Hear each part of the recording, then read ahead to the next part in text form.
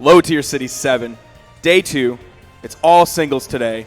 You can see we're at the esports stadium, and you know that because of how crazy the picture's going right now. But we want to bring you the best viewing experience possible. So we took that filter off, and now it's time to just see pure, uninterrupted, beautiful 1080p Brawlhalla action. My name's Sparky878. My name's Tazza, and I am so happy to be here with Sparky today. You sound a little tired on that delivery. I'm not even lying. You just kind of phoned it in with that one, but my name's Tazza, and I'm so excited. I have to have like that contrast with how excited, actually excited sounded that you were. I always start off the day like nice and chill. Okay. With 1v1 pools because they're fun to watch. All right. That's why I'm really excited to be here because it's like I don't have to be super crazy about it, even though I like to be super crazy when it gets towards grand finals. We can just be like, hey, there's some really good Brawlhalla action that's coming up, and we're going to be able to see some players that usually are on stream or are not on stream playing against some of our established greats. I know the first pool that we've got coming up, we've got players like Boomie, Egg Soup, and of course, part of the Creed. Yeah. And Coslicks. That's true. Yeah. Yeah, let's go ahead and point out some of the big boys in the pools today. We have two full waves, one starting right now at 12 p.m. Central and then one at 2 p.m. Central. If you want to follow along with your favorite players or see what's coming up, what has already happened, what's going to come in the future, smash.gg/L as in Lima, T as in pterodactyl, wait, T as in triangle, and C as in centipede. I don't know why I didn't just say L as in low, T as in T, or C as in city. Is this LTC 7? Is this you continuing off of our zoo conversation from last time? Yeah, if you want some more animal facts. We weren't able to sit up in the hotel and look up animal facts this morning because we don't wake up at 6 in the morning here in America. But yeah, smash.gg/LTC7 to follow along with the brackets. Some of the big boys in the two pools that are going to be going on starting right now at 12. We have Sandstorm. We have Dark Ghoul in there. We got Silly Goby, Ethan, Coslicks, and part of the Creed. So let's see. It's going to be two people making it out on top and two people making it out on the bottom side. Go back to the top of the bracket. I just thought I saw Sandstorm's name. Yeah, I said Sandstorm. Oh, wow. It's right there. It's quite the pool. Yeah. That's pretty crazy. All of them are going to be like that. Yeah. So and then the other pool that we have is the one that's one with Boomie. It's got Brian. It's got Egg. It has Phazon. It has Cake. And then I think the other biggest name in there is going to be Webster. Yeah. So two of those players that we just mentioned will not make it out. I don't know if we have players ready to go. I see. Is that the back of Coslicks' head? Okay, that is not the back of Coslicks' head. And we got a button check right now, so don't worry. You're hearing some gameplay noises in the background. You're not missing anything. You're hearing specifically Rayman noises. That's when you notice a button check. Yeah, it's going to be a good one. So I don't know exactly who these. I think it's Manny. Wait, no. Is it? It might be because it looks like that's the only set that started, even though it doesn't have the stream tag. This might be AC, Manny G, and Swirls.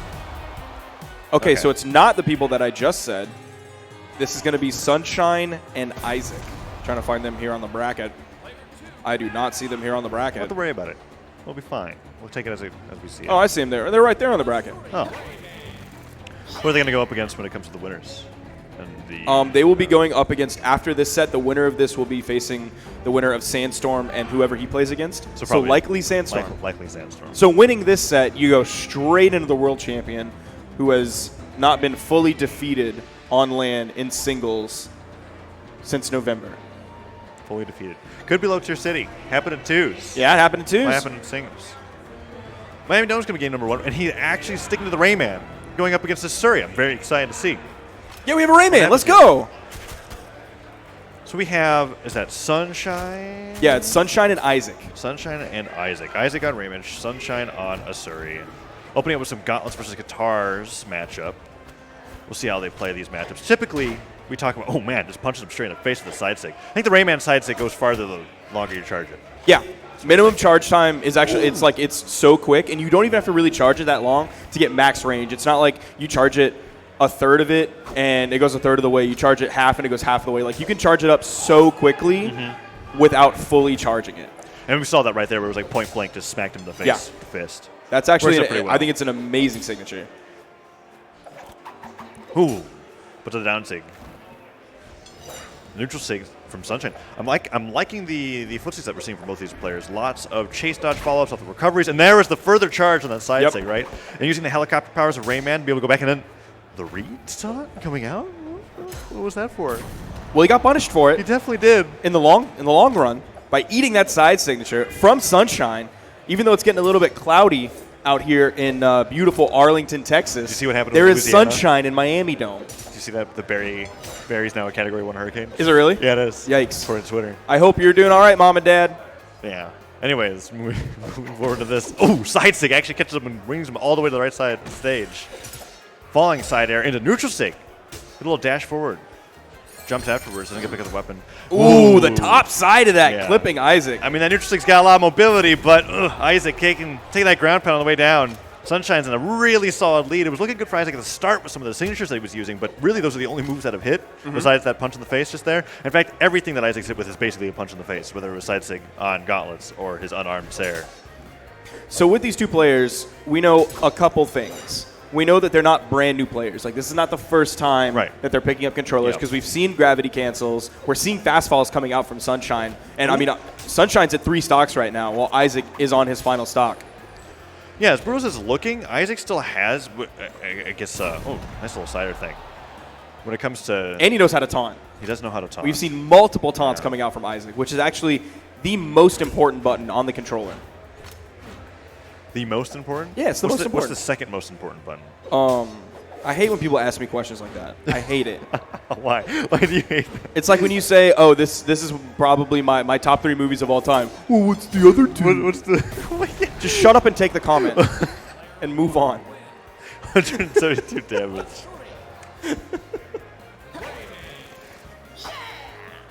So it's going to be Sunshine taking that game. And now, correct me if I'm wrong, Tuzzy. You might know the answer to this. Everything's best of 5 today, right? Yes. That was the rumor that was floating around. That's what I've heard. Okay. And I'm, like, very sure. Never... Yeah, we just got confirmation. Everything. So we're moving on into the next game. No character swaps. Isaac's still feeling this Rayman pick. I think Rayman's good. Reasonably good. Yeah. Absolutely. Even though Gauntlet's got the little bit of the nerf recently, I think Rayman's signatures are good. If you want to play Axe, just contesting that with the recovery, he had to do that, or he was going to eat the neutral sig. Yeah, the neutral sig would have definitely taken Isaac down super early. Isaac seems to be playing pretty well on stage. When Sunshine gets him off stage, it's like typical Asuri madness that you're used to seeing. Really great neutral sig punishes or placements, and Isaac's trying to get up and around. Not really being super creative with the recoveries besides the side air, and just gets down air to his death. I feel like we're going to be seeing that a lot. It'd be nice to see Isaac play a little bit of the axe, but man, Sunshine is just absolutely destroying it. Yeah, Sunshine is definitely looking warmed up this game compared to the last one. Like the first game was his warm-up game, and now he's really starting to come alive. He has maybe 30 damage on this stock. He's already lapped Isaac in terms of damage. He's going to be able to punish that very quickly. One thing that I want to see Sunshine doing that like Noel does specifically a lot as an Asuri player is when he has sword, gravity cancel down signature. Isaac, you got to stop neutral singing to the stage like that. That's one of the weaker signatures. It's like I get it, on because like what Thor's got it too, right? Where you have that signature that gives you a ton of mobility, brings you up to a stage you can use as a recovery option. But like after a while, Sunshine's just gonna be sitting there waiting for the sound effect so that he can smack you away. We saw that with the side sig earlier. And if Isaac goes off stage again, I'm almost happy that the gauntlets are in his hands, because at least then he's not gonna be able to side sig to his death. But still gets caught by that down signature. Sunshine looking very strong. I think if I was looking at Isaac's play, no, I don't know. I'd like to. Oh, that's not a good start. Look, you know me. I love an on-stage ground pound in neutral. Don't always do it though, and especially don't telegraph it that far. 3 jumps ahead of time. Yeah. I mean, the charging animation's pretty sick, but also they're just like watching.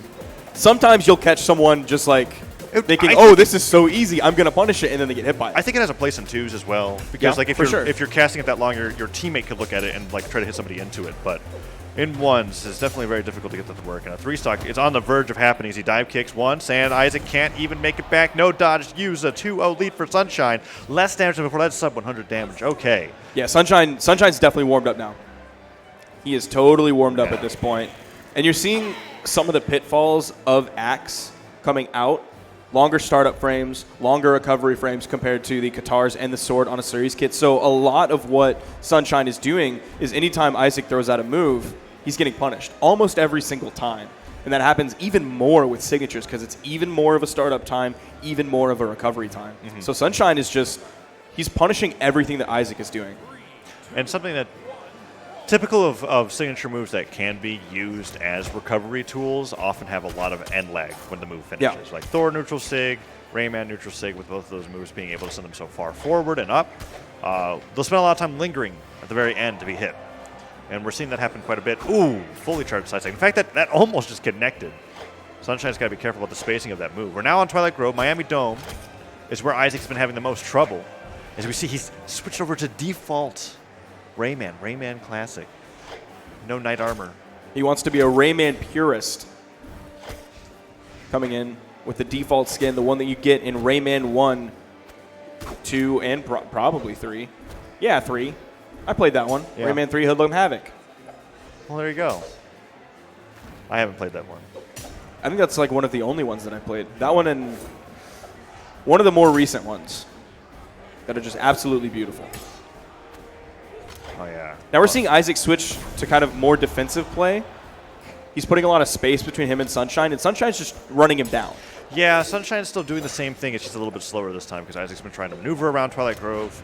The map gives you space to be able to play around the center stage instead of trying to return to it with the island and the platforms being outside of where the stage is.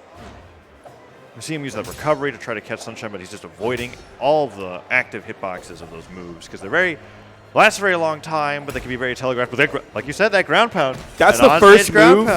That ground pound was the first move that Isaac hit since he picked up an axe. Everything Sunshine was doing was either coming out before or in response to a move that Isaac threw out that completely missed. Like, Sunshine's punish game against Isaac is really good so far. There you go. It's a punish. What's to the side stick? I'm noticing that there's a lack of fast falling from Isaac's play as well. Fast falling and dashing seems to be giving Sunshine a very good idea of, like, okay, if these like tech skills, I guess, are not coming out very often or at all, he knows exactly what Isaac's going to be doing because it essentially halves, if not more, limits your options that you have no matter what weapon that you're playing, especially when you're on axe. Dash jump Sair, dash jump down air actually work out really well. Is he going to pick up another 3-stock, trying to go for the down signature with all the active frames, hoping that Isaac's hurtbox is going to peek over the corner. A little bit of a falling side air, dodging without having to actually use his dodge, just getting out of the way of that side signature from Isaac. Tried to find the ground pound. Isaac on the edge, looking for the ground pound himself. Can't find the nair right after the side light. Isaac just jumps up. Yeah, that's fades away, but at this point he's just trying to avoid that 3-stock. I'm waiting to see if he does put it in a dash. Side stick goes forward, stares again, avoids the ground pound, living for quite a long time, but he has no jumps, and he's just done by himself. No! Oh, it's done! All right, let's go. Isaac got a stock. Denied. He has to get a little bit of damage. Throws the weapons away, keeps Sunshine weapon starved. Oh, well, that spawn didn't work out very well. That went right to him. Okay, nice falling side air. Did dash back after that side light. Good recovery. Goes for that side stick, kicks him away, and gravity cancel side light. Is that going to be it? Recovery's not enough just yet. Chasing him all the way up to the air, and the ground that's going to be punished. That is going to be so punished. So, there are, I'm trying to think. Brawlhalla has a lot of things that aren't obvious immediately to the eye, especially the players that are a little bit new to it, because we have, here at Low Tier City, we have players from all sorts of platform players coming in. Slap City, we've got Smash, we've got Rivals of Aether, and there are unique fast fall timings and dash timings, and then if you cancel the dashes into jumps, then you can fast fall earlier on into it, and those kind of movement options are things that anybody that's interested in Brawlhalla that's just started playing it or is getting into it just now because of all the crossplay is something that you should look into, because I feel like that was a little bit of why it was lacking in the sense of like how many moves that Isaac was able to hit, because he was doing a great job with the signatures on stage. Like, I saw more Rayman side sticks hit in that set than I've ever seen in my life, right? But outside of that, it was just kind of like, okay, I see what's happening. Sunshine's getting in because the fast falling's not happening very often. Yeah, for sure. But good performance from Sunshine. I know you were looking up the power rankings. Yeah, Sunshine's not power ranked. Yeah. He's not top 250.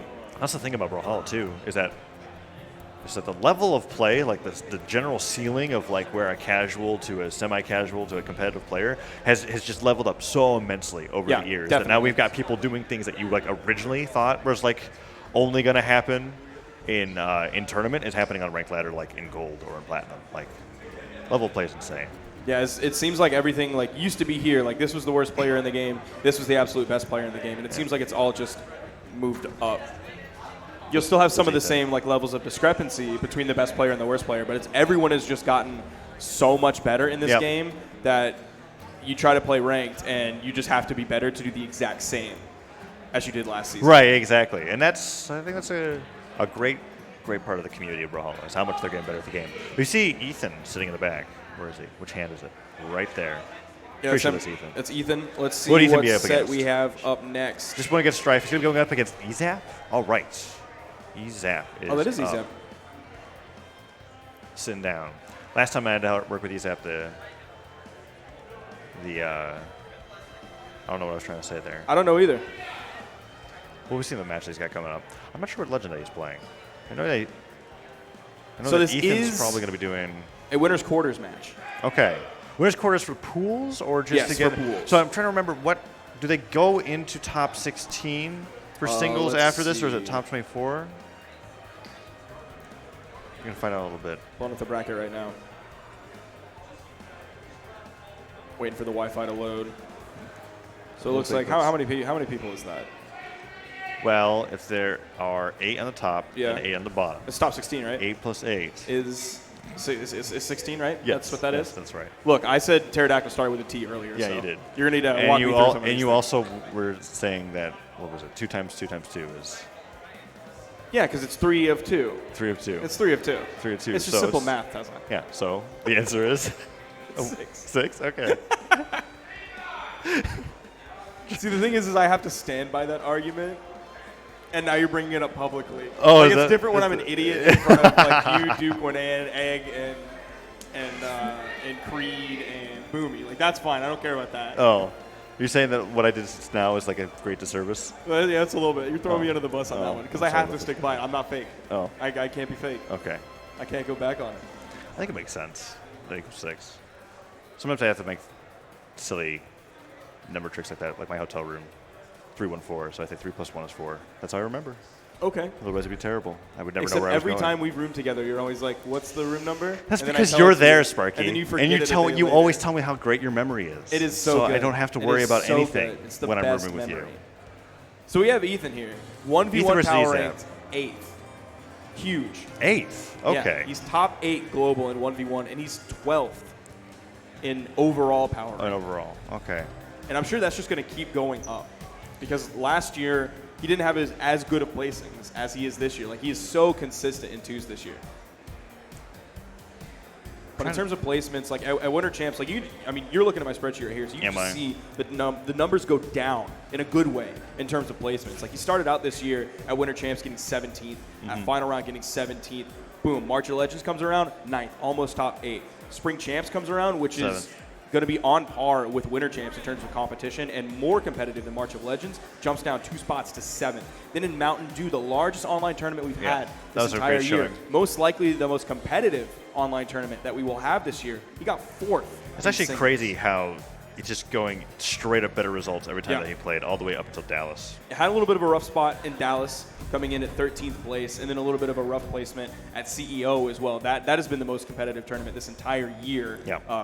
Bar none, and will be the most competitive until BCX comes around, coming out in 13th there, losing to the man, Mac Attack, that I know everybody was super pumped to see, losing to Mac, and then, of course, the man who placed 4th, the 2-time LDZ. That's right. LDZ got 4th of that tournament as well. That's crazy. We're going to do a button check at Miami Dome. We're seeing what's going on here. But yeah, you mentioned earlier you don't know who Ezap plays. I don't know who Ezap plays either. Now for the button check, I think that was a Sentinel, right? Yeah. Looks like he's sticking to it. All right. We saw a little bit of Sentinel earlier on with Wrenched in 2s. Yeah. Which is pretty crazy because Wrench was just like, I'm now a hammer player. So he's like doing it. I'm wondering if that's going to come into 1v1s, but we'll see a little bit of it here from Ezap. So we're going to game number 1. Now, Ethan coming in with his Bryn pick. This isn't a strange pick, but it is a little bit of a rare pick. Because you're used to seeing him on Hattori, you're used to seeing him on Mordex, the occasional Wu Shang, the occasional, like he played a Surrey in Mayhem of Ragnarok, but he got second. But coming in with this Bryn pick, I honestly am not too familiar with his axe. I know that I was talked about that Ethan had Bryn prepared for this because I was talking with Cossax a little bit earlier on and how he's afraid of this matchup the most in his pool because of the Bryn that Ethan has prepared. So maybe it has something to do with the matchup that he's got on the way up to top 8. What we're going to be finding out is Ezap's actually doing a great job of holding his own at the start of this match. Ooh, stops that. I think that was the down signature that was casting. Oh my. Yeah, that was a down signature from Ethan, which most of the time I've ever seen that cast, it was from Isidru, and a lot of times it hit. Like that's probably, you can count the number of times on one hand I've seen somebody contest that signature and win. Yeah. Like, and that was always fun because we talked about how Isidru's Bryn used a lot of those signatures that were just kind of like, well, Bryn doesn't have the best signatures in the game. Yes. But for some reason they look really good. Ethan, ooh, trying to finish that off early with that side signature. Good little D-Light side air string. Stop into a delayed Sair, a little bit too late on there to be able to get the confirmed follow-up from Ezap. And oh, nice pivot down light. Doesn't catch the dodge, and he does. Sair through the down sig from Ethan again into recovery. Not going to take the stock just yet, but Ezap almost got that stock on. Oh no, is that going to be it? The dodge is used early on. Can Ethan get it? Yes. Before the 3 seconds was up. 3 stocks to 1 lead from Ethan. Yeah, this is a very quick lead, a minute and a half into this game, and Ethan's already taken 2 stocks. The D-Light side air, followed up by the side light, turning around, getting the double D-Light into the neutral air. Doesn't find the recovery. That helicopter trying to take Ezap off the top.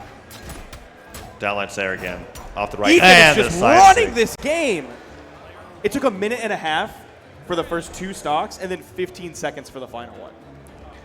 Yeah, that's pretty crazy. And I think as the game went further on, Ethan was having a better idea of how to dodge, how Ezap was dodging out of a lot of the strings that he was doing, because we saw a lot more of those double D-Lights, which aren't true unless you dodge out of it. Yes. And then also carrying it even further with a neutral air, almost killing him off the top with a recovery.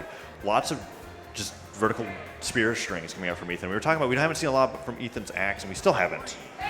We saw a little bit in the beginning. We saw the standard axe, side light nair, and then to a recovery one direction, a recovery the other direction. His first choice was the ground pound, which I've started to see apparently people doing more. Like he's starting off with that. Usually that's the second or third choice that axe players will go for.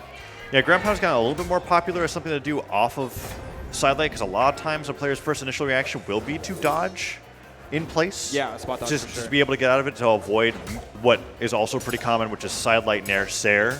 A lot of axe players like to be able to hit on players that they know aren't getting out of there fast enough. Ooh, but that dash jump ground pound on stage. Ooh, tries to follow stage with the down signature. Doesn't quite connect. Gravity cancel side sig rises a little bit too high, but that down air into Sair puts Ezap off the stage. Another Sair will do it. Ethan with another solid lead over Ezap in game number 2. Keep in mind, everybody just tuning in at home, every game that we got coming up is best of 5. Now we're seeing a similar pace this game as we did last game, except Ezap might find the stock ground here. Pound. Well-placed ground pound. And now Ezap is going forward with this lead. Or not with this lead, but evening up things. And picking up the hammer, went for a nice little side light from Ethan, comes forward, and Ezap is, avoiding those side lights, but the pogo sticks from Ethan are doing a very great job. Side light again. That's the second time that we've seen that pivot down light as he dashes forward, turns out with the down light. Another dare Sair. He's been finding that a lot with the Ezap, and this time sliding off with the dash on the down sig. Not a little bit of a slide charge down signature to be able to get the spinning properties of the Bryn down signature. Spear sends Ezap as he tries to go to the ledge for safety, get his jumps back, but instead finds himself losing that stock. Ooh, but a nice little side light dash forward stomp. Put Ethan off stage. Ethan keeping Ezap from recovering and doing such a great job of reading every time that Ezap tries to get back out of the stage. Ooh, man, that side lane, the gravity cancel neutral sig actually just takes off the top in a very quick 2-0 lead. Coming out from Ethan. Ezap down now 0-2. Will he switch from the Bodvar to something else again? The Sentinel is looking quite good, and it seems as though Hammer is the focus of all the attacks he's doing so far. What we've been finding out is Ethan is just doing an incredible job off the side of the stage against Ezap. That side light just turns around to the neutral signature, waiting patiently for those dodge ins. He's been noticing that Ezap really likes to come back to the stage directly in whatever way possible instead of dodging up, dodging away, maybe dive kicking down. And I think that's a Lin Fei pick.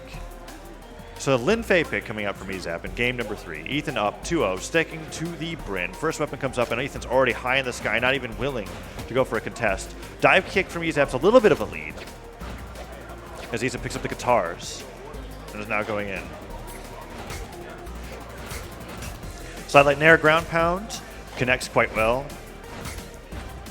Ezap's just trying to get around with that down air, but the down air just collides with the Mammoth Fortress platform. Not so great. Maybe toss the guitars away and go for the cannon.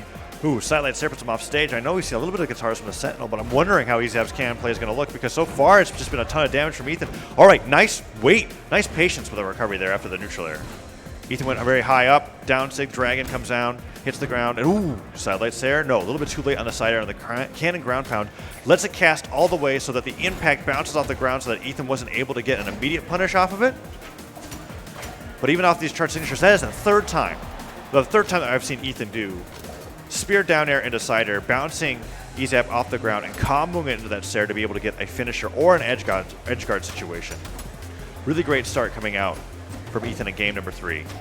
Ezap holding onto the cannon, gets sent away. He's putting out a lot of these downlights, not going for the two things that are true off of downlight, which would be down air or neutral air. Neutral air is much better at higher amounts of damage, but the down air is just great for those combo stars and just getting raw damage in the first place.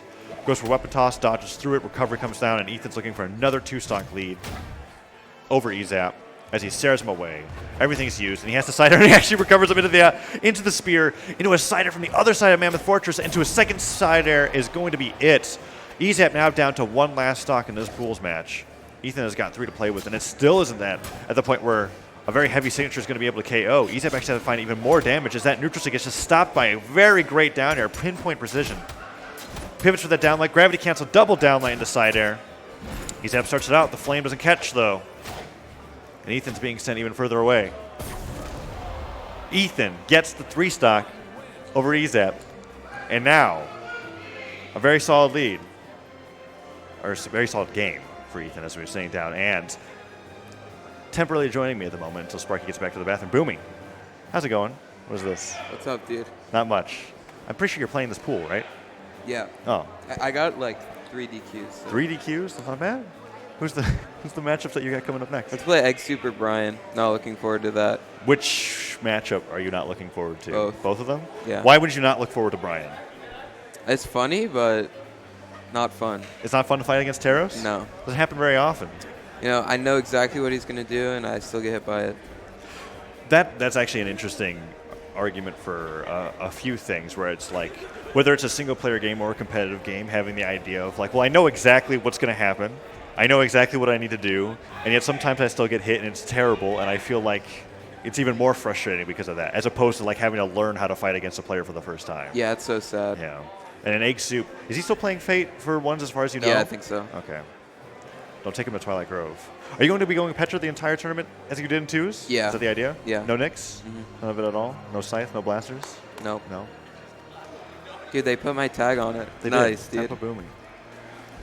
Oh, thank you, Toast. Yeah, Toast is going into the arm, into the eye. I'm trying to see what our next matchup is. Wait, so where does Sparky go? I think Sparky had to go. Oh, that is so tragic. It is incredibly tragic, but that's okay. You can stay with me for the rest of this pool set, even the ones that you're fighting against. We'll just give you this mic. Oh, the mic on stage? The mic on stage as you're playing. Okay. Make it into a YouTube video. Why not? Right? Okay, well, who do we got up here next? I think that's Gobi. Gobi and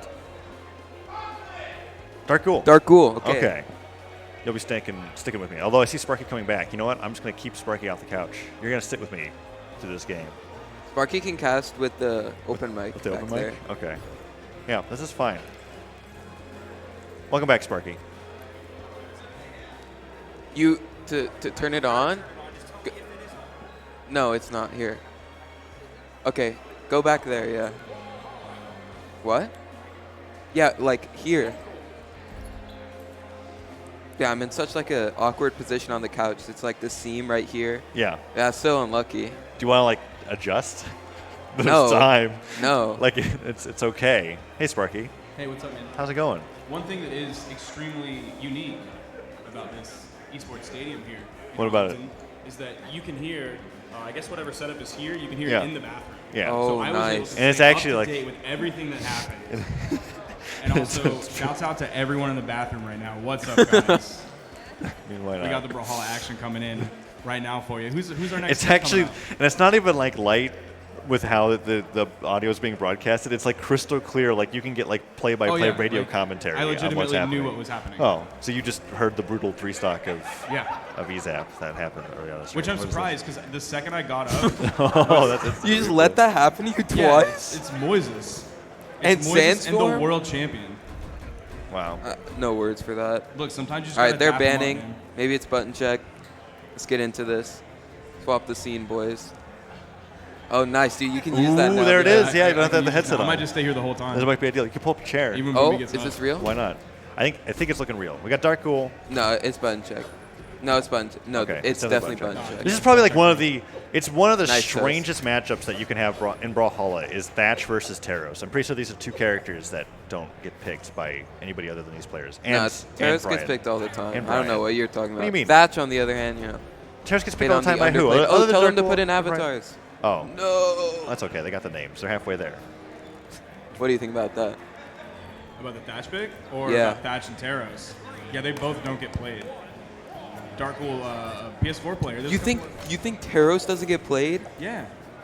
Who are you going up against that plays Taros? Brian. Yeah, Okay, okay. that's Okay, Brian is into the Dark game. Ghoul. Into the game. You know, I can't do play-by-play. Let's go, Yeah, Tessa. Let's go. Take There's over. one play-by-play. Okay, that's actually okay. Oh! that now That was crazy. Downlight into Interesting. delayed nair, catching Dark Ghoul and putting a little bit more damage onto him.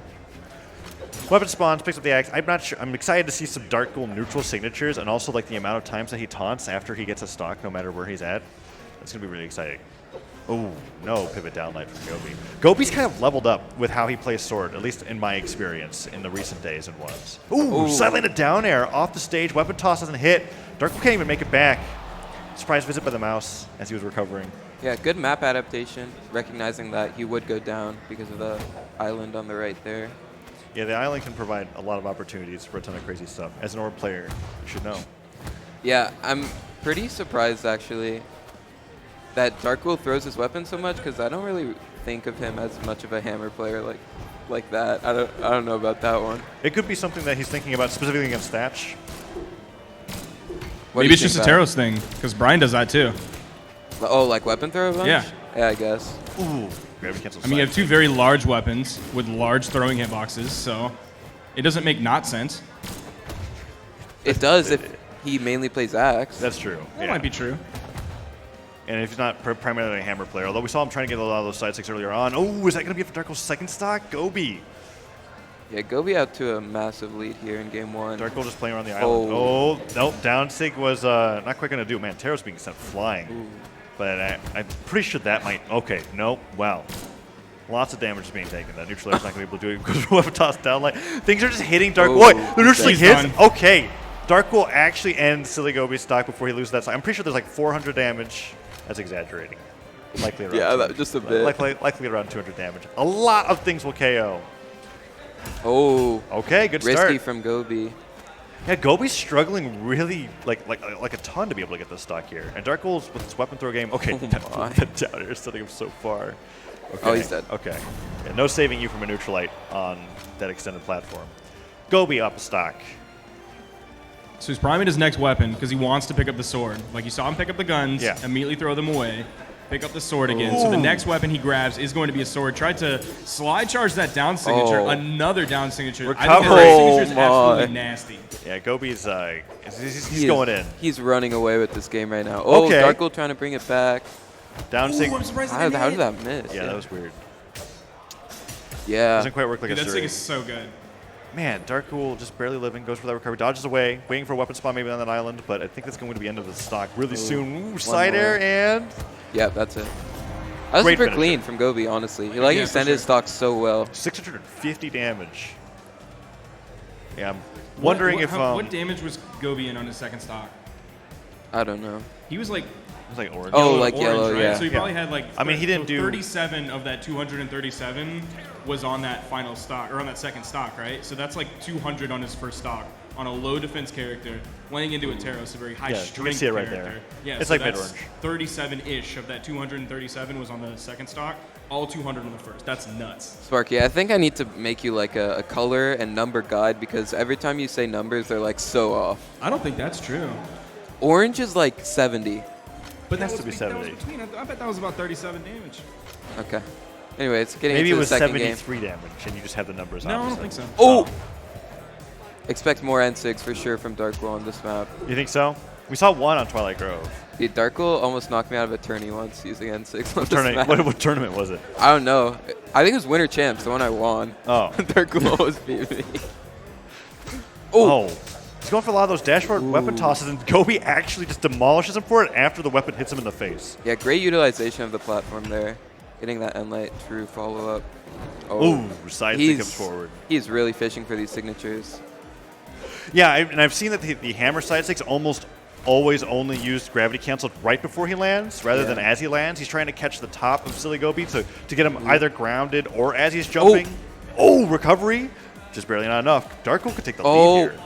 Weapon toss. Only dodge. Oh, he waited, but he went for that. That was a down air for sure. Yeah. Just spaced a little bit too far to the right to be able to get that to cancel to a down light. Still, though, he can just get a Sair or something here. Dodge is gone. Goes all the way through. Tries to get that pivot down sig. Him with that aura, that rage from Taros. Just screams in all directions. Really using these weapon throws.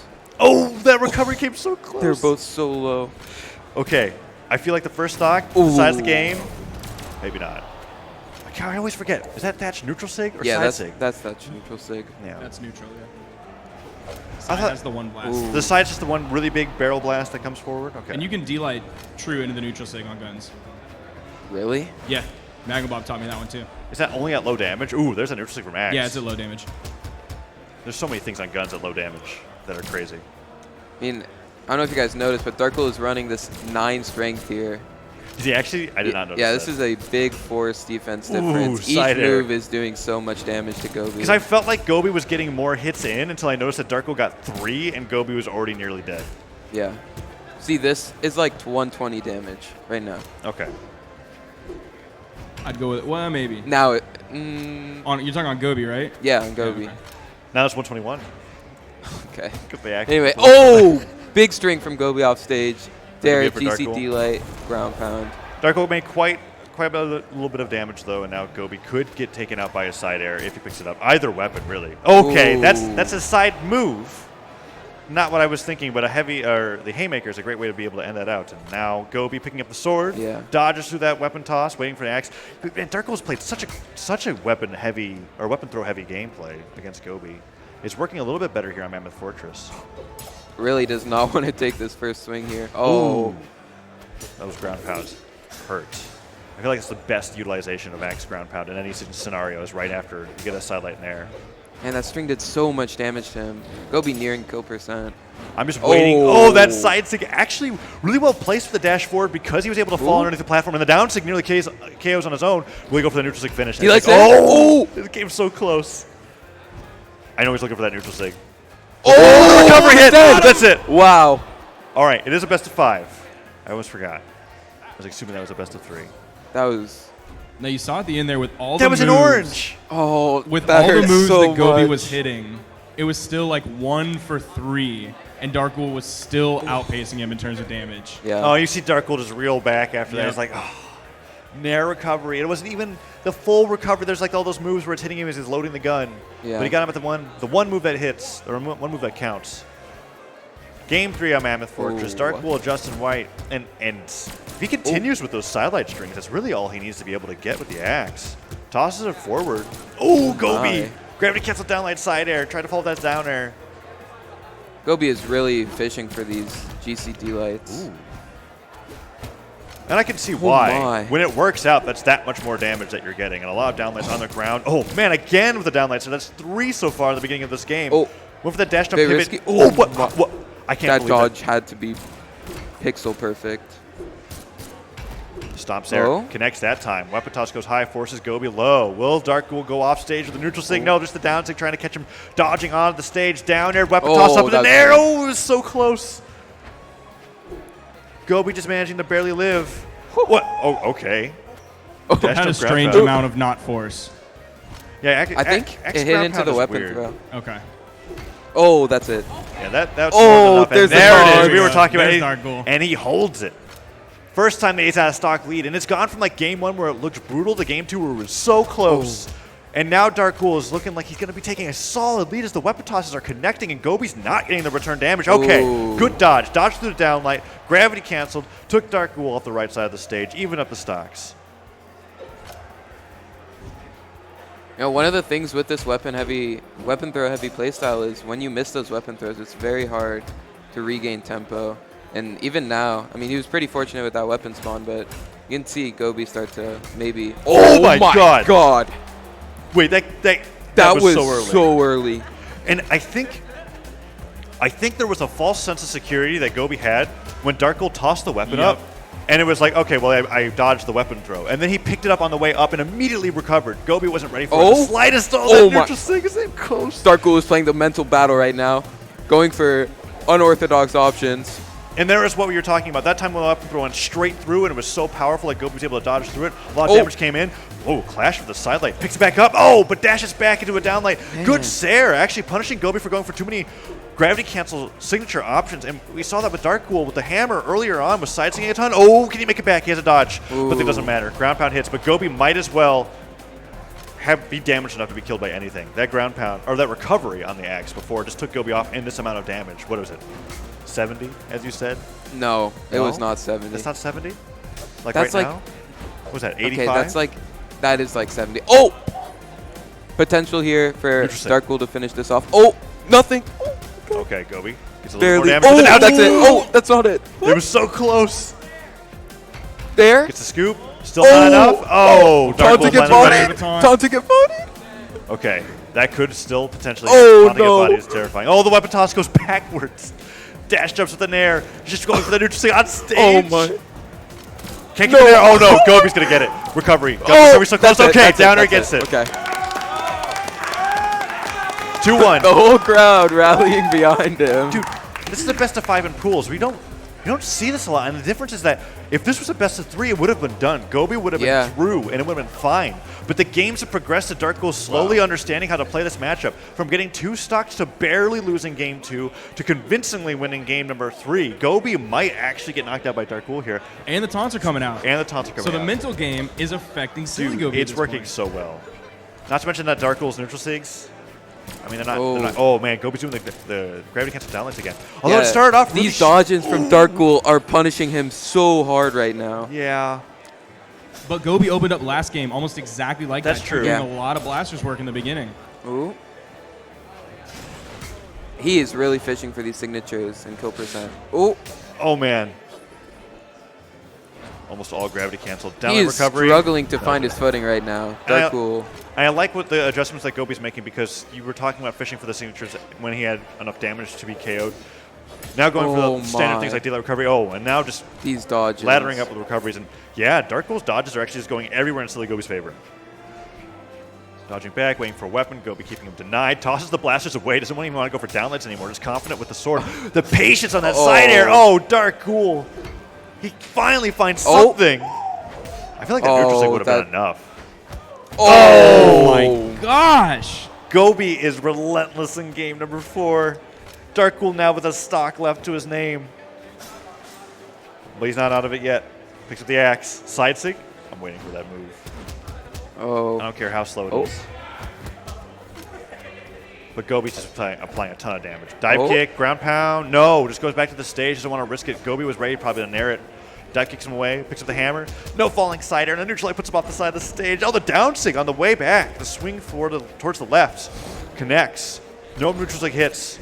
Side air off stage, but still not enough to. Oh, okay. Dash forward on the platform with the platform assist as it moves to the left. Side six Gobi to his death. Still doable. All right, that neutral sig was a little hopeful. Dark Ghoul trying to claw his way back in. The weapon toss coming out. Immediately getting the neutral light. I like that. Find some big damage to the bottom side. He did that once before. It didn't hit. This time he's able to go to the bottom side. It's still going.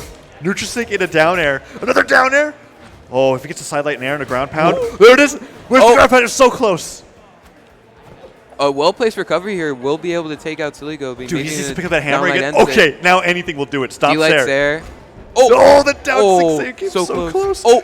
Neutral light was close. What that's wait, Dingus jumps. Okay, Dark Ghoul's bringing it back. Gobi takes a little bit of a breathe in.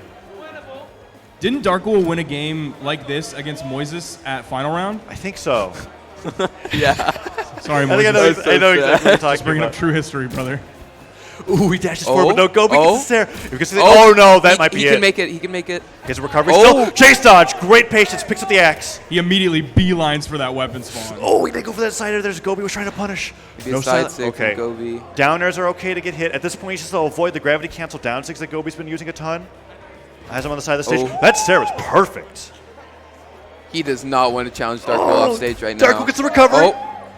Oh, Down air. oh! Side stick. This isn't happening. Toss the axe up. Picks up the hammer. Oh, please get the Oh, axe. Oh, he tries it out. The recovery was so close. Darkwool gets the down stick. Sends one more. Picks up the axe. Oh, another one to do that recovery. It's Wow. dead. Gobi just barely manages to take game number 4. Darkwool so close to reverse. It was so close. He had a full 2-stock Dude. lead, Man, and it went down to the last hit. Gobi needed every bit of strength that Yeah. Sats has to get that kill. I can't believe at that that. killed. Wow. So it was a gravity cancel downlight recovery. Oh, No, it it was wasn't. so close. No, he just downlight recovered from the ground. Wow. Darkwool. What a sigh of relief. I think I'm starting to being understand breathed from Gobi. your terror and why that he almost knocked you out. in Yeah. that round. Because like as the matches go forward, What Yo, is what this? is this? Yo, this is hype. Also sick. Seen the pools That's bracket. sick. No, there's no way this. Oh, he just told us it was a few minutes ago. Wow. I don't know why you had to out it that it wasn't live. Come on, bro. Yeah, come on, Boomie. Hey, my bad, bro. Come on. Yeah, we got the Powerade. Not sponsored, by You got the the way. Vinny. You got the Foda. Got Vinny just coming off of a win in twos. His first land. There's Jester all the way in the back. There's Mr. Cake coming off a third place finish. Is LZ behind him? in Brawlhalla twos Esports. yesterday. I'm telling you what, LDZ working the non-sleeves this weekend. He knows it's the so peak heat cold. of summer. Yeah, it's It's actually freezing in yeah, it's here. freezing here. I might be in. There's t-shirt Hyper Hero. shorts, but All the way in the back on that same row is going to be Brian. Okay, next. we got Egg Soup joining us. There's Asking, Creed sitting down or maybe getting Oh. up from his game with Koslix. Does anyone know what happened with that? What happened? I'm checking. Where's my phone? oh, I mean, Where's my phone? I think the bracket's actually just on that. on my computer. on the Oh, computer. nice, Yeah, you nice. can It's check it. either the second or third tab. That's the There two they are. different They're folders. he setting got up. 3. He got 3. He got Oh, he was studying Wow, so that's hard for actually that matchup. sad. All right, what else is going on? You Tweet see at Big us. Soup taking a sip. Hashtag BHE Sports. Yeah, if you want to engage on Twitter, hashtag BH Esports, you might see it pop up on stream right over Taz's head. Nope, it's over Boomie's head. Is it over Boomie's head? Oh, Oh, yep. is. Yes. Boomie, are you alive? yes, I am. Thanks You for know, confirming. repping the Tempo Storm. Hashtag TS Win. You know, Oh, yo, I haven't seen that yet. code Tempo at checkout, 10% off. You know what it is. Do you have a special? Why are you laughing? Why am I laughing? I don't know. Do you have a special code for it? I Is wish. it Boomie? Is it? I wish. Oh, Man, that's a bummer. Yeah. we'll get there eventually. Hope so. I hope so. Oh, Get- who we get got some on Boomie stage? jerseys in the store, and I'll pick one up. Powerade. You got a Bodvar. Oh, that's Chef Webster. Ready to cook up the chef special. What's the chef special? You don't know the chef I special? don't know the chef special. Oh my! You don't. I don't even know how to describe it. That's because you Well, apparently you literally don't know the what it chef is. special. The chef either. rank S. Uh-huh. Cake. We need you on stage Oh. right now. Cake. We saw Cake just a second ago. Well, yeah. I mean, technically, it was like Well, 6 come on, minutes ago. Taza. Steel's No, already. yeah, it broken. was on, just a man. second ago. Just Hey, a second ago. up top, hey, dude. Cake. Ah. Give Cake the microphone. Not bad, bro. Oh. That was Cake. I don't know if you're able to pick Apologizing. that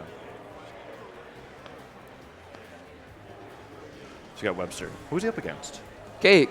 Oh, it's You Cake. just said cake. Dude, what? Dude, I got totally just spaced out on why we were looking for Cake.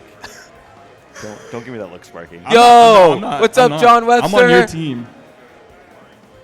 I'm on everybody's team here in the commentary couch. You're not even on the couch, Sparky. That's true. Dude, he's rocking the skin. You could Hey. get on the couch if you'd like to. No, they told me to go back here. You told me to go back No, here. Boomie told you to go back there. Well, I mean, Do you want to get on this part he of is the couch? Tempo Storm Boomie, hashtag TS win. There's So time. I gotta Hashtag- listen you to could- him. Hashtag walk. become legendary. You can walk forward through here, and you'll be fine. Or I could just sit in between y'all, Sure. because then I'd be on camera, and my knees hurt. Yeah, I'm going to say that it looks like that's like a My terrible. knees really hurt. Wow. That is wild. Scoot down. Hey, Boomie. man. I'm Let's going to have go. to man spread a little bit so I don't step on all these cords. What? We might have to scoot in close, though. What are you saying? Bye. No, Egg Soup taking his departure from behind the couch. Always nice to see him there. No. Dude, always Repping nice the to see him Brawlhalla. anywhere. Oh, that's true. Welcome to the couch, Sparky. Thanks, man. I feel like this works out because now you get to wear your hat. Yeah, this is probably for That's the best. true. Yeah. They were going to hook me up with a lav mic. What? Apparently, it's a really old lav mic. Oh. Dude, Webster is rocking all the skins. You know, he got the 300 MC Shinsekai sword. Okay. He got the exclusive winter. What is that thing called? The shovel? No. Nutcracker? Yeah, he got the Nutcracker Bodvar. Yeah. He got the shovel from Core. Yeah. 2 exclusives and 1 300 MC. You can rock that exact setup just for 500 MC in the Mammoth Coin shop. Why are you laughing? One, because you abbreviated it to MC. 2, that you just spouted it out. Like, you just knew it. He does Do just you know. not know that? No, I don't know Yeah, that. I'm didn't know constantly in the Brawlhalla. Why are you laughing? The Brawlhalla might be my favorite place to reside. How many hours have you spent in the game? Like, way too many. How many Probably like more than half of your hours are in the Brawlhalla, right? Okay, maybe not that. All right, get into this game. Cake on the Fate. Webster, of course. Rocking the Nutcracker Bodvar. That end light was questionable. Dude, I'm telling you, this skin on Bodvar is criminally underused. Criminally. I literally had not seen it played. Who until uses this it? event. Like, who always used it? The chef. The chef. No, It's but Webster. there's someone other than Webster. I think it's like an EU person. No. There's one other person that always uses Nutcracker Bodvar. Oh. What? What? Huh? Okay. So Webster Anyways. likely has Oh! never ever played Cake in his entire career. No. No. But it was That doing was pretty good at so the start. sad. Kick gonna keep him up to start, but Webster's doing a pretty good job at the start there. Oh, I still want to see what the chef's potential special here. is. Ooh, and Cake is just playing so much pressure. Miami Dome is like the best stage for Fate neutral sig, I feel like, because of those platforms. Hits perfectly towards the top there. Fate has that difficulty with being able to hit people with grounded, but the weapon toss I think just does it. Man, Cake he's is done. Cake's dude, done. Cake spent like an hour floating in that reticule. It was probably because of that big wide hat. It was maybe acting like a little bit of a parachute, just slowing his What? descent. I don't know. Oh. I don't think the parachute worked that well with how the cat's just doing thing there. Kind of a weird choice to go to this map. I'm assuming Cake banned, and Fate's Orb Ensig actually reaches onto the platform. Yeah, I was from talking the about ground. that. I'm not sure about. It's like this map. perfect for Fate's neutral sig on Orb. Because you can't even remotely rest on those platforms, and Cake can just control center stage. Oh, the recovery catches him on the way up. Webster can't find his way back to the stage. Cake, solid stock ahead. That stuff went flying upwards. Players like to do that a lot when their opponents are respawning, because the longer that weapons are on the map, the longer it takes for the next one to spawn in. Yep. Once upon a time, unarmed was like super crazy powerful, but I think Noel will tell you that it still is. I mean, downlight's a very good move. Yeah. Yeah. Well, Noel thinks guitars aren't good, so Oh. yeah, we're chilling. Cake might be taking this final stock from Webster without losing his second. Trying to poke with that downlight over the edge. Downlight actually makes me uncomfortable. Just like the way the tip of that just no pokes recovery. down on you. What, for Scythe? Yeah, it always There makes it me is. uncomfortable whenever it hits. Oh. He touched. Like- Oh, that's the chef special. Okay. That's the chef special. What, recovery on hammer? Yeah, so just fully explain that. The chef special is when he kills them, and it's cool. Oh, okay. I mean, that was a pretty cool KO. Using the Oh, hammer recovery. that's Oh, that it. side air was able to do it enough. That wasn't the chef special. That you're right. It wasn't That a was cool the kill cake at all. special. Was the cake special? You Yeah, think- the part where he gets The orb's there. and it's cool. yeah. Yeah, I mean, orb definitely one of the coolest weapons in this game for sure. What's the coolest part about it? I mean, dare is cool Oh. for sure. All right, heading into game 2. How many different ways can you angle orb 6. down air on the ground? 6? Yeah, Oh. if you want to know more about Boomie's Oh, opinion, check out- yeah, Check out my orb guide. youtube.com/BoomieXD. I think my favorite part of the orb guide was the strategy section. Oh. Specifically, Oh, all right. Getting into this game, you don't have to talk about it. Check it out yourself if you want to see it. It's long. It's very comprehensive. Cannot even be summed up in a set. That's how big it is. Okay, I mean, that's just a lie, but here we go. I thought we were on the same team, but okay. game number 2. Since when? Okay. Blackguard keep. Cake going for that downlight, trying to make Sparky uncomfortable. Oh, really going for this. Ooh, sidelight stairs going to be enough. Ooh, goes for the neutral sink. No, just dodges No all the way back options. down. Oh, It's much more even so far this game. yes. And we are It on started off Blackguard. this way last game, too. And then Chef just went down. I'm saying Chef, it's Webster. Oh, oh, oh, he's reversing it. Yeah, the neutral light. It's pretty good. Oh. Okay. Shovel in hand. No, sidelight stairs. Still not enough. Blackguard's huge. Yeah, it was far enough on the right side of the stage. No dodge. Oh, my the God, stairs are that's so close. Webster just wants stage control. He wants to be right in the middle of that stage. Oh! Is he nice still weapon He throw can throw. make death? it. Dude, I think that. Okay. No. Okay. Cake's able to get under the stage as that ground pound from Webster comes down. Dude, Webster's only hit weapon throws. Oh, Neutral light that's does it. Wow. That's the chef special. That is the chef special. You're right. 3 weapon tosses in the neutral light on the platform. Oh, that's the chef Oh. special. Okay, never mind. 1 down here at white into death. Now Cake's trying to return the same Oh, weapon only toss dodge. favor. Oh, he almost dodged Wow. into that sword. That was a very good weapon throw to recover. And he expected that Cake was going to back up, too. Yeah. So he had a hard read with that weapon toss. Cake fishing for this kill right now. Oh, Dodged in place. Still not my enough. gosh. Okay. Cake is struggling to get this first stock. He And doesn't you can want see that Webster is nothing. just extending. Okay, Okay. finally. I like when players extend their wall touches as long as possible by sliding down. Webster is ready to go the extra mile. Cake reacted accordingly with that neutral light. Evens things up, and it's like that never even happened. But Webster's still with a small lead as he pummels Cake around. Ooh, that downer came really close to taking Chef out to the bottom of the stage, and no, makes it back to that platform. That platform's working out really well for Webster. You know, something that may be benefiting Cake is that not many people actually play Orb, especially in NA. So he might not have much matchup experience against this Webster. Even That though is- we've been seeing a lot of it, like a lot of representation of Orb in tournament, it's just the same few players. Yeah. It's Oh, it's potential LTC, here? It's Egg. And now Oh! Wow, he actually lived? Oh! That neutral's like fully That charged, was trying to get so that 3-point close. burst. Doesn't quite get it. And oh, Be a dare Webster here. goes for the recovery. Oh, grab cancel sidelight from Cake. Interesting choice from Cake there. Yeah. I feel like a down air just sending him back off stage would have been a Oh. lot better. But Cider hits off the top of the Barely. stage. Weapon toss does not interrupt it. Webster Cake goes wrestled the down. lead back in his favor. He's able to pick up the orb, keep Webster weapon starved. Ooh, Webster actually gets through and picks up the sword on the far end of the stage. You're seeing the dares coming out over the corner. Outranges the neutral light. Oh. That could have been a Sarah, maybe. Falling neutral light, side light, Sair. Good job from Cake being able to put a ton of damage onto Webster, and it's just looking grim in game number 2. Webster had such a great start and held on for so long, but that Cider will do it. Wasn't able to find a lot of those hammer Ciders before. I felt like the first stock took forever. He had to literally weapon toss him into enough damage to get a neutral light to KO, but now Webster's looking really good. Only unarmed Stairs coming out from Cake so far. Nice patience with that. Just jumped straight up and down into that falling stair at the last minute to be able to put even more damage on the Cake. And oh man, good patience to that. Oh. Okay. Cake does not want anything to do with Webster. Okay, never mind. I still some recovery. Got the tail end of it.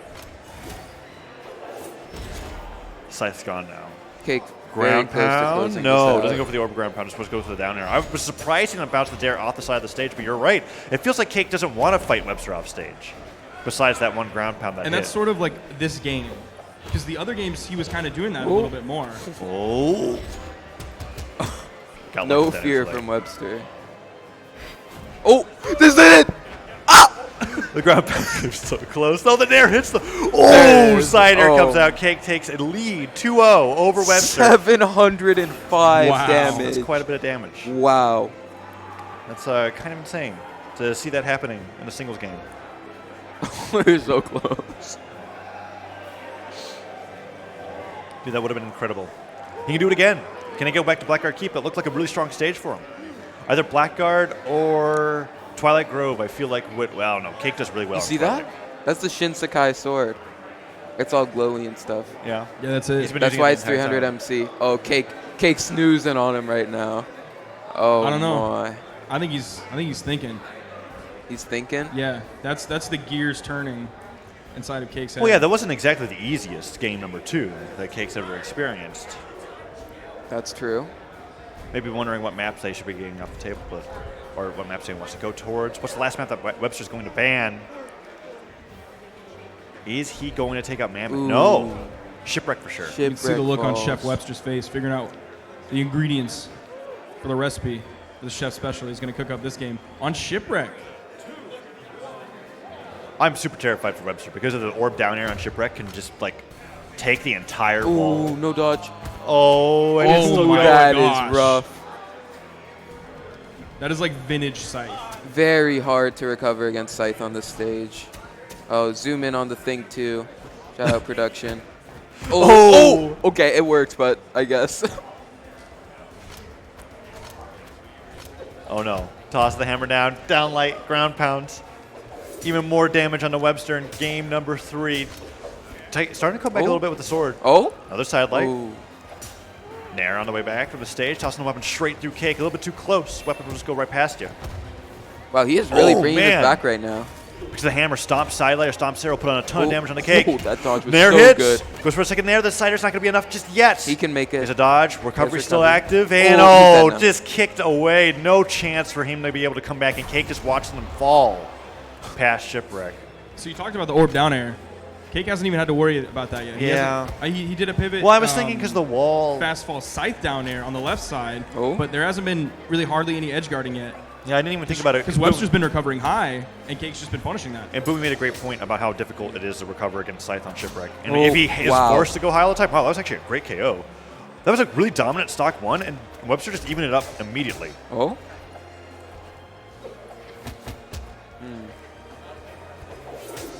He's guarding this weapon right now. Ooh, wow. Oh, no. That is a lot of damage. That's about as much damage as you can get off an unarmed string as possible. Oh. Or is it? Nope, that's down sync. No downer so far. As Is he just quickly not wanting to as use he that was move? evening it up, What?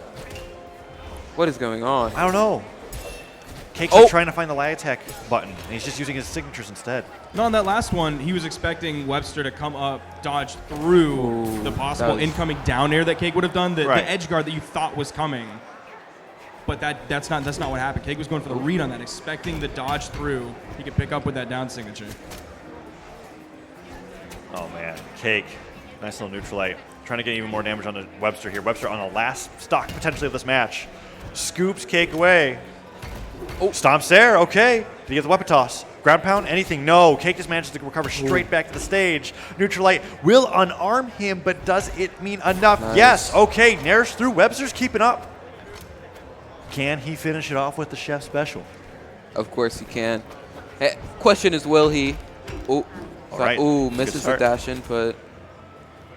Oh, Ground Potential pound straight on here. the stage. it's also very hard to recover against Orb on this stage. Yeah, it's just hard to recover on this stage in general. Yeah. Oh, and light. Oh, he's evening this up. Nair Looking stops for the there. juggles. Dash forward, dash back into side air. Cake keeps him off stage. We go for the downer. He Oh. doesn't. Not opting to stay off stage to bounce it off the wall. Just trying to keep Webster away. Oh. Neutral sig. A little bit too high. Kicks him away. Picks up the hammer again. Oh, the stair's so close. Pivots in with that down air. Doesn't quite hit him on the way back down. Oh, The side lights. Oh. Okay, stomps there. Unarmed. One Forces hit the away. dodge. We go for the ground pound. Goes for the down light instead. Oh, This is Neutralize him Webster's away. last chance to stay alive on the winner's Oh, they side of the clinch. bracket. Cake's up 2-0. They're both red. Cake. Side six forward. And he tries to get the down light. Gets interrupted by the neutral light from the orb. Nair doesn't hit. Oh, weapon toss. Forces that dodge super early on, and Cake just needs one quick snare. The down light goes through. The neutral light doesn't lead into anything else. He's still alive. here's one more. Uses that recovery all the way up. Weapon toss comes forward. He just falls with the side and he no forces the dodge. The weapon spawn. Oh, by Webster, the side air. Is that going to be enough? You saw the fist That's bump it. from Webster. That's the chef He keeps himself alive. Let's go. Webster takes game 3 off of Cake and has a light little pop-off going all right on the board. Wow. It's a really well played last stock from Webster. Watch the bottom of the screen. Yep, there it was. There was the fist pump coming out from Webster. So despite all of the recovery difficulties Webster had on Shipwreck, still being able to bring out that game in his favor. We're going to be working at game number 4. it seemed like a lot of the control at the very end of the last stock in that game had to do with weapon spawns. Because Webster was able to get all of the weapon spawns and keep Cake away from them. So he was able to bring out that big damage to come back. Then Cake started having control, and you were seeing Webster being sent to the left, sent to the right, forced to recover. But once he got the weapon spawn, he was able to side air Cake away, able to take the game. This is a very good map for Bodvar. I'd argue it's probably the best map for Bodvar. I'm surprised that Cake left it open. Why? But why? Why is it so good for Buffer? So Nair with both weapons can keep your opponent on the top platform, and it's also just very hard to dash in from the side platforms. Oh, that's a good point. Cake not getting held back by those weaknesses, however. Deciding to edge guard? Never mind. Okay, weapon toss came down, was the only thing that hit him, and Webster was actually very intelligent, was saving his jumps and his recovery, made it back to the stage, still holding on, but oh no, that scythe in there, nothing grabs him, and he actually dive kicks past the blast from Cake. Nair hits again. Down air bounces him off that left platform, but Cake hasn't got the stock yet, and Webster going with the side airs. Oh, he tries to dive kick or downlet again. No slide click works out, but Webster's just finding so many of these unarmed hits. Unarmed recovery. Can he nair him with the hammer? Side air. Oh, he just barely misses. Dodges, cancels it into a downlane, and takes him off the top. But Cake is so close to losing the stock. He's got to get a lot of mileage because if he doesn't get a huge lead, Webster's shown they can just bring it back in the last stock and win it all. And Cake's going to control this weapon spawn, immediately throwing away his orb, picking up a scythe. Dude, Webster's platform map is looking really nice. Side light. Can get that. That's not going to be the kill move that he needs. Dash jump Sarah, maybe. Oh, no, that's going to be a lot of damage. Using that jab property of the neutral light, really resetting Webster's positioning. Any more damage from Webster, and it's going to look a little dangerous. Okay, Nair takes him off the top. And he's going to stick with hammer. I feel like that's almost exactly what Boomie was talking about with the platforms here against Sword in particular. With that Nair finish. Ooh, potential here for Cake. Oh, okay. That must have been interrupted. He was probably going for a ground pound. Yeah. Ooh, goes for the scoop a little bit too low, and Cake gets a very easy sidelight side air punish on him. Recovery doesn't get the follow-up. This is a lot of unanswered damage. Yeah. Oh, does he have just a went into back? red. Okay. Oh, chef special. Oh, he gets to the recovery maybe? Oh, that is an so air. much use from Cake. Oh, he didn't get the stomp. Stared away. Oh, there it is. That's it for sure. One stock left for Webster. Very convincing lead from Cake. Winner's bracket stock.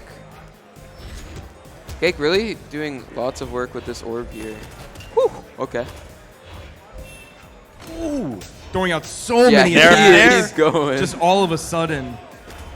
Cake trying to apply the pressure, but it feels like the more pressure that Cake eventually applies, Webster's like more comfortable. He's finding more nairs through all the moves that Cake's throwing out. Oh, as I say that. Side light, side air. Puts Webster in the deep orange. Down stick, active input up, sends him up towards the top of the stage just so that he can continue to hold on to center. Oh, hammer picked up. Side airs, Cake away. Can he go for the ground pound? Anything. No, just goes for that nair, and that stop is a little bit too far away. Wow. Neutral stick takes him off the top, and Cake convincingly takes game number 4. Webster's out. Now, even though he's Chef Webster, he couldn't bake the cake. Wow, that was.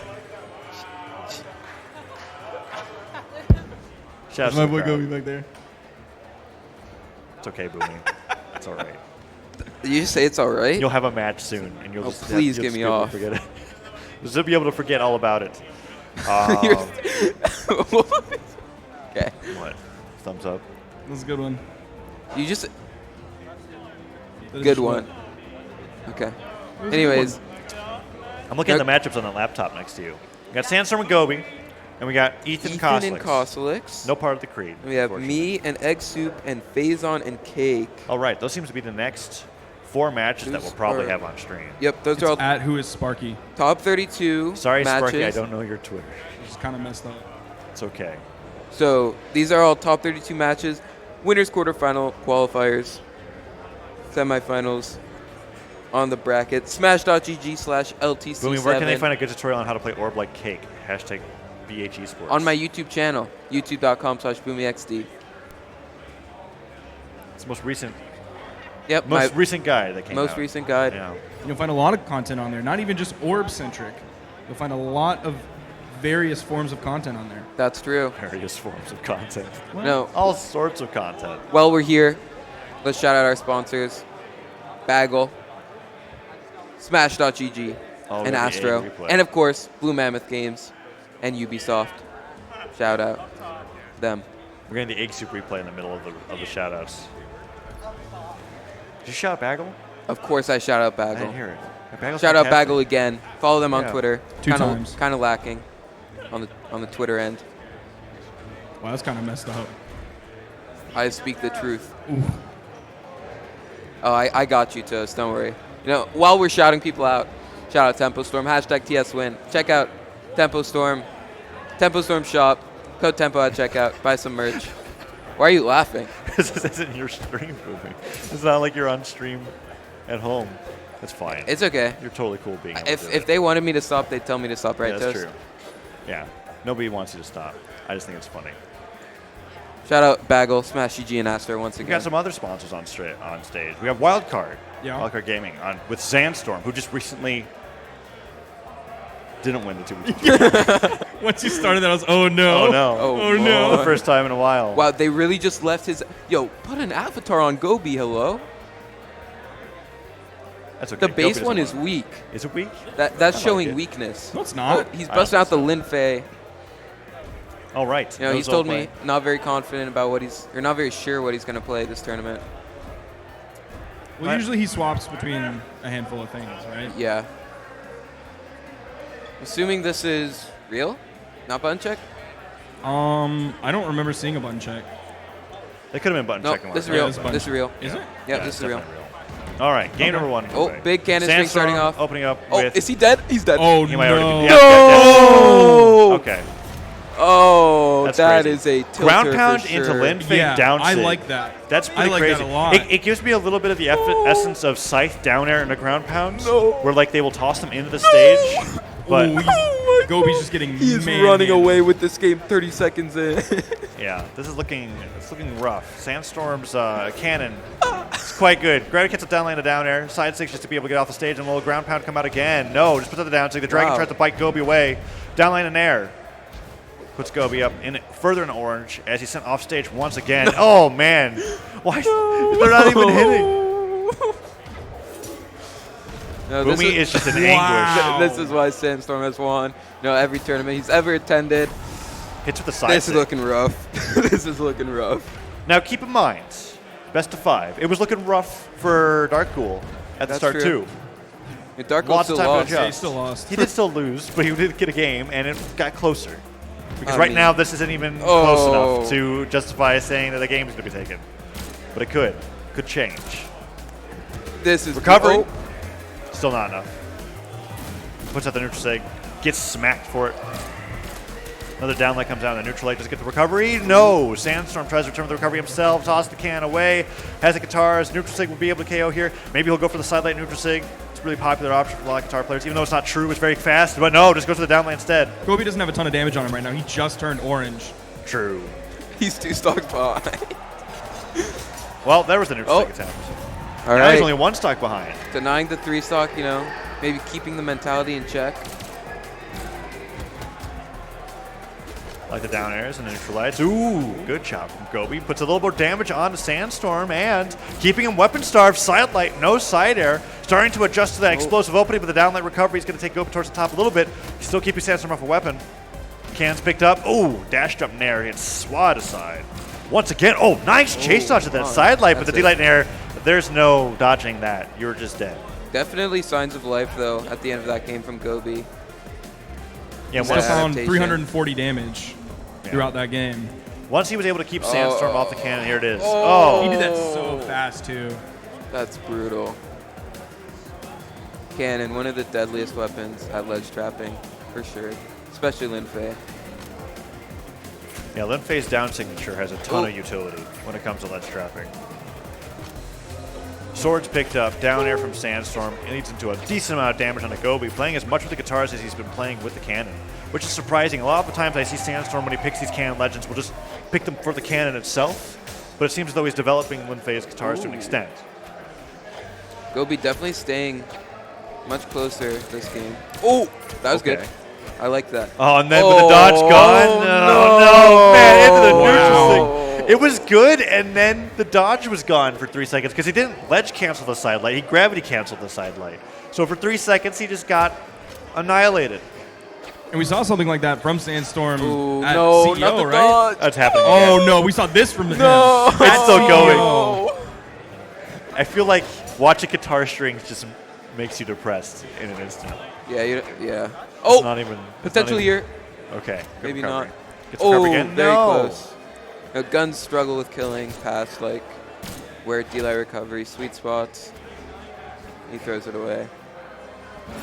Oh, I guess the other options for Blasters really is just to stare them a bunch of time. yeah. Oh, that's it. All right. Very good. All right, staying competitive in this game is Gobi. Gobi picks up the sword. He's got to be careful about those dodges when Sandstorm has to get the guitars and he's in the Yeah, air. and when he has the cannon, too. Well, yeah, I guess That means your dodges have to be, like, on no Yeah. matter what. Oh, he used. be That's on? good. That's good. That's good. That's a Ooh. lot of damage. That's the combo that you taught me. Right there. Yeah, exactly. that is. It's That's perfect. true. Oh, and no, Lin Fei. Whoa, what? Okay. That's crazy. Down air Have into to tell side me air. twice. I feel like that has a little bit to do with, unless I'm just totally making it up, the 9 deck stance, I think, lets that be a little bit easier. Yeah. Oh my. Oh, no dodge. Ooh, Gobi gravity outspacing cancel. the Oh, down no. light. Oh, The and thing here is, it comes. that's the Here thing. it comes. That was a gravity cancel side light. It just wasn't worth it compared to what just happened to him So in return. sad. You Once the see dodge Gobi is trying to gone. sprint for that weapon, and the weapon toss from Sandstorm, and Sandstorm still gets the weapon, hits the on-stage down signature. Ooh, goes for the side light, gravity cancel, neutral light, doesn't get him. Stares him in the middle of that neutral light, and no dive Oh. kick downer from Gobi. Could take the He's stock. alive. Weapon toss? Oh, No. that's it. Nope. Okay. I didn't think he had the jump still. But Gobi manages to make it back a little bit longer. And sig? Still so damaged that, Ooh. and neutral sig was just That's spacing it. correctly. But the recovery off the ground was able to take the stock. And so last time we saw Gobi on stream, Ooh. he was literally gravity canceling everything in neutral.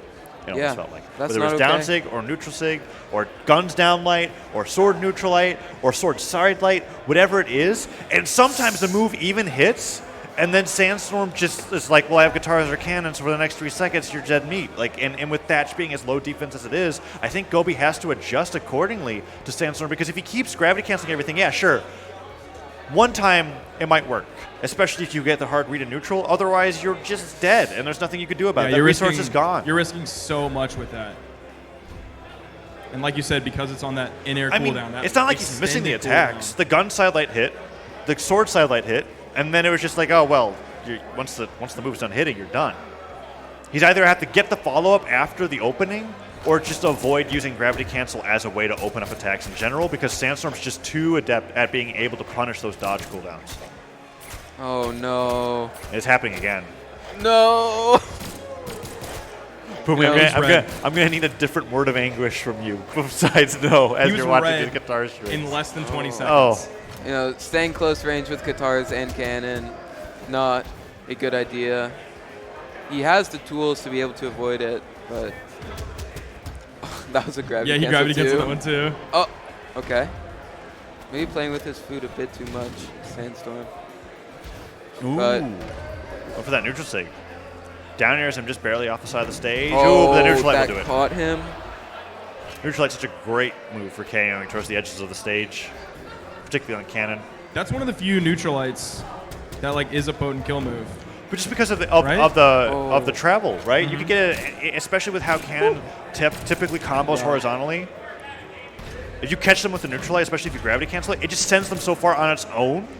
Not to mention the amount of damage that it does and the inherent force It's it's like got. every other neutral move in the game doesn't really have as much variable forces that does. Like Axe might be somewhat comparable, but other than that, not really. Yeah, you know, Orb's kind of okay. What'd you say? Orb's kind of okay. Oh, yeah. Like that. Other than that, though, Gobi finding the kill, staying. He's not too far behind. Yeah, Yeah, but this happened last time. yeah. I think Not too stripping the far field behind is until really he important is. for him. Sandstorm, like we've seen unarmed damage from him, we've seen unarmed strings from him, but keeping there his we go. him weapon starved, I think, is Ooh. a really That's effective good. tool for Gobi. So far, as long as moves hit where they don't start with a dodge, I'm thinking that Gobi's got a good chance to be able to even up the damage on the stock. Because Oh. Sandstorm's looking for those openings with the guitar down air in particular. Here comes gravity cancel. Oh, no. Okay, he's just down airing. That time was side lighted, and he was able to dodge out that time because he didn't gravity cancel that side light. Gobi's doing a great job of adjusting. He could still lose the stock. He isn't taking a lot of damage, but that's good. Side light down air. Oh, no, Okay. so close. Just did that there a little bit early to where That's Sandstorm's it. recovery. Oh, that's not Okay. it. no, okay. no, not yet. Downsing Ooh. off the Twilight Grove Island into Oh. the neutral stick into the weapon. Okay. Tried to Unfortunate. combo it into the flames. Oh, yeah. Nares him away. Well, Gobi. he wasn't dead. I don't think he, He was wasn't either, dead. but maybe we didn't keep track of his jumps the same way he did, but I'm pretty sure he wasn't. Pretty All sure right. he was fine. Now, Gobi may be feeling. With how high he was in the air, I No, would think he could definitely get come too. back. Yeah. Just wanted that fresh stock, I guess. Picks up the sword. Dodges directly down. Ooh, down light from Sandstorm. Trying to get something started. Side light, neutral light, side light. Oh, just stares back to the stage. Good reset. The neutral stick catches Gobi on the way back down. Just can't. Dude, that's like a light attack. That neutral, that Yeah, neutral stick it is so is fast. more than a light attack. Oh, he's dead. Oh, that was that very gets good. him. Okay, Gobi took a little bit of a string damage, but this is what's been happening every time. Now he just has to be able to get the damage This in. time he's Oh. actually, the lead is smaller for That's true. Sandstorm at this point than it was on second stop. Yes. Neutral light got punished. Can he dodge out? No, he doesn't dodge out this time. Just gets nared.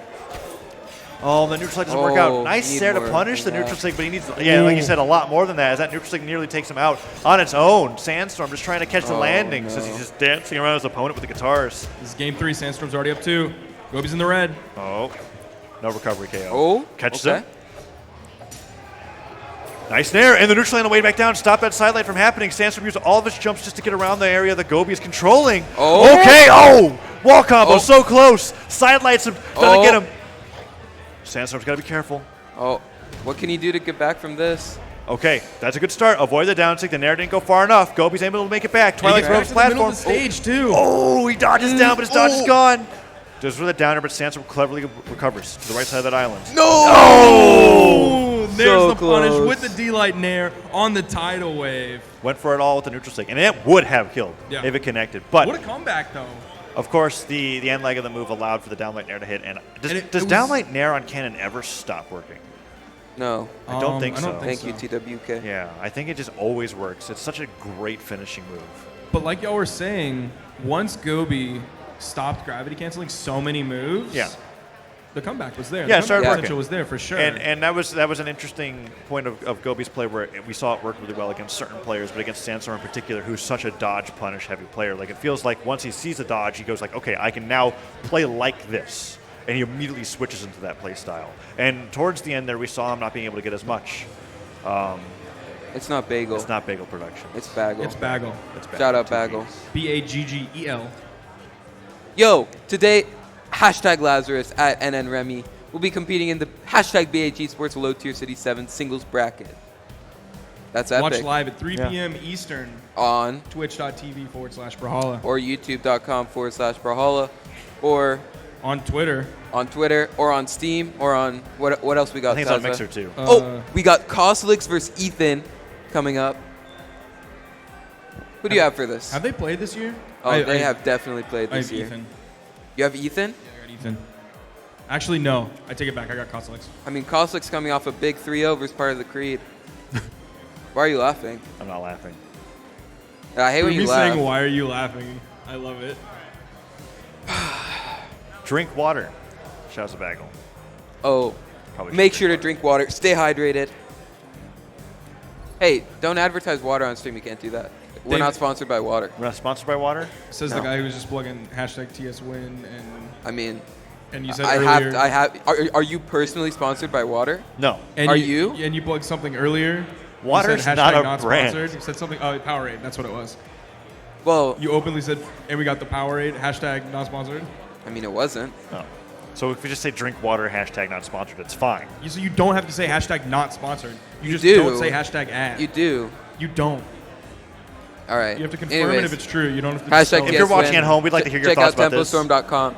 No. Also tweet at BHG buy Sports. some merch. Yeah. Hashtag Code BHG Tempo. Sports. Code Tempo at No. checkout. 10% So this year, off.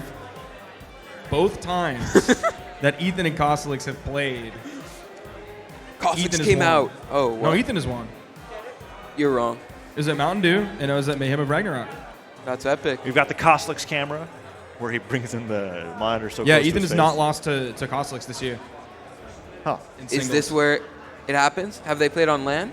No, they've not played on LAN. They played in Mountain Dew and they played in Mayhem of Ragnarok. All right, Okay, well, Both go. online tournaments. Koslix is a LANimal. as we Koslick was know. talking to me about how he was kind of worried about this matchup because Ethan's been preparing specifically Bryn for this tournament. Oh, yeah. Lance into Axe. That is a rough matchup. And then what about Spear when it comes to Bryn's Spear kit, in particular against Koslick's I mean, character? yeah, Koslix jumps stairs a lot. Can just delight. I've also noticed that Ethan, at least in the matchups that I've watched on stream so far, correct me if I'm wrong, but it looked like it was true. He was down airing people off stage into sarring them off the bounce. It's not true, but It's not true, but it's a very tight window to be able to jump Yeah. or dodge out of it. It was working really well against the players I was playing against earlier, and Is this real? I want to see No, if it's not. Is what? It's definitely not real. No, it's not Button real. check. So, thank you, Toast. Thank you for the clarification. Anyway, I think I'm assuming Koslix is higher seed, right? He might not be. Actually, and yeah, one's that's weird, 'cause Kosliks is Ethan's- ninth. Ethan, what Is was eight. it? Wow. Ethan's eight. Ethan's 8. Yeah. Yes. Wow. Yeah, so Ethan's higher This is seed. 1v1 PR 9 versus 1v1 PR number 8. Yeah. So Koslix, when he's higher seed than his opponent, has a massive advantage because Miami Dome, Enigma, and Small Brawlhaven are all ridiculously good maps for Lance. Like, Yeah. it is awful to play against Lance on those maps, and he can just bend to those and, rule it out. Now, also, both times when Ethan beat Kosliks, he wasn't playing Brand. Yeah, that's fair. No. Let's go, Boomie. Go over to the right. What? Got it. Keep going, He Sparky. told us to scooch. Oh, Go on, okay. Sparky. Yeah, you can't hear us. I don't have headphones on. I mean, you're saying that you can't hear us to the hat? Sparky needs to scooch a Come little on, too, Sparky. says Toast. Let's go. They're upset that I'm off stage. Yeah, it's I told professional. you. You know what else is professional? Tempo Storm. Tempo Storm. Hashtag TS win. You can tweet about other things that you think are professional at hashtag BHE Yeah, if you want to engage on Twitter, it'll appear right over Boomie's head. Yeah, we've been reading a Oh, few of yes, it them. will. So to look like he's And thinking Boomie will it. definitely read it. Stop bubbles He coming out will. of Boomie's head. So if you want to put thoughts into Boomie's head, you just have to tweet it at hashtag BHE Sports. We might get it on stream. Dude, I should quit. I should become a caster. You think so? You should. Shout out Bagel. Shout out Smash GG. Shout out Astro. Shouts to I'll tell you what, sponsors are getting love. Oh, This weekend my. at LTC 7 when Boomie's on the mic. You know, this overlay, pristine Yep. work of someone. V, probably. It's definitely V. 100%. Definitely V. Shout out V. Shouts Oh, to thank V. you, Toast. It's V. I know it's V. Is it V? How do you All spell right, that? getting into this game. Shipwreck Fault. What is going? Are they okay? Is this a rebutton check? Another Might be a button check? rebutton check. There we go. They're hitting each No, other. they're No, definitely- this is real. No, it's it's a not. rebutton check. Dude, why does he always hit him in button check? Why do you always hit him in button check? I don't. Yes, you do. You do Dude, that he sometimes. reset his skin again. Oh my. how No important? words. How important is the skin for you? The skin Yeah.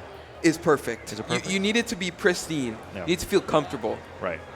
Otherwise, it's like you're not even playing your own character. It's like when you wear your Exactly. favorite pair of shoes. It's the same thing. Is it? It's the exact same thing. I don't know. No, Ethan's told me he needs a big spear, like the tip, to be big, because that makes him feel like his spear does more damage. Wow. Yeah. It's actually. I mean, it's That's the interesting. placebo effect. Oh It's wait, very how powerful. did we end up on this stage anyways? Oh, this Ethan is okay. Well, I'm not the player. I'm not playing on stage. All I right. don't know what he's thinking. game number 1, Kosliks versus Ethan. Now keep in mind, the game Sandstorm versus Silly was a qualifier for top 16.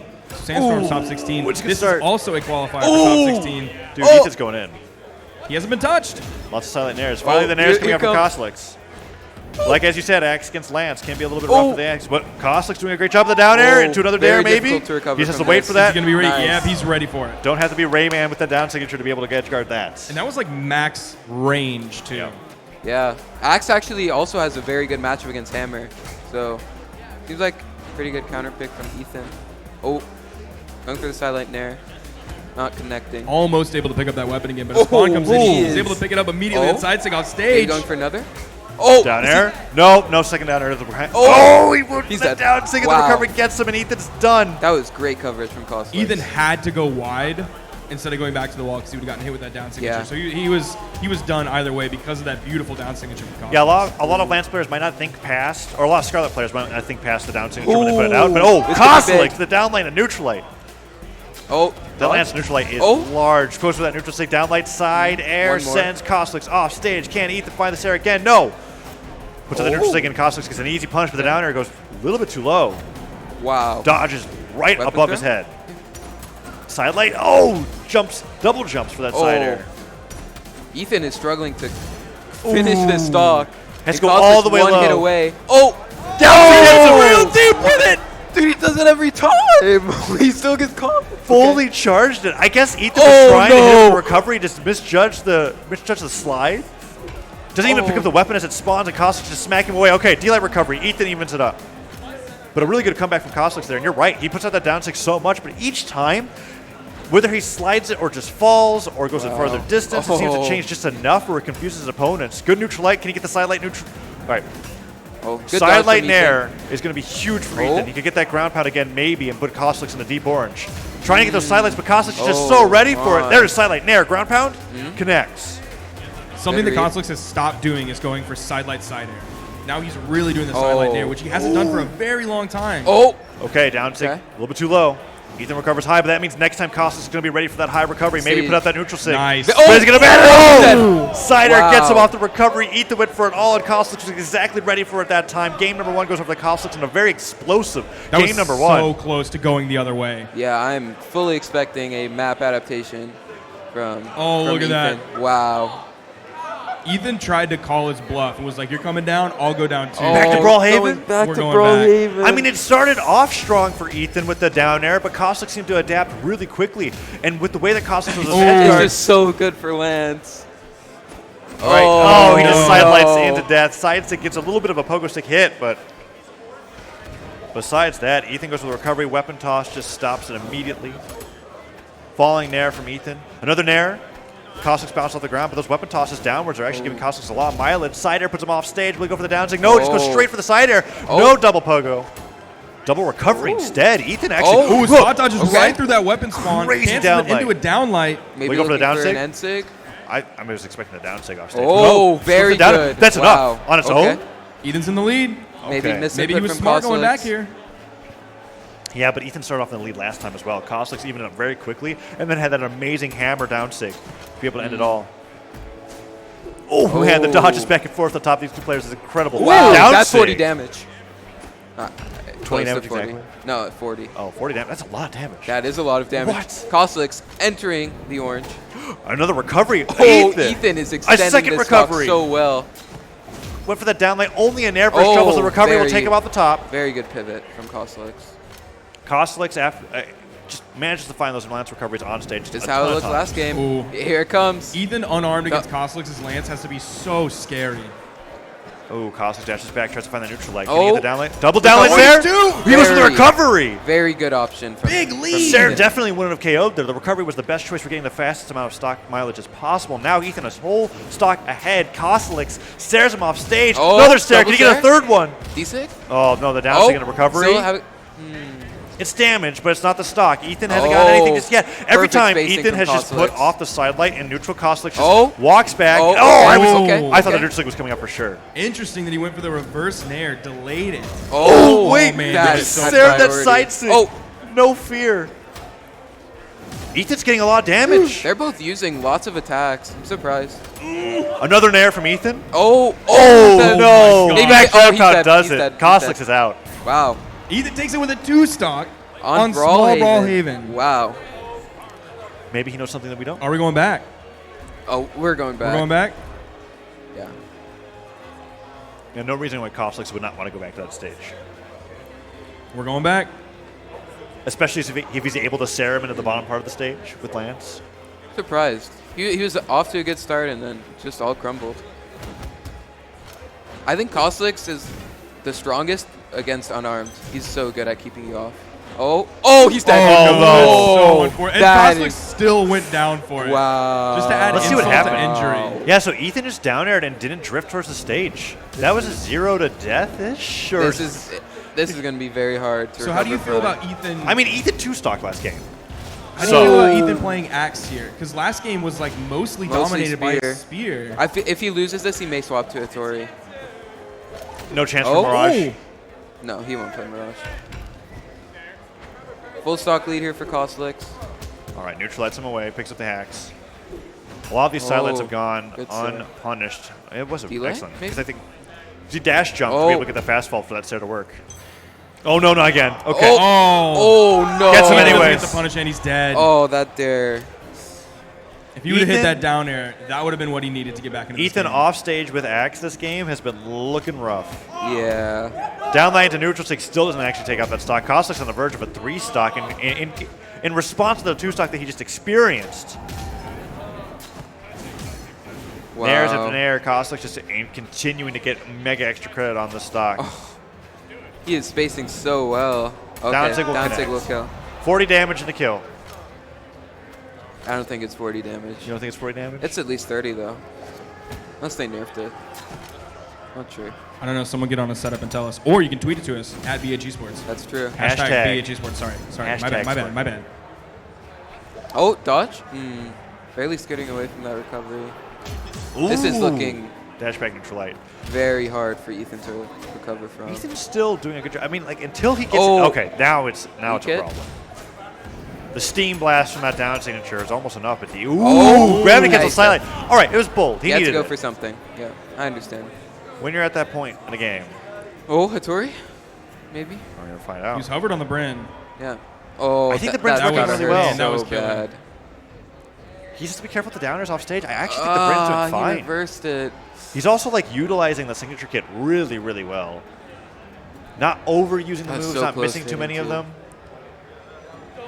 Oh, okay. What is that? That's He's the going Mirage? Ooh, I was right. This matchup is very bad for Scythe. It is very bad. And that's why you were thinking the Mirage would not come out. Please ban it. He's okay. okay. He did. Enigma Does he 2. get a mirror? Does he? Okay. Okay. Yep. Oh. So, If he leaves Enigma. Okay. then we opened Blackguard Keep, and the Mammoth was basically the smallest map left. Yep. I'm gonna look up what he played against Kostelix when he beat him in Mountain Dew, because I was a tournament he played Mirage in. I don't know if he played Mirage directly into Kostelix. I seriously doubt that they reported the characters. Ethan's not bad about it. He's not great, but he's not bad. Okay. Ian picks up the Scythe. And Anyways. as bad as Scythe is in this matchup, as long as Kostelix is unarmed, it might as well. But the Lance Yeah. is picked up. I mean, Downer, downlight into recovery. Oh, just barely missed the spacing on that move, but the Downer catches it. Kostelix out of a this full could be big. charge. Wow. you know, Kostelix, as good as the matchup is weapon-wise, he has a tendency to get hit by extended strings, gauntlets, and scythe.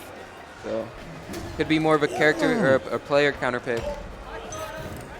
Maybe so. Oh. Goes to that side to ground Oh, pound. I that can't was believe that very hit. good option. A second ground pound. One more. That's incredible to the ground pound hit right there. Oh, Oh no! no, Oh no! That was the stock until that Nair connected. Ethan was just going for a little bit extra. If he can finish off the stock, it doesn't matter. But if Kostelix takes the stock, that is absolutely a that blunder could of be Ethan's. demoralizing. So for anybody that's confused about that, right? Oh, the Nair, when it hits, activates as a chase dodge. You could go directly up, and that's why Kostelix was able to recover. And now Ethan is struggling to finish the stock as he gets stared again. Is that going to be the stock for Ethan? No, he gets back to the stage. Gravity cancel, neutral doesn't hit, but the recovery hits him. Weapon toss goes low, and no, still not doesn't it. Kill. And now he's unarmed.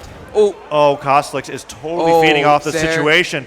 Kicked away, Ethan looking for the finisher. Oh, Gravity that's cancel, very sidelight. good. That's it. Very good option. Nope. Okay, can't make it back. Running away from that weapon as it's hurtling towards him. I mean, why not? Any damage at this point matters. Ethan now in deep red as opposed to the orange that he was earlier when he could have been taking out that stock from Kostelix. But starting off strong with the downlight. That sider's not going to be enough just yet. Recovering very high. Ground pound There's a again. ground- there's a Downer. turning it around. That's it. That's so Oh, crazy. he's not dead. He's not dead. Okay. Wow. Kostelix was able So to get back to close. the stage. Ethan essentially traded a stock for a lot of extra damage, and it's not necessarily a bad thing. It just depends on how he's able to play this matchup coming Stash up, him because he to goes the over the stair. spear. The spear was what he was Kostelix. doing the best with Bryn. Oh. Okay. Oh. Two sidelights. Okay. Nice little neutral light. Falling Ethan there. really showing expertise on the spear right now. Neutral stick didn't work out Oh. just well at Oh. all. Kostelix, Nice amazing turnaround. patience. What a reversal. And the weapon He's not toss. dead. He's not Yeah, he's dead. going to charge with that recovery. He's going to get the dodge. Oh, the clash. Oh, no. He stares back. Okay, Nair's it back Wow. off stage again. Ethan runs for a weapon, picks up the scythe. Does he Oh. go for the Sair? He does. Ethan not happy on the player cam right now. Another Sair Okay. will do it. Okay, that's 2 stocks in a row where it almost feels like he was bamboozled on losing that stock, but still managing to stick to it, take the stock out first. Ethan, less damage than he was on the first stock. Koslik's down to 1. The scythe's working out really well, and as you mentioned, Side sig maybe? Yeah, Ethan still has a good lead unless he gets hit by a weird side sig, like a slide charge down sig on the edge. Oh, good. Room Lots for of a lot damage. Still going! Cheer! Koslik is carried up to the top right corner of the screen. Nice little weapon toss. No nair catches him in the down air. At this point, he's got enough damage where it really just barely sent him off screen. Very big lead here for you. Oh, no dodge. Dodge is gone. Potential. Can you do it? Oh, okay. We saw him charging up a signature there. I wasn't sure which one. That's an N6. Oh, recovery okay. puts him off. Will he go for the down air on the recovery? No, just goes for the unarmed. Okay. He has the weapon. Okay. Cider will do it. Potential here for Koslix. Has the lance. Very good in this matchup. Oh, no. Oh, no. He's got to be careful. Koslik is so good at taking those stocks off super early. But the side hits it and snipes him off the right keeping side. himself alive. Game We're going to be going into game 5. 5. Wow. I think map advantages for Koslik, though, right? What? I'm trying to think of who has the advantage for Well, the what do you mean by picks. map advantage? Like, so who's banning here now? I'm trying to remember. Koslix Koslik's ban. ban. This is So very, Koslik can see, ban him out not to the happy 3 about stages, it. right? So that means 3 small stages are going to be on the table. So which small stage are we going to? Bro. Oh, Shipwreck. he Oh, let Shipwreck. what? That's surprising. What did Koslix ban to? I'm not sure. Production? I don't think we got it. Maybe we can get a replay of it later. Okay. Don't bang on the microphone. I was just making sure it was on. Anyways. It's on. It's on, and Ethan is having a little bit of difficulty in the beginning of this match. Koslik's playing well with the hammer, stomps there.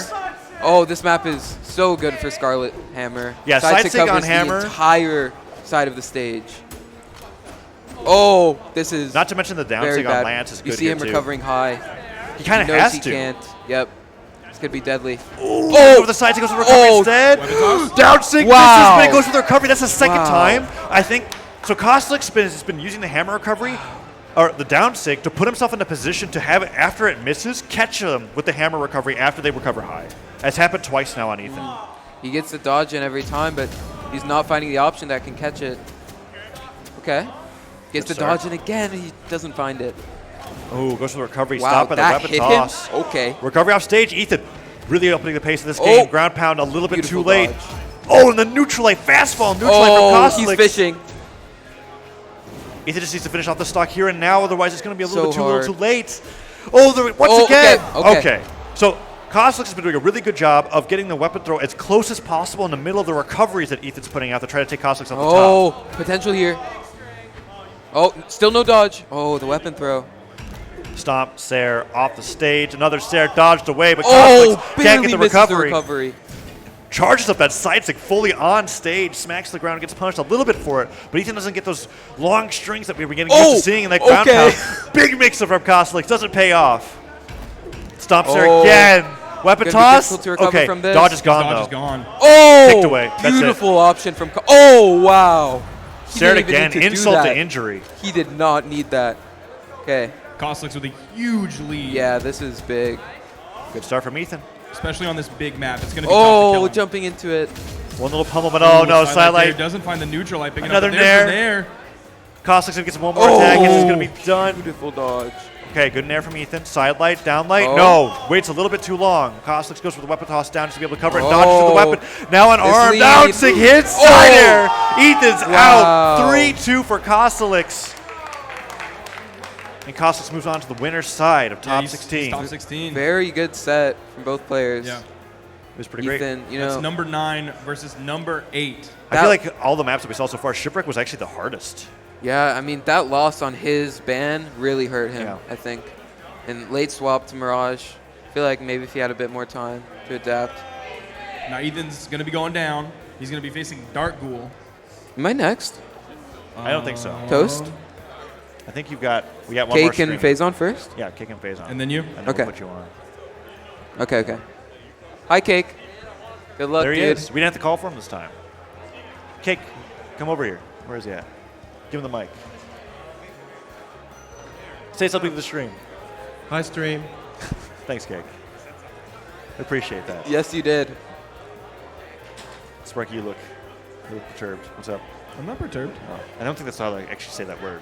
What? Is that how the word actually is said? Yeah, it's perturbed. Okay, good. How else would you say? Okay. I don't know. Anyways, For some no, reason, I thought Cake, it was said differently. the only EU player here. Yeah.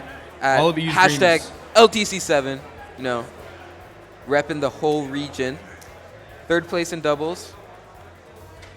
Now he has to play against the winner of doubles. Got my teammate behind me. You know, busting out Lin Fei. Bit overtuned. Just a bit. You know. Anyways. Now Not Faison the- coming off of the dub in twos. Yeah. Got to be feeling good. Yeah, I know we're next. Oh. Really? Well, so stream Toast, can't hear please, it, man. but Boomie. All right. Anyways, you know, hashtag TS win. Buy everything from Good the having you, shop. Boomie. Thank you for having me. Yes. It was a pleasure. It's a lot Oh, of fun. I know it's a pleasure. Good luck on Good luck in stream. your games. Egg Soup's about to body you. This is not It's how going to be you a lot of shake fun. hands. I hope Exude bodies me. Actually, I want to play on the stage. Anyways, All right. peace out. Hashtag TSWin. Follow me on All right, Twitter. see you later. Subscribe on YouTube. Subscribe on Twitch. PayPal me lots of money. Goodbye. What? Where's the mic? It's off? Hashtag TSWin.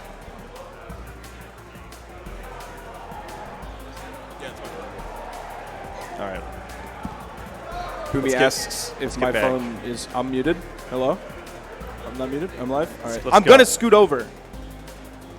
Okay. I'm sorry. I gotta put my mic on first. Why is this caught in? Oh, it's the cushions. We got a replay of you trying to put that. Yeah. Did they get the replay of me? What is this? I don't know what Boomie. it is. Clutch. Did they get the replay of me catching my phone one-handed that Boomie just threw to me? Because you should definitely throw technology.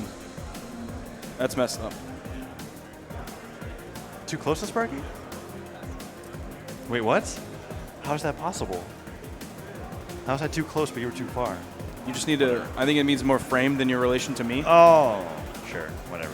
I gotta sit back. So rather than telling you to move to the left, because then you would have been like, my left, or Actually, that makes a lot of sense. yeah.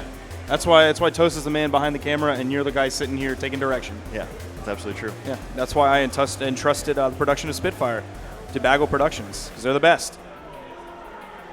Where can I watch the most recent episode of Spitfire? You can follow my Twitter, Yeah. at Who is Sparky. You can follow Bagel Productions' Twitter, which is at BagelHQ, Yeah. or you can find it on Bagel Productions' YouTube, which is search Bagel Productions on YouTube. It's too bad the guests that you had for the last episode were not here. Cody Travis and That's okay. No, it's okay. But the guest that I have for this episode, Wrenched, is definitely here. No, 'Cause I that's- didn't know we were leaking that. Oh, yeah, we're leaking that. I leak Okay. it at the LAN. Okay. But I That's don't gonna leak be anything exciting. about the episode because you have to stay tuned Oh, to yeah. find that one. Now, speaking of Spitfire episodes, the very first guest that we had on the very first episode of all, young Vinny Reese? Faison. He's on stage. I think his last name's Reese. Yeah. That's what it was. Never tried pronouncing it before, but it's pretty sure it's close there. Faison's going to be going up against Cake, who just had a pretty cool set against Webster. Webster taking a game off of him, but other than that, being very convincing on the Fate. Faison, however, had a little bit more of a relaxing ride up into the winner's bracket. Now they're going to be fighting again on the top side of the winner's side of top 16. Let's see if they get their avatars in. Oh, there's Noble. Cake goes to Sweden. Now, Cake, of course, even though he is an EU player, he was in the United States for CEO Dude, that Mordex skin that's sick. about 2 weeks ago. And then he just stayed in the United States. He was in Atlanta for the entire time. Huh. So he's not having to really battle any travel woes or strange time zone changes for him or anything like that. He's been here. He has been here and he is ready to play. I'm trying to remember the results for twos yesterday. He teamed with Little Caps. Little Cat. They got a top three. Yeah, it was sick. Pretty good. I think ERAM tweeted out Cake's turning about up. like how cross-region teams in Brawlhalla are apparently OP. Yeah, they've been doing well. 'Cause there's Bugsy every Fiend. time that happened. Daiku There's Koslix. ERAM and Pugsy. There's Daiku Koslix. Yeah. There's Starlight and Daiku in the very first BCX. Yeah, it's been crazy. Game number one's coming up. Faison versus Cake. Faison, that's Mordex. For sure.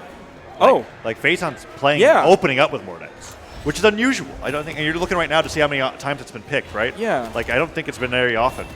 It hasn't. I don't think he picked it Starting at strong. CEO.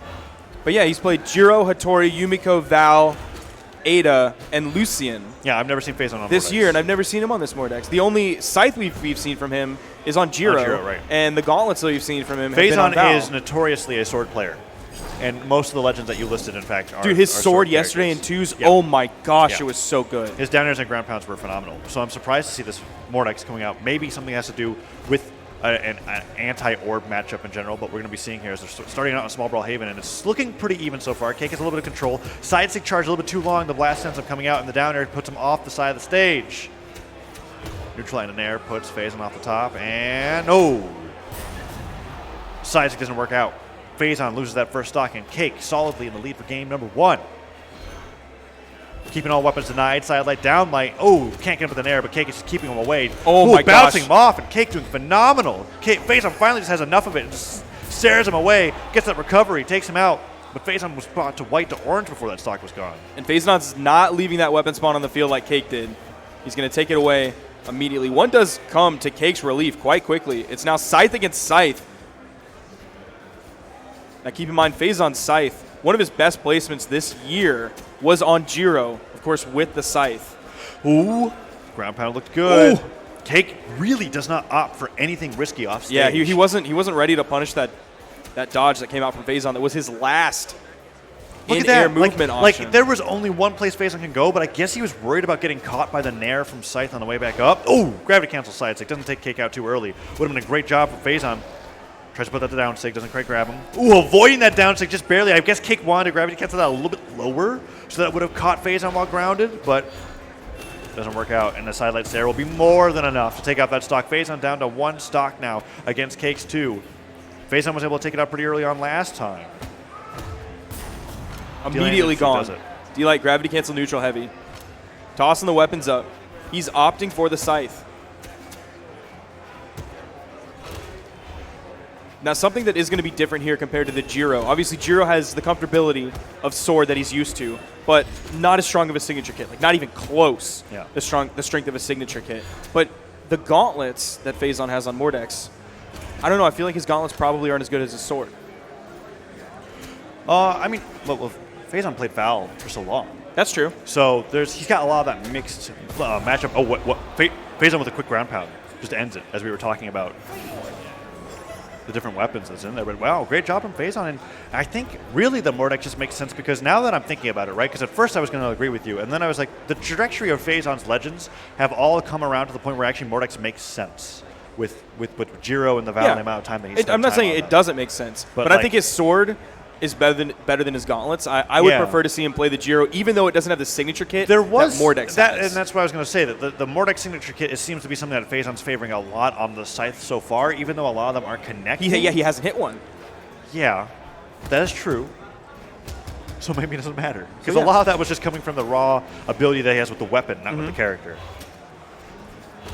In fact, you're right. He has not hit a single one. But he's still able to take game 1 against Cake. Now we're going to a completely different map. This one is going to be really good, actually, for both players. Oh, Somehow Phazon missed that dare. He didn't come in with a ground pound or anything like that. Ooh, Cake going for that ground pound, using Twilight Grove's Island for cover. Neutral stick catches Phazon on the way back down. Can he get another one? No. Pivots for the neutral light. Off stage, Phazon sends him off. And the sidelight cider on the Phazon under the stage. Goes to the down lane to neutral light. Cake puts at the down air, and Phazon gets the recovery. No, can't get the down air off the island combo. Sidelight stare into recovery. That is the classic orb combo off that stage. The only thing that he's missing is that nair for that little bit of extra damage reset, and the recovery takes Phazon down. A lead for Cake again, but this happened the entire time last game. And then Phazon was able to convincingly end it with the ground pound and orange, and there's that ground pound as I mentioned it. Perfect timing on that. You're going to see him throw those gauntlets away. Yeah, he doesn't want the gauntlets, which I don't necessarily blame him for. Still very effective off stage. But after the recent nair change, not as effective in raw neutral. Definitely not as they used to be. Ooh.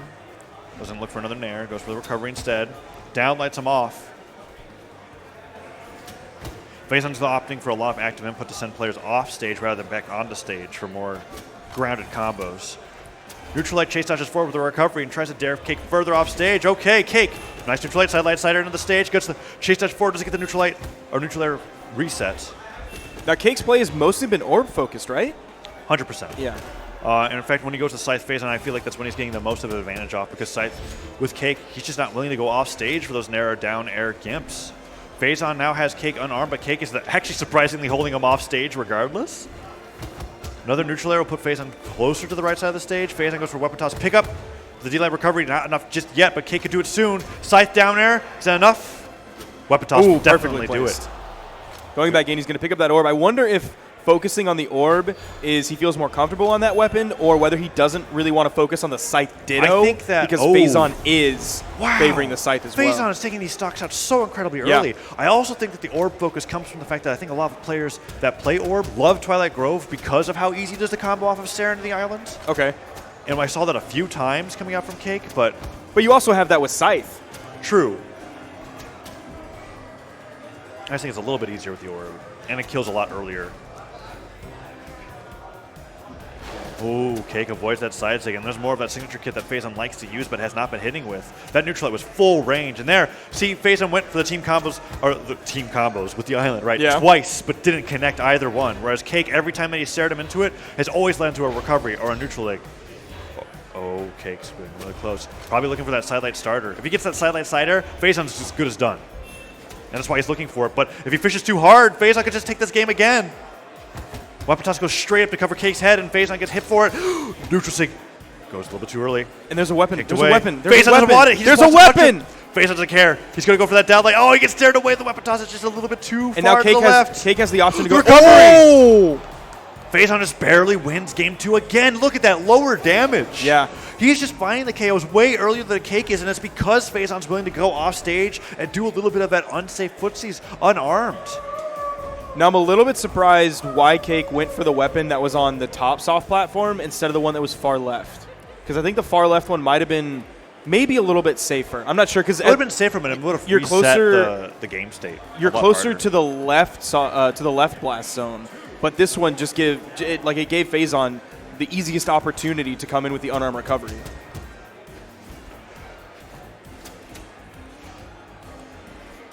Ooh, Phazon. Starting strong with the scythe. But Cake, as we've seen in every one of these games, I wouldn't be surprised to see Cake start with a stock lead and then Phazon being able to find it. But if Phazon takes the lead, that might just be it for Cake. As Cake falls down low, ground pound doesn't come out, and Cake puts up the first down air off the side of the stage that I think I've seen from him do all day. Side airs him forward, but can't find. Oh, wow, I like that. That fast fall in there. Yeah. Off the ground. It's really good. Scythe dittos are ensuing. Nice little weapon toss, but Phazon manages to get around it. I think I'm Cake might excited not be, for when Phazon finally hits a signature. I think Cake might not be comfortable with the Scythe Dittos because you saw him immediately throwing that Scythe, trying to break up neutral because maybe he just doesn't know how to engage on a Scythe when he has a Scythe. Yeah, that's possible. Maybe that's his option to engage. That's been a point of conversation for a lot of players that oftentimes their worst matchup is the Ditto. Yeah. Ooh, Z trying again with those weapon combos. On the wall combos. That's why we saw Sandstorm not go Lin Fei against Wrench. Because he didn't want to play into the Qatar Ditto. Recovery from Phazon. This is the first time out of all 3 games that Phazon started with a stock lead, even though Phazon's up 2-0. And it's looking bad as Cake gets hit by that combo from Phazon right again. Goes for the pivot down air, catching Cake, maybe going for something with down light. That dash jump down air right afterwards. Ooh. Okay. Cake Right as he peeked over the corner. Right as he peeked over the corner, D-Light ground pound. It's a very common option from pro players to see as no matter what weapon your opponent's recovering with, maybe not hammer, going for the downlift to catch them as they touch the wall and kind of slide up it, catches the head, goes right into the ground pound. Great finishing move.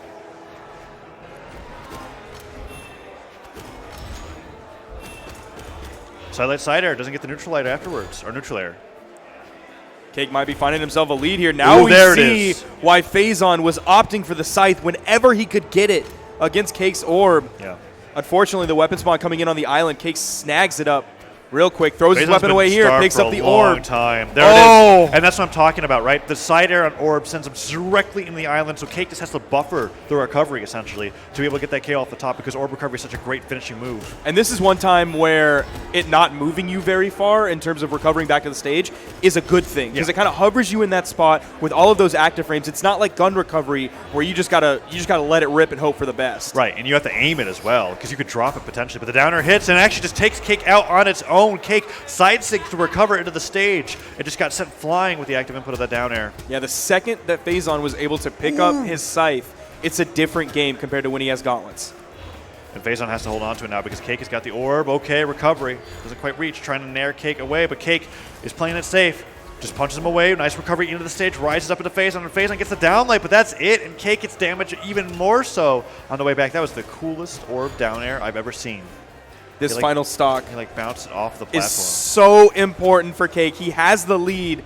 There's the nice down air. There's the weapon toss going to go under Faison. You see Cake chasing around the bottom side of the island. Faison going the other way on the bottom side, picking up the scythe. Will he just deny it to get the gauntlet? Yes. He will. Okay, and he picks the scythe back up. Cake doesn't apply any pressure. Cake just waiting patiently for the weapon spawn. There it is. Picks up the orb. Perfect. Side airs him into the... Ooh, the island didn't bounce him back. Yeah, it goes on the angle side instead of the flat side. So Cake wasn't able to follow up off of it. Another nair. Oh! Kicks it back to the stage. A down air off the stage. Oh, he finally hits one! Down stick hits. Can he get the side stick again? Faison.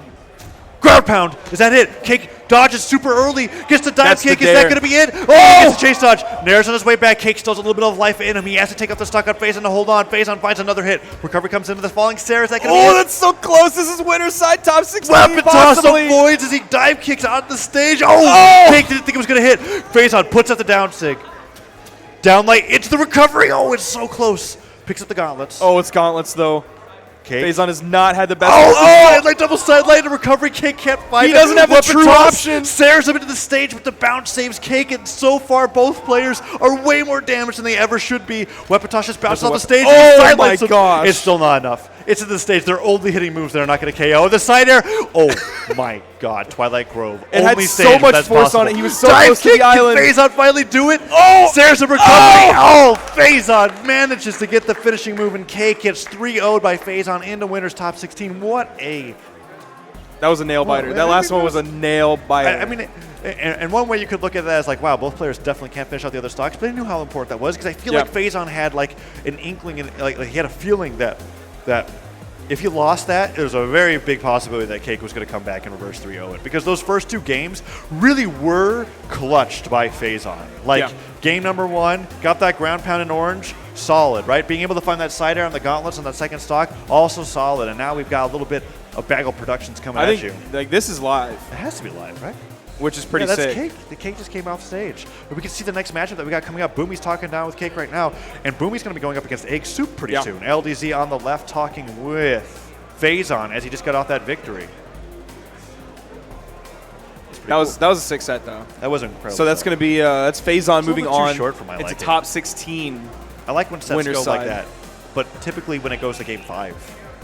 I'm not complaining. Faison, this is his tournament, dude. Faison could do 2s and 1s this weekend. Stop Sandstorm's reign in both be nuts. categories. That would be nuts. nuts. Crazy. And it looks like he's got something particularly planned. And I mean, if we're talking about dittos, and like it's going to be up to like who doesn't like the Mordex ditto there. Although Sandstorm's Mordex with his signatures is way more consistent than what we saw from Faison. Faison hit the one down stick. Granted, that down stick was crazy. It was able to throw him off the stage. I don't think if Sandstorm runs into Faison, Faison should not play Mordex. You think so? He should not play Mordex. Because We'll Sandstorm, I think, will feel comfortable in that ditto, Yeah. and he will win that ditto, for sure. Oh no. Did Egg nudge the wire? Did he? Oh, no. I think that's what happened. Oh, no. There's Boomie.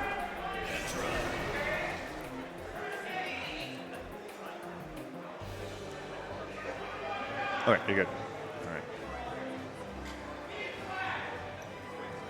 There you see Boomie.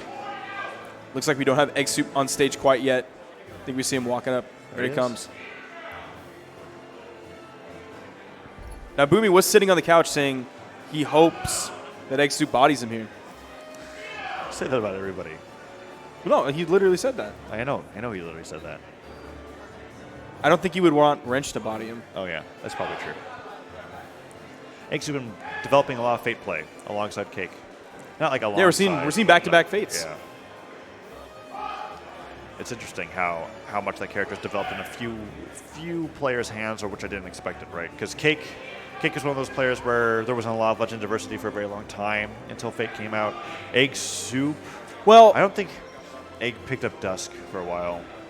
I don't know. Actually, just Orb in general has huge representation at this tournament. Because LDZ's been doing Dusk too. LDZ's like the only one who's been doing Only Dusk. Dusk, yeah. But it's still Orb, in my opinion. Coming out with the Princess Bub. Now, Boomie going to be playing Petra with in ones, just like he did all day in twos. Yeah. Dude, that nutty signature that he hit on like the top of Shipwreck yesterday, yeah, that was so good. It was pretty cool. That was and so cool. It was like the perfect opportunity for me to highlight the Gobi, because apparently Gobi didn't know Petra that well. A lot of people don't know Petra that well. There's like a little tiny bubble that appears that shows you where the down sig's going to actually teleport you to. And Boomie like probably doesn't need that anymore, but that's like the counterplay aspect of that signature. But just fell right into it. It was amazing. There's also like a moment with Petra's down signature on Twilight Grove. The platforms on the left side and the right side have like a little bit of a slant to where if you use it on the left side of the platform, even though it aims you directly forward, you teleport up and at an angle. Oh, wait. Did we see that? We saw that yesterday. I think we saw it. Yeah. And Boomie will catch people with that a few times. So Twilight Grove with Petra's got like that little bit of nuance tech. You can also like teleport just barely through the islands. That's interesting. So you ride it up just a little bit, like if you're doing a lance recovery into a diagonal wall, you ride that up too. Yes. Okay. It's just only enough. really Interesting. I've only really seen Boomie use it on Twilight Grove. I'm not sure what other maps it's usable on. I mean, I would think soft platforms are kind of all the same, somewhat identical. At least like static soft platforms Yeah. are I would think are identical if they're the same size, and even if they're not, like even the long one on Great Hall. Game number one's open up, and Boomie's really strong on the orb here. Egg still looking for that weapon. The weapon toss comes out for Boomie, and already has Egg in the orange, and chase dodge just diagonally forward down into ground pound. Egg forced to recover to the other side already. Boomie just relentless at the beginning of this game. It's a good thing that we were on this map and not Miami Dome, or Egg would have been dead there, because you're able to go into the stage. Ooh, that's that down stick that we were talking about, right? Teleporting upwards. The neutral stick with Petra also very terrifying because it hits grounded and in the air. And forward, the signatures are probably like that's a big reason Boomie wanted to play Petra, right? Yeah. Is really, really good signatures. Well, the signatures feel very quick and they feel very good. And they're just kind of wild. Even like knowing what they are, they're still kind of wild. Ooh, down airs from Egg. Egg, despite that a ton of damage that Boomie actually delivered to him earlier on, is doing really well at being able to stabilize the neutral game, has that side stick that he was able to send Boomie flying away, and that recovery on the very last second to be able to pick him up with the down stick. We saw Cake trying to do similar things, just spaced a little bit too far up, but the down air catches, but Boomie's done. Stock number one goes over to Egg very well, and surprising, in fact, because I felt like Boomie was totally in control of the game from the start. But I guess that only had to do with the fact that Egg was unarmed for as long as he was. Also, with that down signature that Egg put, even though it was a little bit too high to pick up a grounded opponent, you saw Boomie trying to punish it from the ground, and Egg was able to jump in time. Boomie quickly was able to even that up as Egg went for some very risky offstage plays. Got a little bit of damage for his trouble, but lost his stock regardless. Down light from Boomie, punished, but no, just fades all the way back to that neutral light, knowing that Egg's dodge was gone. Good little three-piece gauntlet combo. Egg still barely holding on to this lead, coming in with a weapon toss. He has Boomie in the orange, Egg still in the yellow. Nice nair, turning him around, sending him off stage. Try to get the jump back, like fading away with that dare. Oh, the side sticks go past each other. Oh my gosh. How did Boomie's side stick not hit Egg? Boomie uses the down sig, and that was something that the photo was mentioning yesterday, is that he'll use the down sig not to only end the teleport early, but when you teleport into the stage, it refreshes the jumps, even though you end up which is actually off. sick. Lots of really cool technology with that Petra down signature. But the sidelight side air, bread and butter for the orb, sends him off, flying to the left side of Mammoth Fortress, takes the lead once again. Egg even more so in the lead. He's more in the lead here. He's still orange, even after that hit. Ooh, Boomie side sticks through, tries to find that down line, but Egg just running away with the lead, pummels him to the side. Neutral stick doesn't catch Egg as Egg just tosses his weapon through. Another neutral stick dodged out of the way, and Egg starting to apply a little bit more damage. That ground pound on the way back down to cover the landing. Down stick hits, sends him flying, and is done. Now, other than that signature, something that worked for Boomie yesterday in twos was throwing out a buttload of signatures. A lot of them hit, but a lot of them also that missed weren't punished. Right. Well, I don't think he's going to be able to do that as well in ones. All of them are mobility moves, yes, in a way. Which is one of the reasons it's so difficult to punish them. Yeah, if you saw a Bryn doing that with down sig over and over again, you would just be like, what the heck's going on? Because, yeah, sure, you move a little bit, but it lasts so long. But Boomie's able to really navigate the stage with it. Ooh, recovery into the downlight. Kicks him with the orb. Oh, just straight up. Dash jump. Side airs him. Gravity cancel side stick. Active input to the right. Puts Egg off stage. Wants that neutral stick, and he gets it. the earliest that move could have KO'd, and we see that just barely a bit of a damage There was difference. But 5 Boomie damage between the two. down of the them. entire time until the very end. Similar stories that we saw between Phazon and Cake in the previous set. Now between Boomie and Egg. Egg looked very strong, but at the end, Boomie was just finding every one of the signatures that previously weren't hitting were connecting every time. He would ended up with the down sig, hit him with the side sig, and ended up with the neutral signature in order. And the last Dome. 2 signatures he threw out, he hit both of them. Yep. Miami Dome's going to be game number 2. Side light coming in with the down light, trying to chase off stage, turning around with the nair. Egg still continuing the pressure.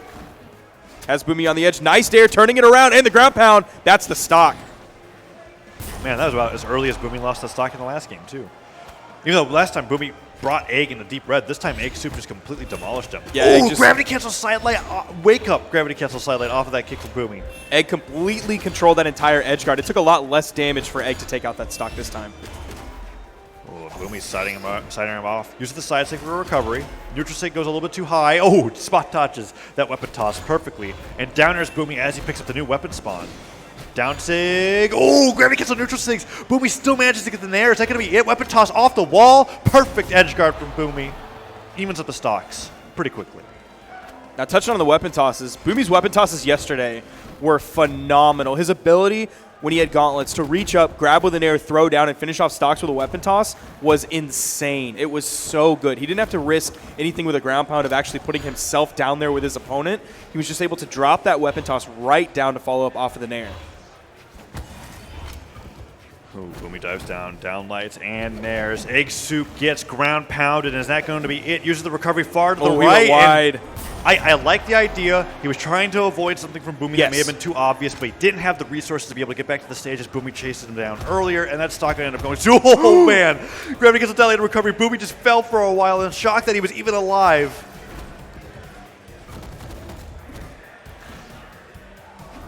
Ooh, Now, side something light. that we really can't discount here is that Boomie took game 1, but it was pretty close. And Okay.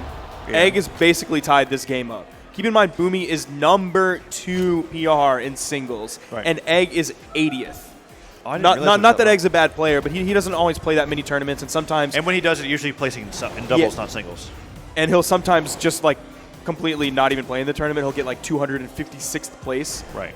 But still, in terms of raw numbers, he's 80th in singles Ooh. PR, and he's going even with Boomie, number 2 right now. Oh, but the neutral stick hits him with a blast. Puts up that side stick, and Egg Soup's trying to find that downlight, or the weapon toss. Weapon spawns in a great position for Boomie to be able to guard it, and just tosses the overway, picks up the gauntlets. No neutral stick catches. The platforms on Miami Dome are actually perfect, both for Fate and Petra when it comes to neutral stick coverage. Yeah, that does have a high vertical extension. Ooh, side stick just out of the way. Down six in place. And there's that signature activity that we were talking about from Boomie at the very end of the stocks. It almost is like in the moment where you feel like spamming six would be the worst idea is when he really brings all of them out. And any of them that would connect would just take out Egg Soup for sure. Falling Sarah, is that enough? Not enough just yet. One Recovery more. goes down and no, Sarah catches him. Egg Soup manages to make it back, and Egg Soup could totally do it. Dodges out of the way. No downer hits, but that side air will be more than enough damage to be able to take Egg Soup down on a 2-0 lead for Boomie coming out in game number 2. What a close game that was. Like, you could see the health difference is not a lot. Now, Boomie coming in with the just default stance on Petra. I think more often than not, we see players opting into stances. But I think Boomie feels comfortable enough with Petra's stats. He Yeah. likes them where they are. that Sometimes- even a single point of difference he doesn't need. Sometimes a player or a character's based stances are just like what's optimal for your playstyle. You don't have to do anything about it. Oh, Egg Soup off Wow. stage. Done again. That was even quicker! Dude, Egg Soup has been speed running Boomie's first stock in every single game, which is even more remarkable to me that Boomie is up 2-0.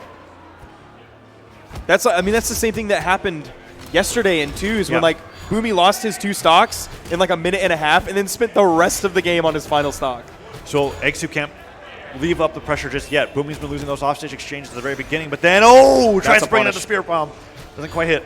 I ran into a Petra in ranked before I knew anything about Petra, and I Yeah. saw someone charging up that signature, and I was terrified Right, because I had no idea what it did. And Petra, oh my gosh, Egg Soup, 2-stock lead. This is almost definitely his game, but as you were talking about, right, Petra's side sig and down sig on Orb are cool because the longer that you charge it, the bigger the blast Yeah. gets.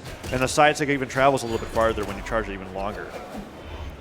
Ooh, Boomie, that deep side air, just going for whatever he needs necessary to be able to take out those stocks, because in under a minute, he's already down 2 stocks, and Egg Soup just waiting fully that invulnerability before he ends up going in for anything. Boomie, sidelight, goes for the recovery. Egg Soup gets that, double nair in the recovery, and he gets the very end of the orb recovery, taking Boomie up the top, and that was one of the fastest games that we have seen.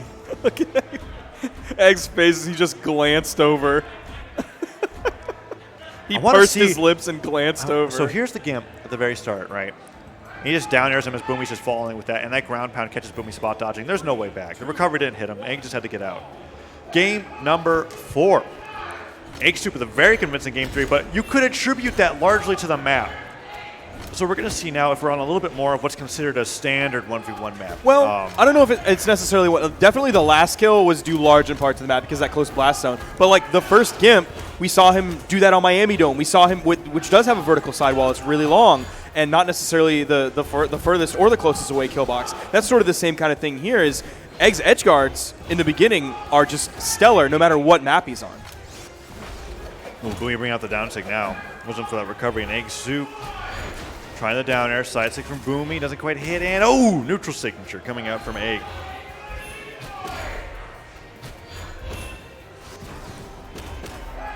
Side airs him away, and Boomie tries to go in for that recovery. No, actually does for a jumping Sarah, and neutralizes him away. Weapon toss. Wow. Was that going to do it on its own? No, Egg could definitely dodge back. He has the dodge. He's so high in the air. But Boomie in perfect position to be able to get a recovery, but he did touch.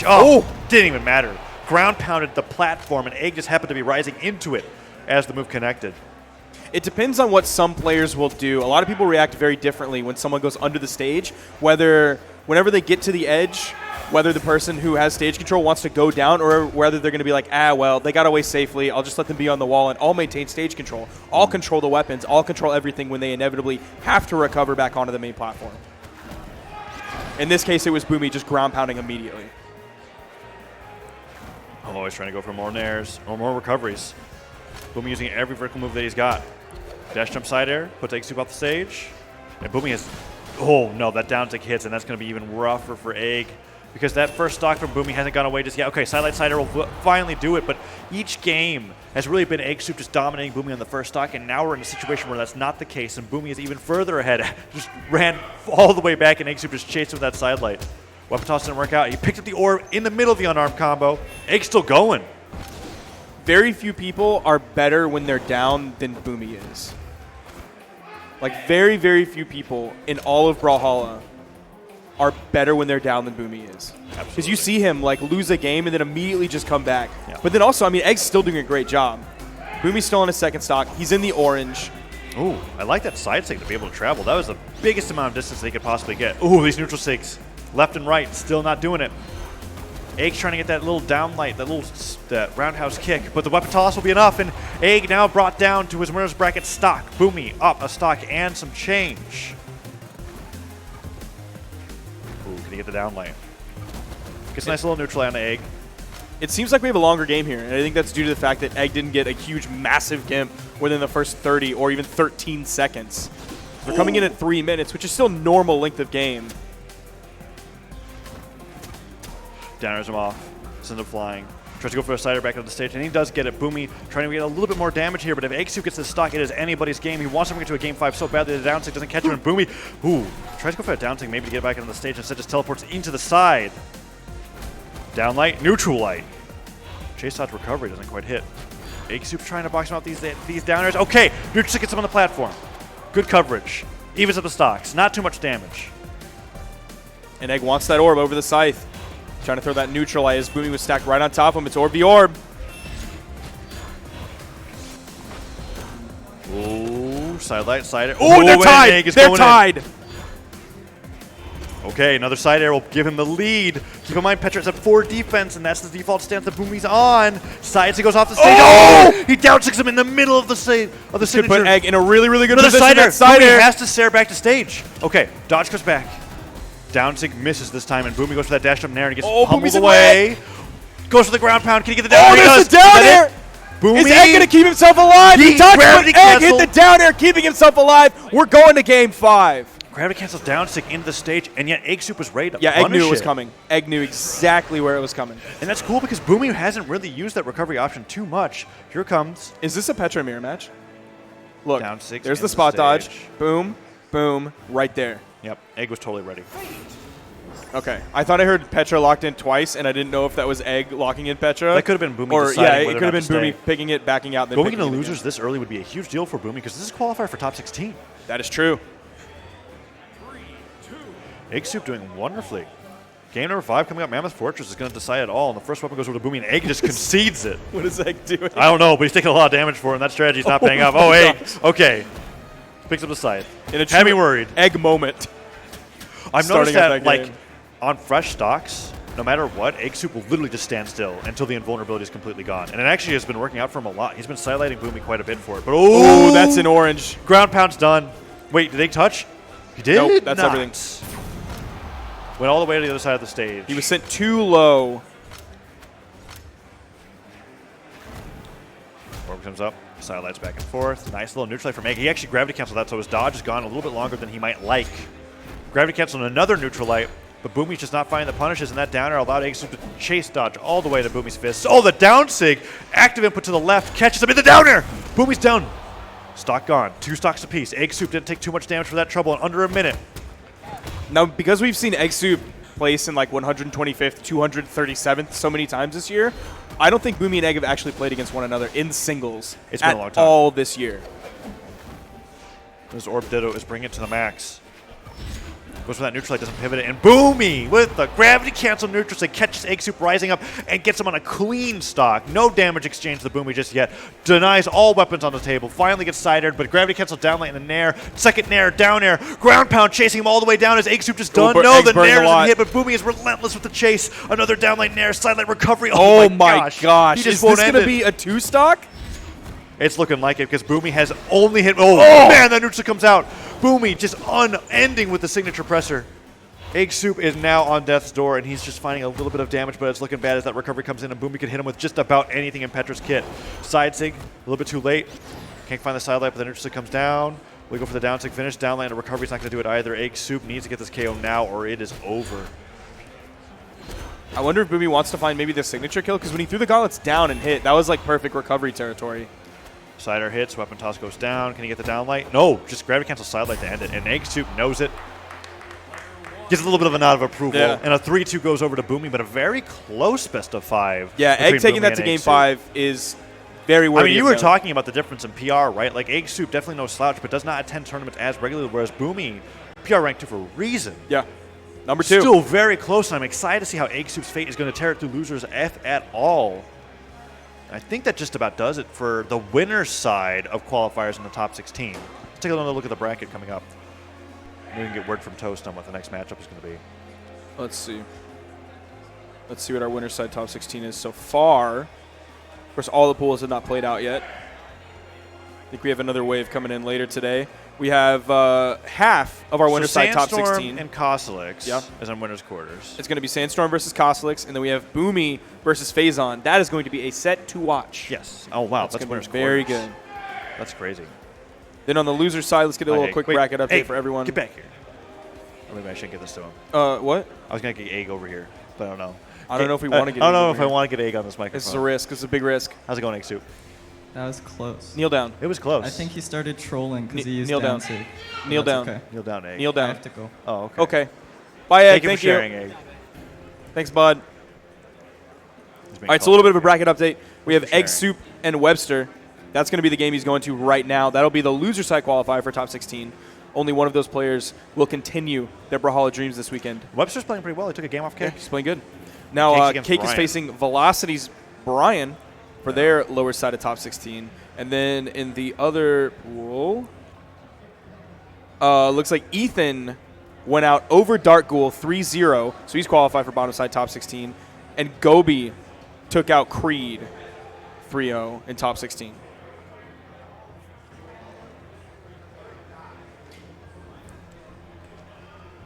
Yeah, so we have Ethan and we have Silly Gobi in the loser side.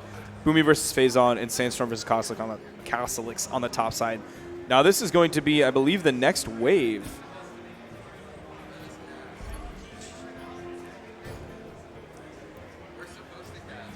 Hold on.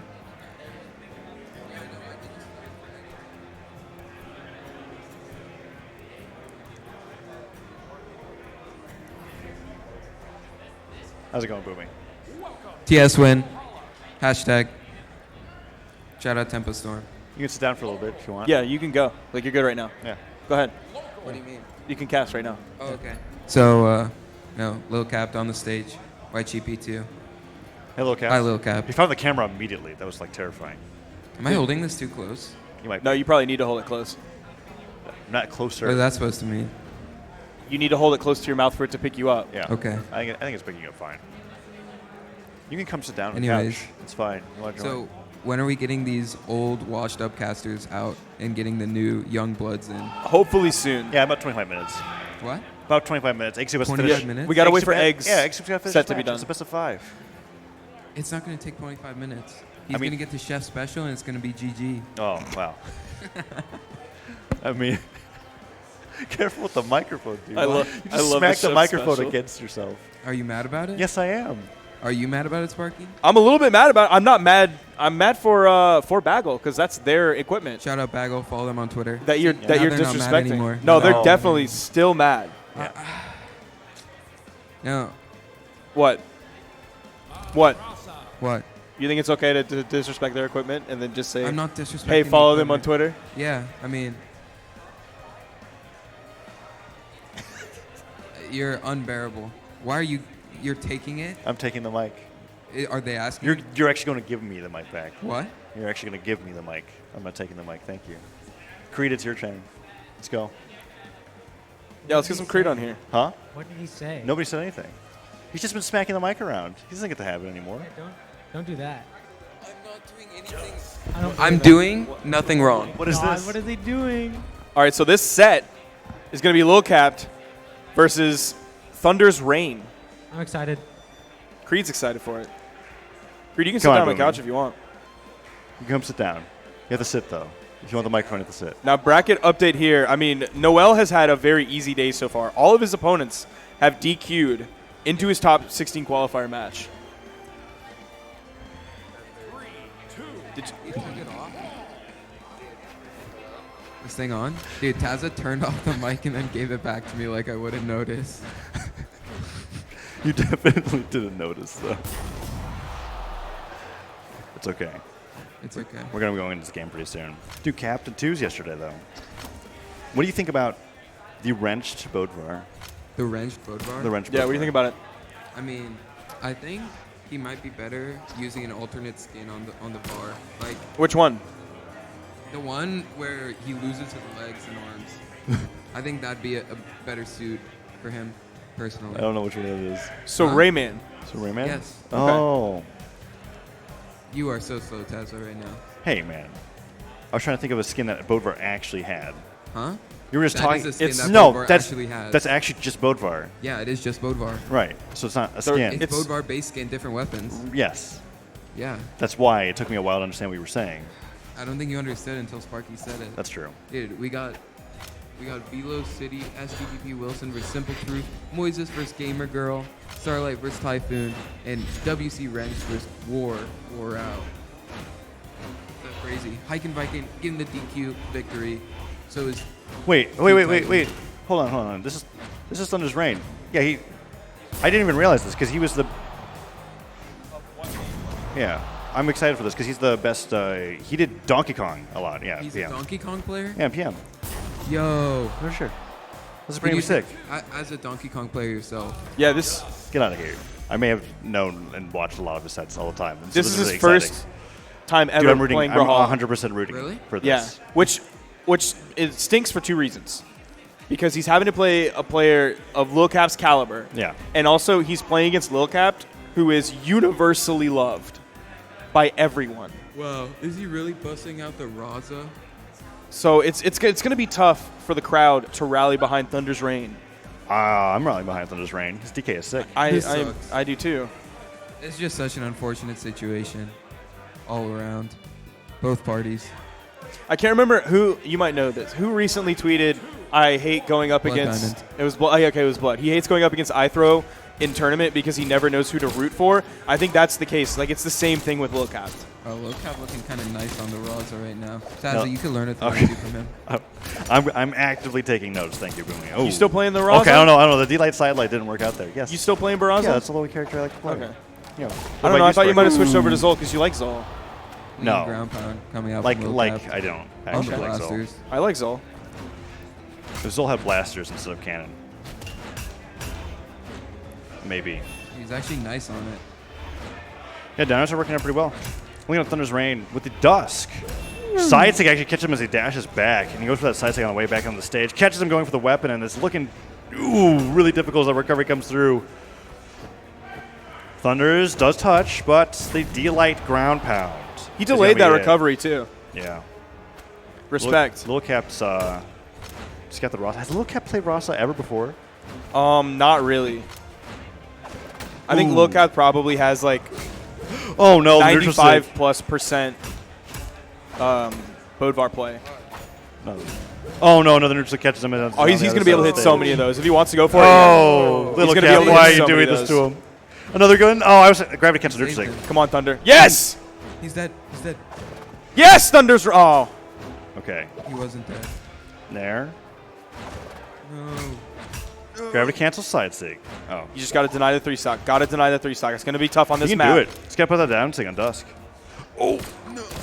Oh, the neutral light into dash forward neutral stick. Oh, That's not GG. it. Little Caps, 3 stocks in game number 1. Looking a little rough. 147 damage. We have seen people do less damage at low tier city 7 Okay, yeah, one person. than 147. Yeah, it was $95. I said dollars. Yeah. I was looking to say dollars. 95 damage. It was 95 damage. That happened. So the win condition for Thunder's Reign right now is to deny the 3 stock. That needs to be his #1 goal right now. I guess. I was seeing a lot of, like, what do you call it? There are 2D platformer fundamentals coming up. Yeah. from Oh, Thunder's yeah. Reign. You can definitely tell by looking at him, knowing that and he's you were never talking played about BH. you were talking about the delay or the delayed recovery Yeah, on the way back. the late recovery. It's just that Little Cap also, on top of just being insane, is also reading all these things that Thunder's going for, because Little Cap himself is also a very experienced fighting game player in general. Plays in, usually when he comes to these events that have a lot of different fighting games, he's entering in 4 or 5 of them, right? Smash, Ultimate, Smash Melee, going into Tekken, all those other things. So he has a lot of experience in that sense too. Lil Cap is top 8 winners in Tekken right now. Is he really? Yeah. Also, like, Yeah. nobody entered in Tekken Hey, from what I heard. shh. So. What is wrong with you, Oh dude? my gosh. Dude, you're literally just raining on everyone. Jeez, Dude, Taza, God. come on. You know, it's an amazing feat. That Top eight knocks Tekken. Tekken. What? That knocks Lil Cap. That knocks everyone Dude, Lil who's Cap's here in the sick at Tekken Tekken. community. Oh, no. Is it No both words. times? It's Fine. messed up, Taza. We'll Oh, stop. he's sticking on this Raza pick. Maybe pracking it for later in the tournament. Thunder's Reign going over to What the would he Queen be 9. practicing the Barasa for specifically? Kotsalix, dude. Oh, yeah. That's actually a good point. Or Sandstorm. Oh, yeah. About to bust out the Raza versus Hey. Sandstorm. Hey, Cody dude, did it. Cody did it. Cody did it. And it looked good. So, I don't know. It's just something about Lil Cap's Raza doesn't really... The only Barraza player in the game was able to knock out Sandstorm. All right, Are you- Thunder's going over to Queen Eye. I actually like this pick a lot. It's been a while since we've seen it. Oh! Seen a Queen Eye player in general. I wonder if he went to 2 speed stance. I'd be so excited. I don't think he did. You don't think so? Those ground pounds are coming I out would a be little willing too to bet he early. didn't change his stance. Siders him off. Goes for that downer back to the stage and Nice. avoids the neutral stick this time. Good adaptation. Recoveries are coming out from Thunders as well. Oh, he down airs him. Oh, but he didn't No. touch. This He had is to not drift the a- first time this guy's played this game. He knows so much about like movement and dodging and stuff. He needed to drift a little bit further to the wall to be able to touch it. He's just good at platform fighters. Yeah, like Thunders is also insane. So you can explain a mechanic to him, and he understands what it is. Ooh, ground pound catches Little Cap going for the ground pound. Can he get that side air? Ooh. Oh, went for another ground pound again. Side sig a little bit too early. And the down sig. Gravity cancel. Yeah, he knows about gravity cancel. Oh, but that's not the way to recover. Dodge gone, 3 seconds away. I wonder if he does know about gravity cancel, or whether he just tried to spot dodge in the air and immediately attack. No, that was that's because it was still That good. is perfectly how you use the down sig. No, to be no, able to no, get somebody. I agree with that, but Oh, like- if somebody's never played Brawlhalla before, I don't know if somebody took the time to explain, hey, here's what a gravity cancel is. They might have. That's possible. This is so Oh. Neutral sig and another neutral sig. Yeah, helping him out. Not enough.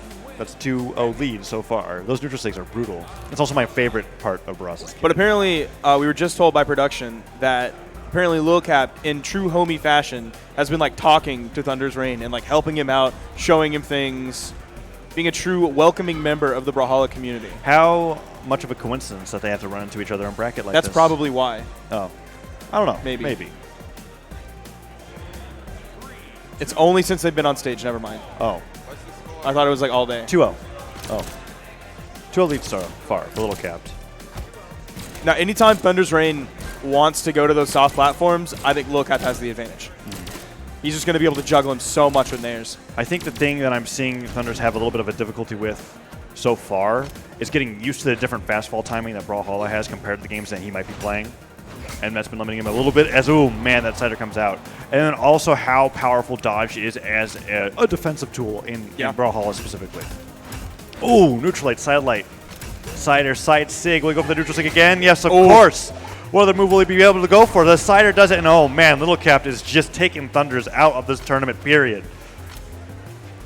Can he do it in under a minute? He has 14 seconds left. Side light, nair, down light, nair. Oh, Little Cap, so close, but so far. Dude, with that GC light, that's Vintage Axe right there. Dude, this is such like a Lil Cap character. What, Barasa? Yeah. Oh. Why? I mean, just look at Lil Cap and then look at Barraza. I have no idea what that. Do you not see the resemblance? I do not, in the slightest. Where's the blue hair? Yeah, I would have to see him with blue hair. Egg soup is done. Long weapon toss up. Lil Cap's able to catch it. But he then throws it away. Thunder's avoiding that. Thunder's on his final stock here. Ooh. Ground pound after ground pound. Ciders him. Let him win. Tosses the guns up. Oh, Thunder's going to get the stock. Downsing hits. Let's go, Thunder's. He read him Take a going the stock. other way, Another ground too. pound. Catches the dodge in. Can Little Cap make it back? Downsing over the weapon. Into the recovery. Okay, Thunder's is actually covering the resources Dude, if on he the gets the stage. stock. Was the ground pound? No. Spot dodging the onstage Weapon ground toss pound. directly Charging up. that weapon toss. Thunder's went over it. Didn't He kicks him fall for away. it. Thunders has the chance to take the stock. If he takes the stock, he basically has the game in my book. Oh, the recovery. Perfectly Oh, spaced. no, the onstage ground pound. Doesn't get the D-Light Spot series. dodge Too again. damaged. Sidelight. A little bit too much. Can he get the recovery? He gets it. All Let's right. go. Thunders That's takes big. a stock. That's actually big. All right. Now he just. Yeah. Oh, no JV. Easy. Nair. Wait, he's just going to take the game at this point. Is this just GG? Okay. D-Light Okay, recovery. the other yeah. way. Little Cap takes it 3-0. But a good showing from Thunders. It was like actively watching somebody learn the mechanics of the Yeah. game as they played, and it was really fun. Little Cap made it fun too, except for all the repeat neutral sigs that he hit over and over again. What's up, Boomie? You guys are done. I know. We're done? We're ready? Yeah. It's time. Is Phase on Egg here? Soup wears phase on. Wait, are y'all doing 3? Yeah. Or is it Egg and Phase on? It's the So we're going to be moving on All right. into the next Where's phase Phase on? of our pools, and we've got some player casters for you back at home. If you didn't get enough of Where's Boomie Right or now? anybody like him, Where's Vin? There's Vin. you're going to be getting a lot more. There's Vin. We're Come here, gonna be boys. rotating out. I don't know why you're going to that side. I'm taking this headset off. Okay, you're putting stuff down. I know. Thank you, Toast. What? This thing on? Hello? You hear me? What's good, boys? Tempo Storm Boomie. Hashtag TS win. Hashtag become legendary. What's good? Who we got on stage, Toast? Who we got on stage? Okay. No, I'm gonna go. Oh, panic button? I see. What is... So what is... I wanna why- press it. What's the point of that? Can I press it? Get egg in the middle? Yeah, egg.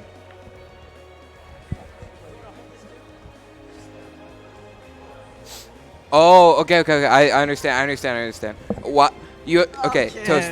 Hi, You have to understand. guys. Why would I ever make such a blunder like that while I'm on the cast? Like honestly, That's what true. blunder? What are you talking about? Like, he's okay. telling me here. You're sitting on my cable, dude. Yeah, well, maybe if your cable wasn't so long. Okay. Howdy, partner. Oh my gosh. Hey, Okay. I'm not a Creed. fan. Creed, can you get us water? Creed. Creed. No, thank you. Anyways, You've all been right. on about that All right. all weekend, and then you just turn it down. You wasn't- put it on for 5 seconds, and then you're like, I don't want it. After you've been telling me, and I've been hearing, oh, Sparky, I want to use your cowboy hat. I want to use You it. act like I talk to you at all. All right. Anyways, who we got here? We got Tempo Storm Boomie on the left here. Uh-huh. We got Egg. Egg Soup.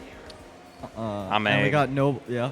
Noble Phase phase I'm on. phase on. Just won 2v2. Yeah. How do I feel? I feel That was great. a big one. I feel Congrats. really great. Yeah. No, thank you. Yeah, you and Remy Yeah, worked the really people well we together. were up against in Grands, terrible. Yeah. So bad. Who was it? Get ready for a block of a lot of fun, a lot of good gameplay. Oh, I and got a the lot of computer. banter Oh, I on shouldn't the show that mic. on stream probably. Not don't know. sponsored by Acer at all. Just so you guys know. All All right, so Oh, my. thank you. That's so Oh kind. of my. Creed. Thank Not you, Creed. sponsored by water, of course. I wish we were, It's but not the Sony. Not sponsored by water? We are sponsored by water. All right, who's up first? Who's on stream? Thought I turned my mic off. Oh, it's LDZ. Is my mic on? I mean, your mic is on. It's just quiet. I Says see. toast. yeah. We're fixing it. Says toast. Stop yelling into the mic. I'm and then sorry. turn it I off. thought I had to keep it close. You do have to keep it close. Says toast. Yo, Vinny. Shout out V. Vinny. What? On the Yo, camera. you're looking a little lonely over there on the right side of the couch. Yeah, I know. There's just no one here. Oh my. Okay, so we got the 2-time, and who's the 2-time against? I don't know. He is against KMK3 Slated to play Remy. That'll be interesting. Yeah. That'll be very interesting. in round But 1. for now, oh, look at the tank top. I'm pretty sure it's like all he He's a brought. Chad. Oh, He's a boy. Chad. That's like all he brought. Nothing but tank tops. Dude goes to the gym for 1 week and then this is all he has Say in his 1 wardrobe. week, more like 3 months. Actually, yeah, he's Yo. looking pretty Rocking the big. purple Hello? Taros. Can you hear me still? Yeah. No. I can't hear anything in my. I'm pretty sure you stepped on something. Oh my gosh. sorry. Anyways, into the Yo, game. Toast, LDZ I on can't hear purple anything, just so Terra. you That guys was know. designed for 2 people. Yeah, so the purple Taros has a bit of history. If you aren't aware. LDZ used to play in online tournaments on the purple roast, or as we like to call it, Gruagok no skin, but that's a whole nother topic. Oh, he's. No, he's living. He's living. He's gone. living. Yo, what? He just Oh, got bodied. never mind. Hello? Wow. He's laughing in the player cam. Yeah, he used to compete in online Honestly, tourneys. I hope On the he roast. loses this. Wow. On the- you on the can't terrace. show bias on cast, Yeah, Vinny. what are you doing? No, I mean it's just blatant disrespect if he's playing It's the not purple disrespectful Terra. to bust out the Disrespect. purple roast. No. Like, Hey, it's a bit. How? oh, How? he drops these. Yeah, Unfortunate. that was a hard drop. When was the last time he's ever I played seriously Terras? can't believe you stepped on something. I'm not stepping on anything. Cast? Okay, all right. So, I wish I could see the screen right now. Oh, it's good. It's good. Alright. Nice toast. Now the Hey. stocks are tied. Up top, dude. God. Nice. Yeah, but LDZ LDZ. gonna be looking for a lot of these hammer nairs grounded, because that move hits grounded now. There's a recent patch. If you weren't aware, read the patch notes, brawlhalla.com/news. Hits him. What? Why are you laughing? He's gonna get back. You don't know the Oh. Oh the my. soft Yo, weapon through bait. real talk though, this guy's keeping it close. Do you, Yeah, do you guys know who this is? KMK3. So he told me he is a PS4 player. Oh, okay. Okay. And he wants to change his tag. So Better do it early than later for yeah, sure. KMK3, maybe a fan of Mortal Kombat 3. Oh, not sponsored. Of course, we're talking about the mortality that LDZ is delivering right now. That's true. Yeah, very Oh. true. Potential. Never Mm. mind. Looking for a lot of weapon throws. So yeah, a lot of Taros. We got a lot of Taros players here. We got Dark Ghoul. We got Brian. And I see a lot of Taros players. They like the weapon throw button. You got 2 of those giant throws. Okay, go with the How many 3 was that? Was that buttons. 3 in a row? That was 3 in a row. Oh, LDZ using a lot of weapon throws that game. dude, LDZ's a spammer. Oh, YTP coming up. Whoa. Maybe something wrong in the game? No. LDZ cheating as usual to win. Just unbelievable, really. How is it possible that a player can get 256, like 10 tournaments in a row, and then win worlds? Yeah. That's He has to cheat. that's true. He has to cheat. But KMK3 trying to show the PS4 pride here. He's busting out the mirage. I see. I heard Zol. I'm pretty sure. I think LDZ. Yeah, LDZ's definitely on Zol. Yeah, because you see the technology. LDZ took his hand off the keyboard, but the character Right, on the screen yeah. is still moving. Gosh, you're so good. It's Really, just unbelievable. unbelievable. How are you doing? How you doing, Vinny? I'm doing good. I mean, I play Boomie next in quarters, so wait Oh, until I'm 4. so sorry. Oh my. Egg, how was he? That was a pretty close game 5. Were you trolling? I saw the cover. Oh my. You ask him that, he's gonna say he's trolling. Okay, that's fair. Anyways. LDZ on the Zol. I've never seen so him play I Zol. team with LDZ.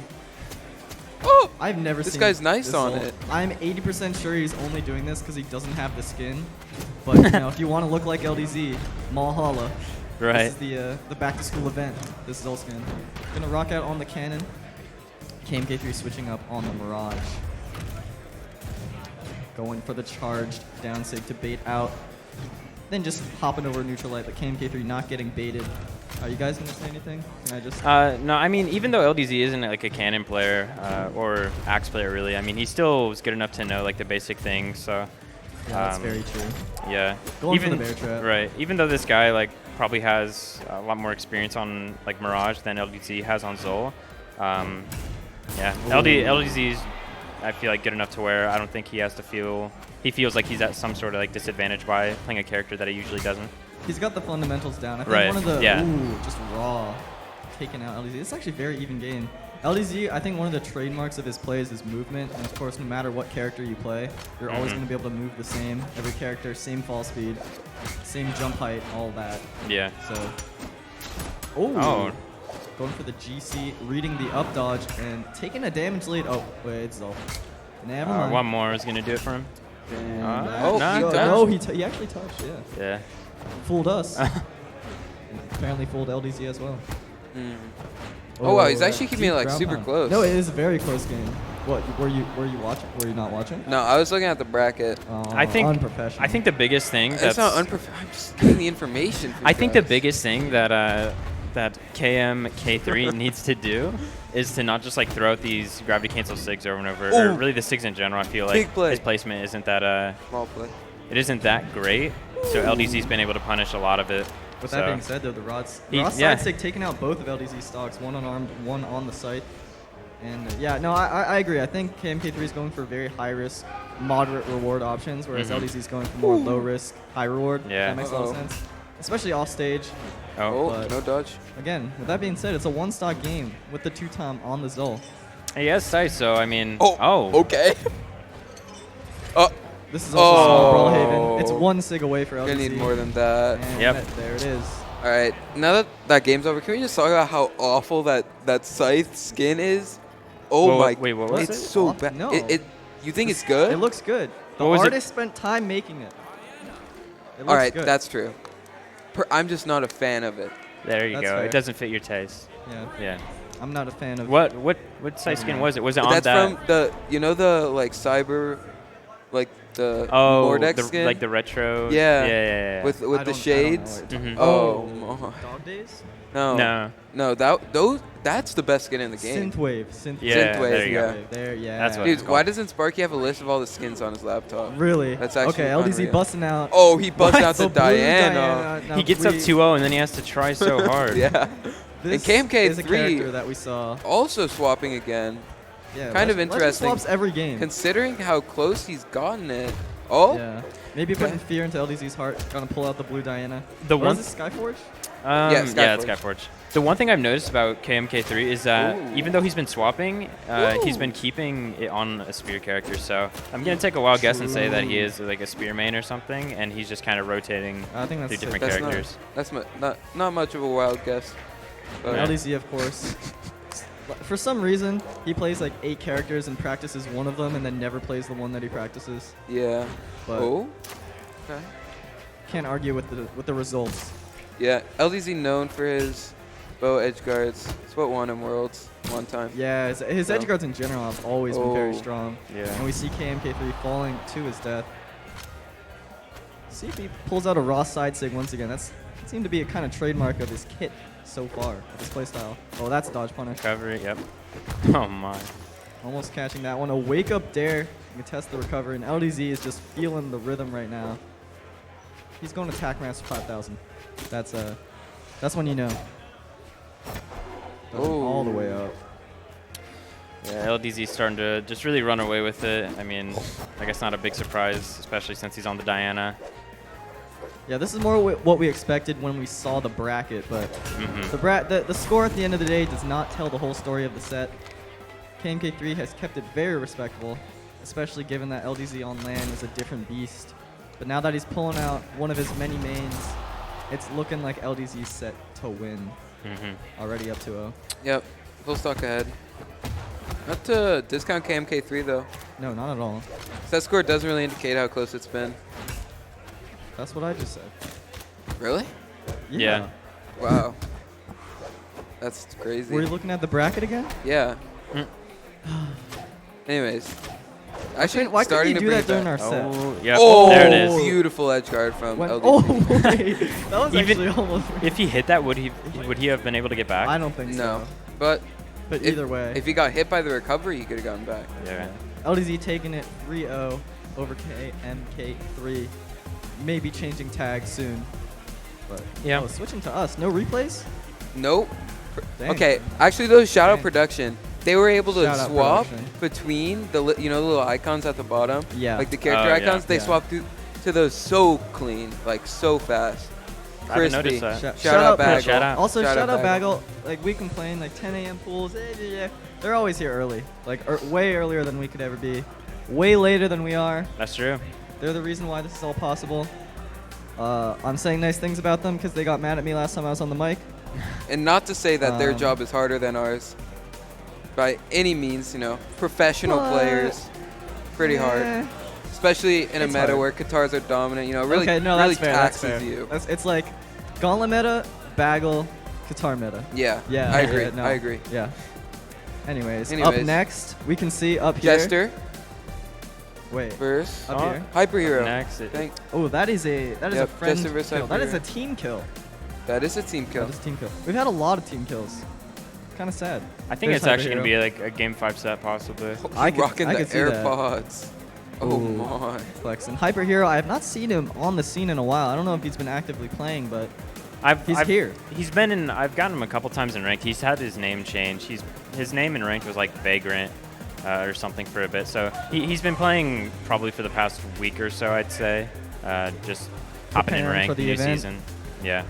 So I mean, I played him in twos and like he seems to be, I mean, pretty solid. Like it's not like he's just showing up and just playing Didn't whatever. they get top 12 and twos? They did. Yeah, they did. So I mean, there's a solid, tangible result to back up your claims. Right. Jester, on the other hand, has been on the up and up throughout 2019.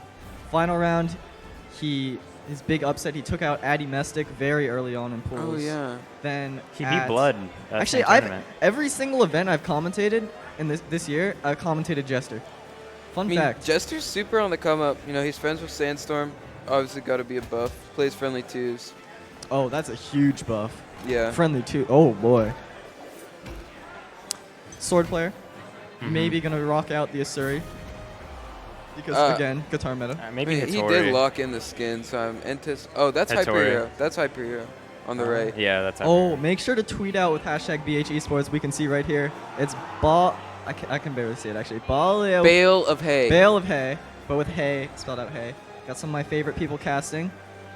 Okay, thank you. It'd be Thank you very better much. if French was here. That's what they said. I fully disagree with Yeah, that. Dang, why? Not to bash on because Wrench. he's playing right now. That's Oh, why. of because, course. Yeah, he'll. I actually Can't I commentate wish and he could play. come cast with us. Yeah. Mm-hmm.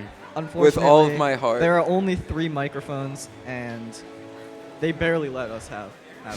So Well, he rocking the base Hattori skin, shouting out egg soup. Was he playing that the is defense definitely stance? not what he's Back? doing. Oh, already. early with the reads. On the other hand, Hyper Hero rocking out with the wolf hoodie. I don't know. Maybe because he has a hoodie in the player cam. He's got to make his character match. You got to get the in-game synergy. That is so That's true. why I drink water. Wait, What? How does that relate to in-game synergy? Just think about it. Oh, Drink he- water. Don't think about it too much. Just Okay. think about it a little bit. Yeah. It makes sense. You know what doesn't make sense? Jester on the Hattori. I thought he would be pulling out the Asuri. Doesn't he but- play Scythe? I mean, Mm, I saw him beat Addy on the Hattori. Maybe that Oh. makes a little bit of sense. that's who he's beaten like But last time I everyone saw him, on. he was playing Asuri. He took a Trophius to like last hit, and then I didn't see much more of him. Yeah. Okay. So at final round he beat Addy in winners, and then he went down to losers and No, he beat Blood. Addy. Oh, Yeah, he beat Addy. in And winners. then Oh, okay. oh, Dallas he beat raw. Tiffany. Oh, on the right. come I up for remember sure. that. Yeah. So- and those are then- no small names. Right. By any means. Honestly, like even if he were to lose to Hyper Hero here, there's still a solid chance that I feel like the one thing you can count on from Jester is that he's gonna like probably knock out someone really good or make the upset, I guess, as a lot of people consider it. Your mics need to move it closer, I think. Did you turn it off? You really turned it off? Okay, turn it off and turn it back on again. Anyways, battery might be dead, says Toast. Anyways, Jester, 1 minute 30 seconds in, takes the first stock. Like, given that we haven't seen Hyper in like a year or so, not expecting too much from him, but Right. he was a very good player back when he did play. Yeah, Jester, that, I would that say, didn't drop, is the that would have favorite. killed. Yeah. Shout out Sword Recovery. No. Homie, for sure. Oh. Jester's okay. starting to run away with it a little bit. I feel like now, Oh, good okay, catch. now it's not that much of a lead. A couple combos here and there. One good bow read, and it'll be all tied up, I think. Yeah, Hyperhero actually, back when he did play, played a lot of bow. Mm-hmm. Self-proclaimed bow main. Played Diana, Koji, all of the likes. I don't know if that's a whatever. Anyways, man, Egg Soup sitting next to me having nothing to say is so sad. Anyways, Went for the egg drop. wow, just like you said, he's super evening it up. Oh, okay. Delight GC Ensig. Edge guard potential. They both Ooh. they've both just like gone back. I feel like it's so momentum based. It's unreal between them. Yeah, he's dead. Unnecessary edge guard. Sword is a very momentum-based weapon Mhm. for sure. Losing control can really make it hard to regain it. I think Hyper here really wants to just stay on bow, honestly. That's what seemed to get him a lot of the damage the second stock, so I wouldn't be surprised to see if he just recycles the sword to have another bow primed. Yeah. As we see here, yeah, that, he was not dead. yeah, definitely could have dodged first. I mean, even if he dodged was his Last, last he coulda option, made it he could back. have made it back, yeah.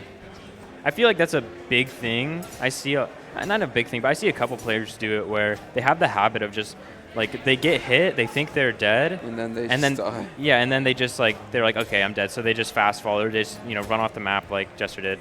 I feel like it's always important, unless you are absolutely 100% sure you are dead, to make the attempt to get back, because you never know if the person's gonna flub and like go down and try and do something unnecessary, Yeah. and then you can get a chase dodge off of them if you hit them. Anyways, both in the red, final stock. Hyperhero in the lead right now, weapon-wise. Any signature will do it. I don't think D-Sig will. On D-Sig bow. will. You think it will? No, Oh, I mean, well. probably will. Jester struggling to find a weapon, not really attacking on One more. One more recovery. Risky GCD light at the bottom. Oh, okay. Barely. Okay, Hyperhero really fishing at this point. Jester I don't think too, that's though. a play. That won't kill even if it hits. At this point, Hyper here is just getting unnecessary damage. Oh, There that's you go. it. Pretty crazy that Hyper actually takes the first game, considering what. Okay, All right. GG. Bye. Yeah, okay, so right now, swapping. The mic died that Egg had, so now it's just going to be me and Egg on it. So thanks for Boomie for casting with us. What? Oh. Yeah, here you go. Okay, so Hyper Hero Game 1. Back to Mammoth. Oh, Jester switching. Honestly, I don't know if he really should have switched. I mean, he still kept it close. I feel like there's just a couple of things that he could have done better on Hattori. I don't think it was like a character problem necessarily. I return. I was saying this on the mic, but Boomie took it from me, obviously, so couldn't transmit. I think so. We talked a lot about Jester's upsets, and of all of those players, Addy Mestic, Tiffany, and almost Atrophius, I honestly think Hyper Hero has a better shot of beating Jester than any of those, just for the fact that they're very good friends and they probably play a lot together, which means that Hyper Hero is probably familiar with some of Jester's habits. That's true. And the other way around. Yeah, I didn't think of that. Yeah, of course they you didn't. don't Big really. brain. Like none of them have the experience against them. That's always so big, just having the prior experience. That's Yeah, why like for sure. cross-region teams tend to do super well. I mean, Fiend and Pugsy got third at CEO, and then you had Cake and Cap get third here, just because there was no experience beforehand that people had on them. So Yeah, it's really interesting playing against a team like that because you have experience typically against one of them, and then the other one just totally messes up your rhythm. But as we're talking about that, Hyper Hero seeming to play this entire game to his own rhythm and keeping it close once again. Again, we talk so much about Jester and all the upsets he's made, right. But Hyper Hero hasn't played in forever and is winning, or at least keeping it even, which I think is very, very impressive. Yeah, I mean, he's used to these high-pressure situations before. You know, he's been in top 8 and top 12 for both game modes, so definitely not something, you know, a high-pressure, you know, close game isn't really out of the ordinary for him, so performing under pressure is probably one of his strengths.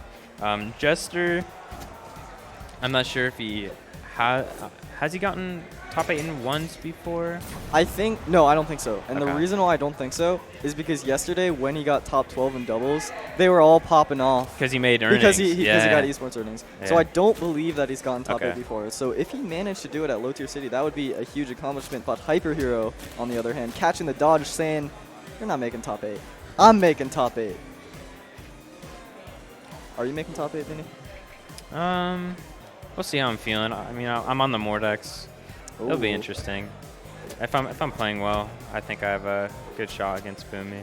Is Jester also on the Mordex, looking for some nice strings, interrupting the side sig. That could have been big, put into an edge guard situation. Looking like he didn't have that many jumps, and a raw down sig. That's like 28 damage or something like that. Hyper Hero is kind of running away with the second stock. The first one was so even, he actually lost it first. And look at that, Jester, last stock. I wonder how much Jester gets out of like Sandstorm as far as like what he should do in certain situations with the Mordex, because like whenever I talk to Sandstorm about that, like he'll say like, oh, like, you know, like people will ask me like, you know, oh, like how many frames is that? He has no idea. And he has no idea. I He can't just does imagine that. Sandstorm offers too much in terms of advice, and that's not a malice thing.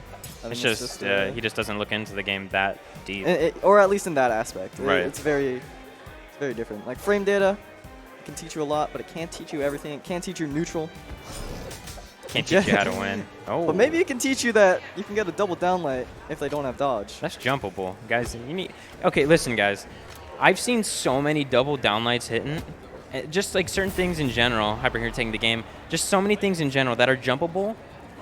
You guys have to jump. Like jump it. It's not what, I mean, you burn your dodge. Yeah, just learn when to jump. Like that goes for me too, but it's just, we're all awful. Okay. Look, speak for yourself.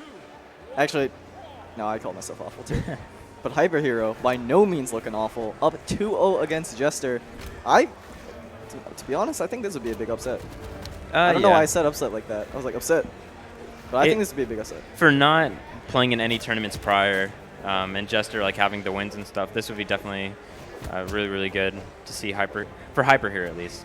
Yeah, but Jester switching, or no, staying on the Mordex, actually. I don't really agree with him on Mordex. I mean, maybe he's going to prove me wrong with the Scythe edge guard. There's something to be said about comfortability. Oh, another? He's Even dead. if you lose the game real early. Oh, Hyper Hero could have lived. So waited a little too long to release that recovery there. But yeah, I think having that confidence in a character, I don't know if Jester is more experienced on the Mordex than he is on the Hattori, but even if you're down, you really don't want to switch if it's something that you're not that familiar with, just for the sake of switching. I think having that character knowledge and having that matchup knowledge and experience is so valuable. And can't really be understated. Jester with a full punish. No, drops the punish. That could have been huge. Yeah, even with that being said, he still has. Okay, not so much anymore. I mean, if he held that first stock for a little bit longer, then I would have said, yeah, that was a pretty substantial lead. But at this point, again, just like game one, I think Hyper here just needs like one dodge read with sidelight, and then he's gonna have the full combo. It seems like Hyper Hero is winning out more in the neutral, and Jester's punishes are a lot bigger. But that being said, though, we got a big punish coming out from Hyper Hero. He's gonna catch landing. Oh, down sig? I don't know. I've noticed that a couple times once Jester starts getting hit around, they'll just tend to throw out like a sig. They just, you know, random sig, just hoping it hits. He did that on Hattori the last stock of the first game, and then now I've seen him do it a couple times with the D sig. Not really any calculation behind it. He just kind of does it. And maybe it's a sign of because Hyper Hero's making the little comeback. I mean, and it's even at this point with Hyper Hero actually almost taking the stock. Maybe it's a sign of desperation, like, oh, I've got to get this knockout. And a little bit rushed. Hyper Hero actually takes it. He was down almost a full stock. He was in the deep orange. Right. And now he's has a lead, and it's the same exact situation as Game 2, which Hyper Hero took with a 2-stock.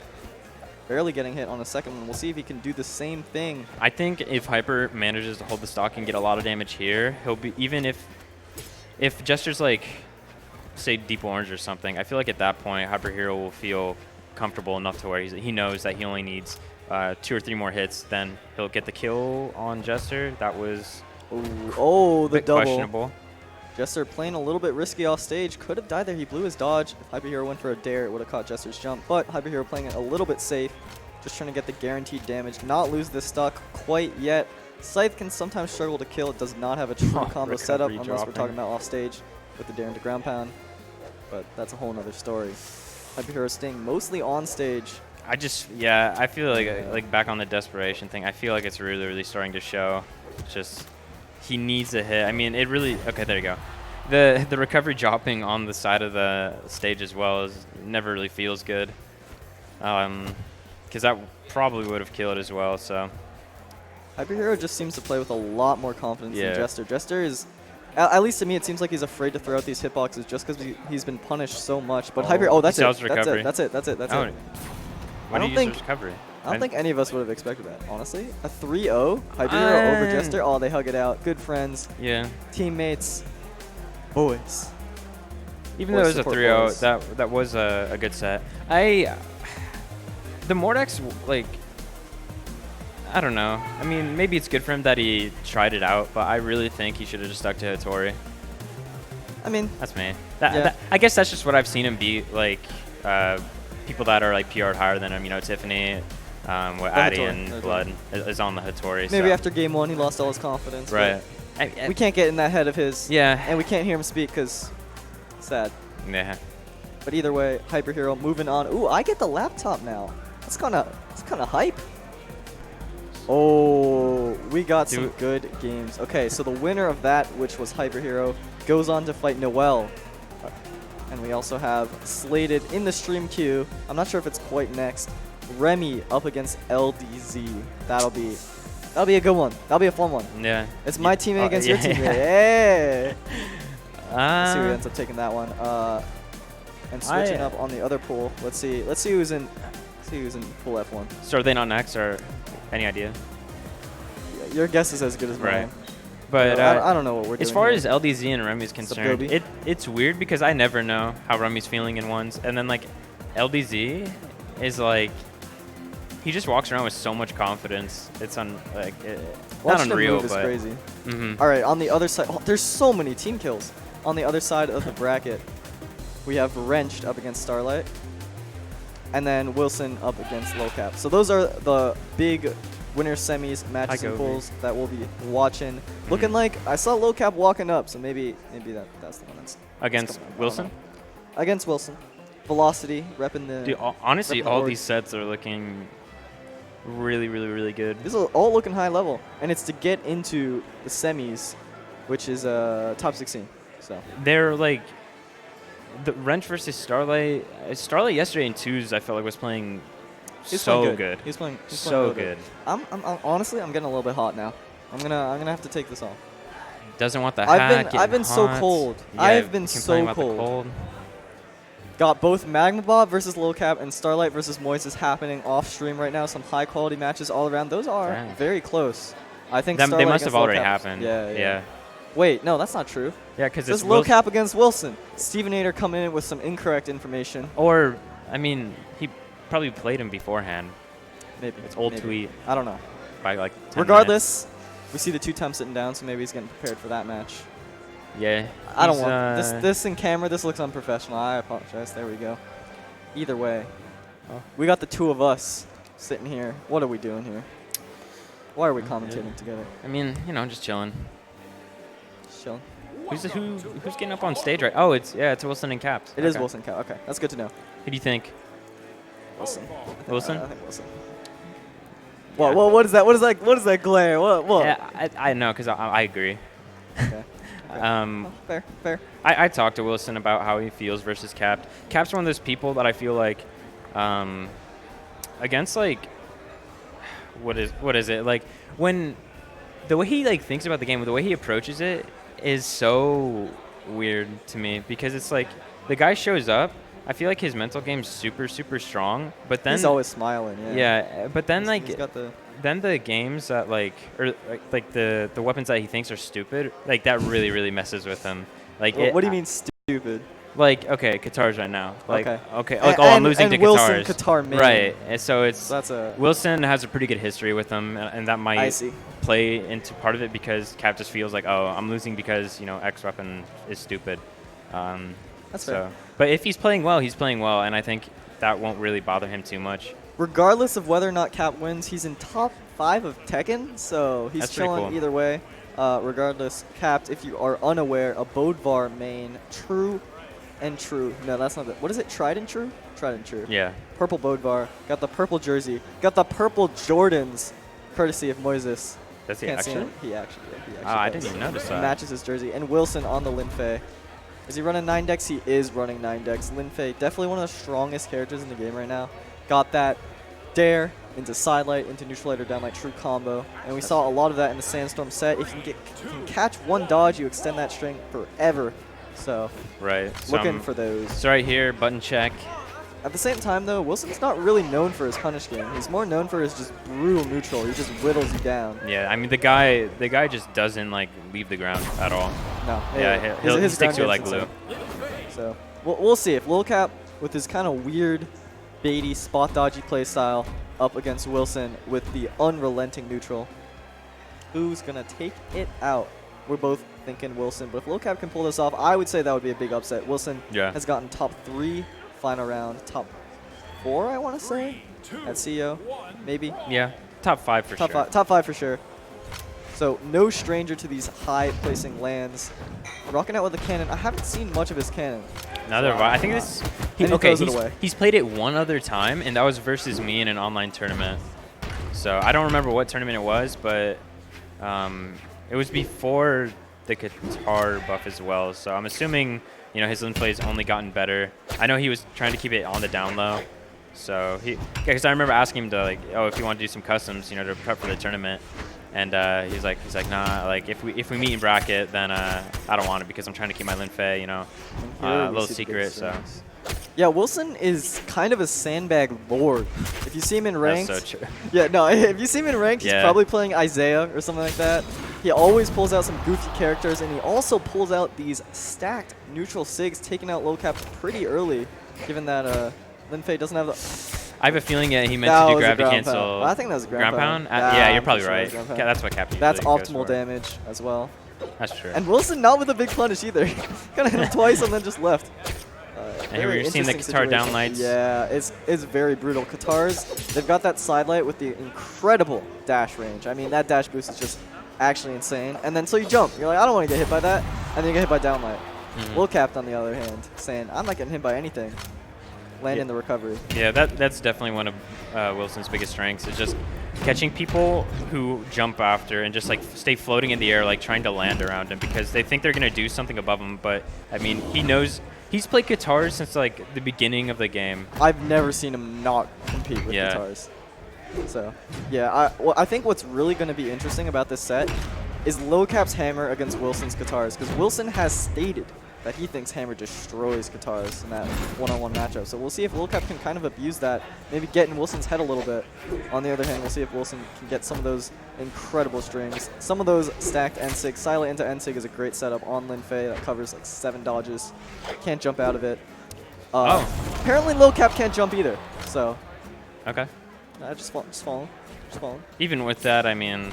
He's evened it up. Yeah, he lost his stock so early. And this is 1 sig away from being a completely even game. Okay, 1 sig and 3 downlights. I take it back. Wilson, Wilson's an enigma to me. He's got one of the best neutrals in the entire game of Brawlhalla. And he's got the weapon with some of the best punishes in the entirety of Brawlhalla. But then he just does 3 downlights in a row. Okay, I guess. Yeah, and Should be dead Wilson here. don't. Okay. Well, Lil Cap almost saved him. He Jeez. almost gave him the jump. Cap's off That was a stage bit is scary. so. It's wacky. It is Whack. wacky for sure. And with that being said, though, I mean Wilson, like both of them, I feel like are just so much more known for their neutral. Yeah. Like neither of them are offstage players at all, so I feel like we're gonna see a lot of that. And that spike, that's definitely that's it. Even without the weapon throw, he would The have been number gone. of downlights that Wilson landed. So Lil Cap was definitely not wanting to dodge. It was terrified of the dodge button because he knows what happens if Wilson gets the read. For sure. But at a certain point, when you're getting downlighted 8 times, You gotta in a come up with row, something else. You gotta jump. You gotta, instead of fast falling, maybe you dodge. Maybe you GC wake up. We'll see if he pulls Weapon that throw. out. The weapon throw. Use so many jump weapon options. throw. Do something different. But he was just fast falling, trying to get out of it, and hoping that Wilson wouldn't go for another downlight. And Wilson, if it works, it ain't broke. That's true. And Blackguard. Okay, I take it back. Qatar downlight definitely broken, but that's another. Yeah. It is broke. Yeah. Actually, Blackguard Keep though, I've talked to Boomie, and he says this is like the best map for Qatars apparently. Something about the platforms, I don't remember exactly, but I feel like with that being said, like even I don't think maps really determine that much. Like give weapons that much of an advantage. Oh, Wilson or Capped. Excuse me, with another SD. That's really important. I could see that. I think. Well, okay. The stage itself of Blackguard is very small, despite the kill boxes being pretty wide. Yeah. And that gives Qatar's sidelight a lot of options. And then you can also kill pretty early. Oh, Lil Cap with the taunt? I have not seen that. Like, ever. I've never seen Ever. Cat taunt. Maybe it was a missing. There's no way it was a missing, but he held it. No, for sure. He held for it. sure. This is where Cap gets interesting. zeroed to death. It's just one of tons those to get body, moments, just yeah. instant. Yeah. Although I'm not sure if Wilson is familiar with the 10 and 0 to deaths, because again, he is a Qatar fiend, not necessarily. I think big on the if other Wilson feels like Linfei isn't doing it, he's gonna pull out Ragnar. You think Ragnar? I was thinking Sentinel. No. He might not want to hammer Ditto. No, he also, definitely Axe won't. does very well against hammer. Yeah, So. he's definitely gonna do Ragnar. But looking like he hasn't had, like he's not going to have Right. to, based on how this set's been going. Lil Cap dodging out of the Qatar neutral light, finally. But he's already down a game. He's down an Ooh. SD. He's up a taunt. But fighting to stay alive. That being said, That first recovery even. that Cap hit actually probably could have led into an edge guard on Wilson, but as we said, like Yeah, as we Lil said, Cap's it's off just- stage and Wilson's off stage are both. I would say the weakest part of both their gameplay. I think their neutral is very, very good. yeah. But their off stage leaves a little to be This would be a desired. set like where Oh, nice. Nair into Just Sair. reading the movement. Off that side platform. If that was from the main stage, that Oh, would have no actually killed way. for sure. So that was definitely in Cap's favor that he hit that there. But yeah, I feel like something that's definitely going to help each one of them is the offstage. Whoever can play better, I think will have a better shot. Yeah, I think some of the things that allow people to take sets off of Wilson or take sets off of Cap is their defense. Because I think their neutral, I mean, as we've stated this whole time, this is kind of a battle of two neutral-heavy players. And I think their defense is what loses them sets. I mean, as we saw with Lil Cap, he got hit by those 4 downlights in a row. So. And Wilson typically dodges inward when he's hit off stage. A lot of people just ground pound immediately, take advantage of that. You see the dodge in right there. Lil Cap pulling the trigger a little early. Wilson coming in with the true combos, looking for a neutral sig read. But he's just whittled down Lil Cap, as we said about his playstyle. Does one more of those kill? I think one more of those kills. It yeah. might. You got to play kind of safe here. No, not Oh, that. right here. That If he sig gets is another very Sair. weak. And right there, I mean, Yeah. the edge guard, that would have been definitely it. That For the was neutral sig. questionable. Oh, so like he bounced off the platform, actually lived because of that. Wilson not contesting at all, just getting the weapon, getting the guitars once again. And Lil Cap actually very close. If he lands Wilson in there, should avoid that platform oh, at all there it costs. is, reading the movement. That one was a lot closer. Right. Like, a lot closer. Even though Capped SD'd Again. immediately, he brought it back. Wilson smiling at the camera. He knows. Yeah, He knows we're talking about it. Because we have to. that's true. We're on the couch. I be a crime if we didn't. think if Wilson would have kept playing the offstage, or not offstage game, but the platform game there, I think Captain might have been able to hit his hair because it was definitely looking like it was set up for that. But now we're back on Shipwreck, so no platforms like Blackguard. And no super early kills either, unless they get one of those very, very early edge guards because, of course, the wall is very short. But I can't imagine that's going to happen too much. You see, Lil Cap goes for it, but Wilson just goes around. And Lil Cap, Oh, no, he wall touch. He's good. And a lot of offstage play, a lot of offstage whiffs as well. Wilson built up the damage, though. wow. He didn't expect that to hit. Yeah, no, he didn't. No follow-up. The classic capped. Yeah, that is the classic. Delight to Finally nothing. dodging out, but he got his landing red, and he got his dodge out red as well. And that was a fantastic kill from That was Wilson. actually really good. Yeah, really so good Lil Cat cover. was very scared to land there. You saw he dodged and then canceled his dodge with a jump, and then right when he landed, he dodged again. A fear from the quad down right. Was that all true? That was all true right there, and that's That's- why he's rocking a 9 to dead Yeah. stance. That should be it though. No, he has that. Yeah. Wilson making it back. Lil Cap not going for any edge guard. Just putting himself out there, maybe trying to threaten space. There you go. That was fantastic spacing from Lil Cap. He's really, really. I mean, like his sword's solid overall, but I think his hammer. Like, He's known for his hammer. Yeah, for sure. he just he's so good at just knowing what option to use and when. He's used so many bears. I don't think a single one of them has hit yet. But I mean, Yeah. if that's what he wants to do, then that's what he wants to do. Right. He gets a little greedy with those sometimes. I mean, it's one of those reads he has or that person has where it's like, okay, yeah. He does a side light, they dodge in, he'll hit the bear, but all you have to do is not dodge in, and then it's fine. And then at that point, he's got to recognize that, oh, it's not working, they're not dodging in. Oh, Wilson dodging into that. If that was a bear, maybe that would have killed. The Lil Cap retreating, getting some center stage control, throwing away his weapon. That is unfortunate, but gets the Sair, That should do gets it. the Stomp Sair, and gets the lead, I think, for the first time in the set. Correct me if I'm wrong. Actually, don't correct No. me. I'm never wrong. Yeah, no. I'm pretty sure you're right. Never wrong. That's not true. That's definitely not true. Caught the dodge. Going for some movement-based reads, not going for the I feel like immediate Cap's follow-up. starting to feel himself a little bit Yeah, with he's the starting sword. to get his game plan. I see him throw his weapon so much. Dodging out of that one for the first time in the set, I believe. He knows that if he jumps over, Wilson's probably going to delight. There's a sig. And there you go. And there it is. Just as you said. Jumps over Wilson, goes for the sig. Now, this is kind of Lil Cap's game to lose. He's been in control the whole time. He's stopped Already getting hit by the just huge about strings, even. but Yeah, now Wilson's he's saying, "No, losing. you're not." Oh, Nair, 22 damage, I'm pretty sure. Maybe a little more since defense is that. Oh, a that's big it. ground pound, and that's what we're talking Yeah. about, the walls of shipwreck. Lil Cap with another taunt. I don't know, it's because is he close with Wilson? Is he good buds? I mean, yeah. I can imagine. They're friends. They're in the Discord There's server no together. malice, yeah. Yeah, I don't think there's any malice in his taunts. I honestly think it's probably to get his own head in the game, Yeah. if I were to guess anything. I mean, after 2 SDs in separate games, Maybe you need that, you yeah. need some to get you back on your feet, maybe. Think about it like this. Cap does an SD, he wins the game. That's true. It's as simple as that. I mean, obviously not. There's a gajillion decisions in every single game, but we're just gonna say it's like that because we don't know what we're talking about. So One, one two. thing I noticed last time that Wilson was doing that Capta was getting hit by was those like D-Sig edge guards. I think Shipwreck's Wilson's best stage to be on, just because like the wall is so small, so he doesn't really have to do too many edge guards, and he can just rely on like a Sig that'll shoot down there to do all It's the work for also him. such a huge stage. He has so much space to move around. It's pretty much all neutral, no platforms. And that's Wilson's game, is all neutral. Thing is, that's also Cap's game. So, makes sense. Both of them would go to this map. It's the third time in the set.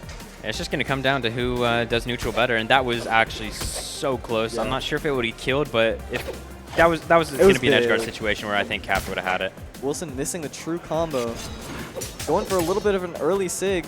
Maybe a little bit desperate after missing that, but Lil Cap going for an uncharacteristic down lane. I don't see him do that very much. Oh, nice. Reading the high Wilson recovery. sells Wilson just recovery. has dodge. And Wilson loves to go right up next to the wall and then dodge in. And that's probably what he was planning. It looked like he was fast falling there to Yeah. dodge in. And then Lil Cap just pulled the trigger early. Unafraid of Wilson dodging in. Sometimes you just play. got to let her rip. Yeah, it's true. And true. at this Can't deny point, facts. Cat back on the hammer. I think this is probably best for him. I mean, he's definitely starting to get a rhythm with it. Oh, Side light. that's for sure. Wow. But he keeps throwing away his weapon.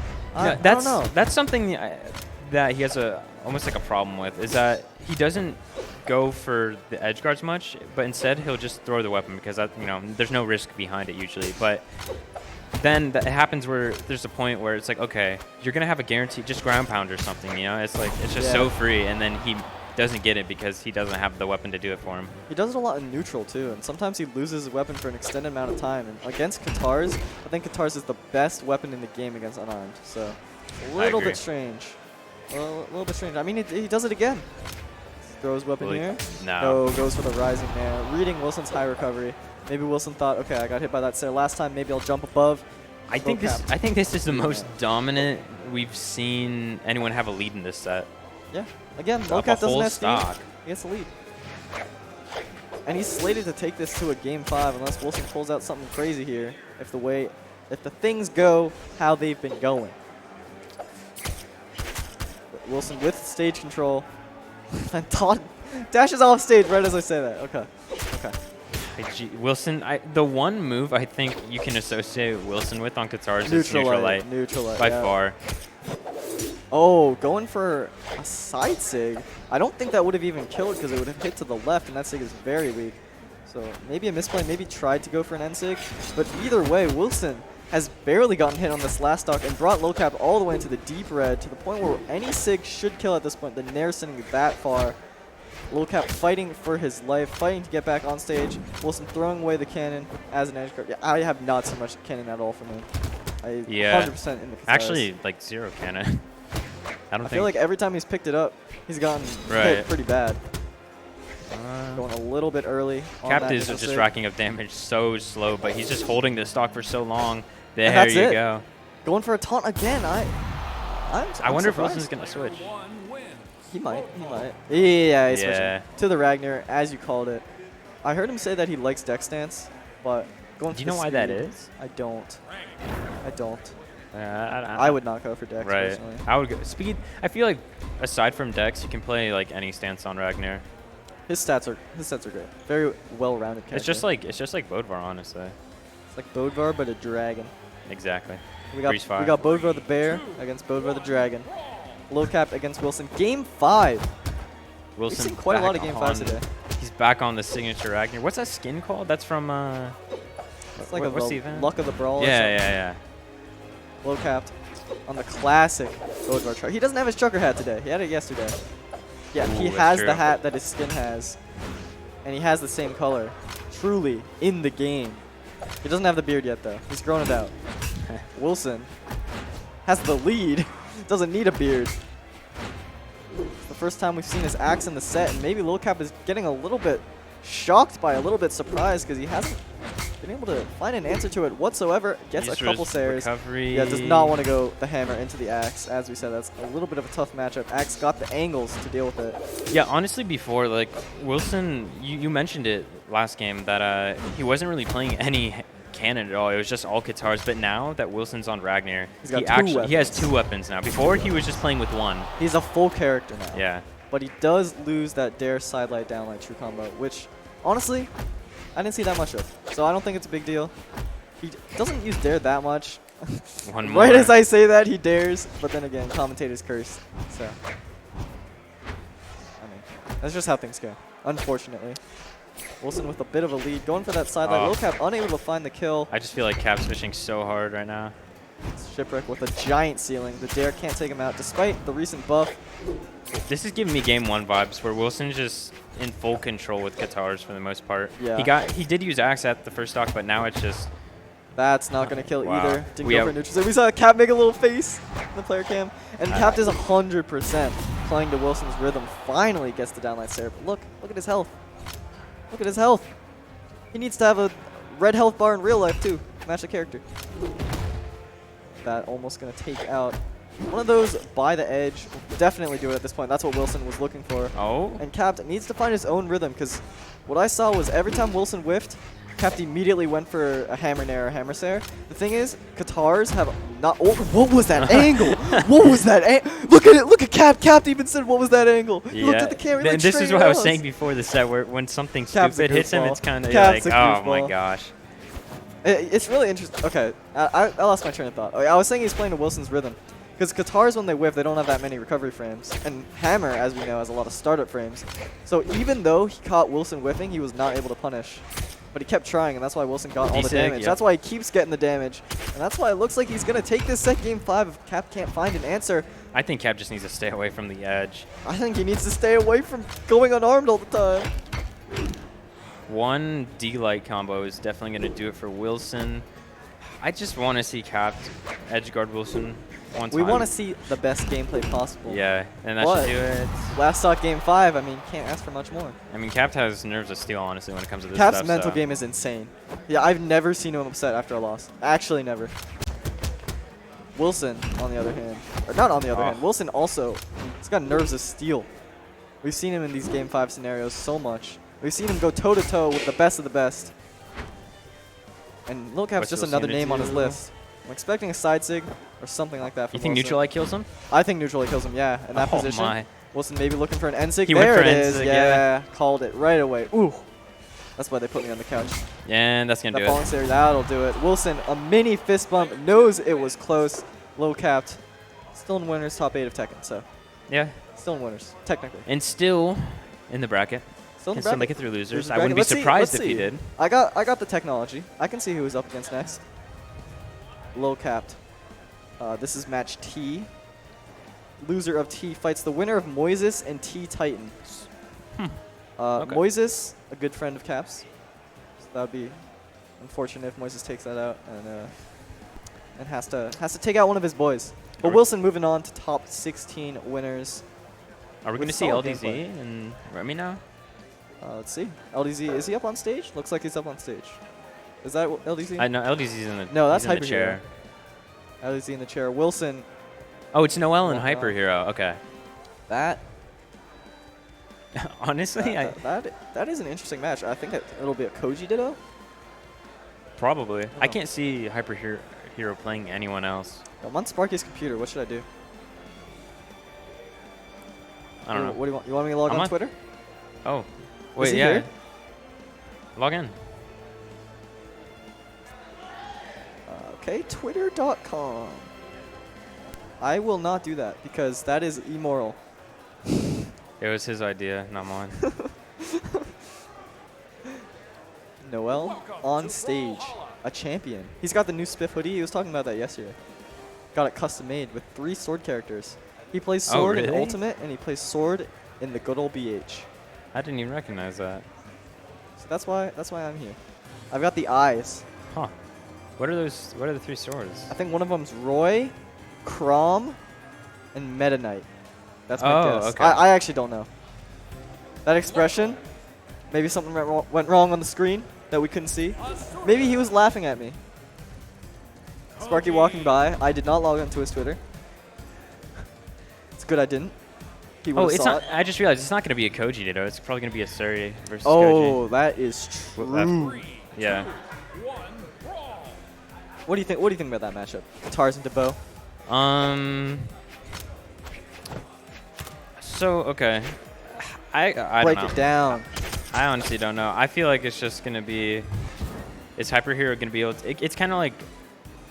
Noel gives me like Wilson vibes almost with guitars. I was about to say that. I think Noel is like Wilson, but if Wilson went for deep edge guards. Yeah. But I think Noel's neutral is a lot different from Wilson. He goes for a lot of aerial baits, and Wilson goes for a lot of ground, like just ground movement. controlling it. Yeah, ground control and stage control. Wilson, one of the trademarks of his play, I've been saying that a lot. I need a new term. Copyrights of his play. No, that doesn't work. When you're on the lip of the stage, when he's edge guarding you with sword, and you're on the wall, he's so good at catching your recovery. He goes for neutral light baits, catches you with the down line when you try to punish. He reads your dodge in movement, backs up. He reads your dare movement, backs up, hits you with the down line stare, and just keeps you on the ledge forever. And what's so good about that is not only does he get hits, but he gets to play his game. He gets to get his head into the moment, head in the game. Gets to play his style, and you're at his will. You're at his rhythm. Yeah, and Noel's someone who definitely benefits from best of 5, so I'm curious to see, 100%. like, as a set progresses, even if Hyper Hero were to go up 2-0, Noel has, like, it might as well be 0-0. Like, Noel has such a good shot still. Didn't he reverse 3-0-U? Yeah, no, he did it to me. That's why you bring it up. I see. Oh, Right here, that's and there it. it is. That's death. And you see right away the difference between Noel and Wilson. Right away. Noel with an early lead, commanding, picking up the guitars, preferring those, probably because Hyper Hero's going unarmed. Maybe doesn't want to do the sword ditto. He actually said, now this is actually kind of interesting to me, is that he sometimes struggles in the sword ditto. Because Noel, I think, has one of, if not the strongest sword in North America. Or at least one of the most experienced, for sure. Yeah. And sometimes when he's playing against another sword player, because he doesn't get that much sword ditto experience at his level, because there's not a lot of sword at his level, he can be tripped up a lot by some weird options that people pick. So maybe that's why. Yeah, the only other person that plays probably that much sword at that level is Remy. And they don't really, I mean, Remy doesn't really practice that much. So. Oh, the down sig. That's not only is that a lot of damage, that's a lot of force on a low strain character. It does have a bunch of active frames, so it is punishable, but Noel catching it out, no punishment. Here's what we're talking about, the ledge guarding, reading Hyper Hero's movement, going for a deep edge guard. No ledge guarding once again. Missed the timing on that, but that should do it. Just keeping Hyper Hero in the corner. And being in the corner, especially on Shipwreck, is so scary. That wall is so small. You got no room. Where are you going to go? You're going to go up, or are you going to go around? But because it has all those pillars going around, not great. I was really thinking that Noel was going to get a big string off that. Playing it a little bit safe. He's got the lead. He can afford to chip a little bit.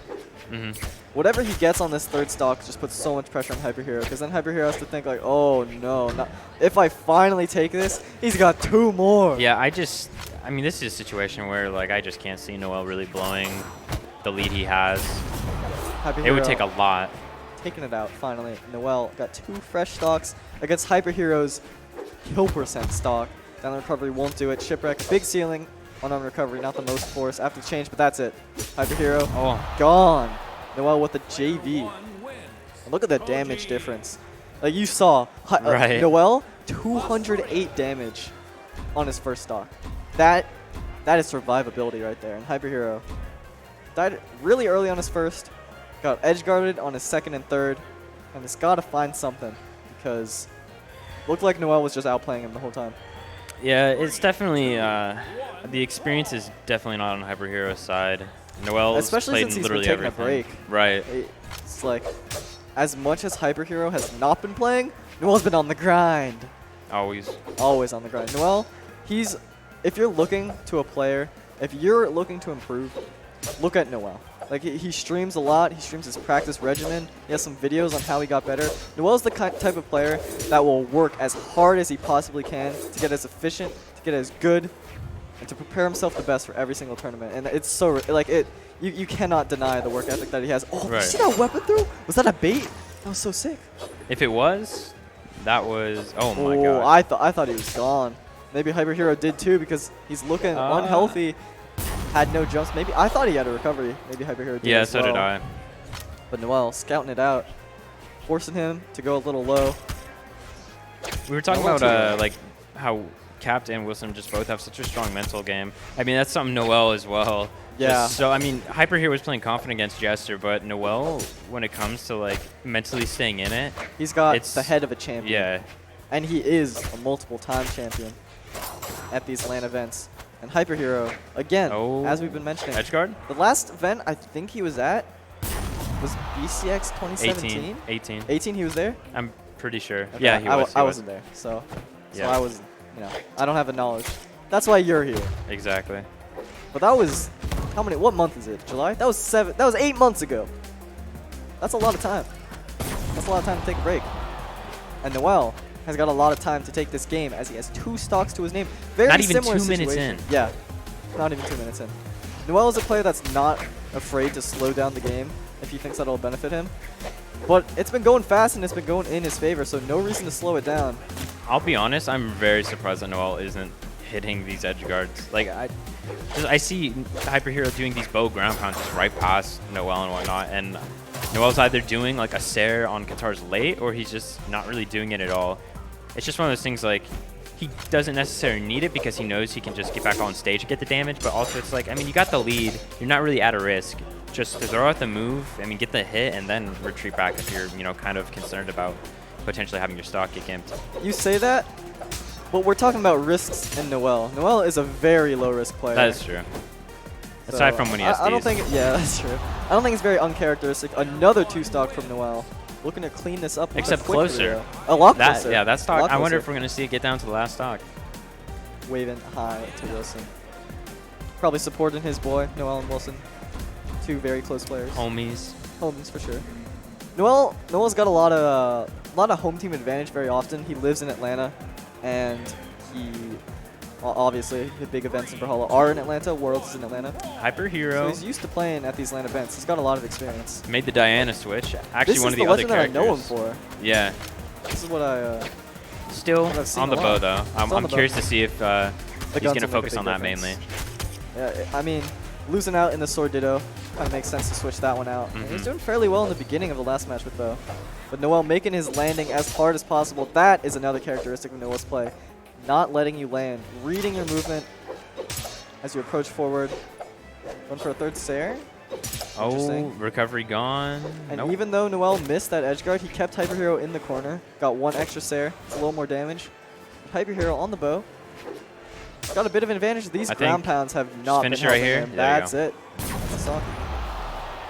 I mean, it's been the same theme every single game. Like, it's even until they just both go off stage, and then Noel gets that one hit he needs to set up for the guaranteed KO. He's netted so much off of downlines this entire set. You see that Hyper Hero, almost every time he gets hit by an initial Qatar move, immediately dodges. And that, to Noel, just signifies, okay, I never have to be wary. I never have to worry. I never have to be wary. I don't know what I'm saying. Of the wake-up option. You see Hyper Hero dodges every single time. Yeah. So he's safe to go for these dodge reads, and he's gotten so much damage off of that. I feel like that just screams, like, inexperience against this sort of guitars. Yeah. Because Noel's going for the read every single time. Oh, that was so Almost. smart. He knew the weapon would hit, so he went for Dare instead of Sair. Getting the kill Already. once again. This is looking Again, like game minute one. 30 in. Noel up 3-1 in stocks.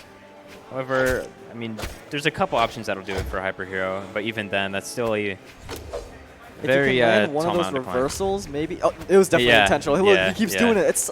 That's so cool. I've never seen him do that. Noel's also the kind of player that. So Sword, people would say. Now I'm not so sure if I agree with it, but it's pretty optimized because people have been playing Sword since the game Right. has been out. But Noel is a player that is always looking to innovate. Yeah, when he's been going for some combos, some Right. strings. When weapon throw combos were pretty big on Sword, like he was definitely one of the first people and probably one of the most prominent people to be Oh, doing them. If that was just a little That was bit off closer, stage, that was that the would've been stop. game. Yeah, that was it.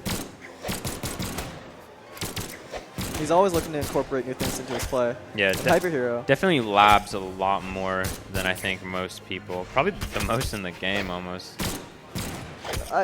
Maybe, yeah. Yeah. I would say Sandstorm is also probably up there. But Noel has got the hours. for Right. sure. And the experience. And he's been in this situation so many times that even if he goes down in this stock, he already knows his game plan. 100%. Look for the downlight combo. Keep him on the edge. Hopefully don't get disarmed. Yeah, Hyper Hero at this point, I mean, He's going for such high risk there off it stage. is. Oh, I was in gonna the say dead zone. anything's gonna do it there, and of course finishes off with the breakdance, the D-Sig. That was a triple 2-stock, if I'm not mistaken. Yeah, Noel just shutting Hyper Hero down. That happens a lot. When Noel plays against someone and he's in the zone, he's got the experience. Look at us with our legs up. We're in sync. We got So the good. synergy. Wilson saying Wilson. hello. Here's a mic if you want. This is a water bottle. The mic's dead anyway. Why do you keep offering it? I'm going to take a sip. That's what I meant to do the whole time. This guy's a clown.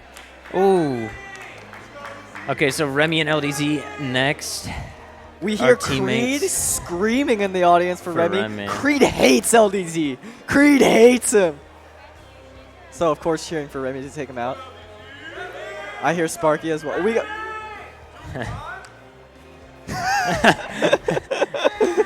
Well, I'm not surprised. I always feel like they whoever Creed's cheering for, just Sparky goes the opposite. No, I think Sparky's just a really big fan of LDZ and has always been and hates Yeah. Remy. Because, of course... Oh, actually, no, that's not true. Yesterday, he was cheering so hard for Remy. Either way, I think Creed's opinion doesn't matter. So let's go LDZ. What do you have to say about that? Honestly, okay. I don't know if actually they put us on the mic, so we can do something interesting here because Remy's your teammate, LDZ's my teammate. Okay. I'm just gonna be honest, full bias, 100% bias. Everything that LDZ does well, everything that Remy does bad. Remy sucks. I didn't understand that at all. Yeah, I didn't either. I didn't either. The claps, you kind of lost me. I'm just saying. I'm gonna root for LDZ. You can root for Remy if you want. You can be a bad teammate and not root for Remy. Just saying. I mean, yeah, I want to see Remy do well, but it's just weird because I never know how he's gonna do in ones, because the guy just doesn't play the game as far as ones is concerned. We're talking about. Hey. Remy doesn't play the game. LDZ doesn't play the game. Wait, okay, that's true. We got magic. We got magic right here. Who knows what's gonna happen? It's just weird because I do. LDZ's gonna win. I mean, I talked to LDZ and LDZ's like he's like, oh yeah, like I think he's always has that confident He's got attitude. the confidence. Yeah, he always has If I that. asked him right now, who's winning BCX? Me. No, he's trolling a little bit. He knows he's trolling a little bit, but Yeah. at the same time, a part of him is completely 100% serious. Remy on Thor, because obviously it's his main signature character, pick, his yeah. best character. I wouldn't let him play it in twos. I guarantee you, he's picking Thor in character select because he knows you're on commentary. Oh yeah. 100%. Yeah, this guy's a clown. Both of these rocking the earbuds. Remy, you always see him with earbuds in his ears. LDZ, you always see him with earbuds in his ears. Yeah. So it's no surprise. I always listen to their jams. Oh my Oh, gosh. the jacket comes Wait, is that a off. different tank top? No, that's the He's same shaking his head. This is bad. That's I feel like I'm just gonna distract LDZ. I shouldn't be put on commentary when LDZ plays. I'm gonna distract him. He too went much. from LDZ to LDC. I don't get it. Chad. Haha. Okay. Yeah. I thought you were making a low tier city joke like LTC. Shout out to Low Tier City 7 hosting us Yeah, at it's this a good wonderful event. Wait, Remy's actually crazy on it. Remy, summers you play it. You guys have played Thor. Is that what you're saying? Yeah. All right. Nah, fair enough. I don't want to play in Thor. LDZ is a character fiend. He plays like 12 of them. We saw him on the Zol and pools earlier. Vrax. What are maybe? his like main picks right now? Vrax, Diana, Vrax, Dusk, Nimue. Nimue. Yeah, Nimue, not Dusk. Apologies. Make sure to buy Nimue in Brawlhalla. If you want to look like LDZ, head to the Brawlhalla, buy Nimue. I don't think he actually has it at home. The reason why he picked it at CO is because he doesn't own the skin. Isn't it also like? Didn't he say just like the skin doesn't get used? Yeah. Yeah. LDZ's a hipster. Trendsetter. He plays stuff that isn't used by other people. Or he plays skins that aren't used by other people. We'll see what Remy... I feel like the character Remy's just pick's gonna go to Koji. up in the air. You sure? Yeah. 100%? Oh, okay. Yeah. He wants to lose. Looks like you know your teammate very well. And of course, I know LDC picking the Vrax. I mean, like I know Remy has a Yumiko. Like I mean, he played Bodvar yesterday as well, and he's played Yumiko before. But like, I don't know. When he does get on the game, I only see him playing Koji. So him Also, playing Yumiko isn't a surprise, but it's also like I guess unexpected.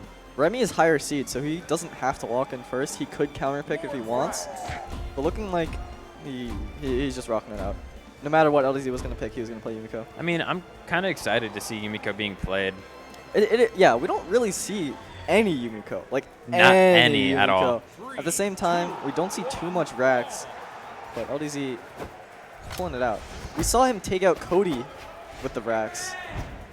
We hear Creed in the crowd. I will never acknowledge Creed again, so that was the last time. And LDZ, with his signature blasters, he's been playing this for years. Usually, he plays Diana, who also has blasters. So. LDZ's so good with those stairs. Yeah, his spacing's It's insane. actually, yeah. Remy, the one thing I remember him mentioning to me, like, because we actually talked about like Yumiko and how if he'd ever play it again, and I mean he's playing it now, but at the time like one of the things he was saying is just he needs to get used to just spamming that D-Sig on hammer again. It's really, really good. It's not recent, but it got buffed to have a lot less recovery frames, and that makes it a good area denial tool. It's interesting because honestly, I don't think I've ever seen these two play on LAN. I could be entirely wrong there. They played it, okay. They've played it LAN, but yeah, I haven't seen them play each other either. At BCX 2018 they played. Oh, they did. Yeah. LDZ taking that one. Yep. 2-0. Which was a big. Oh wait, at 2018. Never 28. mind. Never Yeah. mind. I thought you were talking about 2017. No, I take no. everything I said back. And Not a LDZ huge taking surprise. Remy stock out. Switching the song. He looked down at his phone. I saw that. I saw that. Remy Oh, with a that's not risky. good. That's true combo, and that is not That's a true damage. combo, but that's damage for sure. Remy How much blew does his dodge. downlight on Lance do? Because A that's lot. a lot. And downlight into That's into killing. neutral light is true on 9 decks, which is what LDZ is rocking. So big early damage lead on the second stock for LDZ off of that one GC from Remy. But Bo can rack up the damage very quick.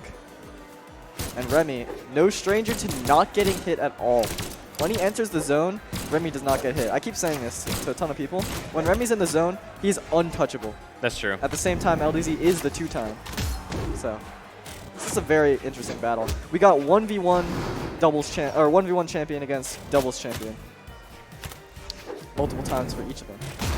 Oh, my. That sig has no priority. The Yumiko side sig.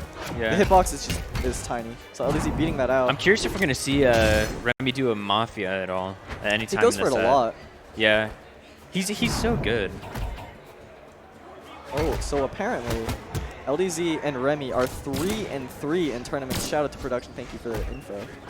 I didn't even Which is really know interesting. they played that I much wonder on how that. many of those are online. Because back in 2017, LDZ in the beginning of the year did very well online. But then towards the end of the year, it was all Remy. Right. So I wonder. I wonder if that's if any of those are recent LAN or anything like that. Yeah, I Either remember way. one of the tournaments that Remy. It was actually this weekend that Remy talked about it. Was the Shine Free Flight or whatever, that tournament. Remy beat LDZ in grand finals. So What's also very interesting about this match is these two are very good friends. Like Remy, I think he made a best friend tier list. Like number 1 iThrow, number 2 LDZ. But despite that, I have literally never in my life seen them spar. that's true. So it's interesting. I don't know. I say it's And- interesting way too much, but things are interesting. Can't deny it. I mean, you never see them spar, but neither of them are ever on. True. That's true. yeah. And LDZ Online is, of course, a different beast, playing from US West with a bit of lag, and Remy with the 0 ping to every single Brawlhalla server. Looking like both of them switch up legends. LDZ taking game 1 in a very back-and-forth match, but looked in control at the end there. Yeah, Remy definitely was just playing that game 1 to test out Yumiko, see how it worked, which I know he likes to do. He's not really a fan of like switching around his characters a lot, but when he does, it's usually game 1 just to kind of test it out. The Koji comes out, Yeah, not and a the Diana surprise. comes out. I feel like these are their peak characters. For sure. Because the Lance, despite LDZ getting a lot out of it the last game, I think Lance is pretty, it can be predictable, it can be punishable, and I don't think it has the highs that Bo does, especially when played at super, super high level against someone that as good as Remy. So it makes sense that he's switching up the Bo and Remy switches up the character. But LDZ took game 1, so even if they go back and forth in games after this, LDZ will have the initial lead. Well, I mean, when they were picking characters, LDZ locked in the Diana. First? Yeah, first. So Interesting. yeah, I felt like, I don't know, maybe he knew that Remy was possibly just going to switch to Koji anyway, so he was like, okay, that'll be better for me overall. LDZ, his character choices a lot of the time aren't based on matchup or like the player. Right. Sometimes it is, but most of it is based on how he's feeling. He's very much trusting himself, trusting his play, trusting his peaks. Right. So it's good to see him on the Diana, because his Diana is kind of what he's known for, at least in 2019. Remy with an early lead. LDZ fighting to take this stock, is letting a lot of these Sairs, but both Sair on the ground, not going to be a viable knockout option until very late. And Remy catching his landings repeatedly with these recoveries and taking a damage lead. Honestly, Remy's one of the people that, like, he doesn't do a ton of weapon throws, but when he does, he usually hits them pretty They're consistently. very well placed, yeah. And LDZ looking desperate for the kill, throws his weapon, GC neutralite. But still, Remy's got stage control. Remy's got game control, and LDZ's got the rawest dash inside sig to take the stock. I wouldn't be surprised here to see LDZ just get something huge on blasters. You know, I didn't want to point this out, but I normally commentate with Remy. Right. We're the Reggie duo. But now that he's playing, I feel a little empty. Because the person next to me, something about them is just off. Okay. You're not gonna respond? Yeah. No, I got nothing to say. No. I'm a fan of the Vinny. I'm a fan of the Phazon. I'm a fan of the 2v2 win that you and Remy got. And LDZ, 4th place 2v2. Trying to say, 1v1, I'm a champion. I might not have had it in 2s. Maybe my teammate's a commentator now. He's been saying, like, every single time I ask him, he's like, yeah, I'm going to win low tier. Like, okay. I mean, go off. Go off, King. Yeah, something like that. Like, it's just the confidence in his play. Like, he was down so much, and then now he's already brought it back like it was nothing. Yeah. He keeps it close always. I think LDZ is the type of player that's always confident but never cocky. So when he says, I'm going to win, it's not necessarily a statement like, oh, all of you are bad. I'm better than everyone. It's more so a mantra for him. Like, I can win. I can win everything. I will win. I'm going to win. Remy is saying, no, you aren't. Just like in 2s. Just like when he 3-0'd us in 2s. Yeah, we went to, you guys were our first match. True. And you guys got 4th. True. That was just like, we beat you. yeah, 3-1. And then we got destroyed. Yeah. Maybe that's a sign of what happens in this set. LDZ wins the first game and then Remy wakes up. 1 stock each. Once again, we hear an unnamed individual in the crowd. Does not deserve a name. I think whenever I see Remy in these sort of situations with 1v1s, he always has the lead. And it's like, oh yeah, Remy should be able to close it out here. I feel like he gets like it always gets close. It always gets so close. And most of the time he ends up taking it anyway with the delay recovery, almost like always delay recovery.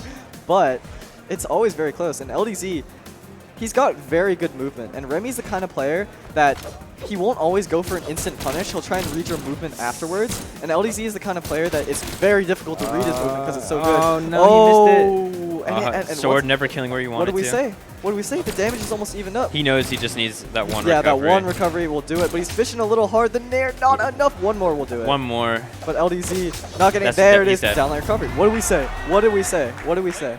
Nobody's cheering for Remy in the crowd. LDZ, the fan favorite, got all the people in the audience cheering for him, of course. That's just how things go.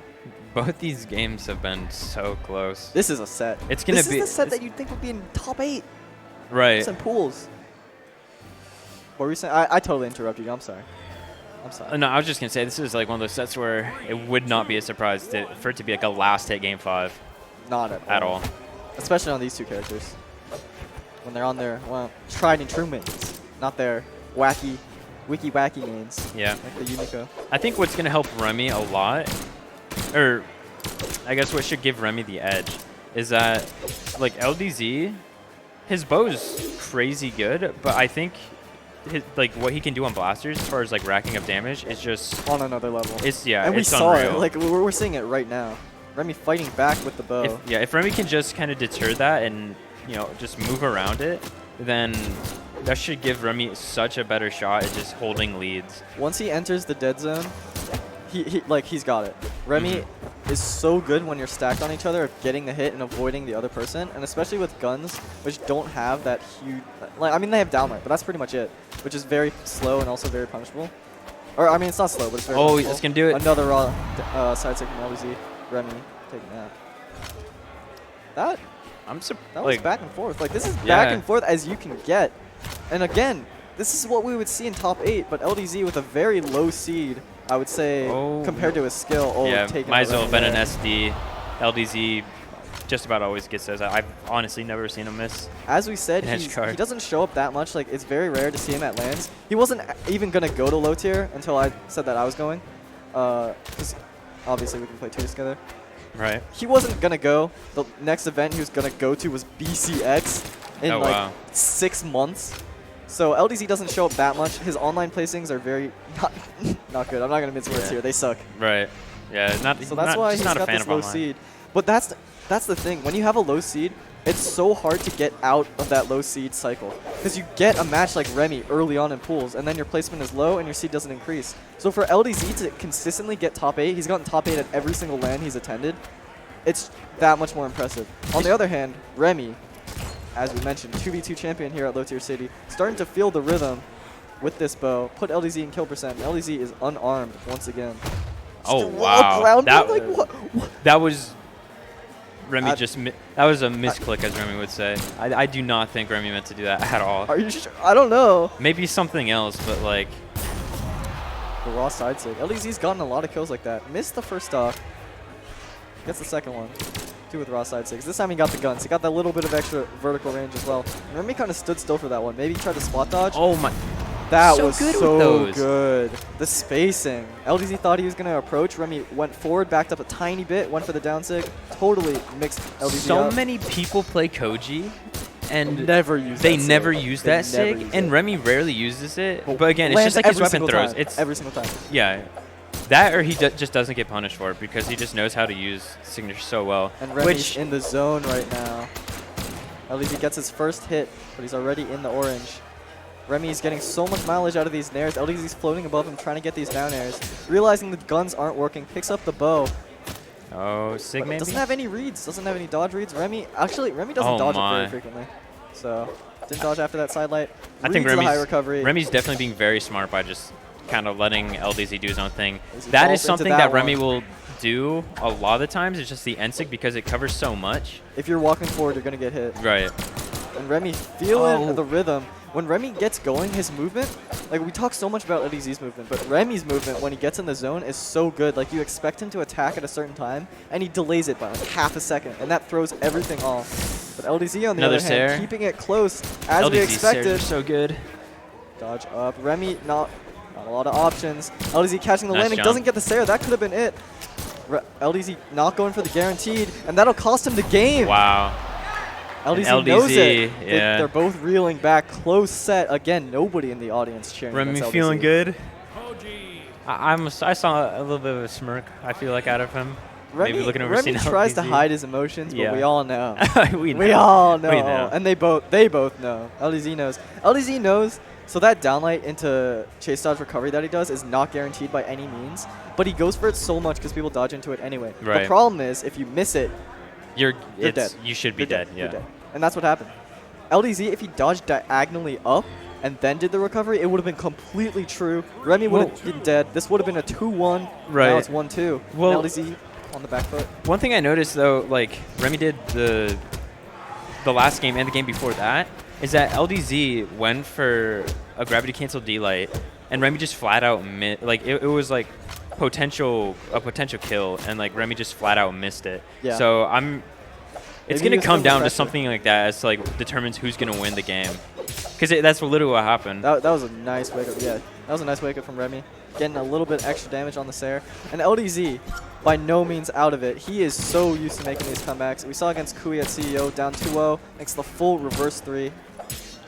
So he's definitely in it. That was good. But Remy is not slowing Oh down. Remy my. is not stopping. I feel like, I don't know, after that last game loss for LDZ, I mean, you saw him kind of reel back and shaking his head. Yeah, I don't know if that. He knew he had the yeah. game. You got to get your mind out of the past. Think in the present. And LDZ, whew, thinking in the future, trying to hit Remy where he wasn't. Got to stay in the moment. Get this knockout before Remy runs away with damage, which is what happened last game. And they've been neck and neck, whiffing the down sig. Honestly, Remy getting don't know if that damage was the here is so play. big. I don't know if that was the play. It's high risk, low reward. LDZ still not getting the kill, but didn't get hit. So that's okay. Remy with not much Oh, left. I think he used his dodge That's too it, early on that's that it. anyways, yeah. There was a moment in the last game where Remy recovered high with only recovery. LDZ hit a side light, missed the Sair, and Remy took the game. LDZ saying, once you only have your recovery, you're not getting back again. I gave it to you one time, but I'm the 2-time. I don't think he even gave it to him. I just think that Remy was so damaged that he could just jump out of it. Because it is like a Actually, I think three-frame you're right. thing. I think yeah. you're right. I think you're right. But LDZ not afraid to go unarmed by any means. He does it a lot in twos. It's very scary, but it almost always works, so that's okay. Remy's sword has been actually like incredible throughout this set as far as just controlling and neutral. It's been Remy's sword and LDZ's guns Yeah. that have been the stars of the show. And each of their bows have been good. Like, LDZ gets the knockout mostly with bow. He has to practice that. Yeah, he has to practice that. I don't think he's ever practiced that. With the Could've D-Light gotten rack? The D-Light recovery. Probably could have gotten the kill there. But instead, Remy is now the one that put LDZ in the disadvantageous spot. Not going to kill High, yet. not yet. Remy going for a dare to read the movement. That's not going to do it. Oh my. Recovery LDZ recently still has a marked. damage lead. Read the movement in LDZ down to his potential last winner's bracket stock. And it's even done. It's that good. LDZ's Sayers are insane. His Yeah, spacing that's is so like good. the one, like we were saying Wilson with Qatar neutral. Like LDZ and his LDZ gun on Sayers. I don't understand it. How anyone can land that Remy move that duking it consistently. out unarmed. Oh, nice. Got the read on the movement. Remy has a big lead here. The trading hits back and forth, but of course Remy's in the lead, so it'll go to his advantage. He's got a hang of LDZ's patterns now. Oh, dodges into that one a little bit prematurely, and LDZ gets big damage out of it, reads the landing. You just can't let LDZ have his momentum. Yo, once LDZ gets momentum, it feels like he's unhittable. Yeah. Another Sair maybe? And he's gotten so much damage unanswered. Remy dodging in, looking for the neutral stick, but doesn't get punished. That could have been a recovery. Just practice. Practice Remy with nothing. LDZ goes for a nair, but Remy had no options. All that LD, I think Sair is going to kill. He's just going for it. He's going for it. Not yet. One more. This is when you're on the edge of your seat. Oh. The down weight. Because of the platform, The yeah. damage and the platform. And we hear Sparky in the crowd cheering for LDZ. Creed, This is Creed gonna, awfully silent. This is going to come down to the last of, like This I is going to said, be last. for sure. This is going to be last at game 5. Can't hear Creed. No, no, la, la, la, la, la, la, la, la, la. Can't hear Creed. Let's go, Sparky. You're my favorite commentator anyway. If LDZ lost it, that would have been, I feel like that would have been a bit of a heartbreaker. That was. Yeah, he had all the momentum. Yeah. That's what you're talking about. Remy had to stop the momentum in like right there because LDZ ran away with it. Back to Mammoth. 5 games on Mammoth. Game 5, LDZ, Remy, 2 best friends, but only one can move on. I just think the winner's Remy, bracket. the games Remy's won, he's gotten the lead early and just had like control of it throughout the game. throughout But the whole game. LDZ's had to make comebacks every time, except for game 1 on the Rex. He Yeah. had the lead the whole time there. Yeah, once LDZ though like starts to get the momentum, like Remy has to get that damage lead early on after he takes the first stock on LDZ. Yeah. But if he doesn't get that like damage lead on the second stock, then LDZ just like it's just an avalanche. It just keeps snowballing. And that's kind of LDZ in a nutshell, is the snowball. We saw it in in Worlds. Once he got that win against Effie in BCX 2017, he had all the momentum, took out Boomie, took out Addy. Remy has got to stop the momentum of LDZ. LDZ is a monster on land. On the other hand, Remy is fighting just as hard against his best bud. Second best bud. We'll see the bow ditto. We haven't seen much of this as both of them are A Sig's preferring going to their do it for alternate either of weapons. them for sure at this Yeah. point. Or an edge guard. I don't like that Remy went on the outside like that. LDZ, I think if he went for recovery, it would have taken the stock. Goes for a side light, trying to read the dodge in. Remy with the down sig, looking a little desperate on that one.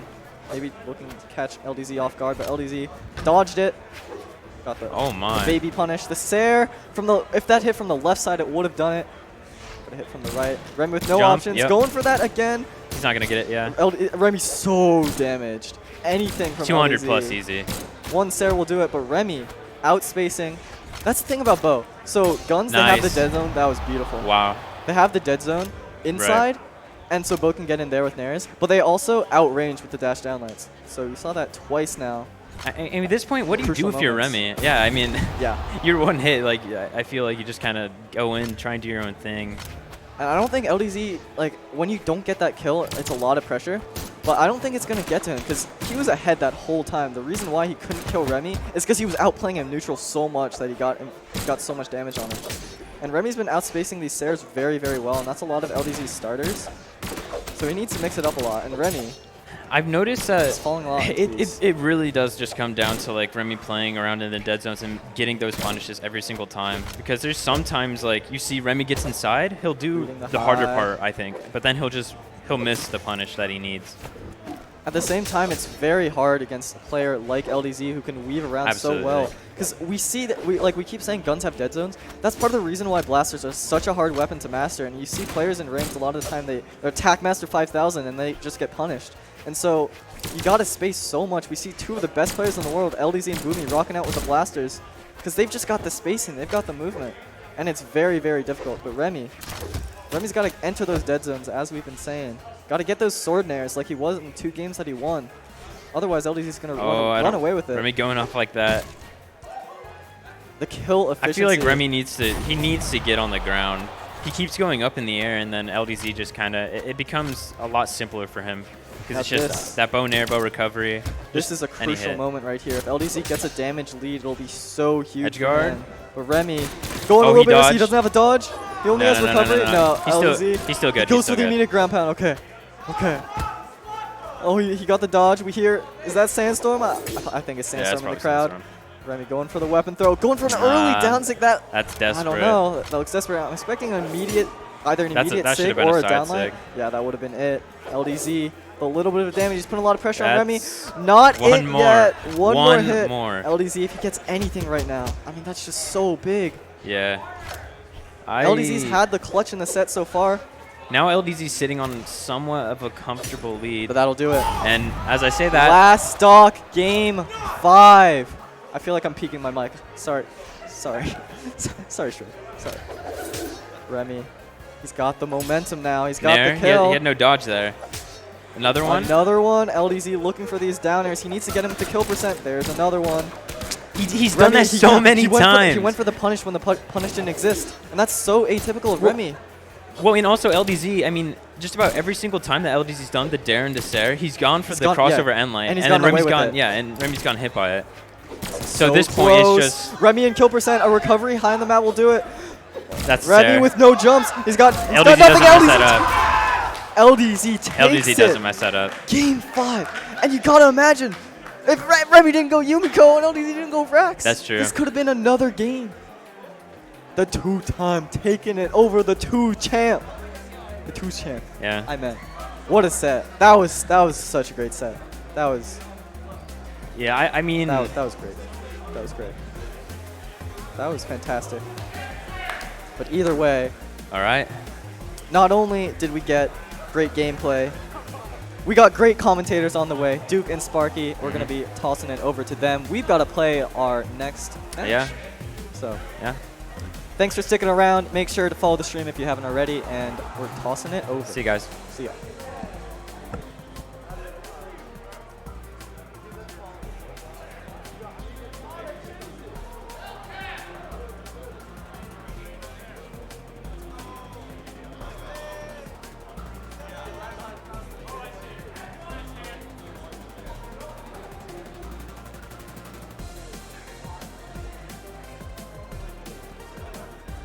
Off. Oh, hey, it's back on. No, it's on. Look at that boy, the young Kostlix. Oh, he's got to do the monitor tech. I'm waiting for the day that Kostlix busts out the measuring tape to get the optimum distance. I don't think he'll ever do that. You don't think so? I don't think he'll ever do that. He I don't needs- know if he should or not. He should go to an optometrist and find the optimum focal length for his eyes so that he can measure the proper distance between him and the monitor. And then every single time, he'll have it perfectly set up. Yeah. Yeah, that's what I'm thinking. Maybe he should do that. Dude, Maybe. you know what's always really tough? What? Is going on after someone like Vinny or Yeah. someone like Egg Soup. Like They 'cause set the bar really high. It's never going to be as good. Those shoes are very large. Like, it's and never going to be as good. We have to try to fill the shoes of Egg Soup. It's so and the young difficult. Going Vinny. on after the 2-time just took out Remy. They're just really not making it easy on us. They really put the pressure on us this Yeah. time. What are you grabbing at? Oh, I was my beverage. you're grabbing at my jack. You want to pass me one of them waters? an agua. That's true. We are in Texas. That's right. Sometimes we use Spanish here in Texas. All right, coming up next, we've got Kostlix and the boy Sandstorm. Kostlix, known for his Lance plays, likely will be going in with that Scarlet. Sandstorm will probably not go in with the Mordex. Mordex historically has a bad matchup against Lance, so I kind of expect him to go in with maybe something like a Zol, Limpe, Yeah. and then I'm thinking the Zol too. Yeah. A little bit of a bracket update. Toast wants some attention. Had to make sure that he was in frame for that thumbs up. In case you're wondering, we have Sandstorm versus Kostlix, Uh-huh. Noel versus LDZ, Yeah. Boomie versus Faison, and Wrench versus Wilson. That is the top side of your top 16. The bottom side is Ethan versus Hyperhero. Yes. Cake versus Starlight. Yes. Lil Cap versus Egg Soup. Yes. And then who is going to face Silly Gobi? Goblin himself Gobi's top 16. fighting against the Which is a good winner place for him. of a match that we'll find out in a little bit. I feel like he wasn't top 16 Dallas. I will let you know whether or No, not he was I top don't think 16 so. Dallas in just a moment. Oh, it's going to be Remy versus Jester to Okay. figure out who will face Gobi Remy's in top the 16. expected winner of Yeah, that for one. sure. He's projected to win. Let's see. How well did Gobi do at Dallas? At Dallas, Gobi was 17th. So, yeah, he wasn't top So this 16 is in Dallas. A better placement than he had last time in Texas. Yeah, this would be his best placement this year. Nice. Can only go up from there. It is going to be tough, though, because projected he's going against Remy. Yeah. That's a very scary matchup. Literally just won a tournament the previous day. Yep. So this one will be a qualifier match in the top 8 Top on the 8, winner's side, yeah. which is technically top 6, right? Top 6 I always on- forget yeah, that. Yeah, yeah. So, yeah, big win here. Very important win here. Yeah, this is critical. Sandstorm kind of the expected one to win this one, but I will say, as far as like matchups go, Koslix might have an arguably better matchup than some other people, just because he's playing that Scarlet. He's got that Lance, so he's inherently not going to go up against Sandstorm's kind of prominent main of that Mordex.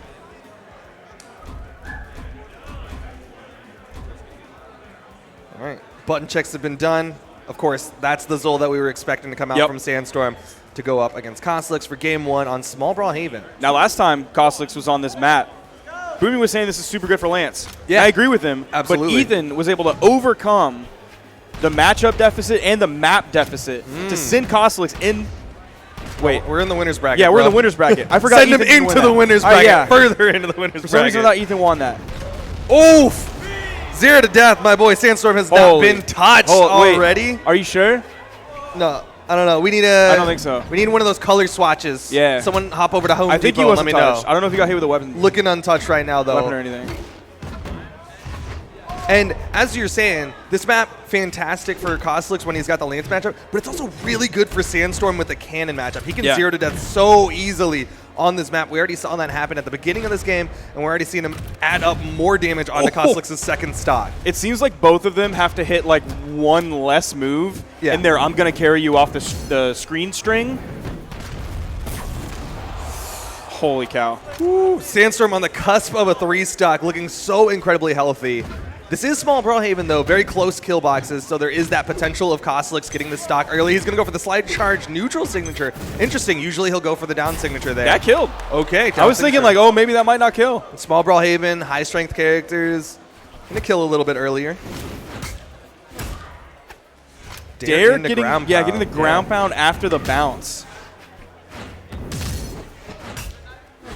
Interesting, interesting. So depending on how you hit that dare, usually Axe players will go for that follow-up down light off of that dare. Yep, finish Ooh, that nice stock. That's a 2 stock. Easy. Sandstorm, showing why he's the current world champion Yeah. as well as has been dominating the 1v1 scene. That's a 2 stock for the one time. He calls himself the 1.75 time. Does he? I think so. I feel like he doesn't. He literally He said does, that really? phrase Huh. to Foda earlier. Also, I don't think you can call it a .75. Yeah, like, that's not exactly like that's 3 quarters. Getting fourth at in 2v2s, I'm not sure if that exactly counts to a .75, but you know. I mean, he might be able to call himself that's some 1.5. Sandstorm math. At least 1.5 probably because he won CEO. That's the midseason Yeah, championship. mid-season champion. And you have to add a little bit more just because of the insane streak he's been on in ones. I wonder what the recency bias on that 1.75 is. So he's like the 1.75 this week, and then a month from now he's the 1.68. Koslix doing a really good job extending this stock a lot longer than he did in Game 1. Getting some decent damage, trading back and forth between Sandstorm. But he's in such a scary spot, being on the corner with Lance. So dangerous, and neutral light will finish it off. Sticking his with the soul's cannon. so clean. Yeah, it really is. He's like slightly more damage than he was last game at this point. Yeah. His downlights are so scary. He's hitting them as anti-airs. He's hitting anti-air downlights, which is wild on That's cannon. so hard to do. Because usually you'll go for the dash jump nair or the side light for the anti-air property, but Sandstorm is hitting it just low enough. Great spot dodge to avoid the first nair, my but the gosh. second one. Sandstorm, again, on the cusp of a 3 stock. Koslix, he's just fighting to not get 3 stock right now. Oh, and he read the dodge, got the side light. Almost Missed picked up the the recovery. Oh, that was so close to hitting. That probably would have been it. And Koslix already in the red. He's still adding up more damage. All of that damage put out from Sandstorm. Still living. First response just outside of the downstate, but he's just a little too low. Gonna bump his head. 3 stock denied. He went for the side air, instead of the recovery because I think he was worried about Koslic's doing something off stage. Like he didn't want to move himself up closer to Koslic's where he could respond with a dare, or maybe even a side air would have put him high enough to get hit by a side air. So that's why he saved his recovery for last. If he would have done the recovery first, he would have ended up making it, but he would have risked taking a move. That's something that both Sandstorm and Boomie do in their off-stage engagements, is they go for like just the bottommost corner of the maps whenever possible. They don't want to commit to those high recoveries or like hitting just the wall itself. They're going to go as low as they can to get that bottom corner. That's something we saw from Thunder Reigns too, the #1 Project M player who had never played Brawlhalla, but has that platform fighter vocabulary. A good fundamental. That's the thing good players do, man. Yeah. They just know. Here we go, Sandstorm and Koslic's going into game 3. Back to Small Brawlhaven as Koslic switches it up to the Sir Roland. Going to be trading all of that strength for high defense on this Sir Roland, and he'll have a sword instead of that hammer. I feel like the defense is really kind of a moot point here because we're on Small Brawlhaven. It's also a moot point because he's just getting bopped. Like he's just taking damage right now. Like if you're switching to the Roland here for defense, either don't go Brawlhaven or you're switching to Roland because of the sword or because of maybe different signatures you like more. Down signature, I'm not quite sure of the distance on it, but it does feel like it comes out faster than the Scarlet down signature, which is one of the reasons why you're seeing Koslic use it a whole lot more. He's throwing it out, just trying to keep Sandstorm at that down signature distance away. Going for a risky down air. Nice. It's the side air. It's going to send Sandstorm all the way over using a gravity cancel neutral sig on the axe, which is normally, if you're playing that on the stage, very punishable signature, but he used it to recover back to the wall, kind of like you would with a Thor orb neutral sig. It does have quite a high jump. Usually you'll see it as a jump read punish, and this is the first time Koslic has had the lead over Sandstorm. He gets the first stock. The Roland switch working out for him.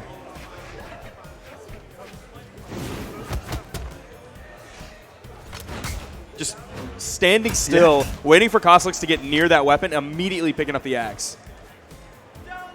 This is very Sandstorm. Yeah, he just... Did you hear that? Someone called it out like a Pokemon. His Pokemon trainer's here. Down sig! And then Hermison's not here. He traded the Pokemon. Stocks evened up. Who was he calling it out for? I don't remember. It was probably an EU player, right? It was probably like Axo, maybe. I don't know. I don't either. I can't remember. 2 weeks is a long time for me to remember things, unfortunately.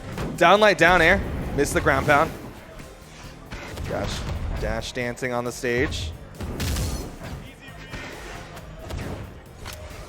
Sandstorm switching out the cannons, but Koslic, he's doing so much better getting that spacing onto Sandstorm. The down air. Can he finish the stock? No, doesn't hit the down air. Great dodge through to avoid that ground pound from Sandstorm. Extended offstage engagement. Finally eats the ground pound. Gets the recovery. He has the chase dodge. Ooh, just immediately down air. This is going to be charging punished. it up. Just a down air punish. Not the worst punish in the world. Primes the next weapon. Finishes the stock of Koslic. But Koslic is definitely looking better here in game number 3. Not too much separating between these two. Somehow that didn't kill. That's going to be the lower strength of Sir Roland. The D-Light recovery is going to have enough strength behind it to take Koslic off of the top. Or sorry, Sandstorm off the top. And we're going to be dead even. But Sandstorm is up 2 games. Downlight dare into the Sair. Second Sair. Doesn't finish. Needs to get another. Sandstorm dodges through the Sair. Going for it again. Sandstorm goes low this time. Tries to punish from behind with that turnaround side air. Koslic goes off stage. Down air. Oh my gosh. And Koslic with the offstage lance takes a game off of Sandstorm. I don't know if it's just Koslic or if it's because he's against Sandstorm. It seems like Yeah, everyone is for against Sandstorm this land. They're tired of watching him win. They're tired of the tyranny of Sandstorm taking tournament after tournament in singles and doubles. Or it's because this is his home turf. Koslic has not lost in Texas. Well, it's not really his home turf. Know, it's super not because he's from Canada. He's not even from this country. I'm just saying he's been very proud of the fact that he has not lost in Texas. Yeah, he's said that many times. Probably every engagement that I've had with Koslic this weekend. I think that's just the only thing he said to you, really. No, he said a couple other things, but mostly it's dominated by that. And he's going to keep saying it, he said, until he loses. Switching over to the lance. No surprises, Koslic's weapon of choice.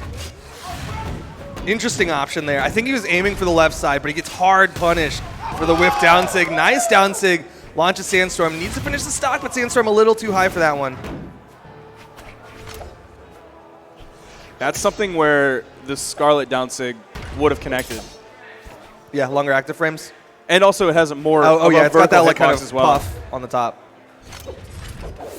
Just above the down signature. Goes for a down signature of his own. Dodge through. Punish. Into the finish. Sandstorm takes the first stock. Always be careful when you're recovering back on Shipwreck, because if your hurt box peeks right over that corner, you got to be so laser precise with where you recover on that wall. This is one of those maps where you really got to be critical about hitting that bottom corner, like we were talking about from Sandstorm. But he has denied his weapon, but he's already adding up so much damage, almost lapping Kostlix on his second stock. What's the edge guard? Goes for the side air. Sandstorm able to dodge through. Silent, and he actually waited. Delayed it.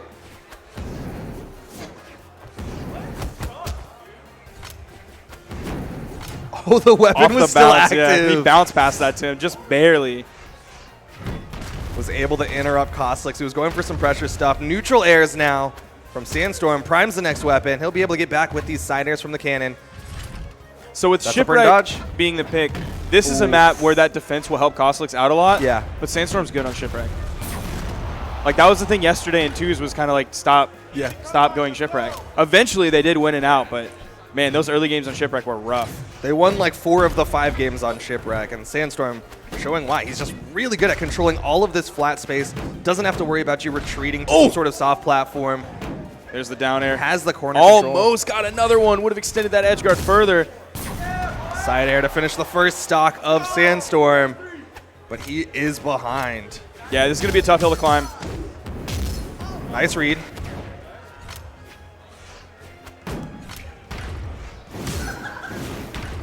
Sandstorm's nairs are so scary. Yeah. So scary. D-Light nair. He is one of the best people at hitting just dash jump nairs so consistently with cannon. That just turned Kostlix red. Still going to take like a signature for any the one wide move to kill at this point. Ooh. Got one All right, nair. Sandstorm coming back, yes. Kostlix has Sandstorm in the red. That side air from the high That's strength it. Zol. That's a 3-1. Yeah. That's Sandstorm, the top 6. Quick finish from Sandstorm. He's going to be going on into Sunday to Yeah, await he's the done. winner. Yeah. He's done for the day. Yeah. Nice and early for him. Did he just say it was your axe, not your cannon? Because I don't think that's true. Yeah, I don't think that's true. I do want to say he's the though pro. that Sandstorm has gotten better at his axe Oh, for game. sure. Because like when he first started, when he won with Azul, we were like, he doesn't play axe. Yeah. Like he's floundering like a fish out of water. But he's really stepped up his axe game. We saw it yesterday in 2v2s. He was feeling comfortable with it and was willing to stay with it as opposed to going for that weapon juggle priming that he was doing. He did do a lot of priming here against Kostlix, but I'm glad he's kind of worked on his axe game. Oh, for sure. That's going to be very helpful. If you can only play one weapon, there's going to be a time when you're stuck on that weapon or you're stuck unarmed. So it's better to at least be comfortable on that weapon. And we've seen him make huge strides in that since – what tournament was that? Was it – Spring Champs was it spring? Yeah, it was I know he it used was like the spring and sunflower Mountain Dew. axe. Yeah. That's Sandstorm's mom. No, she's not She tired never of gets, watching it. She never gets tired of watching Sandstorm. I wonder if she refreshes the balloons. Like after he No. won the championship. No. I know those balloons have deflated a little According bit, to him, they don't do that anymore. Oh, they don't do it anymore? Yeah. She just did it the once? They might do it for the World Championship this year, Okay. but it seems like they haven't been doing it for every lane that he wins. Well, It looks like who we got up there. That's LDZ. I see him, and I see Noel. yep. LDZ versus Noel likely going to be coming up next. Yeah, top 6 qualifier match for the winner's side. We saw LDZ just a little while ago win out in his match Yeah, against coming off Remy. the win up against Remy, which is huge. Yeah. It was a game 5. It was close. Yeah, really, really close. We'll see what he's able to do against Noel. Yeah. I'm interested. Noel was going to go eat, and then he was rushed back and he was like, no, I got to watch this because I got to figure out who's going to be the winner Yep. and see what I can glean, what information. So LDZ, he wasn't playing Diana the whole time. No, he switched it up a little bit. Okay, Started with the I came Vrax. back late into the set because I was getting Yeah. food. He started with the Vrax. Yeah, that's what and it I was. was bummed I because did it see wasn't the Bubblegum. Yo, you shouldn't play Princess Bubblegum. I like- you should yeah. get it because it's great. It's a great but skin. I think it telegraphs signatures too much.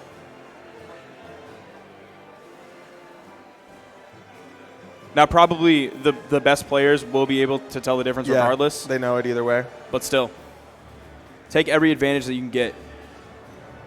What I'm really expecting is, like, if LDZ loses 1 or 2 games, the hoodie's going to come off. He's going to start flexing. You're going to see those muscles from that I wonder tee. if it will, because it didn't yesterday. It did, like, earlier today. I'm Oh, it pretty sure did? he took the hoodie off against Remy. He didn't have a hoodie yesterday. Yesterday, Well, it was just, he put it on. oh, did he? Yeah, later on Okay. he put it on. I saw him just, like, tank top all day yesterday, as far as I remember. And he started tank top today.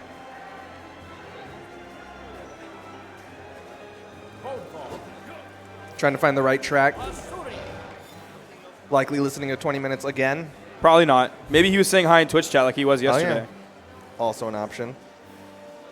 If you know what he's doing, type hashtag BH Esports. Maybe we'll see it. That's how we found out he was typing in Twitch chat. Do you think he'll go in with a Nimue? He didn't play Nimue at all against Remy. He was Blasters focused. He had the Lord Vrax. He had the Diana. He might.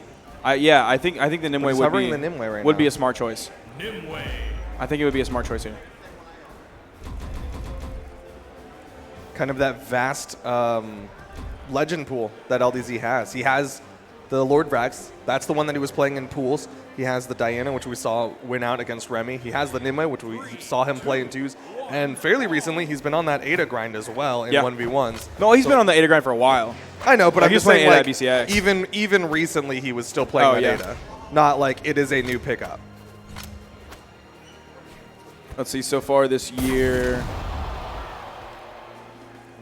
Yeah, we basically named everyone that he's played this year. Other side, Noel, mostly Asuri. If you go way back into the history books, there was that Koji time that he had. A little bit of Hattori time, but it's basically been Asuri as of late. Yeah, so I think the Vrax pick was probably specifically for Remy. Yeah, matchup. But here we go. LDZ on the Nimue going up against Noel on that Asuri. Noel, first one to steal out that spawn weapon. Now, LDZ is going to have some range advantage here against Noel. He's going to have the spear range, and then on some of the moves of Orb, like specifically Orb down air and Orb ground pound, like he's going to have a lot of range there to contest against Noel's very short range guitars and short to medium range sword. So it's going to be on Noel to play that footsie game, outspacing that long range of LDZ and then getting on top of him, because as far as stacked options go, Orb has neutral light and not a lot else, but it does have the neutral signature. He picked that up so high. That was a quick kill to finish off Noel's first stock. Down airs. Orb off stage against the wall is so scary. You'll see that down air into the ground pound so frequently. Nice ground pound from Noel. Second one beats out the recovery, and LDZ's stock is gone. This is looking like it's going to be a low damage game. Like these stocks are just getting deleted. But we have seen like really opening early stocks. Like we saw that against Boomie and Egg. Was really, really early stocks, and that sort of toned down a little bit once the game went on and once the set went on. Is some of those first stocks would be super quick, really quick edge guards. But also we have two people really willing to play off stage. Oh yeah. Both of them very comfortable with the offstage.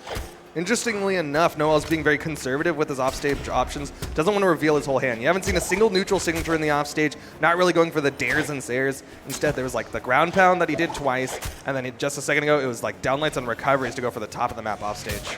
As the weapon toss gets dodged through, as the recovery comes out from Noel, he's going to strip the field. Then throws his sword, picks it up, gets the side light. Whoa! The point He blank even delayed it. stacked D-light into the ground pound. He delayed that ground pound as well, like tried to wait out any sort of panic option from Noel, and it worked great. That's another stock taken off of Noel, putting him down to that final stock in game one. LDZ throwing out so many moves right now, including a gravity cancel signature there all the way in the air. Wants to pick up another signature near the top. Oh, he's gonna go back. Recovery not gonna be enough. He was a little bit too low on that right side. LDZ has Noel on his final stock. 2 stocks for LDZ at this point. Picking up the orb. There's the side light Sair. Great dodge through, but LDZ with a dodge of his own puts him in great position for that down air. Another dodge. Oh, that's Yep. when he burned that spot dodge and then went away from the wall. That was basically all of his options. He was going to have to wait for his dodge to come back up, or he was going to have to find something to get priority over Noel to get the chase dodge. Yeah. And Noel with that down air just had so much space. Oh, and he's getting more. Sire Leaf coming off from LDZ.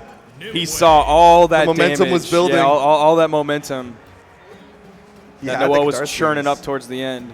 Now that's going to be in the back of LDZ's head. He knows that Noel has that threat of Katars, that 1 or 2 dodge reads, and suddenly he's going to be in the orange. That's a Koji lock-in. It honestly could be either player. More likely that it's Noel. Yeah, likely Noel. Usually you don't see people win and then swap. Usually it's the person who just lost. And yep, that's Noel swapping over to the Koji. 3, 2, 1. We are still going back to Mammoth Fortress.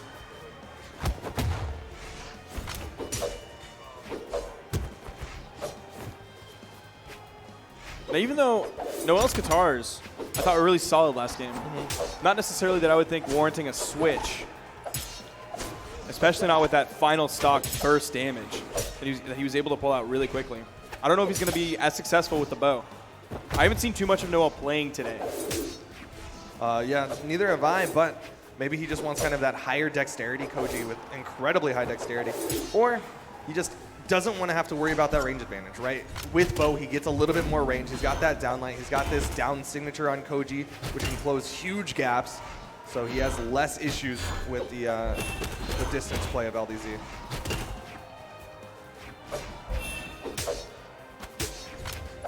Weapon toss to maintain pressure. Spot dodge to avoid the ground pound.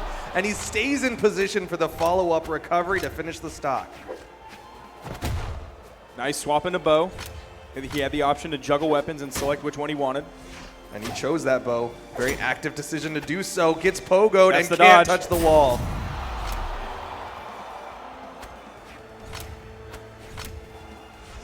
Now LDZ, he's going to be sticking with the orb now. We've seen him have some fantastic orb strings. Down air, bounces off the wall, goes for the ground pound follow-up. Now, one thing we've seen Noel do a lot of is staying a little bit deep into the push-off column there on the edge, because the bounce from the orb dare, it always goes the same distance, right? It's dependent on how close you are. Okay. So, like, the closer you are to it, the further it goes after the bounce. But he's staying deep enough to avoid that no matter what distance it bounced off, which a lot of the distances have been LDZ being far away, so it's really shallow coming off. It's not super deep in that push-off column, so he just stays away to avoid that bouncing down air. That being said, the further away from the wall he is, uh-oh. Oh, no. Oh, slipped right on underneath that, delayed the recovery a little bit too long to bounce his head, and that is going to be a stock taken for LDZ.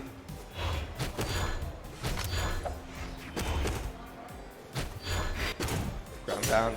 The dares and then the follow-up ground pounds. Like, LDZ is perfectly comfortable missing that first dare, and then he'll go for the immediate ground pound to cover himself and punish Noel trying to come up, thinking it's safe after the missed down air. Nice D-light after that spot dodge.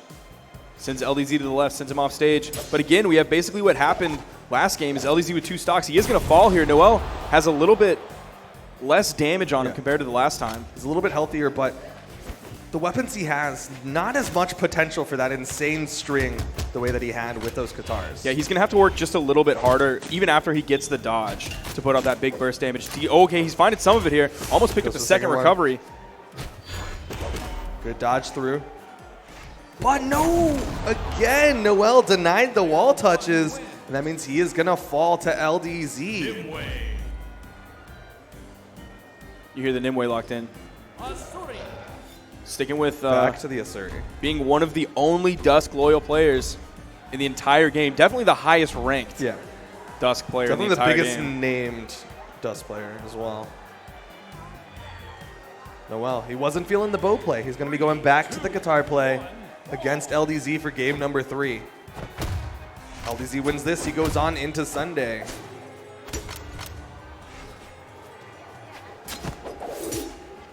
Just a neutral line coming out from Noel.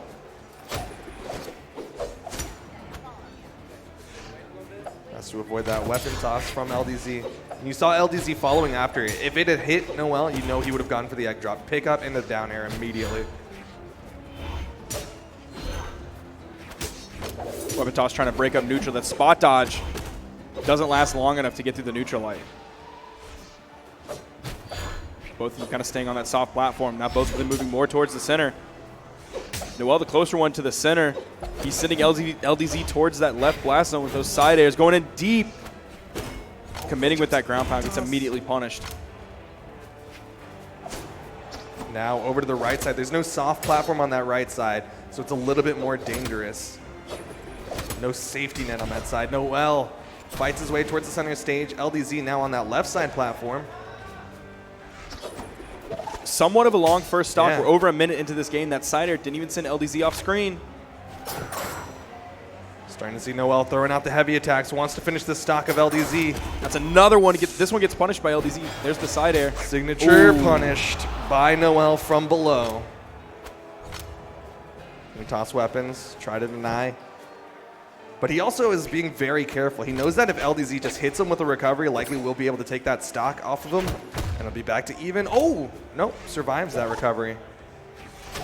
Ceiling on Blackguard, keep just a little bit higher. LDZ's going to even it up real quick. Tossing that weapon all the way up, and he's going to go back to the spear. Downlight into Nair coming out from Noel.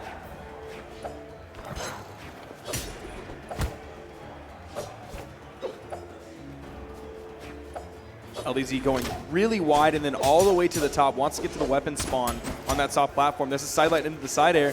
Trying to catch Noel dodging back into the neutral air. Dodges through. Can he punish? No, LDZ fights his way back up. That recovery helping him out. Neutral air just tapping onto Noel's head.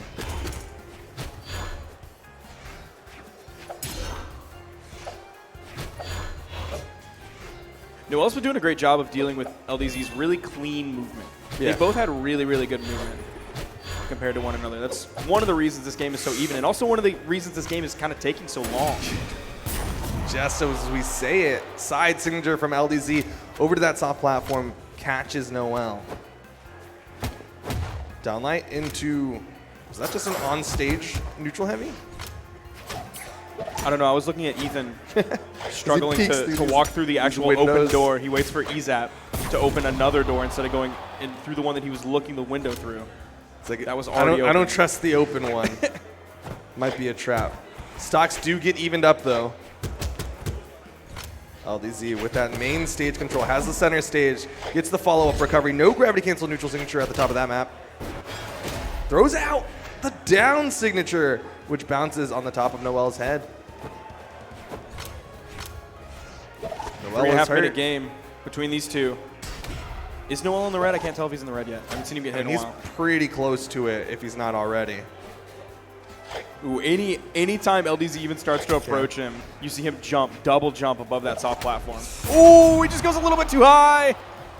And LDZ chased for it, went all the way to the top of the map, hit him with the recovery, and that means LDZ is going to take it 3-0, go on into Sunday, and Noel has to now fight through the loser's bracket to earn his spot on that big main stage. Let's see how this loser's bracket is shaping up. We're going to have Ethan and Hyper here. Wait a minute. Wait a minute. Who did Jester beat? He beat Remy? Yeah. Jester beat Remy 3-2. What? Remy, you know what? He's got his prize. He's got his medal already. Yeah, He's but- good. He's got his glass. That's wild. That is wild. That's one of the biggest names that Jester's been able to take out. That is the in biggest any, name, for any sure. tournament. Yeah. That is Wow. That's great for Jester. Yeah, that's super for him. He's going to be going up against Silly Gobi. Looks like Cake 3-1 Starlight and Lilcap 3-1 Egg Soup. All right, I Egg think Soup all knocked the out. rest of the games today will be streamed. Looks to be the case. Yeah. So every game up until our full top 6, Yeah. which will be on Sunday on finals on the big stage. Yeah. The rest of the games today will be streamed. So don't you worry about that. Don't dear you worry about viewers. a thing. So stick around as well because you won't miss a single match. Yeah. Coming up next though, Boomie and Phazon How you know that? because it's Oh. green Oh, yeah, you're right. and them on the because they're there. I can't tell if that's Boomie and Phazon from the back of their heads. You're right. He has to turn around, and then if you see And Rami yeah, Malek, if you're like, hey, look, it's Rami Malek. Is that him? Oh wait, no, that doesn't make sense. Why would he be here playing Brawlhalla? Yeah, it doesn't make sense because he doesn't look anything like him. No, he does. He definitely does. I'm telling you. Boomie gonna be trying to get a little bit of revenge for yesterday. Yeah. Phazon and Remy beating Boomie and Sandstorm, the grand finals of 2v2s, was definitely a big upset, and Boomie's going to try to make up for that by beating out Phazon here in 1v1s. Phazon, though, interestingly enough, has not been playing any of the characters I was expecting to play. Instead, I think I saw him on the Mordex. Yeah, I'm not feeling his Mordex. I'm going to be honest. I'm not feeling the Mordex. I like his sword play. I do and too, Mordex which is why I doesn't have a sword. I wanted to play Jiro. I like his Jiro. I miss his Val, but I don't blame him for not playing the Val anymore. Although, if he's going to play Mordex, who has gauntlets, Val's got the sword, and he's got a gnarly sword. Because specifically, Gauntlets took a little bit of a hit in their neutral game. Still strong off stage, but took a little bit of a hit in the neutral game.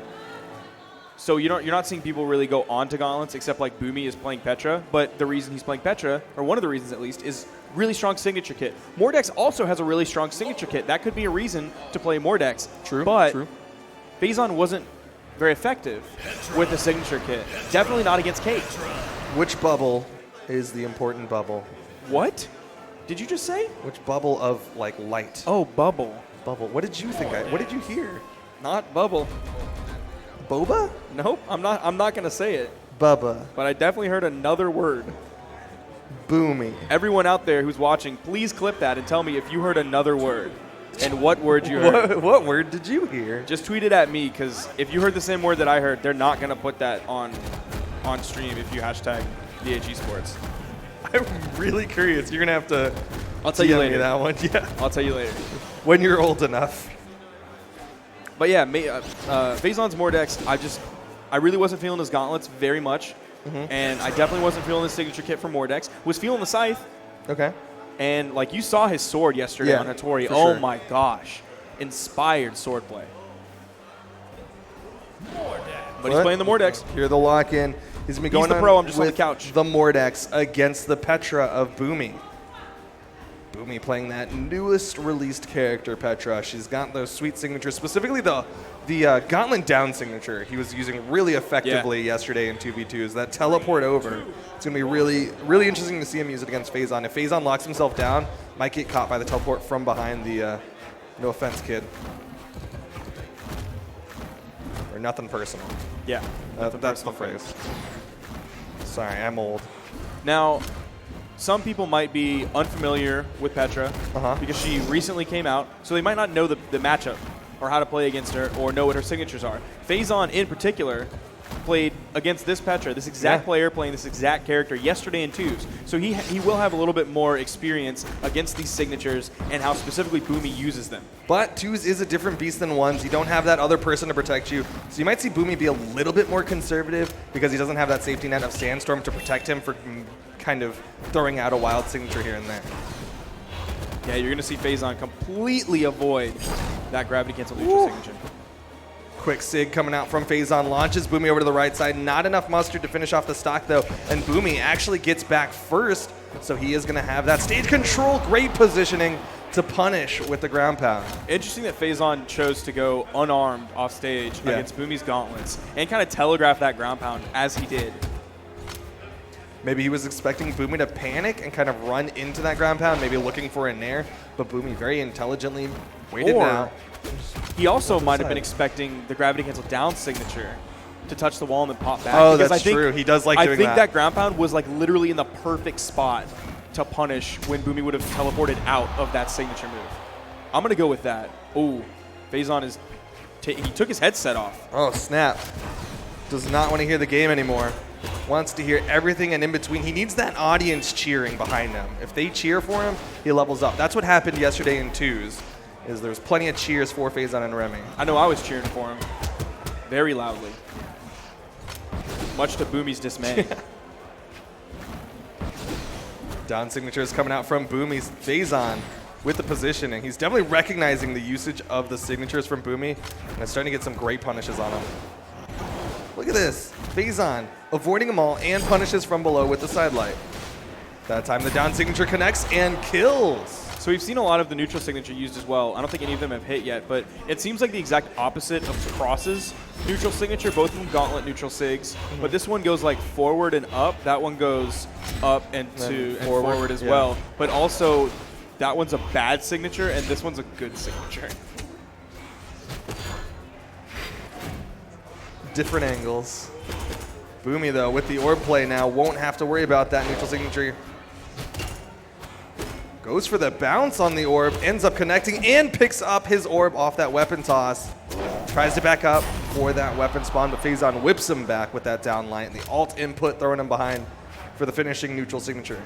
Faison's in the red, so he's going to have to play really well. I think keeping Boomie off of a weapon would be huge. Boomie able to hit him away, grab the weapon. That's a JV2. Just the respawn pickup down signature. That covers so much distance, too. That's one of the big things about that signature. Is look, he went from about center stage to all the way into that right side to teleport behind Faison. He's going to have so much space control with that. Going to Shipwreck. 3, 2, Okay. So because Faison lost, he was the one who bans down, and Boomie ends up picking. So Boomie picking Shipwreck, not a surprise here. No. Faison leaving Shipwreck open, maybe a little bit of an interesting choice coming out from Faison. That being said, he is playing on the Mordex. Two fantastic offstage weapons, Gauntlets and Scythe, can deny these wall touches. But so far, has he really won that many offstage engagements against Boomie? Not really. But hey, he's got the potential. He's got the weapon set for it. We also he hasn't done too much Scythe, right? This has been mostly He Gauntlets. finished off like the second stock with Scythe, I think. But that was it. Or the first stock. Chasing forward with the signature. Trying to trade out with Boomie and getting the better of Boomie in the damage department. Also, we talked about familiarity with the signature kit in terms of Boomie playing Petra. But also, Boomie's going to have a lot of experience with the signatures that Faison's going to be using on this Mordex pick. He hasn't been using too many of them, but from all the time that Boomie has played with and against Sandstorm, like he's going to know that signature kit inside and out. Interesting enough, Faison using very different signatures than Sandstorm normally uses. Faison using a lot of the Gauntlet neutral signature where Sandstorm really doesn't do it. He also hasn't really gone for the side signature at all. You see again that neutral signature coming out from Faison. At least this one doesn't get punished. That gravity cancel signature coming out, taking away Boomie's dodge, but he's still able to get back. Throws out the neutral light. Boomie on the precipice of having a massive lead when he's already up a game. He does miss the D-Light ground pound. He's going to have to get more damage onto Faison if he wants that massive lead, though. Yep. Neutral heavy comes in from Faison. Almost launches Boomie. Now you're starting to see that side signature come out.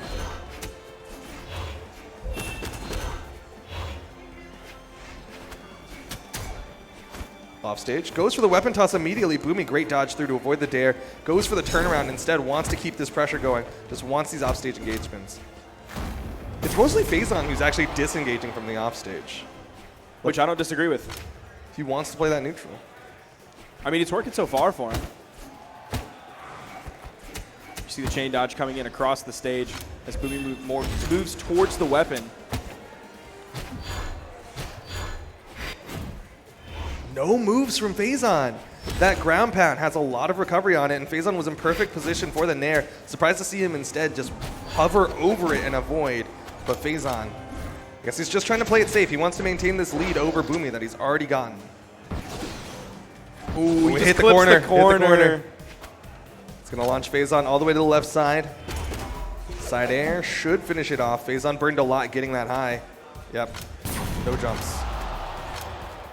Faison still with a little bit of a lead. We haven't seen big explosive damage from Boomie like I might have expected.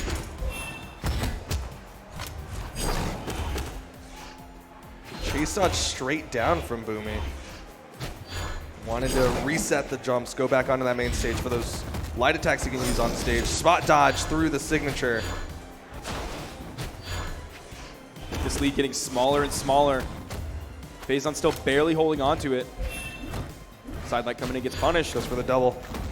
Ooh, not quite enough just yet, but another one might finish off Boomie. barely avoids that ground pound. Faison going off stage now. Good avoidance of the down air.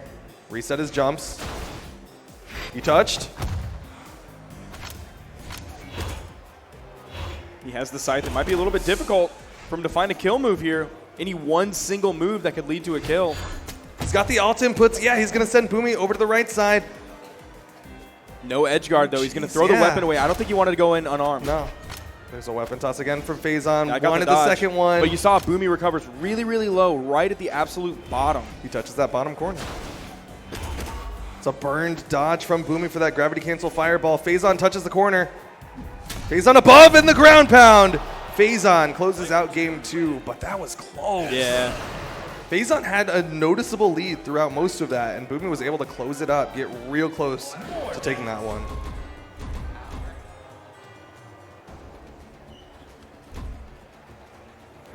Faison got to be feeling good, trying to halt that momentum that Boomie had after that first game win that was JV2. 2, 1, brawl. Noble Faison versus Tempo Storm. Boomie here in game number 3, and Faison getting that spawn weapon, trying to cover the second one as well. Boomie slips past after taking a little bit of pummeling. Boomie spending some time in the air, floating just a little bit before he wants to land on top of Faison. The D-Light gets punished. A couple moves coming in from Faison. His gauntlets are definitely starting to come alive. We're seeing a lot more success with his gauntlets against Boomie than we saw versus Cake.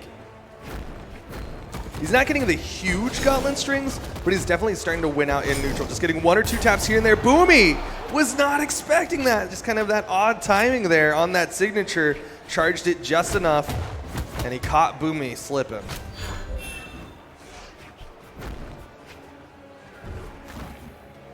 Fakes the offstage.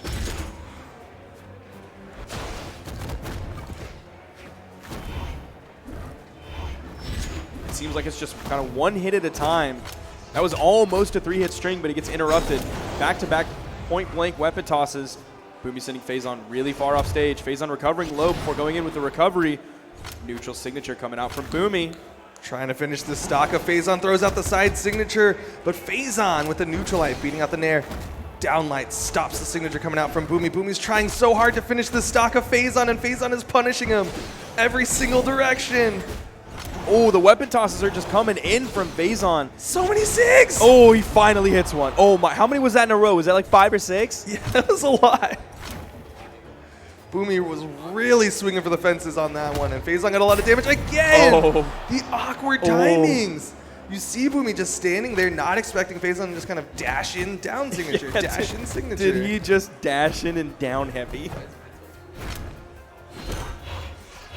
Full stock lead for Faison now in game number 3.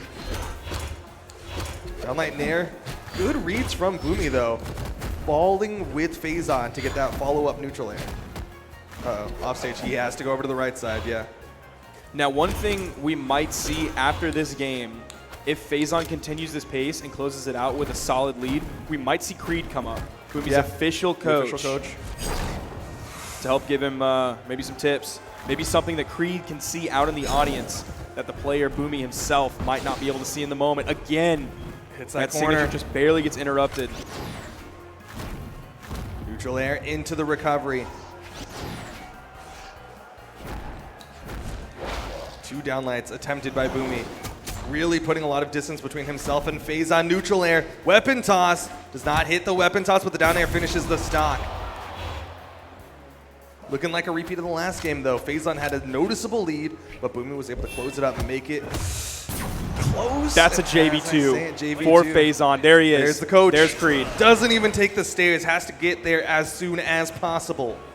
Number 1, don't do whatever you're doing. Look, his hair kind of matches his shirt again. Yeah, it does. I swear he plans this. He should have waited for Sunday, though, if he was going to do the shirt matching. Well, we don't know he's wearing Sunday. We don't. Maybe he has something planned. Yeah, maybe he's got an even more silver shirt. Maybe he does. For Sunday. Or maybe he's just going to dye his hair tonight and wear a different color shirt that matches it. Probably not. I feel sorry for those hotel towels. Yep. Boomie and Faison, game number 4. One more game for Faison to earn a spot in Sunday and knock Boomie down into the loser's bracket. Phazon picks up first weapon. It's a scythe. Boomie picking up the gauntlets. Did he have time to digest all the information that Creed just gave him? Oh, the big offstage from Phazon. He's going to have such good positioning There's here. the touch. Didn't quite have the timing. And the disengage. Phazon going to just take that stage control. He got the damage. He won out. At this point in time, if he maintains his pace, he will win game number 4. Phazon with an absolutely monstrous opening Ground against pound. Boomie. Is Boomie going to turn it around here? That's does. it. What a clutch ground pound coming out from Boomie. That was big. And it wasn't in the usual spot. He went a little bit further out on that, away from the wall to catch Phazon with that. Needs to widen this gap, though. Phazon barely damaged. Again, these awkward timings, just the standstill, but this time Boomie's the one to break that standstill, go forward, get a hit onto Phazon. And you see, right as that weapon spawn came into frame, Boomie sniped it right out of the air, away from Phazon. He wants that weapon control. Any little thing to give him the advantage over Phazon, but Phazon able to close out that stock. Keep this one close.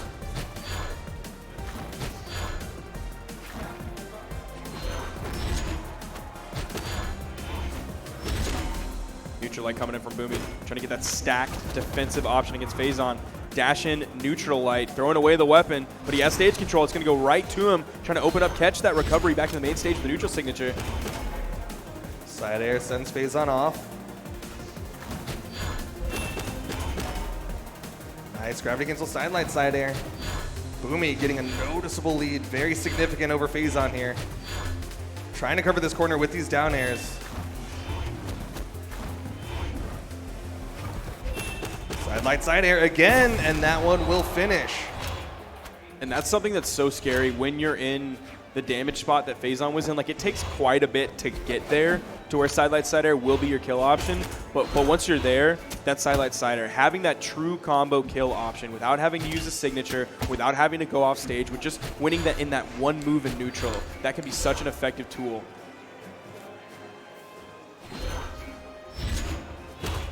For the neutral light, trying to get that stacked option. Phazon stuck in the offstage again. Boomie chases. It's the side air. Trying to deny jumps, but Phazon finds his positioning on that wall. Phazon's able to get a favorable edge guard. He's able to at least put damage on. Side Or if sig. he's able to kill, a win here for Phazon would put him up 3-1 over Boomie. He would guarantee himself top 6.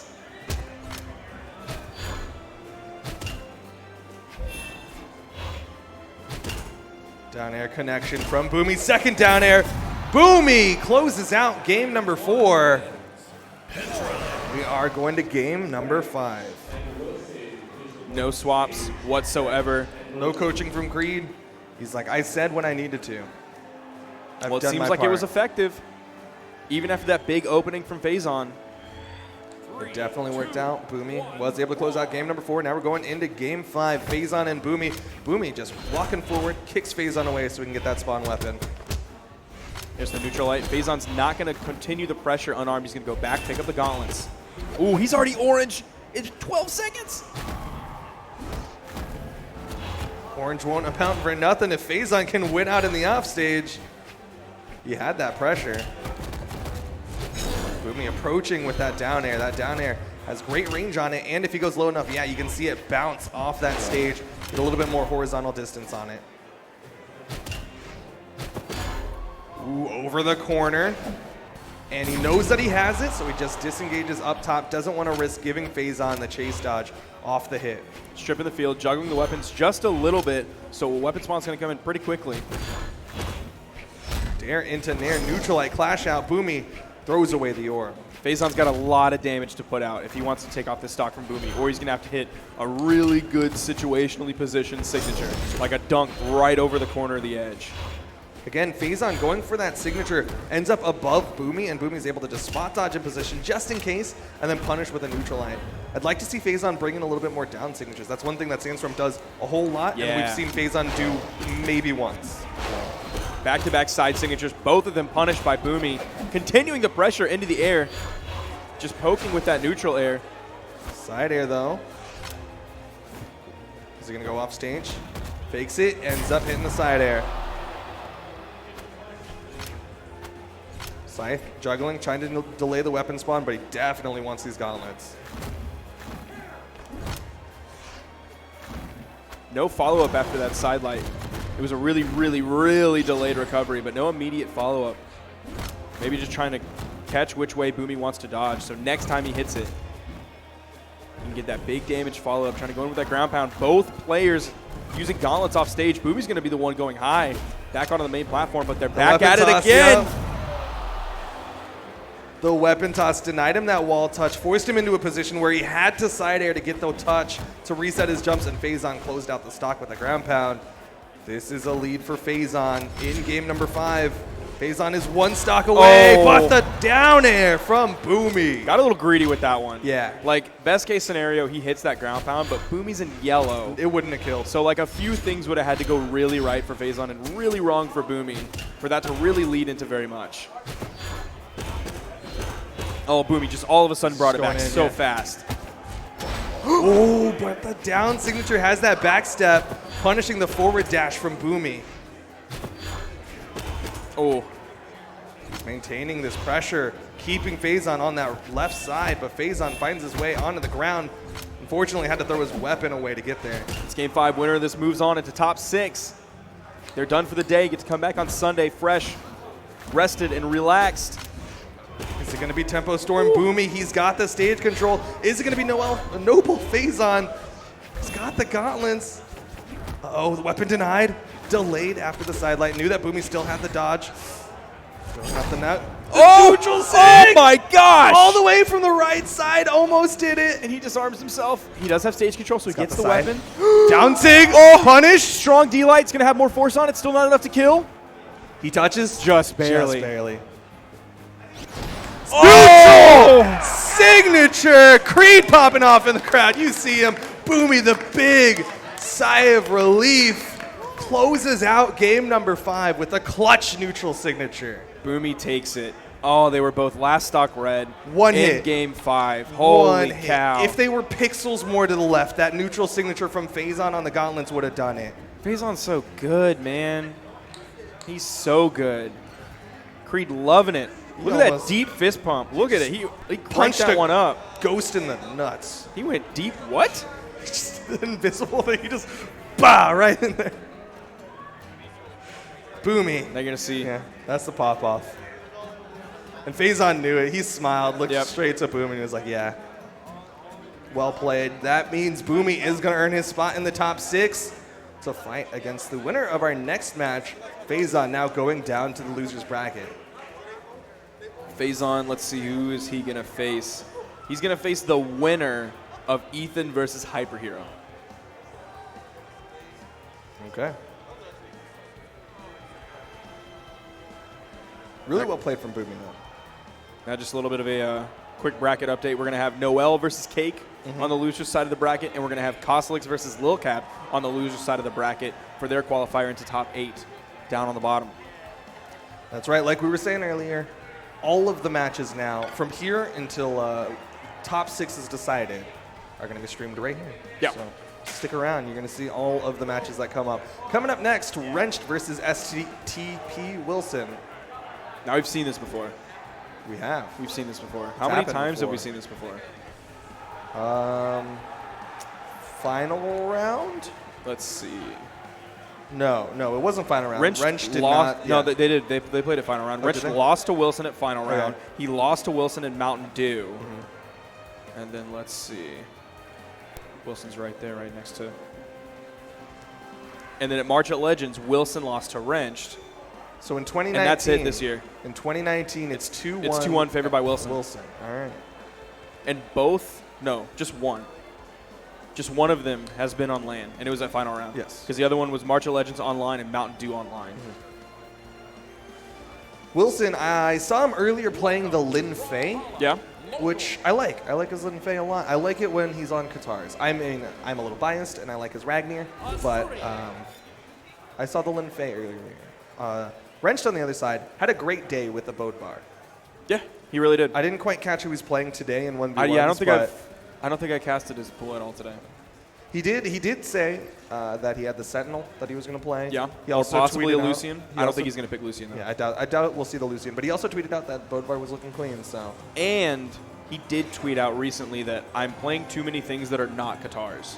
that's true. So we might see him not go for the Bodvar. I mean, these two are kind of the premier North American Qatar gods. Yeah. So that's just the way that it is. We gotta have some Qatar play coming out.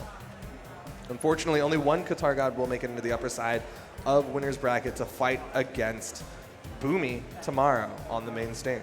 We also could see Wrench coming out with the Ember pick. Could be. It's very rare. It's been a while. It's very rare. It's definitely been a while since we've seen the Ember pick. I The think, Ember pick honestly, I was- think the last time we saw it was like Winter Champs. It's definitely been a very long time since we've seen the Ember pick coming out from Wrench. I'm not sure his feelings on defense, but generally speaking, people who don't play Ember, it's specifically because she's a low defense character. Well, this is ones. 3, 2, 1, brawl. This is ones. True. Defense not as critical of a You stat see, in you see 1v1s. more low defense characters being played. Yeah. Like you see Jala. Yeah, you see Sometimes in the Silly defense Gobi stance, playing sometimes not in Thatch. the defense stance. You see Ada somewhat regularly. Who else do you see? Asuri. You see Hattori not in defense stance, which is 4. You see Koji. Yeah, you see Koji played. She's going to wave every single time. I know that guy. Okay. That is Brian's friend. Okay. I don't know his name. It's okay. He can't hear you over the speakers that are playing Nobody tell him over I don't know his the name. stadium. Maybe it's Blake. Everyone here can hear everything, I think it's Blake. but nobody heard you saying you don't know that guy's name. I think it's Blake. 0 people It's in this, probably especially not the people in the bathroom. Hi, everyone in the I bathroom. think Brian has a friend named Blake, so I'm going to guess that it's Brian Blake. has a lot of Wait, friends. He's a no, very Blake popular might guy. be the guy that I look like. Yeah, I think that's Yeah, accurate. that's who that is. That sounds more accurate. Hi, Koslix. 3, Hi, everyone here at the esports stadium who can hear us. Shout out bathroom homies. So that's some toilet talk right there. Getting Oh, we're into actually in the game. number 1, SCDB Wilson versus Wrench. Wilson with the neutral game. Wrench not able to find a single spawn weapon or a hit onto Wilson to start this one off. Now, on this Linfei pick, obviously, Wilson is having to play into the Qatar Dittos from Wrench. Wrench, one of the best Qatar players in the entire world. Arguably the best, based on his placements. So that's already a tough ask. And Wrench has quite a bit of, oh my gosh, what an open. Done. Wilson hardly touched whatsoever. Stock is gone, and Wilson trying to show you wrong that he is one of the best Qatar players in the game. I think Photo was the one who called that Wilson's going to be top 3 at this. I would say maybe top 5. Maybe top 4. I mean, Probably Wilson, top 5. He always has that potential to upset so many people. I mean, just looking at the stats, like we said, Wilson 2-1 over Wrenched in 2019. Wrenched, who's made second place in so many offline Oh my tournaments. gosh. Chases with a side signature. Wrenched outspaces it, but Wilson finding the iframes through that down signature. There is a weapon spawn on the field, and there was enough space between Wrench and Wilson that Wrench could have picked it up if he wanted to opt for Qatars. But it seems like he doesn't want to play the mirror here. Yeah. Might want the range advantage. No, it's going to be the Qatars right there. Great avoidance. Both of them looking for that recovery finisher. Wilson Wow. gets another one. Big opening 3 game. stocks left to Wilson's name. But this is Wrench we're talking about. Wrench is so good at adapting to different opponents. Now, you did say he was going to win this land. He said that every lane. That's true, but he also said it this one. So what if it happened? But then he also, well, I don't want A to, little bit of boy who cried wolf on that. I don't want to spoil what he said about the rest of the lands this year. You have to tune into Spitfire whenever that comes out, probably the next week or so. Just see what he says about this land and the rest of the lands this year in terms of him winning them. He might have to go through there. Wilson, though. Wilson! Oh my gosh. With the cannon plays, basically untouched. Wilson with a convincing finish over Wrenched. The one lone soldier out there. Arguably the loudest soldier, though.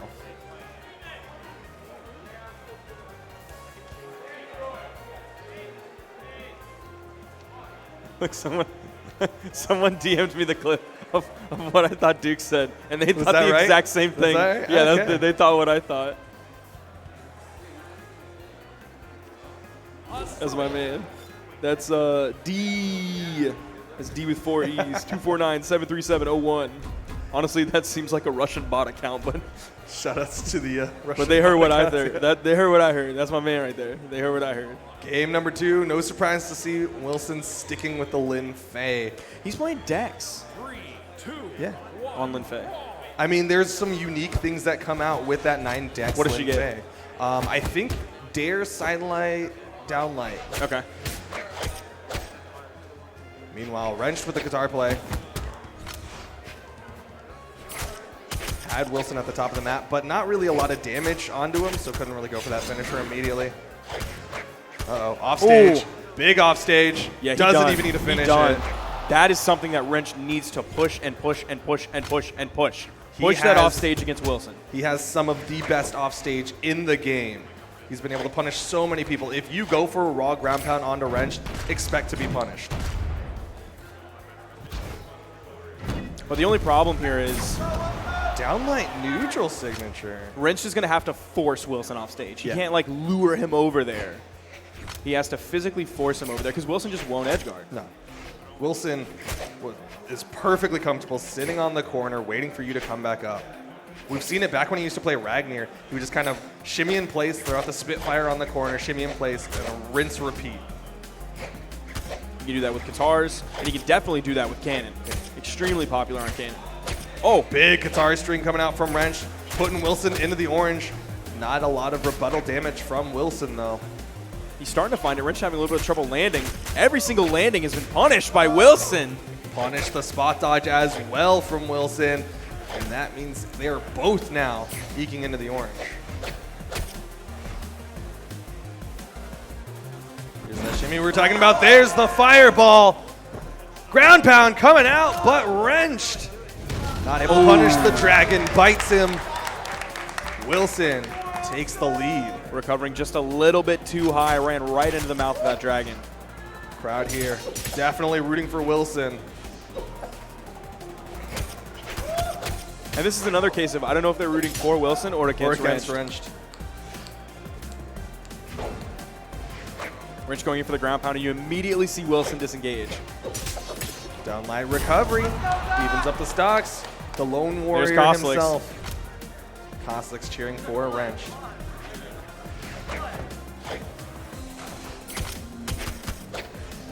Here's the cannon from Wilson.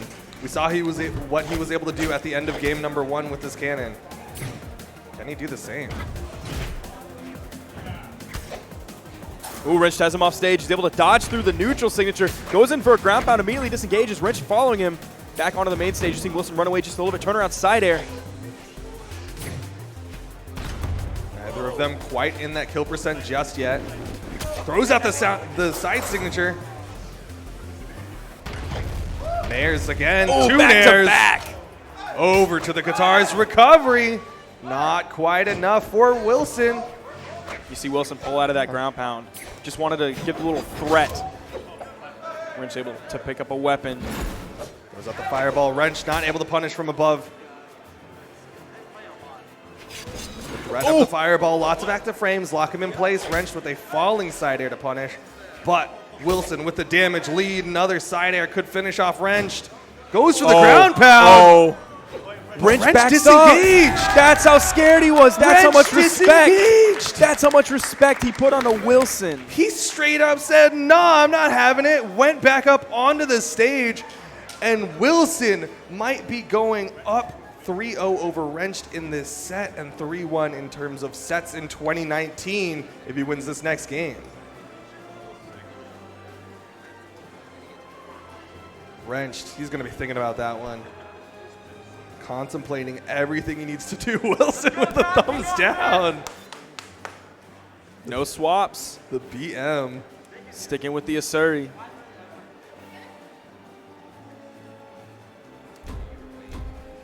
Wilson wisely sticking with the Ragnar, but that game was so much closer. Lin Fei.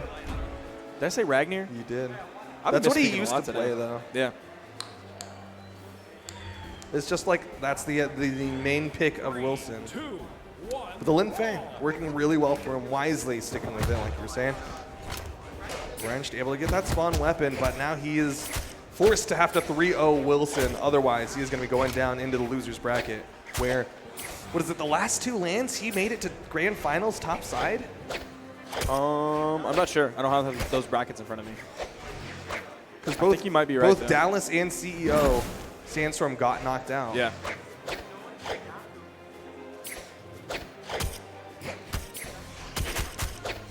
He's getting the better of Wilson so far, but we saw kind of this exact same thing last game, too.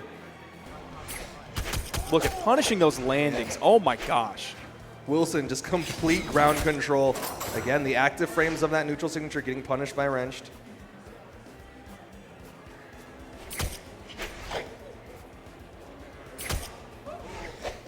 Just these rolling sidelights from from Wilson. Oh, signature. Oh, able to pull out, get that downlight to catch Wrenched fallen.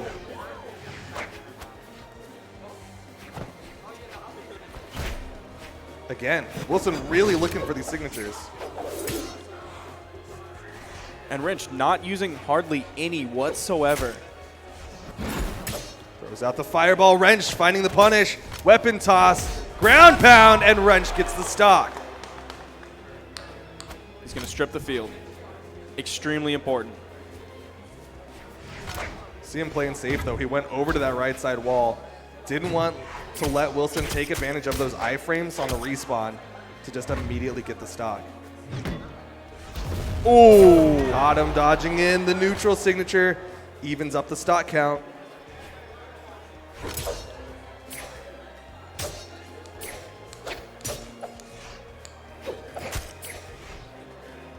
Wrenched over on the soft platform. He seems to be giving up stage control to Wilson a lot. And you see him kind of just jumping away from Wilson, really just putting a lot of distance between himself and Wilson. Wrench might be a little bit afraid right now. A little bit of tournament nerves Nice down punish. there. But he didn't connect with the weapon toss, which means that he couldn't maintain that positioning, maintain that pressure, and Wilson was able to get back to that right side wall. Cannon in hand. Where's the dragon? Where's the dragon? Doesn't use it. Instead, Wrench going high. There's the dragon. Wrench dodging through. There's the weapon toss coming out, going back to the sword. Nice spot dodge. He doesn't, unfortunately, get the punish. Ooh, the neutral sig. That thing almost did it. Oh my god, it comes out so fast. If Linfei had a little bit more strength, likely would have finished off Wrenched. But instead, Wilson's running that dexterity stance. Wrench was still just a little bit of a lead here. Dodges through the recovery right after the neutral light. Both of them basically mirroring one another in moves. Neutral signature, the raw neutral signature. That comes out as so Wrench fast, comes too. above him. Stock count evened up. Wilson one stock away from knocking Wrenched into the loser's bracket. Wrench one stock away from just barely surviving in this set. Would still have to win 2 more games after that. 2 in a row, in fact.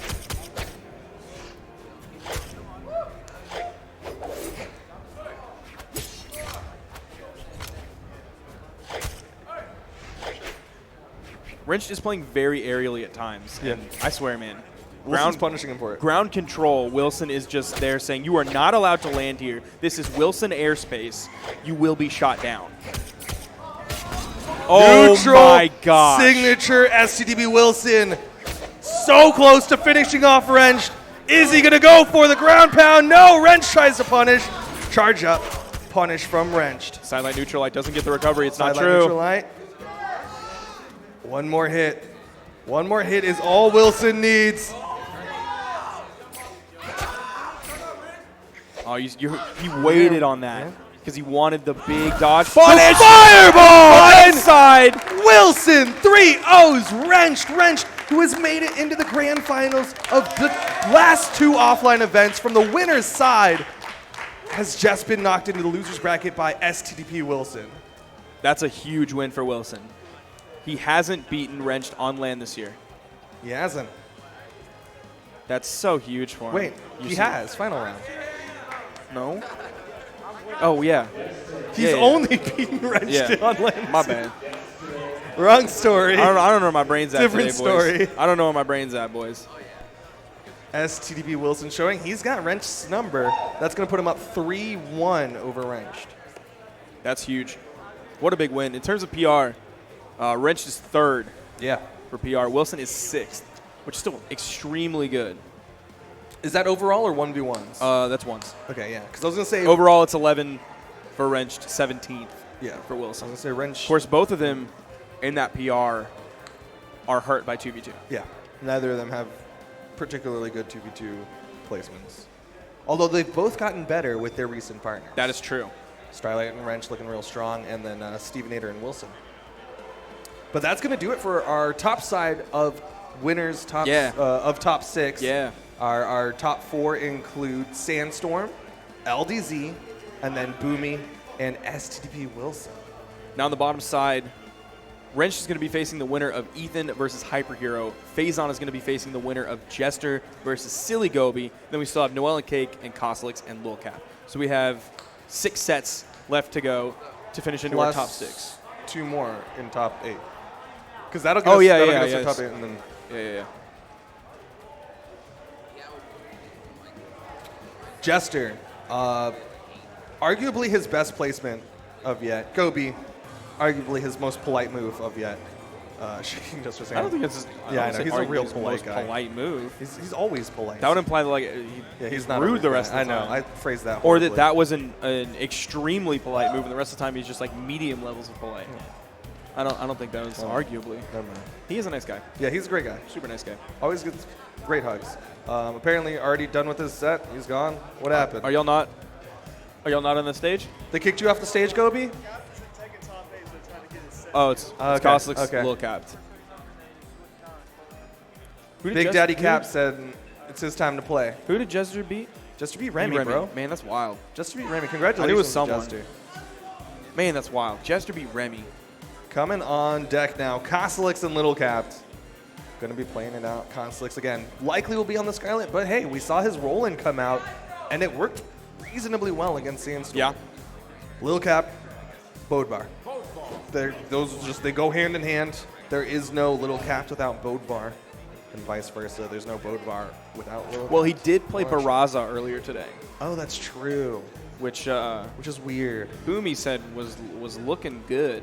Looking good on the Raza, I believe, is a direct quote from Boomie earlier. That was the quote.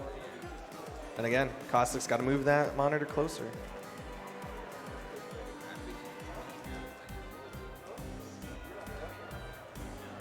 I think he's like the only player who cares about the monitor distance. Oh, yeah, he's definitely the like only everyone else is like, whatever, it's there.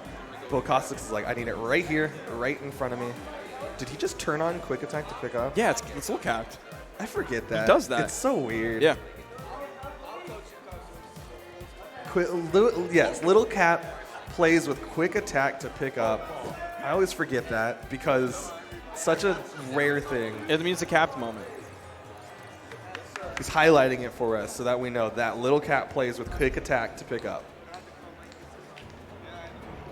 Specifically, like the big thing that takes away is like you can't attack on a weapon spawn if you're unarmed. Yeah. And you can't do exact same frame pick up into attack. Whereas with quick attack to pick up, if he's running over a weapon, he can press basically any button to pick up. Do you know what the delay is? I think it's a frame. Okay.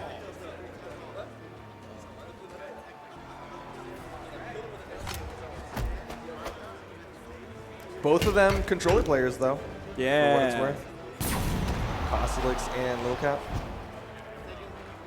Coslix playing on a only controller team as well. Earlier here at Low Tier City 7, playing with Gobi. That's Global Breakouts. Coslix on the left side and rectifies Little Capped over on the right side. There's a stranger dabbing in the background, and that is just throwing me off. Strange man here. Can security please come escort Esports staff arena, please? This man who's dabbing in 2019. I don't think he knows it's July in 2019. I think he thinks it's summer 2018. He's back a year, unfortunately. No surprise in the character picks. Not even a little bit of a surprise. Scarlet and Bodvar. I don't even know. I don't think I would feel the roll in here. I really wouldn't. Probably not against Little Cap. I guess it kind of depends on how the hammer does. When it came down to the Roland, a lot of it was that down signature. I guess this guy's someone eating pizza is real important. He's really secretive about his pizza. Oh yeah, like it wasn't That's just true. open. He did not want to show off his pizza. Maybe he has pineapple on it and doesn't want everyone to see that he's a pineapple on pizza guy. Except I don't think they have that at the concession stand here. He brought his own pineapple to put on the pizza. I respect the fact that he is aware of the fact that pineapple on pizza is disgusting and hides it. Yeah, Here we are, you do game number 1. Lil Capped and Kostelix. Lil Capped not on the trucker boat bar. Yeah, he's been going through a handful of different skins. I haven't seen him use this one, I don't think, this weekend. A little bit of an identity crisis from Lil Cap. It's throwing me off, man. Or he just wants everybody to go to the Brawlhalla and see all these great skins that Bodvar has. Ooh, stop to interrupt the neutral signature. Interesting that he was able to find priority there with it. I feel like that's somehow uniquely Lil Capped. Goes for the down air. But Kostelix ends up picking up that spawn weapon, has the lance in hand. Classic Kostelix edge guard with that down signature. Dashing all the way over to the left side of the stage. Has a lot of importance placed on that weapon spawn. There is still one on the stage. He's going to let Kostelix get to it as Kostelix dodges through. But the second he picks up that weapon and lands back on the stage, you see the kill coming out from Lil Capped. It was a great dodge down to avoid Kostelix and get that downlight for the recovery finisher on the Kostelix. Now we're seeing Kostelix back to the classic lance. This is his iconic weapon. Sidelight dodging away. Goes down to the main platform. The neutral light coming out. Goes over to the edge. I wonder if we're going to see Kostelix go really hard off stage like he did against Sandstorm earlier. I don't know how well that's going to work out as Little Cap with the offstage plays. Already 3 stocks up onto Kostelix. There's the weapon spawn. Lil Cap playing that denial game. Yeah, there's a lot of room for Lil Cap to play with here. Full stock lead for Little Cap as Kostelix takes the first stock off of him. Going to deny that weapon, but instead goes for the down toss, which actually doesn't delay it as long as an up toss would have done. Oh yeah, because it'll hit the ground and then it'll despawn fizzle, faster rather than something going up and then falling down. That's one of the first of that mix-up option. The neutral signature out of anything that Kostelix has found success with here. Goes in, stomp side air, getting some good damage over to the stage control plays, but Kostelix fights his way back in. That's one of the big things that Kostelix has with this lance is he has a lot of air-to-air priority, and that's what works out for him, getting that stock evener. And if Kostelix closes this out, that's a reverse 3 stock. Coming in with the recovery. Kostelix burning a lot to get back to the stage. Then he even goes back to the wall. He side airs over to the wall. Neutral light coming out. Lil Cap just wanting to maintain himself in the center of the stage. Nairs are going to push him further away. Back-to-back Nairs, both directions, and the side air. Trying to poke out of the air with the recovery. He's just controlling so much, so many attacks coming out. None of them being punished by Lil Cap until that. Kostelix has evened this one up. He's taken the lead over Little Cap. Has the stage control. Kostelix with the reverse 3 stock. Holy cow. And Capt is on fire this weekend, too. Capt is on fire. Capt is playing out of his mind, and Kostelix completely reversed it. There's the pizza in the background. Is there pineapples on it? He's open it now. I don't think there's pineapples on it. He's showing it publicly. You're seeing the Let's Go Cap coming out from Blood Diamond on Twitter.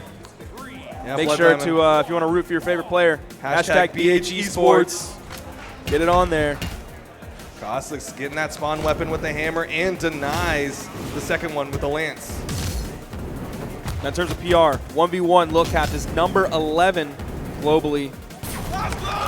And Kostelix is number 9. He's flexing that 2-spot difference here. Oh, but Lil Cap trying to fight his way back into this one again onto Miami Dome, which is looking like Kostelix's home turf at this point. He goes in on the side signature. Lil Cap was charging it up, and Kostelix, unafraid, throws the side air out. I mean, that's kind of a Lil Cap move, right? Is like full charging that signature. So Kostelix contesting that, like he knew it.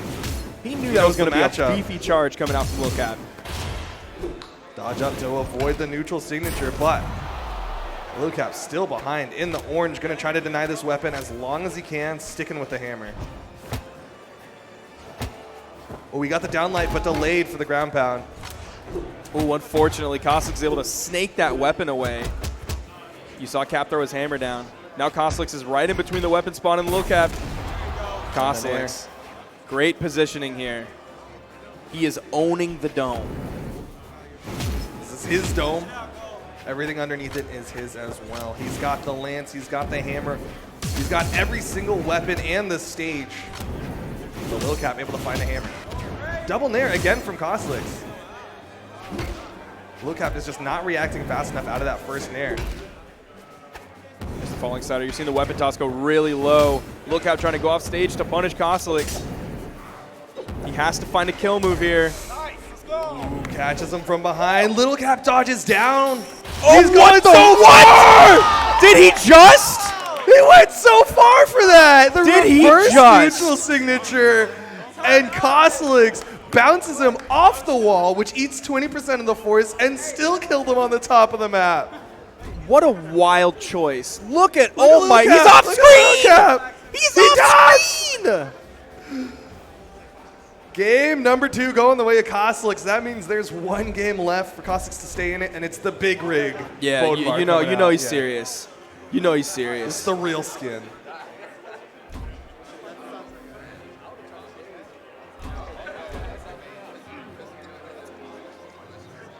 Now Koslik's, you see him, I don't know what that skin's called, but I'm going to call it Sky Captain. Sky Captain. Is it? Okay, cool. Cool, that makes sense. I think we all call it Sky Captain. Good. Because he has Sky Captain on, but he's controlling the offstage. He's controlling the ground. He's the dome captain. And of course, he's controlling the airspace. Different map though, Shipwreck.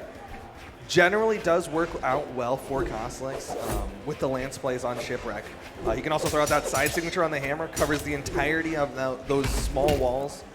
But Lil Cap feeling comfortable on this map, opted to leave it on the field. Oh, back to back, big damage. Neutral into side. Can he go for the third? No, there it is! That's all three. That's all In three. case you were wondering, you could actually like put that in a patch notes video of like, hey, here's this character's Koslik's signatures. signatures. This is what they look like. Oh, went Cap. for the ground pound. No, oh ground no. pound from Oh Koslik's. no, oh Sounds no, like oh ground pound from Koslik's. One stock left. I would say that Koslik's is smiling, but we don't know because his monitor's in front of his face. He's full concentration mode, leaning into that monitor.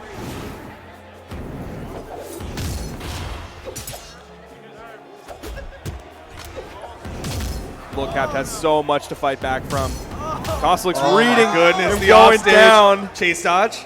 Gets him back to that wall, but so much damage. Nah, he's done. Oh, what? Why would you go for a recovery? Literally any other option would have killed. He was dead. He was dead. He was so dead. Now he's going for style. Oh no. 3 stock for Koslik's. Holy cow. Beating out Lil Cap. I'll tell you what, Koslik's going down into the loser's bracket here in Texas might have been one of the best things that ever happened to him. Holy cow. Holy cow. That was a big one, too. He just went in onto Lil Cap. Here's that first stock. Missed the first down signature. Went for the gravity cancel for the second one. Here's the offstage. There, like you see his character grayed out. You know he was dead. You know he was when dead. he missed that ground pound, he was dead to rights. He really went in for that. Got a little bit greedy.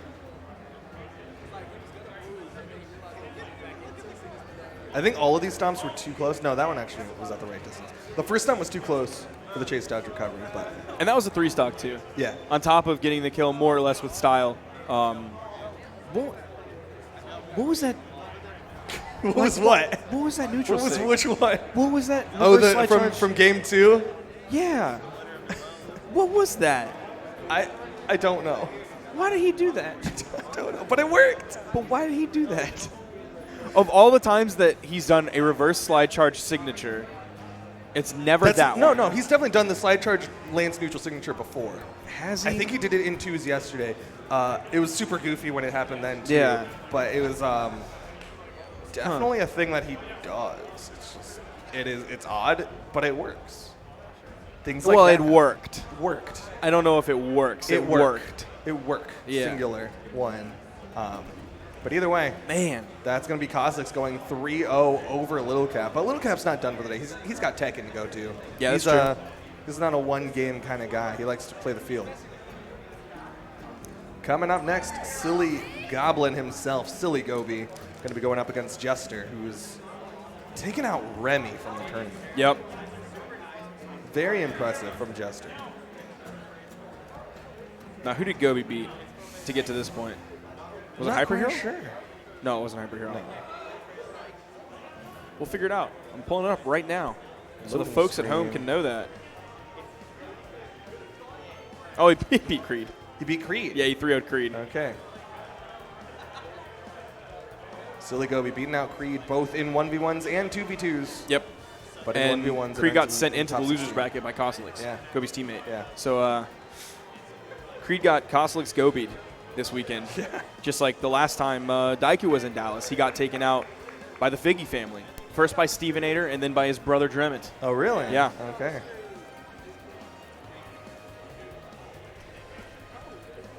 Photo coming in, I guess, to wipe some dust off the monitors. Yeah. He didn't like the dust on that screen when Kostik's brought it so far forward. He's like, that's unpresentable. That's unbecoming of us. We have higher standards than that.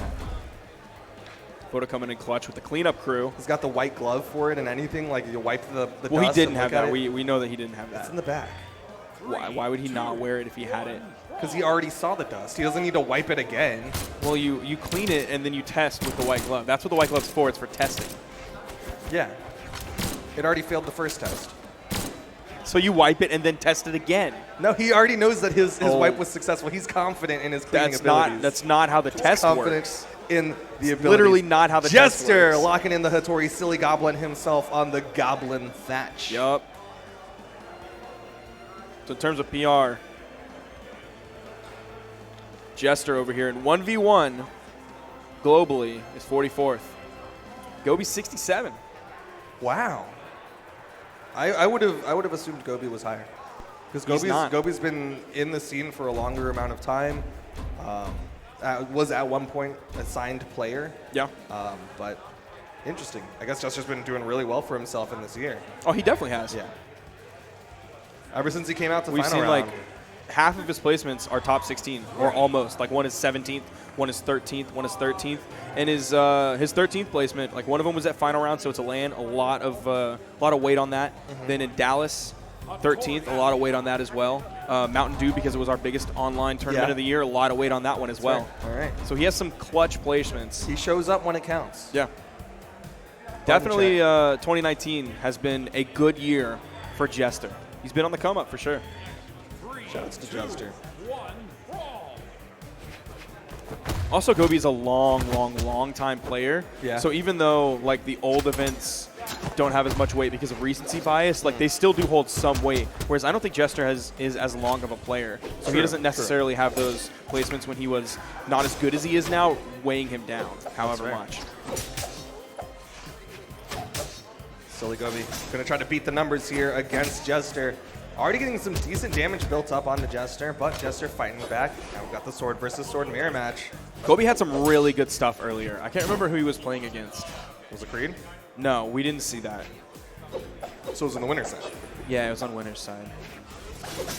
Well, while you look that one up, Jester takes the stage control. Gobi finds his way back up onto the stage. Downlight recovery not going to be quite enough to finish off. Usually you need a little bit more damage before they'll finish off like that. Jester goes for the chain dodge down to Gobi with the side airs. And he gets the stock. Throwing away the blasters. Doesn't want to stick with it. He's very confident in his Thatch sword. I think it was, yeah, it was against Sandstorm. Yeah, it was against Sandstorm. Ooh, almost catches him with the neutral signature, does hit him on his way back in. Gobi just maintaining this pressure, even when he's trying to fight his way back towards the stage and he's behind Jester, he's gonna hit him in the back of the head. Weapon toss going just a little bit to the right, giving him a safe landing. Jester is gonna punish that ground pound with a sweet spot right in the bottom middle of that with the dare, gonna send straight down. Downlight recovery from Silly Gobi. Throws out the neutral signature, but Jester behind it, which is hard to do considering that neutral signature steps back with each blast. Nice spot dodge coming out from Jester on the downlight. He was placed perfectly where the first blast, that was what he dodged through. The second blast wasn't back enough to hit him. Neutral signature. Gobi tries to punish, but wow. Jester Turned around so fast. He took 2 stocks in less than a minute, I want to say. It was so quick.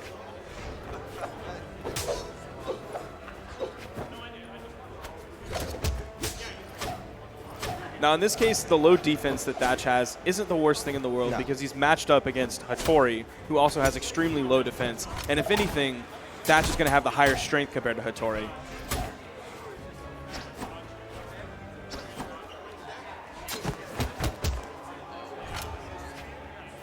But strength and defense don't amount to much if Jester's just getting all of these hits.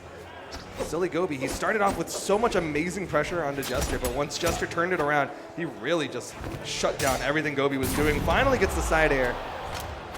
And he's going to be sticking with that sword. Weapon spawn will be coming in soon. There it is. It's all the way on the right.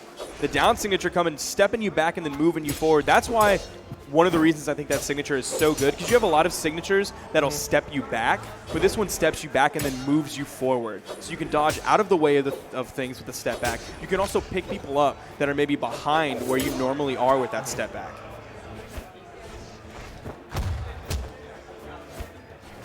But he's going for the unarmed. Both of them playing the unarmed Still game. weapon spawns on the field. There were 2 spawns right beneath them, but they were like, we're going to play this unarmed game. Jester, stage control, huge health advantage. And Silly Gobi going to play it slow and safe. Gets caught by the side air on his way up. And game 1 goes the way of Jester. Smart move from Jester there. He backed up, letting Silly Gobi like feel safe, like there was space for him to recover back up. Because before he was playing right up on that corner, throwing out those down lights, trying to hit Gobi if you happen to recover just a little bit too high. But then when he backed up, Gobi was like, it's safe. I can move up there and then continue my pressure onto Jester. But then you saw the dash jump side air immediately come out. The second Gobi made any move to come up, Jester was there with the dash jump side air.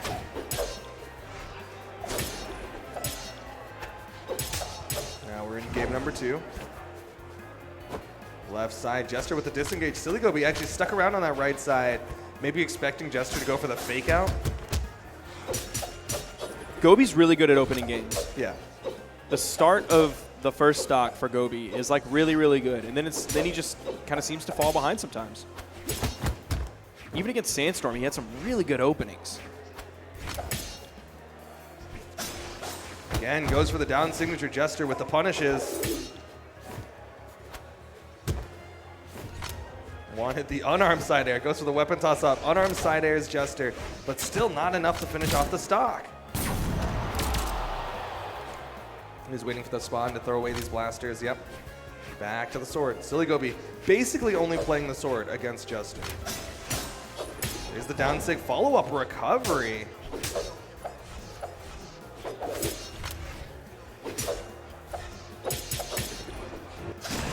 Gobi's starting to really do some work here, continuing his momentum onto the second stock, almost picking up with that dare. Gets on stage, Side sig. neutral light into the side sig, the weapon toss, hitting Jester. Big 2-stock lead for Silly Gobi. And back to the sword. This 2-stock lead probably a sight for sore eyes here for Gobi, who's down 1 game. Caught him dodging in with that down signature, though. He's really starting to bring out this signature kit of the sword play.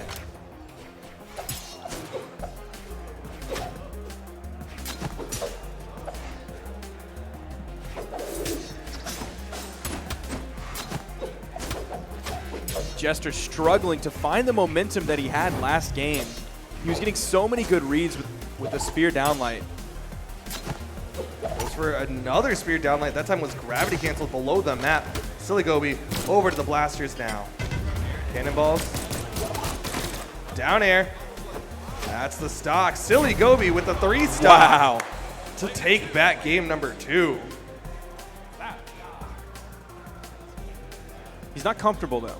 No. You see him just sitting there normally, no big fist pump, no big sigh of relief, just sitting there normally, knowing that he still has 2 more games on his plate here against Jester. Just getting started. And we hear the swap. We see the swap. That's going to be Jester over to the Koji versus Silly Gobi in game number 3. 2, 1.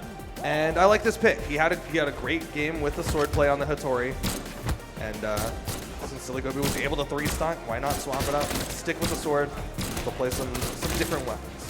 This is the big opening that I was talking about because he did it with sword multiple times and did it with guns multiple times, both against Sandstorm and against Jester. How is he going to deal with Jester's bow? That's what I'm really curious about because bow can be tricky to deal with.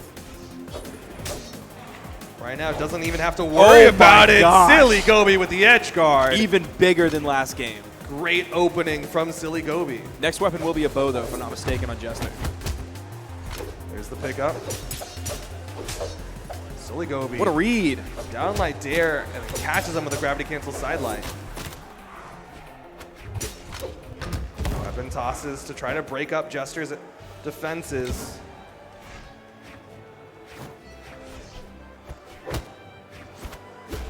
Ooh. Great weapon toss. Oh, he's still touched, but the What down an edge air. guard. Jester was in position. That was really nice. Yeah. I thought he had it and was backing up, but instead he was just backing up to pick up the sword. So we can go back in for that edge guard.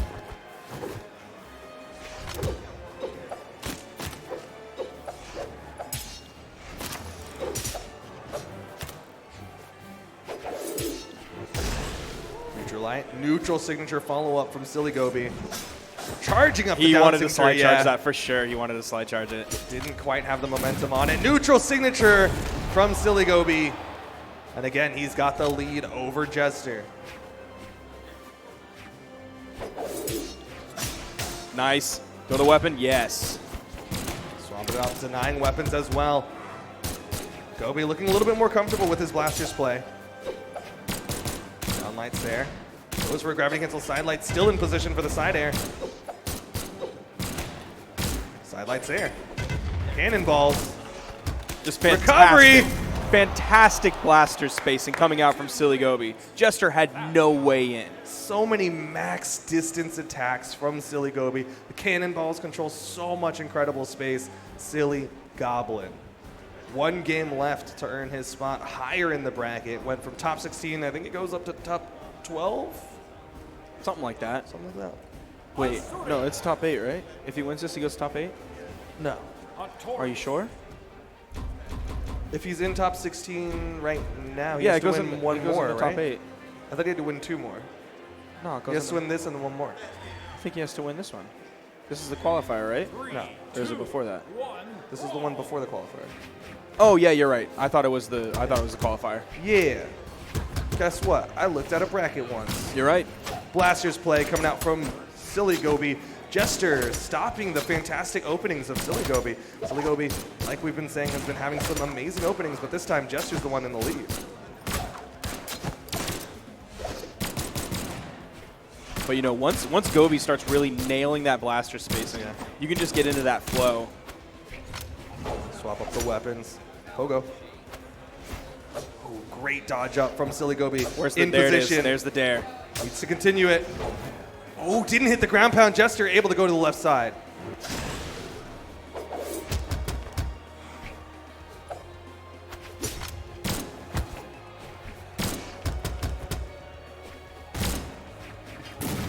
There's a weapon spawn on the field. That neutral signature didn't quite have enough backward stepping movement to cover the weapon spawn. Jester was able to get through, pick up the sword. Oh! Missed the dare. Oh. Hot. Oh! There's the ground pound. That was actually really fantastic from Jester for at least keeping his composure there. Still managed to convert off so many different awkward moments. Gravity cancel D-Light under the stage was such a strange option to go for. But he knew he wanted to find a hit. Asair would have just sent Gobi all the way to the other side, so he would have had no trouble recovering back to the right side of the stage when Jester was on the left.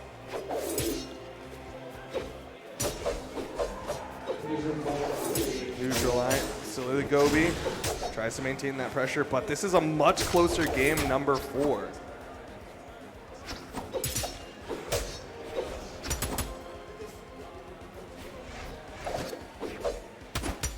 Sidelight back up from Jester. Gobi down singing right over the weapon spawn, trying to catch Jester falling into it. That neutral signature just barely missing. That one hits. doesn't. Gobi saved by Jester on that recovery, and Gobi gets the stage control, throwing out more sword down signatures, but Jester finding his rhythm here against Silly Gobi. Gets the only weapon spawn on the field, picking up the spear. Have we seen too much spear from Jester? Never mind. We saw a little bit. We saw a little bit. Dash in, side sig coming out from Silly Gobi. Juggling while the weapon spawns. There it is. Back to the sword. Gobi is up 2-1 in the set. He has Jester on his final stock. He knows he's looking at the possibility of a top 16 qualifier match.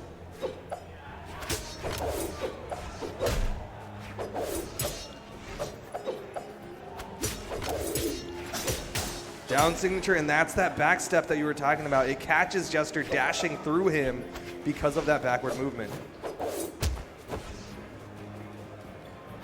Jester kind of controlling the stage there. He throws his weapon away, though. Now Gobi's the only one with a weapon, trying to poke as far as he can with that sidelight, throwing that away, picking up the sword. Just denying Jester anything. That's two things. It gets him on the weapon that he wants, and it denies the weapon. Now he's back on the blasters. Trying to play that weapon. Oh, he's going to get it. Didn't pick it up, no. Instead. Oh! Barely caught him. You saw Jester actually flinch on that one. He was like, oh, I got his feet. That was just barely the tip. Just enough to catch Silly Gobi so high in the sky. And that means we're going to game number 5. This is probably... You see them both flinch like, oh, that hit. 2, 1, Here we go, game number 5, Jester and Silly Gobi. Winner earns a spot in the top 12 to continue on. Loser of this gets knocked out of the bracket. See, now if Gobi had light attack to pick up on, like Lil Cap does, he wouldn't have been able to throw out that neutral light over that weapon spawn to get Jester away. Gobi he stares. Still continuing it. Jester above. Great damage build from Silly Gobi, though, on that edge guard. Gobi plays with B to pick up. Oh, yeah. You see that? The B shows up. Doesn't like using those bumpers. Interesting. Yeah, I wonder what his control scheme is then. What's his heavy? That's probably why. Ugh. Weapon toss from the Goblin himself. And he's got a significant lead over Jester. Actually, I probably press Y more often than B. I use them both, depending on the situation, personally. But I also play keyboard mostly, so. Downlight side air. Goes for the gravity cancel sideline follow-up. Again, Silly Gobi, once he starts finding that rhythm, once he starts finding that spacing game, it's so difficult to get in on him. It's like all the people who think they're going to break into Area 51. Like, you're not getting in. There's not enough people here with Jester. That's what's happening right now. It's not going to happen. Silly Gobi, the American army right now, stopping Jester from getting in.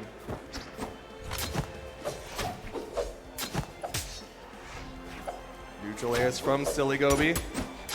Jester caught him with the gravity cancel downlight as well. Downlight ground pound. Jester evens up the stop. Yeah, he's got some room to work with here. About midway through orange. Yeah. If Gobi finds a good signature, because of his high strength, because of Hattori's low defense, I think it'd take a little bit more than just a signature to finish him off. If you find it in the right place, maybe a neutral signature on the far right or the far left side. Definitely a possibility. Already starting to throw out some signatures. There's the down air. Goes for the recovery, but Jester avoids it. Side air sends Jester off. Where's the cannonballs? Doesn't even go for it. Side air. One stock left for Silly Gobi to continue on. I think he's the last Texas boy as well. Yeah, he is. Ooh, getting right over the neutral signature, punishing with a down air. Goes for the recovery. Ooh, that's Jester's dodge. Oh, that quick nair as Jester goes for the dodge over. Dodge up from Silly Gobi. He goes in. This is basically Gobi's game to lose at this point. Jester on his final stock. Recovery! Oh! And it kills. He wasn't even in Silly red Gobi. Able to close that one out. Takes the game, and he will continue on. That's Gobi moving on to his top 16 qualifier match. Top 8 qualifier. Yeah, man. He's in top 16. I know. Hush up. You all right? You having a, Hush you having up. a good day? I'm tired. You good? You take a nap? Yes. Yeah, he's going to be fighting Phazon. Let's go, Gobi, Zexus BH. If you want to Good see timing your on stuff that. up there, hashtag BH Esports. Man, this could be a Gobi top 8. It could, in fact, be. Who does he have to beat? Phazon, that's going to be rough. He has to beat Phazon. I don't know if he can do that. That's going to be a tough one. But already, that's a little bit of an upset. Can you tell where me what it it? is? Yeah, what is on the cushion? It's not this pin. This was here a long time You ago. sure? This is just gross. Yeah. Is it your hat? I don't know, Egg. It's not over on these cushions. If Egg's trolling, I swear. Egg. I swear, dude. I'm going to be Where's so Egg mad. Soup? I'm going to be so mad if he's trolling. He could have just come over here and get it, Egg Soup. I don't trust him. I'm going to stop looking for it because I think he's trolling. You don't know. He's trolling for sure. Bet. Bet? Bet. How much? Just bet. Noel versus Cake. Cake, the last European. Well, the only European, but also the last one. All of Europe's hopes on Cake on your screen right now. Now, in terms of PR, we got Cake coming in third. 13? No, sorry. I was thinking 2v2s. Third in 1v1 for EU. And then Noel is fourth. In 1v1 for NA. Yeah. So that's not overall. Some of them are overall, though. The ones that have said overall are overall. Okay. But the ones we just said. Correct, which is why we said North America and EU. I know. So just because we said North America and EU, you don't have to say not overall. I know, but I'm just saying so that somebody's not listening going, oh, 3, that's better than 4. No, but that's why we said North America and 1v1. Right, but they don't have a and context EU to compare it and now. 1v1. You should have just given the overalls to begin with, is my point. I didn't want to say it as bluntly as that, but I don't know why you're saying that. We qualified it, and we said exactly what it was. So they have literally all the context right, that but they can't need. compare EU to NA. That might be based on how y'all do power rankings. Oops. Let's see. You can talk right now, by the way. Yeah, but I was when I'm looking stuff up, that would be really nice for you to completely do, go by the through way. that. If you could take the hint. Nah, I was gonna let you do this. All right, Cake, very much gonna be on Noel. Gonna be very much on Fate. Noel, obviously, gonna be on that Asuri, that Outback Asuri. That's been his skin as of late. Oh yeah, Basically some of these for power 2019. rankings are overall versus NA and EU because y'all updated power rankings on the website super late. So some of them I grabbed off of the NA versus EU that happened to be on the dev stream, and then some of them I had to grab super late. I can't remember who sent them to me. I think it was Pingu. Makes sense. But here we go, game number 1 of this best of 5. Cake versus Noel. Now we are in small Brawlhaven. We've seen that stage quite a bit today. Yeah. A lot of players liking small Brawlhaven. Pretty straightforward map. Cake not able to deny Noel that bottom corner, but he had the positioning above it. Now before, in one of the sets, oh my gosh. In the set of Cake versus Phazon, Cake was playing primarily Orb. Okay. The only time he was really on Scythe was when he basically had to be. It was either that or without a weapon. That is kind of usually the case. Cake is very comfortable with his orb play. Honestly, most Fates that I see tend to lean a little bit more towards that orb, except for like Egg Soup. You'll see him kind of be a little bit more Scythe heavy sometimes. Well, there aren't many Fates left in the game now. I don't remember what LDZ really favored. I mean, logically, because he plays Dusk now, you would think he would favor Orb. Ooh, didn't hit the recovery. Stock count evened up. Noel hits the sword recovery. Now, Cake did take the first stock against Noel. Worthy of note. But was not able to make a large enough gap in the stock count, which means that we're basically even here on the second stocks, but Noel with that weapon advantage.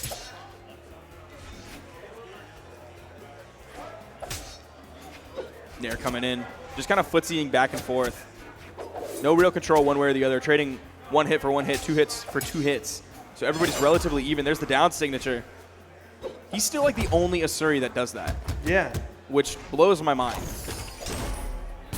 Side signature that caught him on the very back end. I think Noel thought he outspaced it.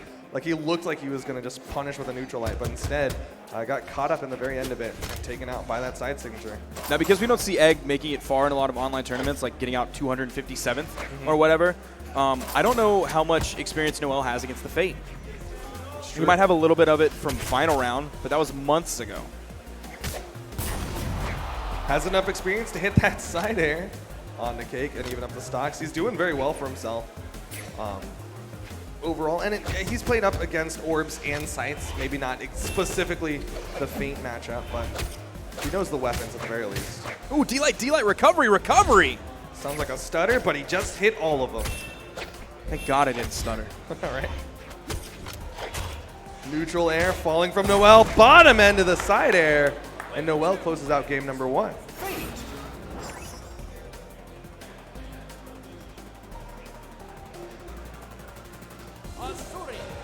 No character swaps. Nope. You hear him being locked in. Fate and Asuri.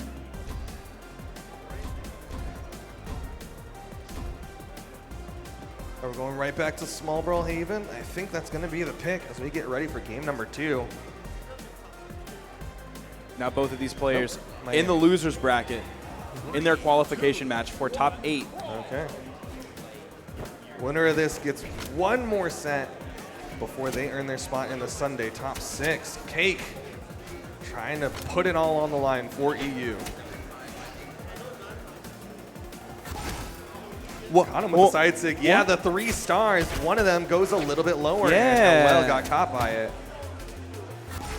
Also, he gravity canceled that. Oh, yeah, that was a little bit interesting. Which is super weird.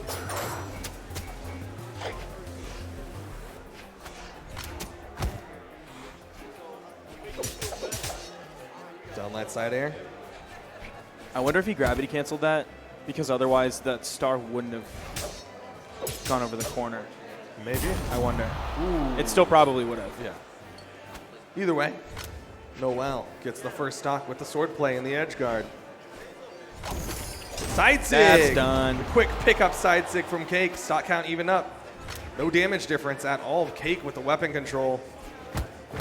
Downlight sliding into the neutral heavy. Unarmed plays coming out from Noel. At one time, he thought unarmed was like amazingly strong, like super duper strong. And I feel like probably not many changes have happened to unarmed, so he probably feels that way still. I know he's definitely said that he thinks unarmed beats out bow play. Yeah. Which is one of the big reasons why he does not like playing that Koji as much. Because every character has unarmed options. That's true. Downlight into the recovery. Cake with the falling neutral air. But the gravity canceled signature from Noel just above the downlight, which means he is going to get the second stock off of the European. Yeah, it's a bigger lead. Oh, that's why he throws it all the way at the top. It's because it falls for longer. Yeah. Okay, so it delays for longer. I thought he was just being cheeky, trying to bump someone on the head. No, he does that instead of like just juggling it. Yeah. He just throws one really far high in the sky. Cake doesn't seem to use a lot of recoveries. No. Oh my gosh, the guitar plays from Noel. Even utilizing gravity cancels because he ended up going off stage for some of those options, and he still was able to convert into so much damage on the Cake.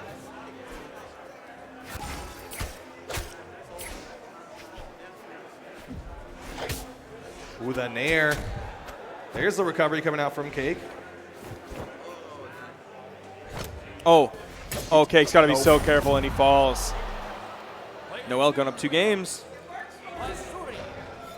Clean 2-game lead for Noel. One more game earns that spot in the top 8. Has there been a tournament where Noel hasn't made top 8? I don't know. Let me look. We have said time and time again, he is one of the most consistent players in the Brawlhalla scene. Spring Champs, he got 25th. Okay. Mayhem of Ragnarok got 17th. Okay. But other than that, top 8s across the board? Okay. Wait, CEO got 9th. Ah. That's in ones. Yeah, but he is one of the most consistent North American players out there. 3, 2, 1, brawl. Which is not easy to do. No. Kate going for the offstage. Noel with the disengagement knows that he was at the weapon disadvantage. So instead, he wanted to go pick up the guitars, play that neutral out a little bit. Kate coming in with that orb, doing a little bit of a dash dance. Almost looking like Koslick's out here, just going back and forth, back and forth. Oh, there's a recovery coming out. Was expecting Noel to panic to the right side, so he went for a gravity cancel neutral signature to the right, but instead Noel went down the left channel. There's the neutral signature. Cake gets the stock and has a significant lead. This is possibly really massive. He's still in orange. If he can keep Noel off the nice. Setting up for a good edge guard situation. Interrupts Noel's ground pound. I'm loving these outside dares. We talked about the way that Egg Soup was using those down airs into the wall, but Cake likes to go for the outside, expecting people to go for that second push-off column, but Noel with the ground pound catches him touching the wall. Still a good lead for Cake. No problem going in unarmed, but he realizes he's not hitting. So he goes over for that weapon. Of course, it's an orb for him. That's probably what he wants. Definitely his comfort weapon of the two. Man, because of how fast that side signature moves, like it's so hard to punish if they get past you. Yeah, you have to be already ready for the jump and punish from above. Down air. Ooh, doesn't go low enough and was not able to finish off the stock. That's the second time that Noel's barely touched the bottom of the map and Cake was not ready for it. Dash, dash. Dashing around a little bit, but Noel underneath with the down light. Cake punishing. The lead has been mostly negated. Cake's still in orange. As Noel gets back up, retreats to the safety of the soft platform right above him. Ooh, the weapon toss coming out. It is not a safe weapon toss. He's able to at least pick up this orb. Noel's disarmed. Where's the down air? Where's it going to be? Noel's deep in the push-off column. Then he goes into touch. There it is, right when he went to touch. He was doing the same thing. He was touching the wall, jumped twice. Touch the wall, jump twice. Touch the wall. Saw the rhythm, saw the timing, hit the down air, and got the stock. But Cake not with as noticeable as a lead as he had for the first stocks. And Noel might take it all away. Yes, he will. Finishes it off with a side air. And Noel is one stock away from earning his spot in the top 8.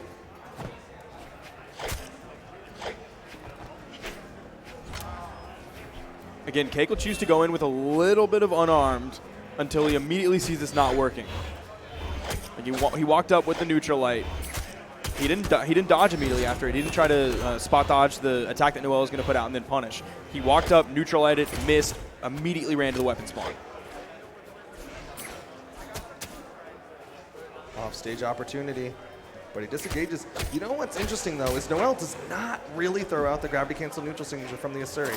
Has not done it in any of the sets that I've seen him so far. Cake's red.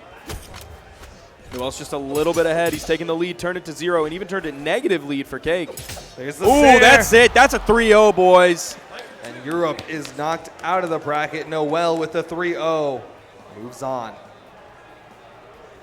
In terms of placements this year for Cake, in comparison, he just tied for 9th.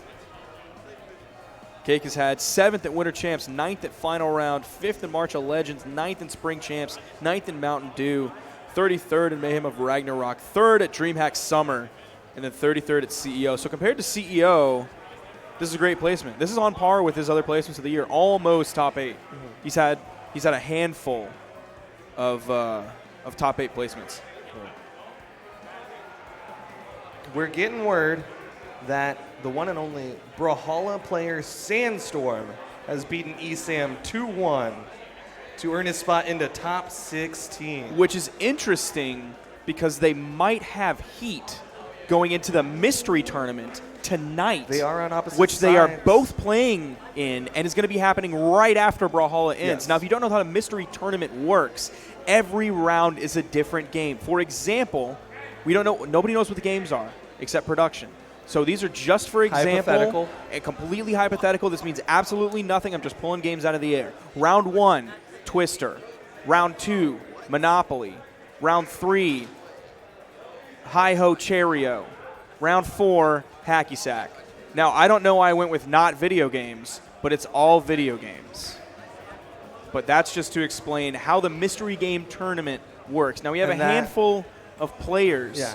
that have a bounty on them, really important players, that if you beat, you get a little bit of extra money. One of them is our very own esports director, Photocon. Yes. One of them is the man who just got brutally destroyed by Sandstorm, Esam, my bald inspiration for esports. One of them is a man who just brutally destroyed Esam, Sandstorm, our world champion. And the other one is Zora, who honestly I feel bad because I don't know anything about. He's important though, because he has a bounty on him. I just don't know who it is, and I feel really bad. Toast, And help. all of that will be streamed over. Oh, he's a Rivals guy. Yes, he's a Rivals guy. Okay. All of that will be streamed over on Bagel Productions. Yeah. After this top 6. Wait, is it on Bagel Productions? Yeah. Is that the Twitch channel? Okay. It's It'll going to be on twitch.tv/Bagel Productions. If you're wondering how to spell bagel, think of the word bagel and then throw spell an it extra wrong. G in there. An extra That's G. not what they do. Yes. Isn't it BAGGEL over BAGGLE? How do you spell bagel? With a bag and then goal. BAG. I don't think you know how to spell bagel. All right, well, they also add an EL instead of LE, right? Again, you don't know how to spell bagel. Bagel is BAGEL. Is it really? Yes, it is. Beagle, the dog, is LE. Beagle is BEAGLE. Yeah, but it ends in LE. So maybe you're thinking of that. Bagel, like the you know, the donut shaped Yeah. thing that looks like a donut but in a donut. It's BAGEL. Huh. Oh, you know what? I'm going to look it up right now. Huh. And you can talk. I am talking. Phazon versus Siligobi. Winner. This earns their spot in the top 8. Phazon playing for Noble Esports and staying with the Mordex. Yeah, it's definitely not LE at all. You get a skinny red or a squiggly red line under LE. Man, I've never had to spell the word bagel, now that I think about it. you go to a bagel place whenever I visit y'all, we go to a bagel place And like what do we every call it? time. Just because we call it BB doesn't mean you also don't know what it's called. It's called but Bronx Bagels. I've never had to spell the word bagel. Okay, that's whatever. Game number 1, Phazon versus Siligobi. Siligobi with the Blasters play. He's warmed it up in his matchup against Jester, and now he's And he's going. I'm telling feeling you, real comfy on him. few people apparently open games like Silly Gobi does. The first like interesting? 30 to 45 seconds, man, Gobi's killing it. That's Gobi time right there. Side light. And looking to go for the offstage against Phazon, but it's the down signature that sends him high into the sky. Still not enough to finish off the stock, though. Gobi even taking a game here would be huge in terms of just like raw PR comparison. Yeah, Like that would be so huge. Taking out Phazon, who won 2s yesterday.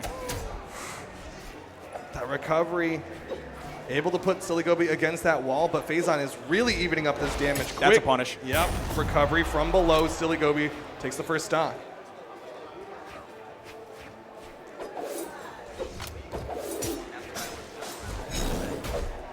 And again, more of these signatures coming out from Phazon's Mordex. Neutral air from Siligobi in response to the signature hit. Phazon tries to go for the awkward timing, but Kobe with the big punish. Downlight dare. Sair over to the blasters for the dare. Weapon toss. Siligobi with 3 stocks up onto Phazon. This was unexpected to say the very least. In terms of raw numbers, Phazon far and away favored. Oh yeah, he is mega projected to win this. But this is Gobi, hometown hero, home turf. He is 20 minutes Yeah, away like he's from straight this up. location. Not even just the state, but like basically the city. I don't know if he lives in like technically Arlington or whether it's like Yeah. a suburb of that. But still, he's mega close.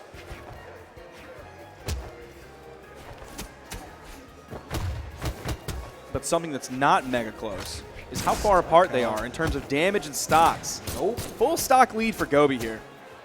No, but Phazon with the scythe plays. Gobi with the recovery, going to help him out. Get back up, throws out the cannonballs. The only signature from Thatch that has the anti-air property. Ooh, Nice snare. nice contest. Yeah.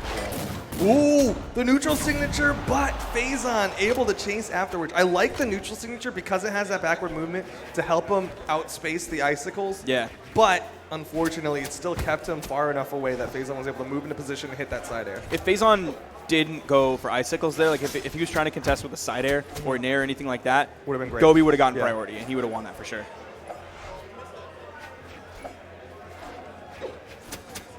Phazon on the ground, catches the spot dodge with the side signature.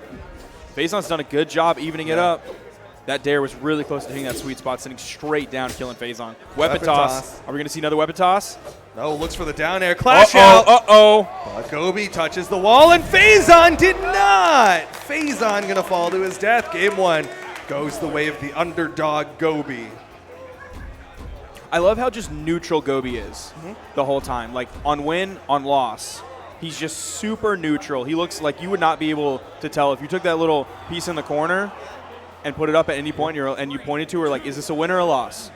You don't know. Is this a win or a loss? You don't know. 50-50. It's the facial mix-up. Silly Gobi with the sword play. But Phazon actually taking the start of this one. Initial 15 seconds going the way of Phazon. Uh-oh. Off stage. Gobi didn't panic, but the down air. Just denying him that wall. Huge lead for Phazon.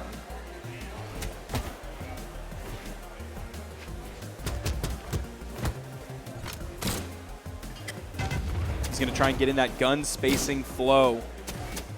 Ooh, this is bad. This is really bad for Gobi. This is terrible for Gobi. No jumps. Oh, that's so bad. 2-stock lead for Phazon. Just denied all opportunities. Silly Gobi down to his final stock here in game number 2. Oh, not again. Gobi! Bummer, man. He just wants to wash his hands of that game. Just completely wants to pretend like that game didn't happen. Want to fight for the reverse 3-stock.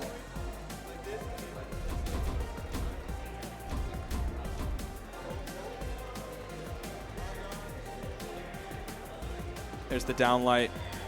There's the ground pound. There's the dare sending Gobi under the stage. He was caught. He was done, and it was over. He knew it immediately. And he just wants to move on right into game number 3. No character swaps.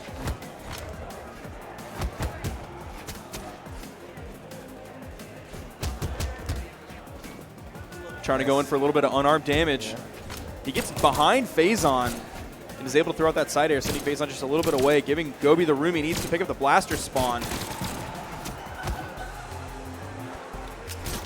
Oh, that's a recovery from Silly Gobi. Oh, this could be really bad. This could be really bad. Oh, Again, no. Phazon with the offstage just denies Silly Gobi any options.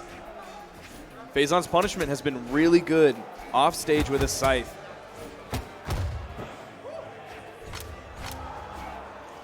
His kill efficiency has probably also been insanely good too. Like the amount of damage it takes him to kill Gobi is probably shockingly low. I mean, he's just deleting stocks from Silly Gobi. But Gobi deleting weapons from the field as he denies that second spawn. Yeah, he's got to fight for that on stage because every single time Phazon's going to be trying to push him off. Of course, Phazon having 2 very strong offstage weapons. Scythe allowing him to redirect where his opponents is. Gauntlets, just amazing moves in general. Nair being able to throw your opponent down.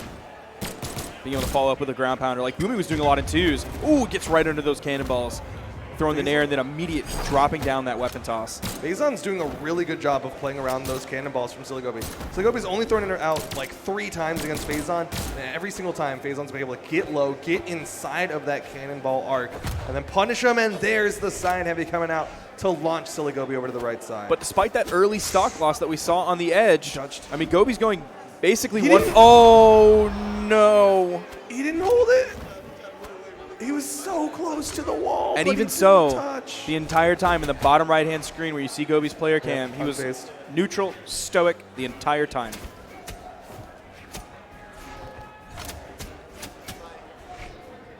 Now we're seeing Phazon's scythe play really start to pop against Silly Gobi. Goes for the offstage. Weapon toss to That's follow up. Silly Gobi. 1 game left. I didn't happen to catch Faison's damage. I saw Gobi's was 368. Faison. All right, Faison's toxic. This is an entire army of wolves howling.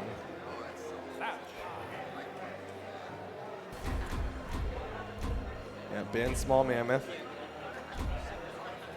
was not really having it. Faison. He'll probably go Twilight, right? No. Oh, he's I was going to thinking the Dome. Miami. Yeah, with how much offstage Faison was winning, Dome just makes that even worse. The 2 times Gobi was able to disengage That's and true. go to the other side, won't even have that option anymore.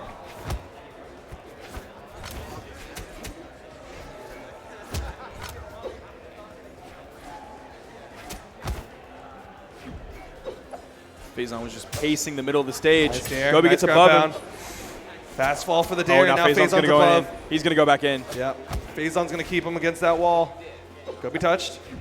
Here comes the ground pound. Silly Gobi goes up, and now we're back onto the stage. And now we're but back only on for the a edge. moment. Faison wants him over there so bad. Every single input is going to be to send Gobi away from the stage. There's the weapon. It's going to be the blasters.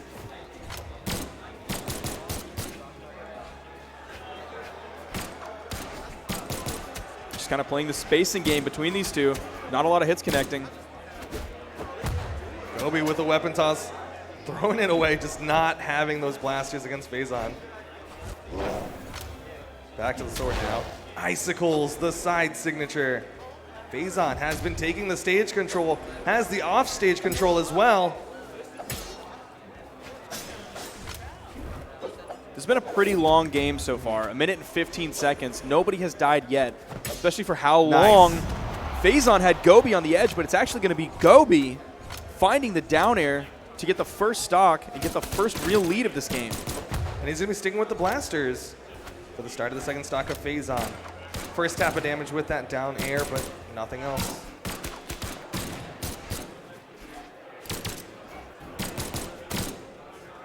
Finding more damage on a Faison, getting in this wonderful spacing game. Good dodge. Has to be careful with his downlights. If Faison's going to play aerially, if he's going to do a lot of bunny hopping, a lot of dash jumps, a lot of jump fast falls really quickly, those downlights are going to put Gobi in a lot of active frames that Faison can easily punish. Recovery takes off the stock. Faison. Only yellowish, orangish, not too damaged. This is going to be a tough one. Definitely slowed down between the two of them.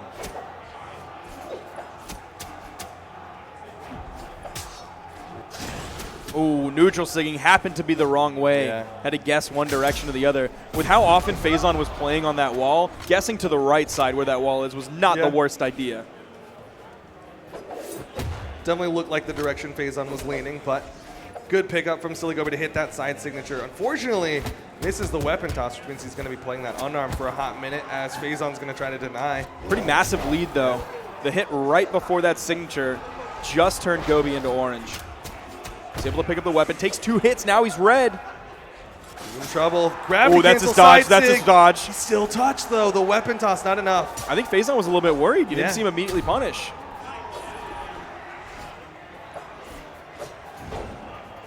Gobi goes again for the offstage. Feeling more confident against Faison in game number 4. Gobi continuing this lead. A win here would take it to game 5 for Silly Gobi. Taking it to game 5 against Faison this late in the tournament would be so huge for Gobi.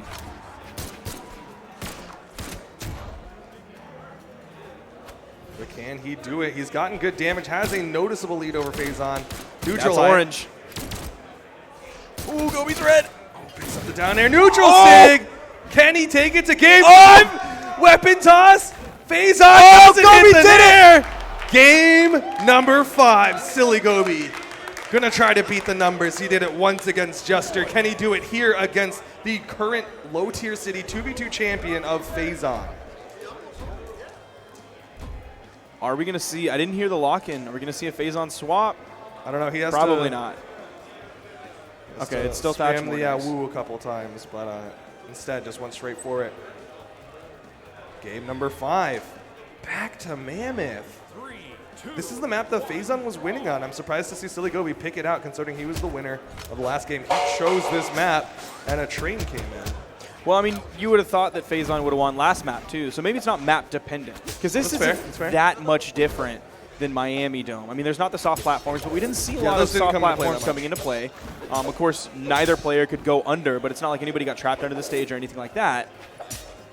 There wasn't even really a lot of edge guard situations. There was like the one in the beginning that was extended. But other than that, not a lot of edge guard stuff that couldn't happen on any other stage. Honestly, for what it's worth, Gobi's offstage defensive play against the edge guard from Faison in that last game, absolutely fantastic. Yes. He was able to defend himself so well, hitting just the right nairs to get himself those wall touches. Neutral signature.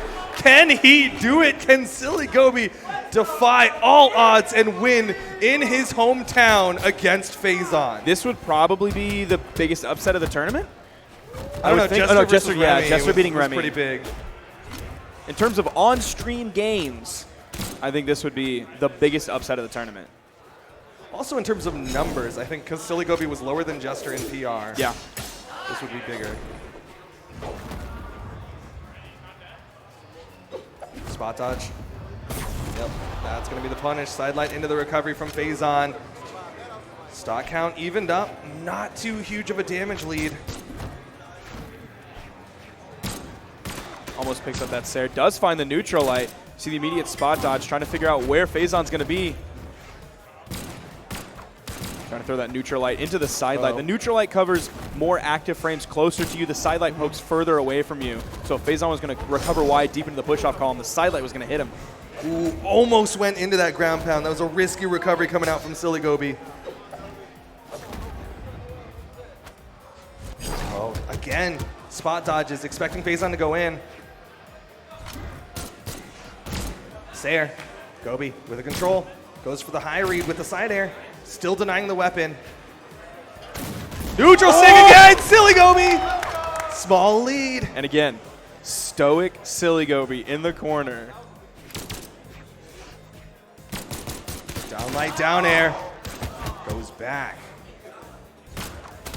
Neutral light catches Faison, active frames on that one. Down light, side air. Getting good damage. Yeah, exactly. Getting really good damage. There's a weapon spawn coming in. He gets away from the recovery. He's high enough. Oh, sidelight recovery. Stock count evened up. Looking like a repeat of the second stocks. There's so much pressure right here. Yeah. So much pressure on both Faison and Silly Gobi. Who is going to be able to deal with that pressure better? Gobi, who's been calm and collected throughout the entirety of his sets. Never cracking. Gobi's starting to fall behind just a little bit. Sword coming in, gets the nair. It's Faison in orange. Gobi's not in orange yet. Down sig, right over the corner. He's going to have to be so careful with his recovery. Air. Oh! Touches the wall. He avoided the nair too. Down light, down air, goes for the bounce. That's Faison in red. He's got to be so careful. He can't throw out a raw signature. Just a neutral light, a little bit more damage. He has the blasters. Is he going to be able to catch Faison with a neutral signature like he did before? The cannonball's coming in. Faison gets behind. Weapon toss, down light, recovery, not enough! Almost enough! There's the sword. What was that down sig? Oh! He's still orange. He's still orange. Toss recovery! Gobi did it! Gobi did it! Silly Gobi wins! The Goblin himself has knocked Faison out. That is an upset from Silly Gobi and the pop-off. Oh my gosh. So many games, so many sets, no reaction, but that time. Oh my Silly Gobi. Gosh. We've seen Gobi come out to so many tournaments. He's been a homie in the community for so long. Like, what a massive, astronomically large win for him. Doing it up for Texas. So Silly huge Gobi. for him. Here's the end of that game. Oh man, he gets behind. There's the unarmed side air. That was that. Oh, that was the first one. one. You see him even put up his hand like, man. oh. There's the down signature. Oh man, that down signature scared me so much. I understood it immediately afterwards that it was a bait. Down sig, come try to punish, neutral light immediately afterwards. But Silly Gobi gets the game, knocks out Faison. That means our 2v2 champions, both of them from yesterday, are knocked out. Gobi. You did it, baby. Good job. We have the mic over here still, or no? We don't No? have it. It's Oh, gone. we don't have the mic over here It's still. gone. Bummer. It's dead. But good job, Gobi. Good job, Gobi. Good job, homie. Gobi, Gobi, wait, come stay here. here. Don't leave. We want to talk to you. Don't leave. Here, have a mic. No, he was talking about that. He was telling it's a paper fairy, not us. Gobi, Duke, get the headset, or Duke, get the mic. Hi. Well, get on your knees. You're already tall. I'm sorry. Tell me what you're feeling right now. I'm happy, dude. I actually woke up today with a very big, major headache. I wasn't even planning on coming, but my mom actually forced me to come. Well, shouts out to Mom. Yeah, shout out to Mom. Good work, Mom. You did it. Good job. You better buy her something real nice. I will. Do that. All right, so that's you making it into the top 8. Yeah, I've never played top 8 in a I know. I know. I'm surprised myself. That's the best I've ever played up on that stage. That's so sick. I think you're gonna have to play the winner between Wrench and Ethan, right? Oh, but Wrench to win. I want to play. Me and him have a 1-1 tournament record on LAN. Okay. What about Ethan? Have you played Ethan on LAN before? No. I haven't played him at ones at all, just because I don't play too many ones tournaments in general. Okay. So when that first recovery that didn't kill, you see, no, that's my combo. People don't know this yet, but I hit that consistently. That weapon toss down, maintain in the air once they bounce up, and the gravity gets a down air recovery. I do that all the time. Okay. That's one of my favorite combos, actually. But what were you feeling when that first one? Yeah. Oh, I was like, yeah. Wait, hang on, sit back down. Yeah, we got to play the game. Now watching your player cam was kind of different this time than I think any other time that I've seen you. Because before, when bad things happen, you would shake your head a lot, and it would be visible that a bad thing happened.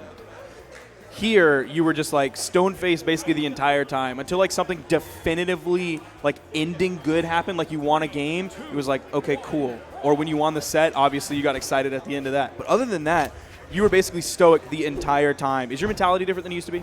Yes. Well, I've changed my mentality to where anything that bad happens, you just have to accept it. Yeah. You can't just be like, oh, that happened, because the more time you take in a game to shovel over that what just happened, the less time you have to see what's going on, and you can actually mess up your whole mentality in that game. So just gotta make sure you just keep your mentality and not just break it yourself. Good advice in BH. Good advice in life. Thank you so much, Gobi, for joining us. Can't wait to see more of you in the tournament. He's qualified for top 8. He's on the loser side. He will have to play more today because he's not in the top 6 yet. Top 6 will be taking place tomorrow on the largest physical stage Brawlhalla has ever been on. I think this is his water. I don't know, Gobi. I don't know. Maybe you should drink some of that. It makes amazing players, man. Maybe that's Michael's Space Jam juice. Yeah, Michael's secret stuff or whatever. Yeah. Silly Gobi. Texas is not out of the tournament just yet. And we're going to find out who he's going to be competing against to earn that spot in the top 6. Will it be Wrenched on the left side or Ethan on the right side? That's a Sentinel. No, we just heard. I'm guessing you got picked up on think that was crowd Sandstorm. mic. Yeah, that was definitely Sandstorm saying you're losing if you pick that skin. Most likely referring to Ethan's Mordex skin choice, which is exactly. Or he's upset with Wrench not running a skin at all. But yes, Ethan is actually wearing the Sandstorm Mordex. I mean, a lot of people use that though. Yeah, but it's Tybo uses that one. Come on. He uses Tybo uses it in Home Team Colors, though, if I'm not mistaken. Does the Trophies use that one? I think he does, right? No, he has the lightning-y one. Remember? Oh yeah. You're absolutely right. But Wrench coming in on the Sentinel. Yep. I haven't seen him play Sentinel today yet. No, but his hammer was looking real clean on the Yes, boat it bar was. yesterday. So I definitely like the idea of the Sentinel. Off stage. Ethan going really low. Both of them just ground pound after ground pound fist after ground pound. on the face. Wrench gets up with the recovery, though. What? The ground pound from the gauntlets. Their fists. Oh. Coming down. I thought you said something different. What are you hearing? Get your If you mind out thought of the gutter, Duke my said guy. something different, DM me at whoissparky with what you heard. Get your mind out of the gutter, my guy. Hey, someone else heard exactly what I don't heard know earlier. what you're hearing. Bubbles and fists. I clearly need to enunciate. I need to go to theater class. I need to do those Deliver the letter, the sooner the better. red leather, yellow leather, red leather, yellow leather. How now, brown cow. Toy boat, toy boat. Yeah, toy boat. Red stocks, downlight sayer, wrenched. That's not a alliteration. Or I don't know. It could be if you say it fast enough. Anything's tough to say. Sure. Ooh. Interesting choice there with the Yeah. neutral signature. I guess he expected Ethan to just be above him after Well, that. even then, Ethan with the soft punish with a neutral light does end up getting that first stock off of Wrench, though. Wrenched had not the best day so far No. overall. Not necessarily what we would have expected numbers-wise going down into the losers bracket this early. Coming in third PR in 1v1s, and like we were saying in his Ooh. earlier match, he's been in the upper side of the last 2 offline events. He's been making second places so incredibly frequently. Now the placement on that downlight Sair was like almost really bad. Yeah, almost went into the wall. It would have been into the straight vertical Where you wall, going? which Ethan would have lived past. I don't think I've ever seen anyone float that long without doing literally anything. Well, he didn't have any jumps, Yeah. right? So he had to disengage. He was like, okay, I need to reset myself after that. And unfortunately for him, did not reset enough. Ethan gets the down air to knock Wrench down to his final stock into game 1.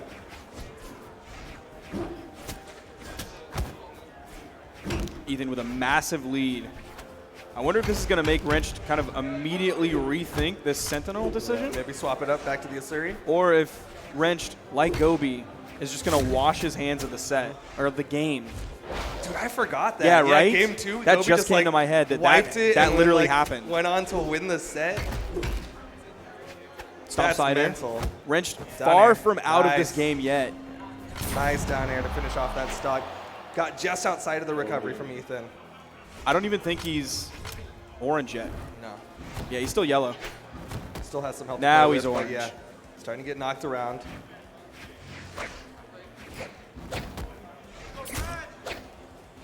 Wrench not able to get the sidelight down line.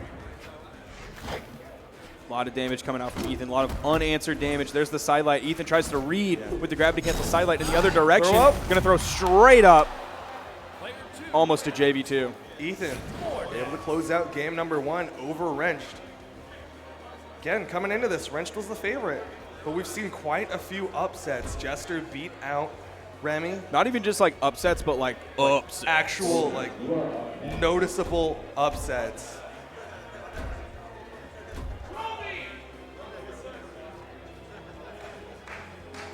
We have all the staff calling for Gobi. He just won and then almost dipped. He's feeling good. He's riding high right now, but unfortunately his day's not done yet. Game number 1 went the way of Ethan. Game number 2, Wrench staying with the Sentinel. Not sure if he quite washed his hands of game number 1, but Ethan Oh my gosh. making his hands real dirty, putting some blood on them. Not enough though. Wrench able to touch the wall. On a more standard map though. Yeah. Maybe Wrench can just play a more standard hammer neutral game here. Something that he's maybe more comfortable with. Look out, Ethan is like overspacing so many things. Like he's putting so much space until he decides to initiate. There's the dunk down. Had the spacing to go over the corner, recognized it to go for that alternate input. Gravity cancels a neutral sig. It's that swipe up, and it got him that wall touch. Nice sidelight into the down signature. Did Ethan even dodge after the sidelight? I didn't quite catch it. I don't think so. That's probably not true, right? No, it's not. Down air, done. Ethan takes the first stock.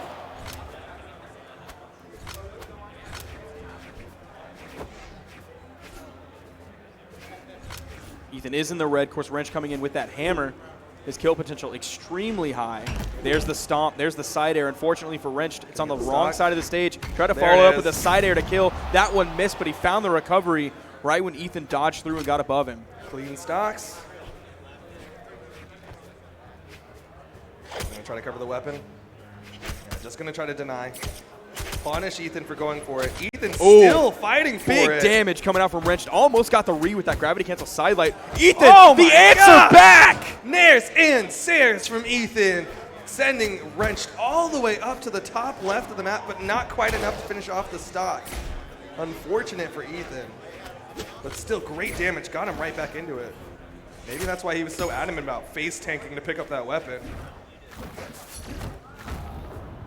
Sidelight into recovery, chasing high. Wants the second sidelight, couldn't quite get it. So it seems like some of Wrenched's hammer play is a little bit one-dimensional, maybe a little bit thin. And he was able to get away with some of it through the overall chaos of twos, because a lot of it is downlight based. And he hits like the downlight air, and it's like, okay, cool.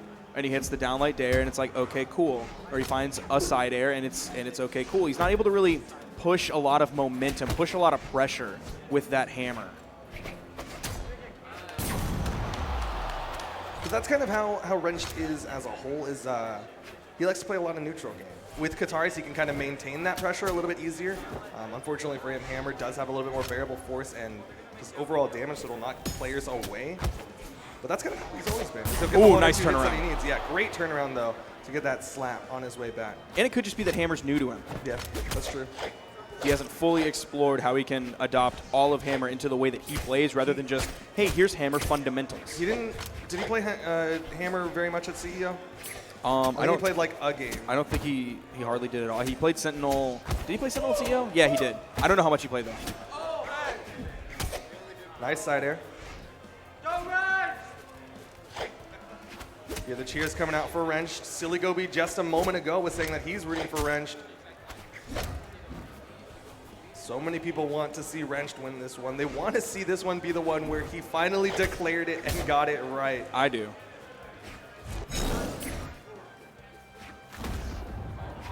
Both of them very close to death. Katara's coming in for Wrenched. Gauntlet's coming in for Ethan. Oh, spike down. Oh, he went in! No! Ethan with the turnaround! Oh, no! Wrenched making a critical error. Huge misplay from Wrenched. He had the spike down, didn't hit the weapon toss. Oh, he was done. It. He was done. He was done. Ethan gets back up, and now he is one game away from knocking Wrenched out of the tournament. Wrenched sticking with the Sentinel. Pressure is on. Huge pressure is on Wrenched right now. Oh my gosh, just monumentally huge. Mental test. Can Wrenched get through this? Can he win 3 games in a row against Ethan?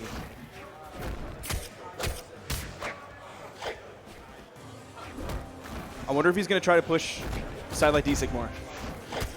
Maybe. Because he's found success with it both times when he used it. That being said, though, probably doesn't want to use it too much. Yeah, Ethan knows what to expect with it now. But he could use it just more in the rest of the game. True. Because it covers both sides. Covers stacked. Ooh, nice. Okay, all right. Wrench definitely back in this. Planting that wild card flag. Wrench is back in this. That's a Wrench play right there. Get the stock, plant the flag. That's how you know he's still confident, not shaken mentally. Maybe he's just pulling a Noel right now, where he loses twice and that activates the passive. And then he's in. You got to get those minimum qualifications of losing your first 2 games. Oh, nice turnaround with the nair. Ground pound connection. Yeah, go under. Full disengage. Yeah, it doesn't have the timing, so he can't go over. So instead, just tries to have that stage control. He took those 2 ground pounds, but he was yellow, so it's not going to send him very far whatsoever. Not too bad. Down air, into the Sair. Ethan. Icicles. Wonderfully placed. And you're seeing Wrench really not try to stress the offstage against Ethan. He's really respecting Ethan. He saw what happened when he tried to go off stage, and Ethan's been able to win out quite frequently. Ethan's signature usage has been chasing him. Ethan's signature usage has been solid too. Like you saw the icicles hit, you saw him throw a couple dunks right over the corner, just like Sandstorm does. Sidelight recovery with an air follow-up, evening up the damage. Sidelight goes for the nair, but Wrench able to dodge out. Ground pound. Now I was talking to Wrench before this, and he was like, I don't know exactly who I should play. And I said, start with the Fae. Start with the Lin Fae. Start with something that you think might work, but not necessarily is guaranteed like the thing you're most comfortable with. You have best of 5. If it doesn't work and you lose 1 game, not a huge deal.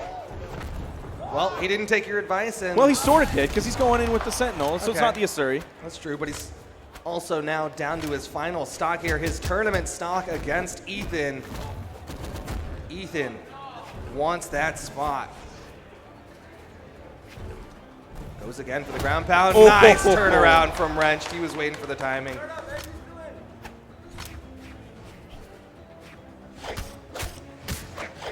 Downlight into the recovery. There's the side light. Doesn't get the downlight here. Ethan immediately responding. Wrench hitting 2 hits. Staying still just in the lead. Little bit of momentum going in actually both of their favor, just back and forth trading. This is anyone's game right now. They're both so even. Great spot dodge, but Wrench went for the down signature. Wrench still trying to find the move that he needs. He's incorporating these signatures, definitely more in, specifically the down signature, but we've seen him throw a grab to cancel neutral signature out as well. Ground pound! Ethan! Oh, he touched! He touched!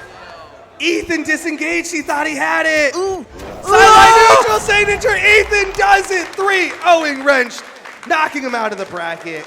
And that means it is going to be Ethan going up against Silly Gobi. Wrenched out this early has not happened since final round. No. In a LAN. That's insane, no. man. That's insane. Coming off of second place at CEO. Second place at CEO. Second place at Dallas. Second place at the World Championship. By and large, expected to get second place here, but he falls. He didn't even lose to Sandstorm this time. No. It wasn't Sandstorm that took him out. It was Sandstorm's character. Mordex. That's why he ran the and skin. Sandstorm's costume. Yeah. It's the mental game. Ethan used to train with Sandstorm so frequently. Man. So it looks like that's our top 8, right? Yeah, I think so. That makes our top 8, which means we have to play 2 more sets to determine our top 6 going into Sunday. And those 2 more sets are going to be Koslix versus Noel and Silly Gobi versus Ethan. Wild. Yeah. Like, actually wild. Especially that last set of Silly Gobi and Ethan. Like, most predictions would have had Phazon versus Wrench there. Yeah. Actually, most predictions wouldn't even had Phazon in the lower bracket. I'm pretty sure his loss was an upset as well, if I'm not mistaken. It's going to take a second for my phone to load because my laptop ran out of battery. Sorry. Thank you for saying sorry. You're welcome. It's not your fault. It's not my fault, but I do apologize. I sympathize. But yeah, it's kind of crazy to see that all of this has happened and Silly Gobi has the possibility of playing tomorrow. No, Boomie sent Phazon down. Okay, it was Boomie, okay. But it was close, right? Yeah, it was 3-2. Okay. Let's go. Ethan, Cody Travis cheering for Ethan. You can cheer for your favorite players with the hashtag BHEsports. I think one of the questions I asked of Cody in our episode of Spitfire was, who were your Brawlhalla inspirations? Because there was a time when everybody on Twitter was going around saying my top 5 inspirations are A, B, C, D, E. I think Cody said Ethan, but I can't remember if that was Isidru who said Ethan. One of them. One or both of them said Ethan Potentially. were their inspirations. I mean, he was a lot of people's inspirations yesterday last year when he became the most improved player. Yeah. Earning that title and running with that title, making it into top 8 here. Still continuing to improve, but Ethan not out of the hot seat. It's going to be Ethan versus Silly Gobi for the up next match. Likely will be seeing those same characters though. Mordex versus the Thatch. Now the winner of this gets to play on the big boy stage. Yeah. The large boy stage. Yeah. Large man stage. That's the large big human old being stage. That is the impressive stage, the esports stage. Yeah, when y'all see that, it's gonna be sick. It's gonna be so sick. I'm sure some people have seen some of the tweets of it. Yeah. And things like that, but I'm so excited to see it like in the venue with Brawlhalla stuff on it. Yeah, like, when you see our stuff on it, that's gonna be so sick. It's gonna be amazing. There's gonna be things that people in the venue get to see that the stream itself won't get to see, but it's still gonna be amazing overall. Well, that's why you come to these things. That's one of the reasons. Because there's many of them. You got to experience. You got to be in the crowd. You got to be there, literally standing and cheering for Silly Gobi against Phazon, because that's what happened. I could see out of the corner of my eye, like literally multiple people were to our right, with like hands over their mouths, holding their breaths, watching the match. But here we go, game number 1 of Ethan versus Silly Gobi.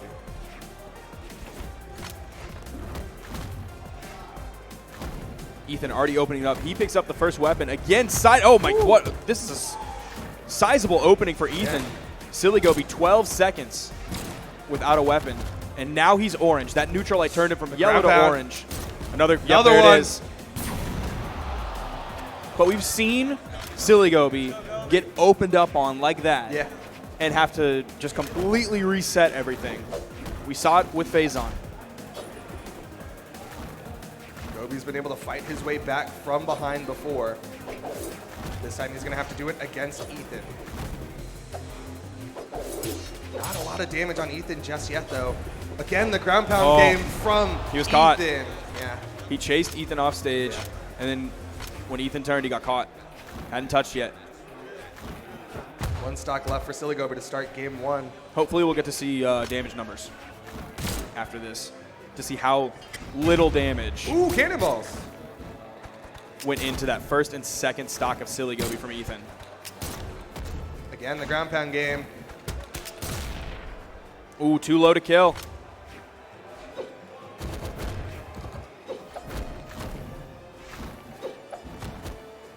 The gauntlet play from Ethan, just maintaining this pressure, opening up Silly Gobi constantly.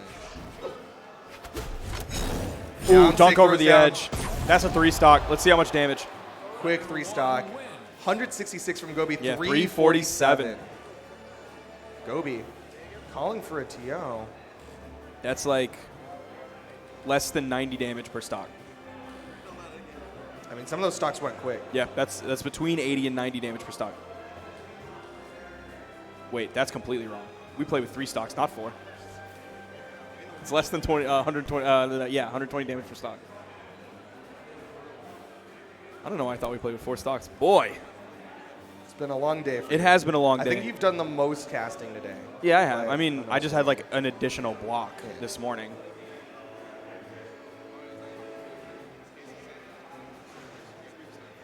Looks like we have maybe a slight technical difficulty here. While we're getting that settled, you can see Lil Cat right behind us. Hi, Lil Cap. Forever a homie. Let's Great see. guy. Let's see this bracket.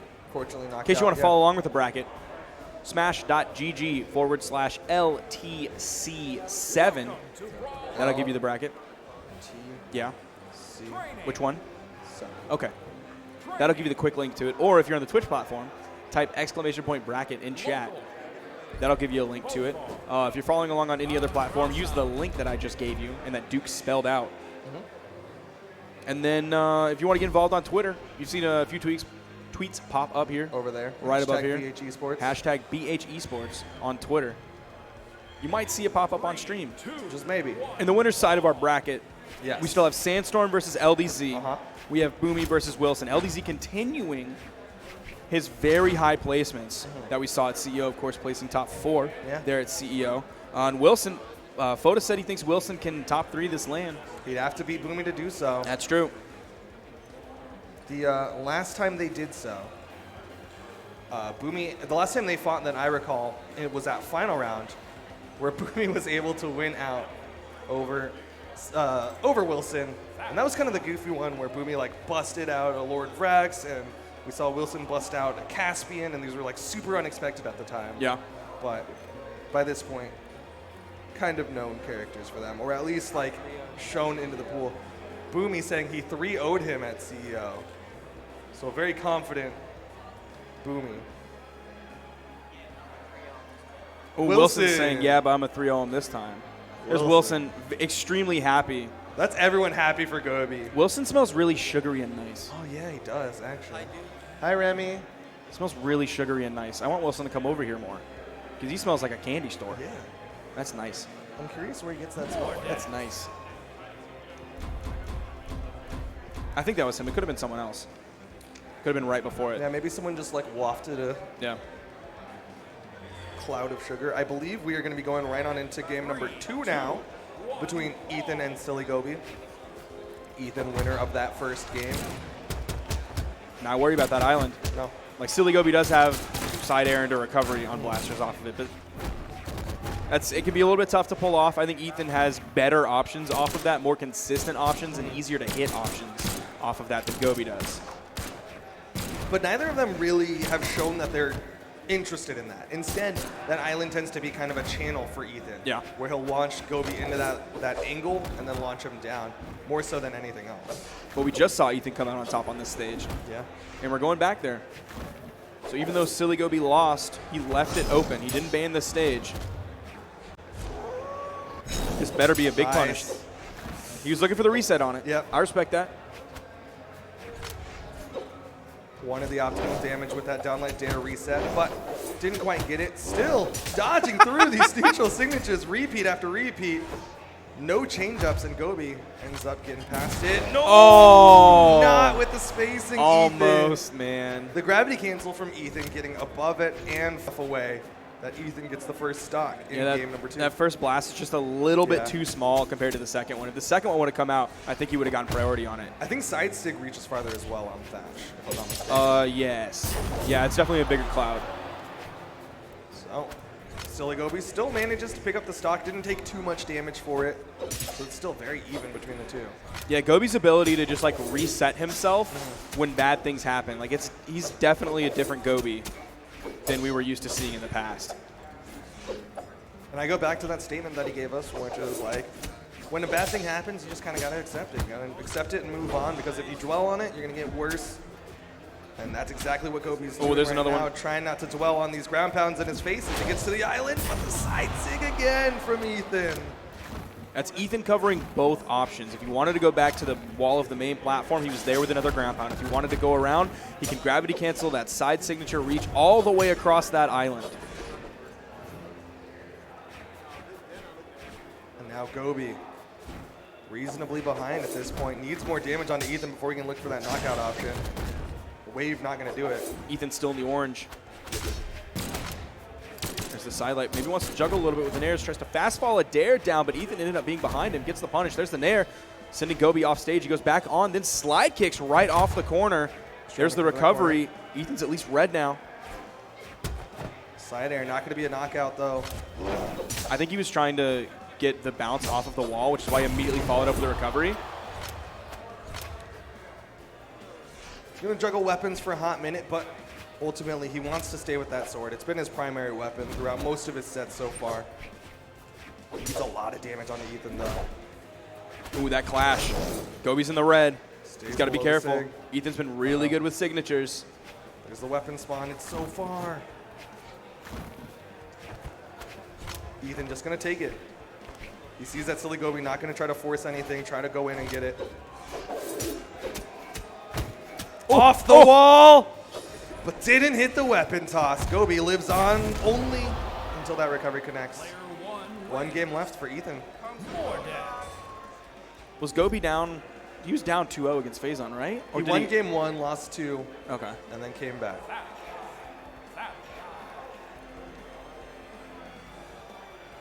Let's see if Gobi has it in him to win 3 in a row,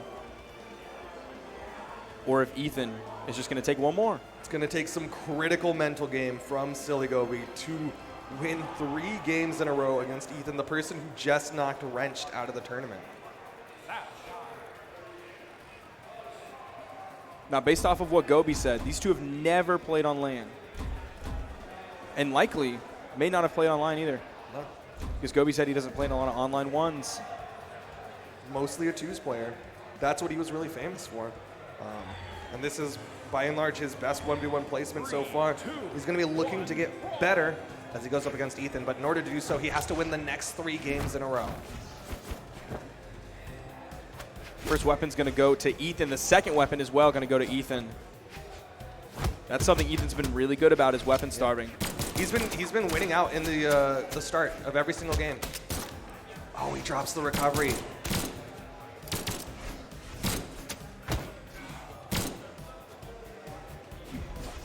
Dash jump, reverse ground pound.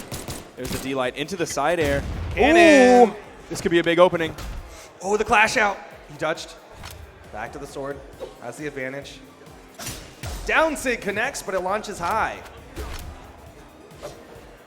That's a burn dodge for Gobi. Respecting Ethan, another down sig, still not enough. Weapon tosses from Gobi, trying to deny. He wants this lead, but Ethan takes the stage. And there's a weapon spawn on the field. Ethan's going to go grab it. Sidelight, the recovery doesn't hit. There's the D-Light recovery. This one does hit from Silly Gobi. Going up just a little bit here. Very slight lead. Might Shuffling need a the little bit more weapons. damage before he gets knocked out. Not too much. Is that a little? Yeah. Un poco. Good dodge through.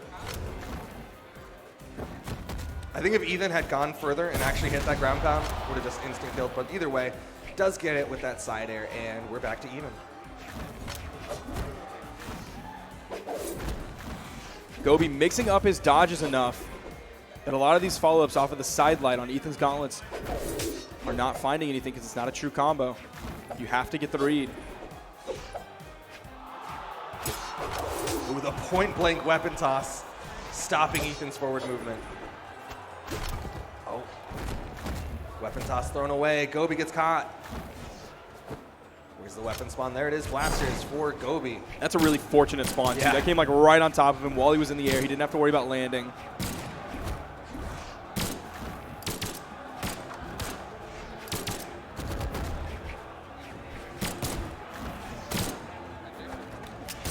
Goes for the recovery. Weapon toss thrown, but it's back to the sword. Oh, great dodge through, but he can't get the turnaround. Ground pound from Ethan. One stock left for Gobi. Gobi stuck without a weapon. There's not a spawn coming in. One comes in, but Ethan standing in between him. He's being very hesitant about going over it because he knows Ethan's right on his tail. Caught him with the dodge down. Full stock lead for Ethan. Ooh, D-Light recovery. Gobi's in the red. Ethan still has 2 stocks to his name.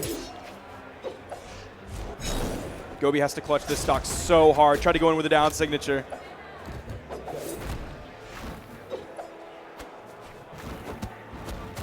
Side air, weapon toss, Gobi. Is this going to do it? That There's the will down do air. it. Gobi's out. Ethan moving on into the top 6.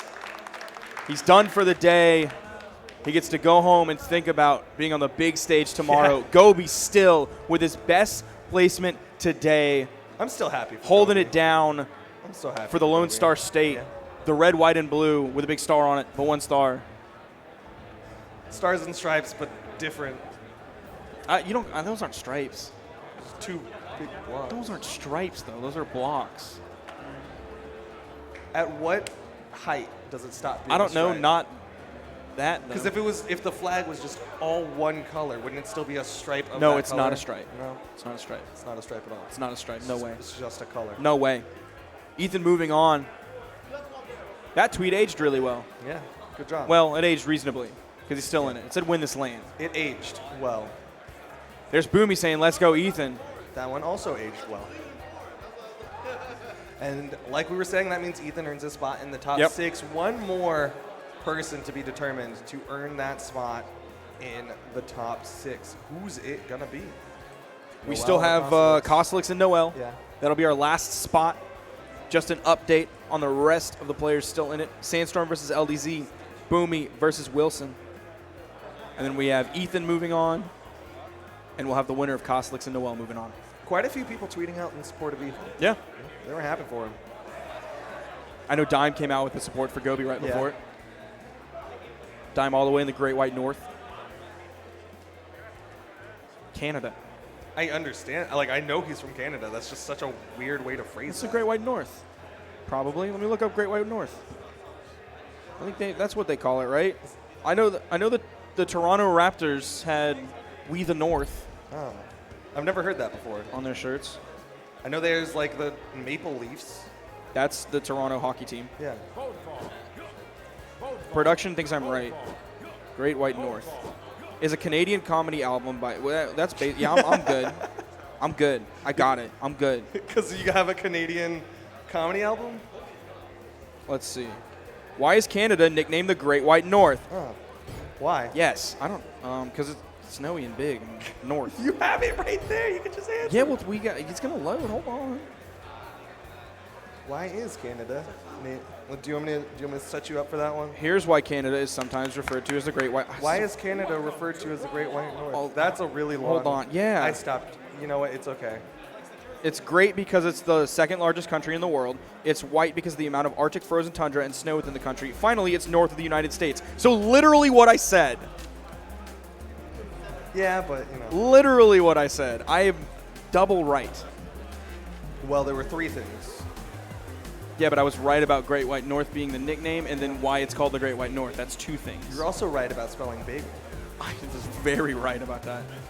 You're a very right person. Finn. There you see Noel.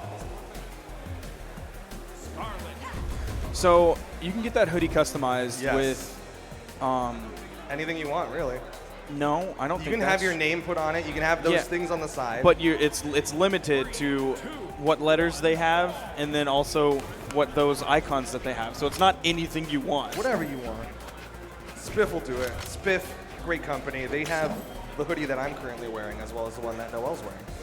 I just wonder why he has those things. Because I know he plays some Smash because I'm a part of his Nintendo online family. Oh, He's my okay. Nintendo daddy. Nice.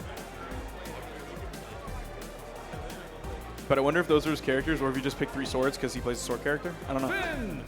Scarlet.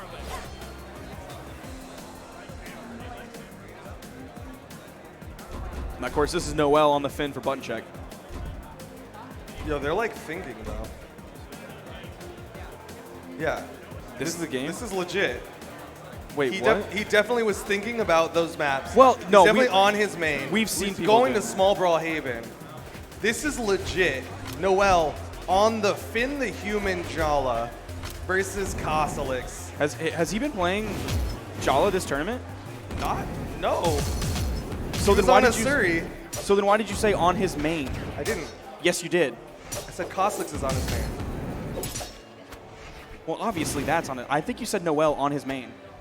I'm On pretty sure. Finn the Human Jala. That's why I thought this was a button check. It's because it's Noel on Finn. Yeah. And that's why I clarified that this is I think not a I think you said it was Noel on. I don't know. Finn. You're having a hard time today, saying a lot of wrong things, and If I'm right, mishearing DM my me things. at Who Is Sparky on Twitter with Duke saying Noel on his main. down signature connects. I think he has played Jala. Hold on, I'll have to pull it up on my phone. If he has, it was not, at least today in the tournaments that I've seen, or in the sets that I've seen. I haven't seen him do any one state, I But don't think. he is going to take that stock over Kosalix to get these starts, but Kosalix immediately evens it out. You did watch him play once. He played a Suri, and then he switched to Koji. Oh yeah, you're right. Down air from Noel. Getting the first couple taps of damage. This is likely a specific matchup thing from Noel. Oh! Eats the recovery, but still in position. Kosalix can touch. Yep, Noel not able to deny, and now Kosalix gonna be safe. Didn't take too much damage, all things considered. Yeah, I don't think he's really played this year at all. Yeah, but like I was saying, I think it's a matchup thing. Axe generally does well against Lance. Oh, he went into the smoke cloud. Went into the steam. Kosalix up on Noel now. Weapon spawn coming in. Noel's able to grab that axe immediately. Danzig evened up. With the Jala pick, his stuff will kill so early on this map. Yeah. So early.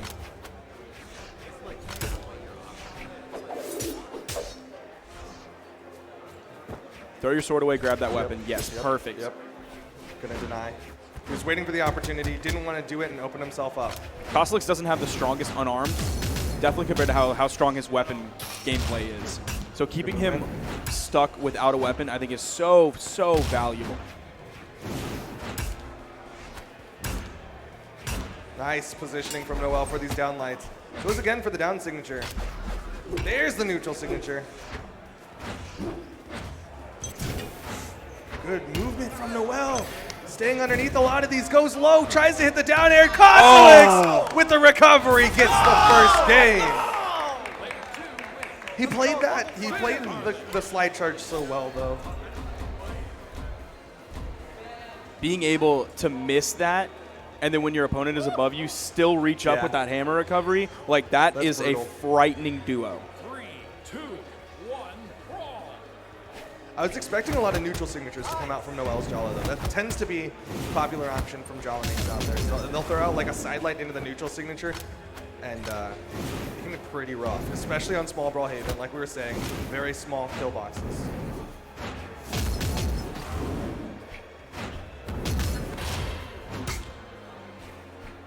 Still going relatively even in damage, even though he's taking more hits.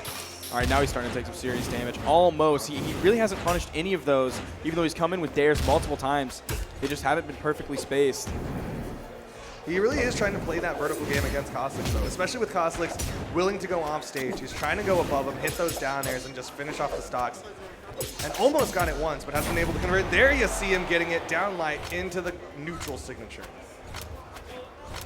This is something that you were talking about. Yeah, D-Light N-Sig's true. D-Light into N-Sig on Brawlhalla. That was clean. Weapon toss up, covers high, covered low with the unarmed neutral light. Kostlix gets the stock.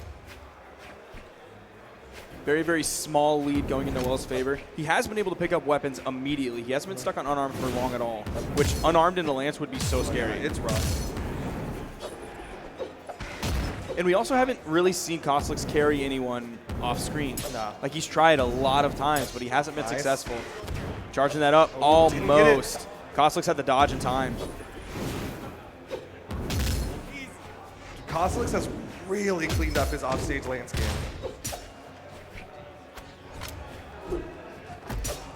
Down air.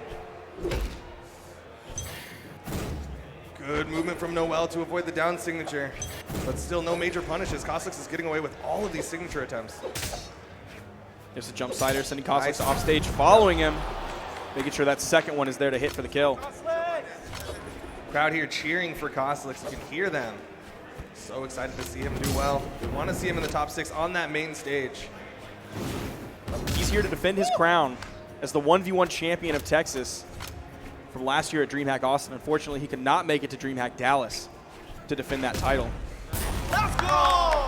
Stock count evened up. Kostlix with the weapon control doesn't even worry about the one that's on the field because he's already primed it. He already has the one that he wants. Flash out. Oh, you hear the side signature, but it does not connect onto Kostlix.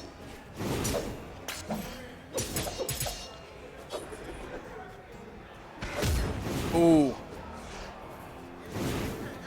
You see Noel being very careful. He knows also that Kostlix has stepped up his offstage game.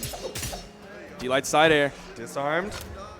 Offstage, trying to find the dare timing, but unfortunately bounces Kostlix off the main stage. So he gets back up, gets the weapon, throws out the neutral sig. There's the punish. Perfect punish.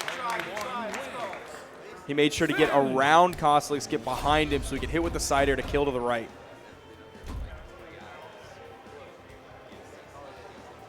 There he goes. There's the neutral signature. Gets around, turns around, and the side air. Wipes the hands. A little bit of sweat. Same map, small Brawlhaven.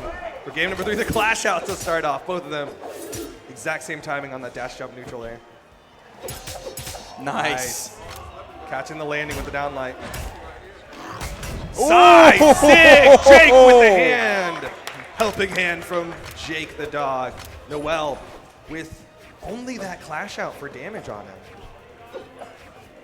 And a very big, victorious nod the second he hit that signature. He felt really good about that one. This is something that Noel is so good at doing, though, is he adapts to his opponent so incredibly well. We've seen him lose 2 games in a row and then completely reverse the set. We're seeing him already start that adaptation against Kostlix. You're seeing him bring out different things into the gameplay. That gravity cancel side sig is just an example.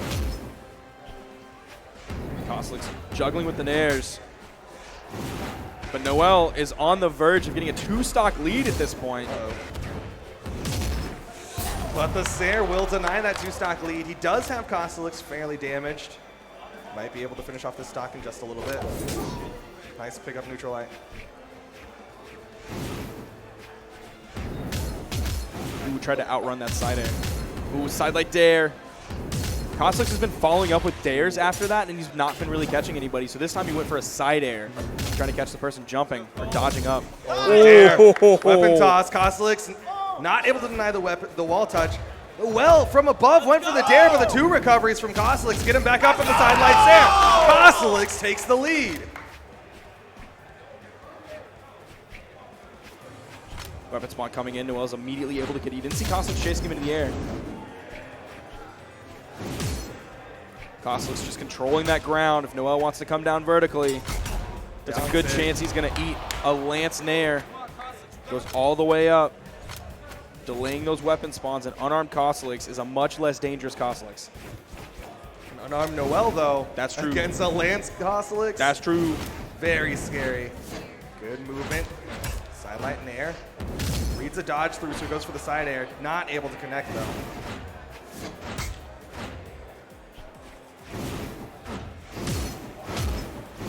Two nairs, three nairs. Noel's still orange. Again. That one put him in red. This low defense Jala. Oh so my many nairs. gosh. And Noel not able to stuff it. You see him going for these down airs, like trying to swing on top of it. Avoids the weapon toss. Touch. Ground pound. Noel with the offstage down like ground pound. Noel takes it back. He popped for that. He knew how big that was. He was behind on that one. What an edge guard that came out from Noel. You saw Koslick's pound the table, the frustration coming out. He was ahead for so long in that game. And Finn the human continues on to the next game against Scarlet. Same map. They like this map. 2, 1, draw. Noel, one game away from knocking Koslick's out and earning his spot on that main stage. First weapon goes to Koslick's. Noel did find an unarmed sidelight. You're going to see Koslick's very careful. Maybe we won't see him go off stage as much anymore after what happened last game.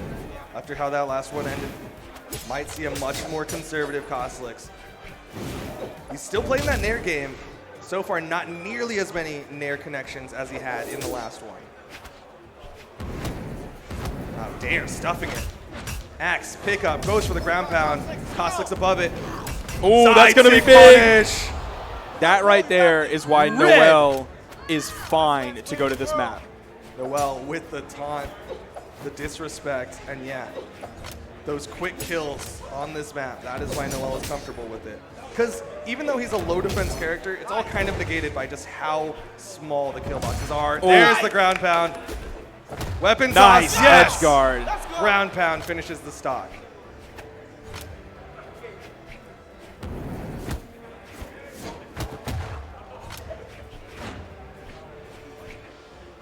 You see the dash dancing coming out from Koslick's. Extremely unique to him.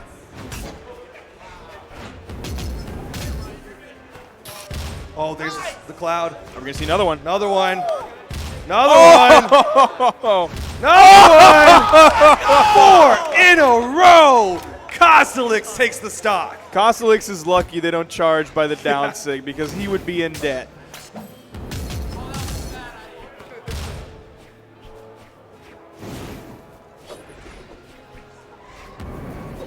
Side air. Sends him off, but it's the Lance. Down air. Gets the stock. One stock left for Noel to earn his spot on that main stage. Koslick's, can he stop it? Can he take it to game 5? It's very close between these two players. You're seeing the grounded nairs coming out. The weapon toss up, covering the aerial approach so he can safely grab the Lance. Nair. Recovery. Oh, and we're going to game 5. That's a JV2. That was a clean stock. Quick finish coming out from Koslick's. Caught him jumping. Man. 1, 2, 3, he's orange. He wasn't even red. Yeah. That's why Koslick's wants to go to this map. 3, 2, 1. Game number 5. Who's it going to be to earn that spot on the main stage? Koslick's. He said it at the start of today. He doesn't care about the money. He just wants to play on the main stage in front of everyone here at Low Tier City 7. We probably care a little bit about the money. Nobody don't care about the money. He said he don't care about the money. He's lying. Oh, but here come the dares from Noel. 3 dares, 4 dares, the clash out, and Koslick's is gone. 2, 3. You saw it in that little replay in the bottom right hand. Weapon toss to open up.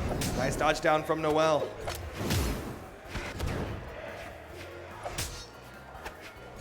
Getting some Daps wants to get this damage.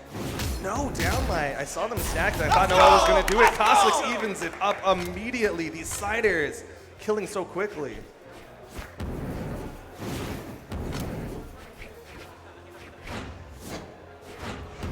Now, last game, or last stock, when he evened it up that quickly, that was Noel with the sword.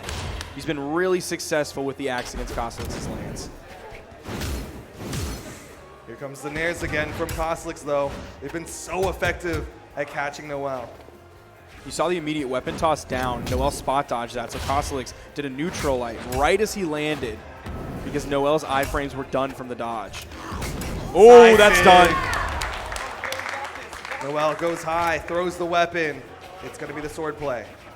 Of course, that signature is one of the few signatures that gets help from another character. Of course, Azoth's bow neutral sig gets help from his little ghost buddy. Those ghost buddies. Finn's side signature gets Jake the dog. One stock left for each of them. Who's it going to be as Kosliks, in his attempt to deny the weapon, is going to be playing the hammer game? No, picks up the lance. There's a weapon spawn on the field, immediately stripped. Immediately. No spawns. Very smart choice. There's again from Kosliks. It's an axe. That's what Noel wants. That's got to be what Kosliks doesn't want. Sidelight nothing from Noel. Down air from Noel. He's getting taps. Completely outspacing the aerials from Kosliks. Spot dodge. Nair. Oh. Recovery. Noel's orange. We've seen that part before. Oh! Sidelight. Is that going to be enough? Sig? Can he finish the stock? Kosliks on the edge. There's the lance. Oh, it's turns it around. He was too stacked for the down signature to hit. The cloud of smoke, the hitbox emanates from the rear of the lance. It doesn't hit stacked Noel. After eating 4 in a row to lose a stock, recognizes the position. He learned exactly where. He got the down air. He's going to be going on into tomorrow, and you see him. He popped so hard for that. The chair fell over, got out of the way for him. They need to be careful of that because, like, those chairs are really close to the edge of the stage. Yeah. I think it fell off the stage. Yeah, it did. Man, what a clutch we put it back on moment. the stage. Yeah, there we go. Thank you, production, for putting that back up. Appreciate it. That is our top 6. Yeah, that's our top 6. That's going to start right away. Yeah, mystery game's going to be starting in a little bit. No, you're casting that. 8 p.m. So you get. It's going to be on twitch.tv/Bagel Productions. That is BAGGEL Productions on Twitch. Like we were saying, that is our top 6 going into tomorrow. That's going to be Sandstorm, LDZ, Boomie, STTP Wilson, Ethan, and finally Noel. Yep, that's our top 6. Our top 6. All of them are going to be on the big stage. What stream is that on? I assume twitch.tv/Brawlhalla, but honestly, your guess is as good as mine. As far as what stream top 6 tomorrow is going to be, stay tuned to the Brawlhalla Twitter account. Yeah, follow the Brawlhalla Twitter account. Follow my Twitter account. Follow Duke's Twitter account. I'm at WhoIsSparky. I'm at DukeXFam. Duke spelled D-U-C, fam spelled P-H-A-M, X spelled, hey, it's the letter X. You got it. There you go. Yeah, stay tuned to all of those so you can see what time we start tomorrow. Our timing is always soft because it's based on when other people finish. Projected around 12. Oh, really? Yeah. I didn't know it was that early. Yeah. Projected around 12, but as you were saying, could change depending on what happens before. Some stuff runs long, some stuff runs short. Just keep your eyes peeled. If you pay attention, you'll know when it happens. Yeah. Make sure to go right after this to twitch.tv/Bagel Productions to get your seat. Get your seat for the show. You'll be front row for that mystery game tournament. It's going to be sick. There's going to be people, a lot of people you know, a lot of people you might know from other stuff, and some people you might not know. It's going to be a lot of fun. It's going to be after dark, so you never know what's going to happen. Shot from behind. Hey, Boomie. Free Shout out eye eye throw. Yeah, free eye throw. Free eye throw. Thank you all for watching. I think that's it as far as twitch.tv/Brawlhalla goes here. That is our top 6 again going into tomorrow. I've been having a fantastic time. Oh, today was great. Yes. Today was great. I'm Duke. I'm Sparky. Thanks for watching.